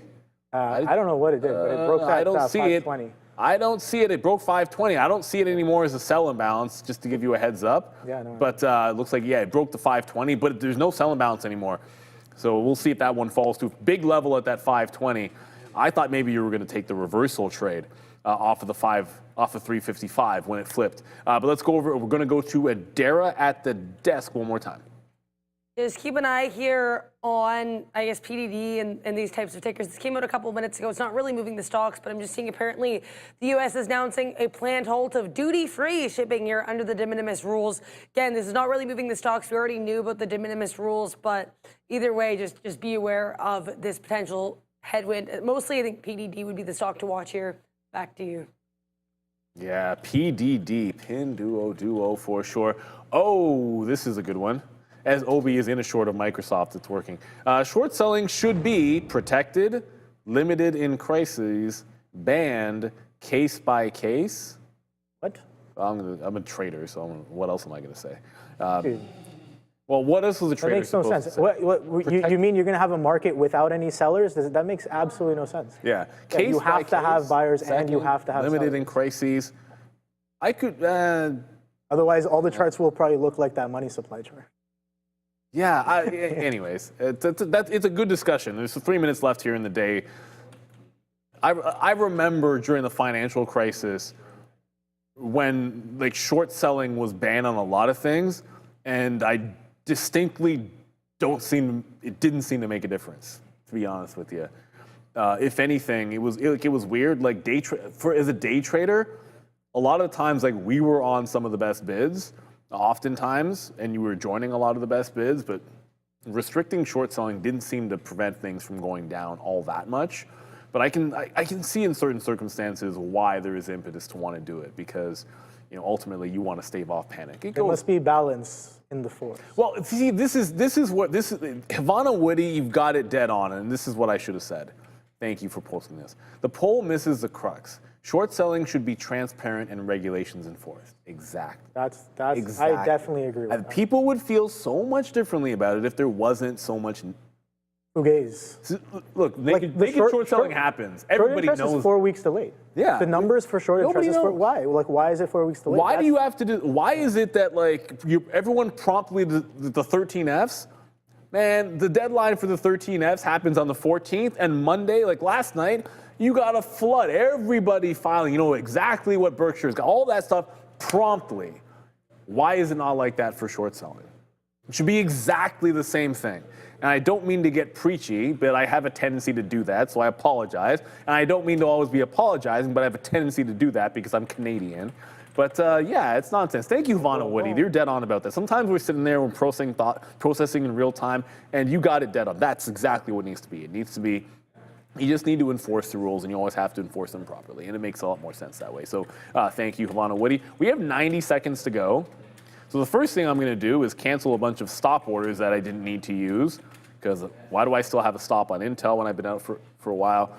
Make sure I get out of all my positions and all that good stuff, which I don't have any left, and I don't want any orders out there. Don't need them, so I'm going to cancel some orders that I had left out there that did not fill, and I'm going to get up to the desk. Oh, we got a super chat.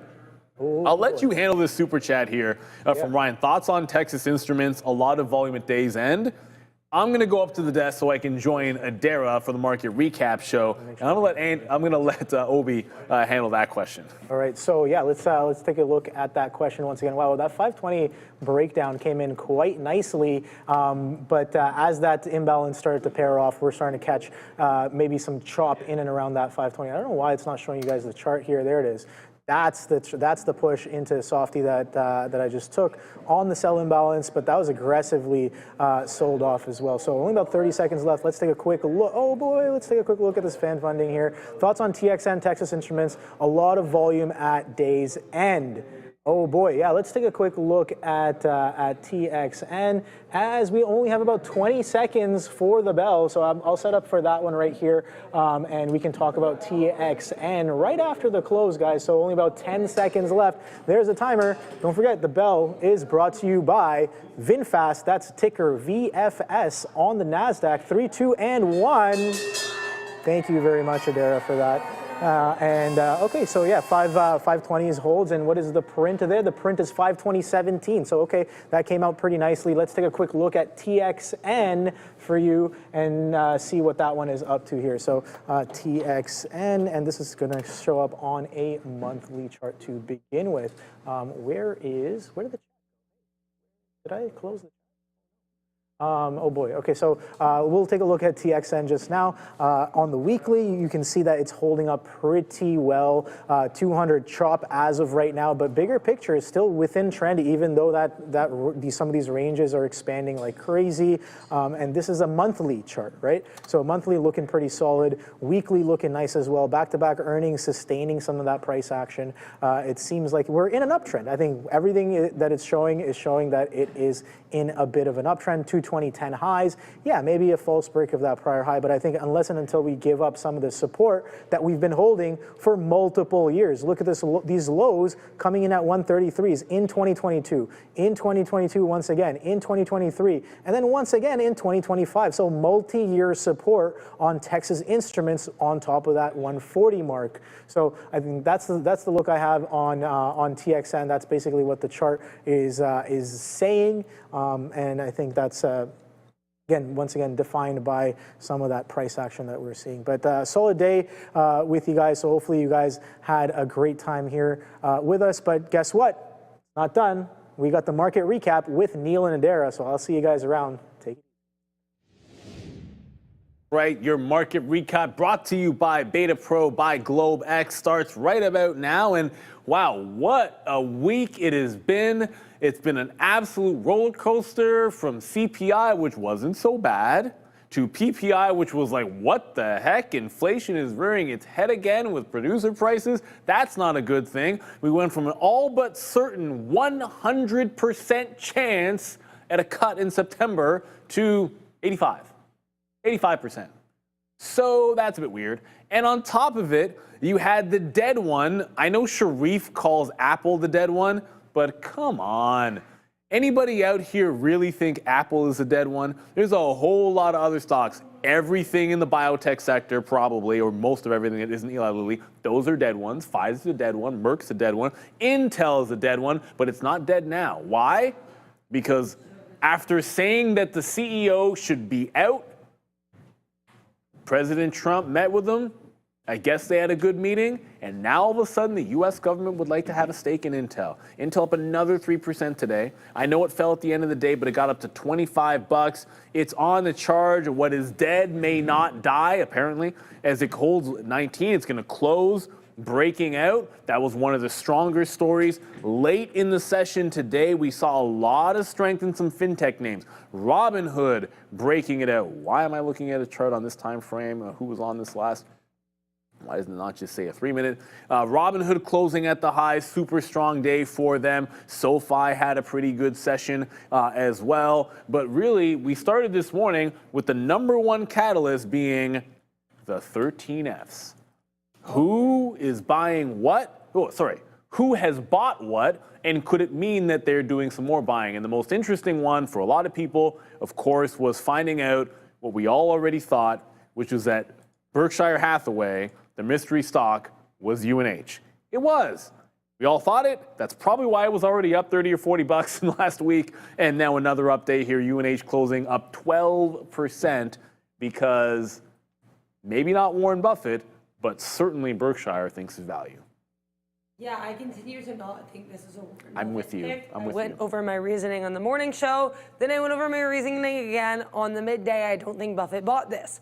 But either way, I think we have 320 resistance. We did end the day with this like super telling rounded top pattern, which I dislike, but we're going to have to wait and see what happens. Hey, I picked this as one of my picks for the Jimmy Carter days, so I would like it to go up, but also 320 does exist. I am not blind to that. So we'll have to see what happens. I also will take a moment to promo here, guys. Check out on True Social, I have already added the first, if I can get into it, there we go. So this is the first of, I'm thinking 3 to 4 posts, just so I can make the Truth Social post big enough. Here are like some of the earlier posts that Trump made about public companies and or their CEOs during his second administration so far. We've got Walmart, we've got Elon, we've got Jamie Dimon, in case you're like, hey, doesn't he do a lot with Elon? What's happening there? I do have like an entire very long thread just dedicated to Trump and Elon, so you can check that out on X as well. But yeah, I just want to let you, if you guys enjoy kind of fun visual memory lane trips like this about the market, just go on X at TTV Research. With regards to the 13Fs further though, yeah, I think it's funny, New Holding, their earnings were, I think, fine. It wasn't anything crazy, but what was wild is they actually had their entire position that the Saudi Public Investment Fund had. They closed the entire position, dissolved it. They also dissolved their position in BABA. And yet New Holdings, not only did it run, but I was saying on the midday, even when it did sell off, unlike a lot of these sell-offs that we're seeing with these stocks that were gapping up on earnings day one, it was still well above its lows before the gap. So NU actually didn't do too badly. It wasn't too ew. It wasn't bad at all. Sometimes you think that that's going to be worse than it is, but I think there's another side to that coin. If somebody's, selling and buying can be a little bit different. Like if someone's exiting the position, it's already happened in the 13F. So what you start to realize is whatever the sell pressure on the stock might have been released. So anybody who happens to be bullish on it can see that as a signal, oh, well, this has been held down here. Maybe if you already liked it, it's been held down because there was somebody exiting a position. So maybe it's got some runway to go. Now, the other side of that coin is if the big boys are exiting something, it could be because they believe it's bad. This is what makes trading and investing, trading more fun. Longer term swing trading, I shouldn't say investing, is that you have people with different views. That's what gives you the opportunities out there. You can say, well, you're exiting, I think this is a good buy, that's the exit, that's the entry liquidity, all you're selling, and now we can go off to the absolute races. Look, I like this move in UNH. And just before we move on to maybe discussing something else here, worth mentioning on UNH, this is now, we always say like wait till wait till something gets above the 50 period or cracks a moving average. So now all of a sudden you've got a double bottom, effectively, hold the 50 period moving average. You've gone through earnings. You've gone through bad news. You now have all of a sudden Berkshire Hathaway buying. And we know the history with Berkshire Hathaway. Whether it's Warren Buffett or not, they've had a tendency to enter positions into things and start with a position and add to it later. So I don't think it's unreasonable to suggest they might not be done with this. So if there's support at that 50 period moving average, I'm going to like it a little bit more than I would normally in this particular situation. So we'll see what happens here, but I do think that's a good hold there for UNH. It wasn't all good. UNH, of course, to the upside, and I mean, it wasn't just Berkshire. It was also Scion Capital, and Michael Burry was involved as well. But we had a major earnings name that didn't do so well, and that was AMAT. And it was all about the guide. And they're concerned about what's going on with China. Uncertainty there caused them to guide poorly, and they really got beaten up here. AMAT did. Lost to 50, lost to 200, lost its soul. And you know what? The funny thing about it, ends the day down 14%. What's scary is we talk about how things act at the close. How many times have we seen this earnings season a quality company that gets sold off Adara, but then we look at it, it gets bought back in the open, and right away it's holding higher. Maybe like Amazon would be an example of that. This case, it tried to bounce early and ended just right back on the low of the day. Tried to go and then ends up on the low. That's not a very good sign here for AMAT.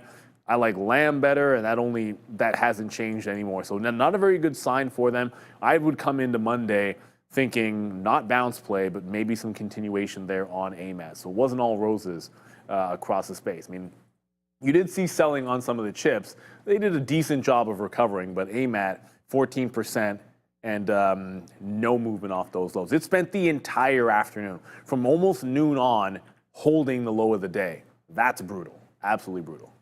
Yeah, and it was a bit of a tricky one to do intraday as well, because it would really kind of give you these wicks, give you these false signals. Like, I tried this twice earlier today. First time kind of wicks me out, came back down. Second time makes another fake high of day break and then comes back down. My third trade on it was pretty good. But like, you know, if you guys saw in the midday, I got wicked out one other time, even giving my stop room, and it comes right back down again, right? So it was a bit of a tricky one. These last 2 days were certainly not my days from a trading perspective. I had 3 green weeks. This week will be red. But I will say, you know, sometimes I feel like you have to take these hits in order to kind of come back stronger. I've learned a lot in reflecting on it. And I honestly, like I said, it was really a pleasure to be able to trade in front of you all today. I will say that wholeheartedly. It's different. It's so different, though, again, right? But yeah, I mean, looking at this AMAT, this is like a flat line. And hopefully the company's not flatlining or dying. But this price action was pretty for the rest of the day there. Tick, tick, tick, boom. So hopefully not boom. Well, it doesn't look good. And we always, like the thing, you'll hear this a lot, the traders will say this, investors will say this, that the close matters more, the closing price matters more than the morning price. Yeah, I've heard that too. Because like, obviously, you're holding, interactions or transactions at the end of the day are determining what you think more about tomorrow. Like you get in, if you buy or sell something at the open, you have all day to get out of it, to get back into it. But overnight, the majority of all market moves over time happen in the overnight. If you buy the S&P 500, if you do the thought experiment, they've done this has been done, and it's been written about a million times.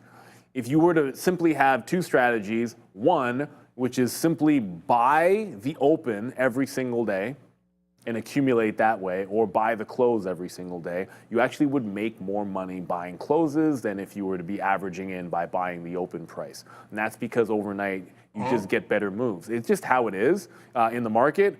And so that's why we put a little bit more oomph and emphasis on those closing prices, so for sure. It doesn't look very good. There was another weird thing that happened today which bears mentioning.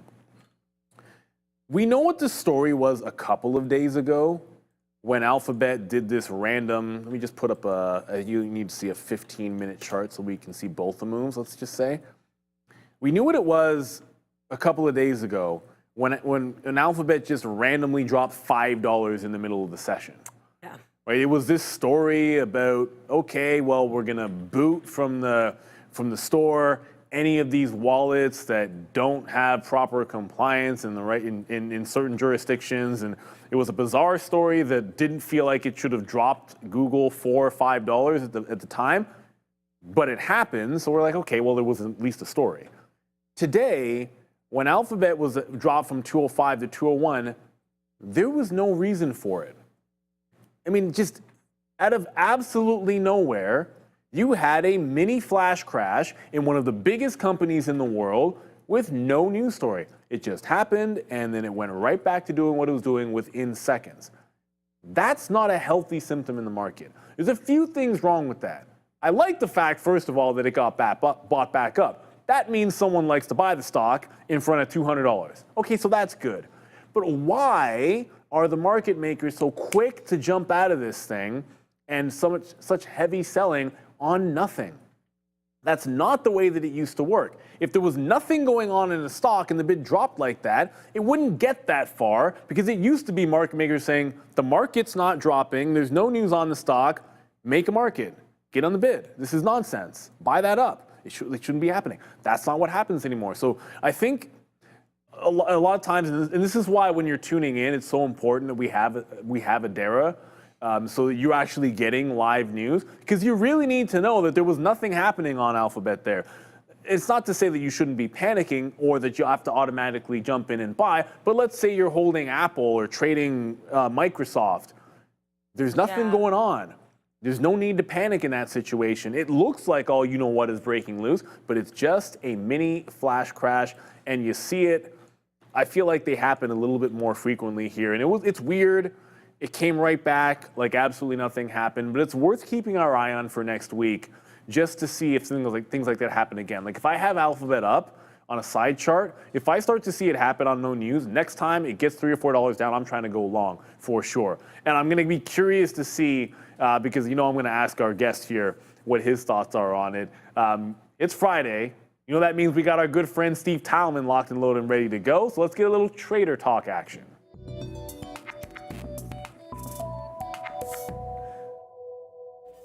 Steve, always good to see you. We got Steve Talman over there, analyst from Trade the Pool. Always fun to talk to you on a Friday. First off, how you doing? How was your week? Hey, so good to be on. I've been having a good week. It's been a fun one. Lots of movers to talk about. So I'm curious where you want to direct, because there's so many things I'd like to go and do here. Oh, there's definitely a lot we can talk about. I mean, we can get into the rate moves and what that meant for IWM and the volatility we've had. Intel's been a lot of fun. But I did want to start with what I was sort of leading, and I don't know if you got a chance to hear.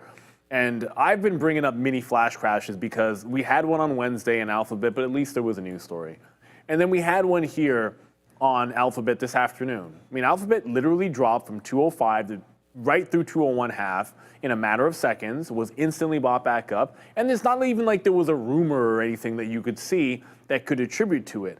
And when this happens, I know a lot of people are like, what the heck? And maybe you get a little bit fearful. My question to you is, has this happened to you? What are your thoughts on it? Do you ever have anything, well, first of all, do you ever try to protect swing trades from this kind of a thing? I know you're more of a swing trader, because my first thought was, if you got out of a swing trade on that nonsense and it ends up closing higher or holds, you would be livid. But since the flash crash over 10 years ago, these happen a little bit more frequently than they used to. Absolutely. I mean, you're bringing up a lot of good things. So first off, like you said, I'm a swing trader primarily. So for me, what's really big is watching those hourly closes for these kind of flash crashes, because I mean, like you said, that would feel terrible to get stopped out on. And in general, I like to allow some breathing room for the swings to kind of avoid that. But maybe if that candle closed at the hourly low there, I'd be a little more scared. For me, I think you mentioned a few minutes before I came on that you'd be looking to buy a few bucks down. Let me get you a better chart there.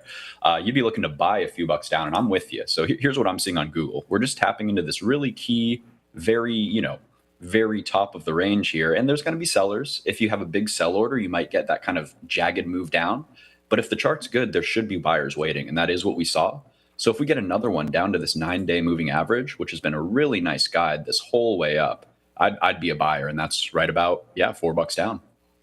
Yeah, that's sort of the thing. Like, Obi and I were on the show, Sean's off today, and we were talking about that same level. What's annoying about it is, as a day trader, support and resistance trader, when you're thinking, I want to buy in front of this level, like usually, like you see it going down there. Yeah, it's coming in, I'll take a mean reversion, I'll get a bit of, you have time. Even if it happens at 9:30, quickly at 9:30, I've probably still got a few minutes to figure out what I'm doing, as opposed to it happening in seconds. Like, what are you going to do? You're going to sit there with a bid all day long? You can get up, go to coffee, whatever. It's very difficult to capture. So it's a little bit unfortunate, but it is the right level, I think, to work with, and I'm glad you agree with it as well. So the big thing today was all the 13F filings, and I do want to get your thoughts on UNH, because it feels as if that was that Berkshire's mystery stock was UNH was like the worst kept secret for a week, and then we get the confirmation last night that it was, and I think it did a pretty good job of holding up, despite the fact that everyone seemed to know this was coming, so you'd think maybe they'd sell the news, but it still ended up double digits to the upside, late day sell-off. I think there's some continuation. What are your thoughts on UNH? It's probably the most popular ticker on the day for the show.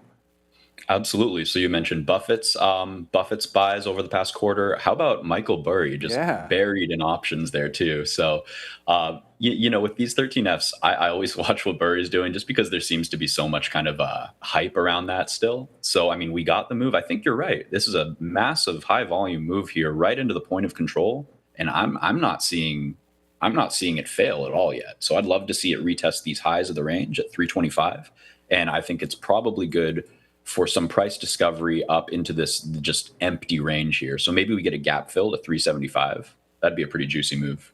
Oh, I'd love to see that happen. I love the 50-period hold as well. That's what's amazing about it. But so look, I've steered the conversation to what I wanted to hear your thoughts on for sure. What were you trading this week? And we've had a very big change in terms of sentiment back and forth with rates. So that's going to make some small cap. It changes the litmus for some small cappers for sure. What adjustments you made? What are you looking at going into next week with obviously a big month coming up, because we're going to get the Fed and we're going to get index rebalancing and we're going to get triple witching in September. So there's going to be some juicy trades, I think, leading into the next 3 weeks. What are you looking for next week?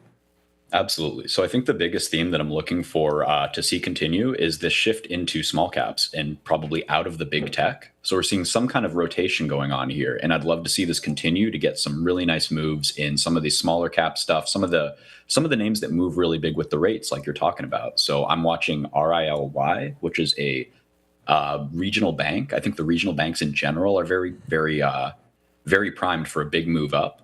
Potentially, of course, we got to watch for continuation here, but I am keeping them on my radar. I also think the biggest story today is solar. We had massive moves in solar. We're starting to see a narrative change here. So I'm very curious about long-term positions in TAN and specifically FSLR. I think that's one of the leading name, or probably the leading name. And look at that breakout today. It's absolutely beautiful. Gorgeous. And what's amazing about it, when you look at this, the prior high, the pullback pulled right back into that prior high, almost perfectly, because that was it's like 199. Like, it pulls back and holds that, and you're right back at that 200 level. So the fact that you're able to hold it on the dip, because you're expecting usually nothing goes that parabolic all afternoon without some kind of profit taking on a Friday. But I like where that pullback came in there. Just out of curiosity, you mentioned you like First Solar in particular, but also TAN, of course, the ETF. Are you playing these? Do you have a preference between the ETF, some in the ETF, maybe you put a little in the ETF, put some into an individual name, or you just maybe look technically on the ETF, but you're only trading TAN or only trading First Solar? How are you positioned here? Great question. So first off, FSLR, this has been a long-term hold for me. I've been getting chopped about I think I have an entry about 165 here. So this is the first week I'm really feeling good about that this year. So for me, they're long-term names. It takes a really long time for sentiment to change on these really bottomed out sectors. So this was my best play of last year, buying China into the end of the year as we got that rotation. So I'm looking for a similar thing here this year. I don't have a specific time limit. In terms of the ETFs and the leaders here, I want to watch the ETFs for kind of broad sector participation to see if I can get continuation on the leaders. But if they're leading, that's what I want to be in, right? I don't really want to get dragged down by things like Run, or actually Run is up like 30% today. But there are some real stinkers fundamentally in the space. So you got to be careful there. I agree with you on that 100%. Now, I think it's a positive for this play in that rotation. Certainly that even with the hot PPI number, we went from 100% to like 85. It's not like we went from 100% chance of a cut down to 50%. It held at 85. What my question to you would be next is, let's imagine that over the next couple of weeks going into the meeting, that 85 does get down to 50. Are you going to be purely technical on these trades, or is the forward-looking September cut or potential not cut, or maybe it goes the other way and it's like a 50-point cut? Is any of that going to weigh in on your trade? Like if it went to 50, would you like it more? Would you like it less? Sorry, I should say. If we went back to 100% chance, would you consider adding? How much does that factor into your trade? Well, it's really tough for these kinds of things because, we're all playing this big game of psychology, right? We're not necessarily trying to predict what's going to happen so much as how the market's going to react to that. So, obviously we want to predict what happens too. So there's kind of a twofold thing here, right? I would expect the trend of these names, these speculative small cap rate sensitive names, to continue to bid until there's reason for them not to. There could be a sell the news even if we do get rate cuts. I'm a little bit touch and go. And to be honest, I'm always I rely on the technicals because I don't have as firm of a grasp of fundamentals as some of these people who have been doing this for 20 years. So for me, it's a wait and see. I think the trend continues until there's reason for it not to. On that binary event, I will be de-risking and looking for trend changes or trends to stick there. Yeah, I think that's it's tried and true. You never go wrong. Like if you get the move you want into the event, I find it's never been a bad idea to, whether it's de-risking, there's a lot of ways. You could be taking profit the day before the decision. You could be implementing a trailing stop. There's like a million other ways that you can do it. Lots of other hedging. Some people like to hedge with options. Whatever it is that you do going into the event, I'm totally with you that if you're running into it, don't try to guess. Because I think one thing that we've been saying on the show, we haven't had too many situations where it's felt, at least recently, where we have a contested or uncertain Fed decision. Like we've generally known what's going to be happening. And this time, despite the fact that it's at 85%, and I've been saying I think we're going to get the cut in September, the odds are, you can't ignore the labor market, all that good stuff, there's still a lot of loud voices that seem to be tempering that expectation for whatever reason. So I think it makes sense to be a little bit prudent, as you just said. So you like First Solar. Oh, just one more thing I wanted to mention, especially in regards to these IWM, these rate-sensitive names. There is so much positioning that we need to consider too. There's so many people that are short these names, and if you get a big pop, you might see them stepping back in, and it might take a while to kind of filter out those shorts, even if the move is up overall. So we saw that on FSLR is a great example of it. Had a couple like 10-20% rips that got sold off before this move seems to be trying to stick. So just always keeping positioning in mind, especially for names and sectors that have been very beaten down going into these potential bullish catalysts. That's a really great point because specifically on FSLR, like you know what the hedgies do in these, right? Like if they're winning, they short the pops. And so when it made that same move into the 200 last time, that sometimes they shorted that move.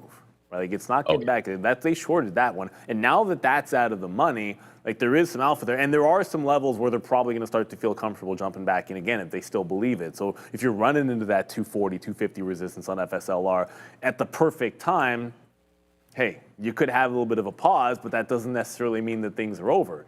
You could just find yourself repositioning, as you said, and then wait for it to dip back in. Before we get you out of here, I do want to make sure if there's any other names that you were looking at. I'm going to throw one out here for you, just to put you on the spot, because a lot of people, and this is, I know you're pure technical, BBAI on its earnings, one of the most popular tickers. Sean loves the name on our show. People are always asking us about this. They had, I'll just leave it at this, it was a terrible report. In any way that you would ever try to interpret it, it was absolutely horrible.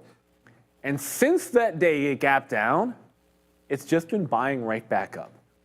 Now, I can only imagine what this is doing to the short sellers on the stock. What are your thoughts? I don't know if you've looked at it, but I look at that, I'm just like, oh my goodness. The shorts got what they wanted fundamentally, and ever since the earnings, they're just buying every dip is getting bought. The shorts are quaking in their boots going into this weekend, it seems to me. Have you looked at this stock? Any thoughts? Yeah, it's a fun one. So I'll be honest, I didn't check it this week. I know some people were playing the gap down, and I was like, oh, okay, well, my runners probably got stopped out. I did not look, but now I'm just pulling it up right now, and the precision of some of these levels, when a chart's working and responding to levels, and it's bucking a bad fundamental report, and people are buying it, this looks still bullish to me. This looks like a chart that's healing in the same way that HIMS did after that big gap down, but it's much stronger. So it came back and reloaded at 5, and now it's back over that 50% level of the range at 6. I think this is a long. I think this is a long up to 675 at least. Yeah, I tried. It just wouldn't go this afternoon. I thought maybe we would do that afternoon squeeze, and it just couldn't really break past that 620, but I tried. I think it can go next week. I'm probably going to look at it. Sometimes you just love to throw the ideas. I want to see if you're seeing the same thing. And a lot of our viewers like that BBAI. Like, we have one in the chat saying it's going to $15. All I know is if I was a short seller, I would be scared of the price action that you saw after that earnings. Fundamentally, and I know you're not a fundamentals guy. So before, like I said, I want to give you one last chance. If there's anything you want to end on, an idea for next week, a theme that you want to touch on before we get you out of here, because I had you talk about the thing that I know our viewers wanted to see. We'll give you a one shot for a final word. Absolutely, I appreciate that. So I'm gonna double down. I think last week I mentioned USAR, and we've gotten a really nice move from there. But I think this thing is just getting started and just starting to confirm the big move. So we had positive earnings and really nice follow-through candle after a little bit of pullback on the actual earnings day. I think we're due for $20 in the next week or two here, and potential for much, much higher. Sticking with it. It's USAR. It's not quite the U shape. But it's the same principle on that daily chart, if you want to throw it out there. So breakout $20 level. I can promise you it'll be a nice day trade. Like, that's the kind of day trade that you can just take as a day trader, because it goes that day, it goes that day. But I love that look. Stick with what is working, and P's been good as well. Steve Talman from Trade the Pool, always a pleasure having you on. Have a fantastic weekend, first of all. And then second of all, it's always been a pleasure. Good luck in all those trades in USAR. We'll ask you about that next week for sure. Thanks so much. Have a great week. Appreciate it.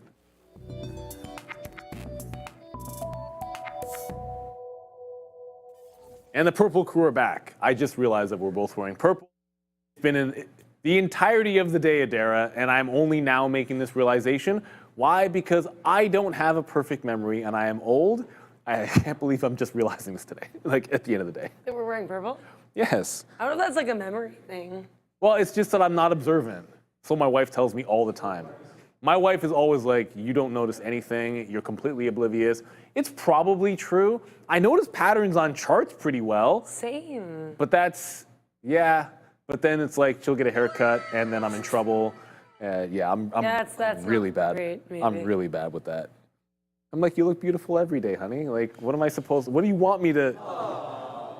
It doesn't actually work when you say that. I was going to say, I highly doubt it. It's literally the opposite when you say that, because it's like you're supposed to notice. Anyways, that without saying, let's just move on before I get myself in any trouble. She's not watching. I'm perfectly fine. Now abundant, what happened to Intel? If you're wondering why Intel is so strong, the U.S. government wants to take a stake in it, or indicated they might be interested in taking a stake. That was a big move for sure. I do save my noticing for the markets because I spend all my time staring at charts. I spend half of my life looking at charts. It's just, and level 2, that's just how it is.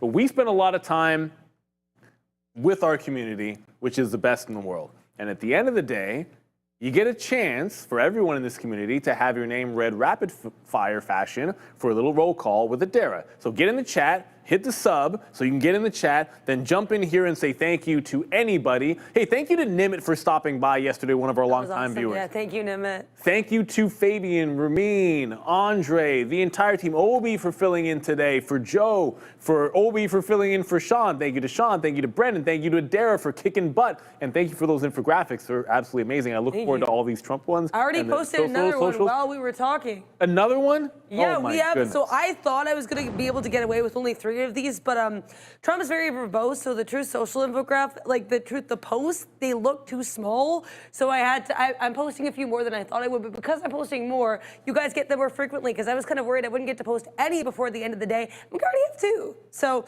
check it out on X at TTV Research. They're right now working on the whole AT&T thing, where he called for the boss of AT&T, whoever that may be, which is like. Feels like at the very least you could have Googled it, but yeah, that we're working on some Sydney Sweeney. We got some Lip Bhutan. So like, I don't know if people really realize that I include myself in this. How often the man actually mentions public companies in Truth Social posts? Yes. But believe me, you will, because you will see the visual, and I will continue to plug it. But And yes, sometimes it matters because look at what happened to Intel. Does. We could have all bought Intel. AEO, same thing. Look what happened to American Eagle. Exactly. AT&T. It moves Tesla. the market. Get it, Adara.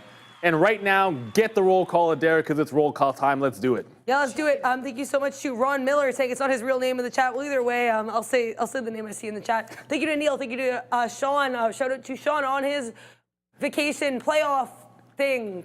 I don't know what to call that.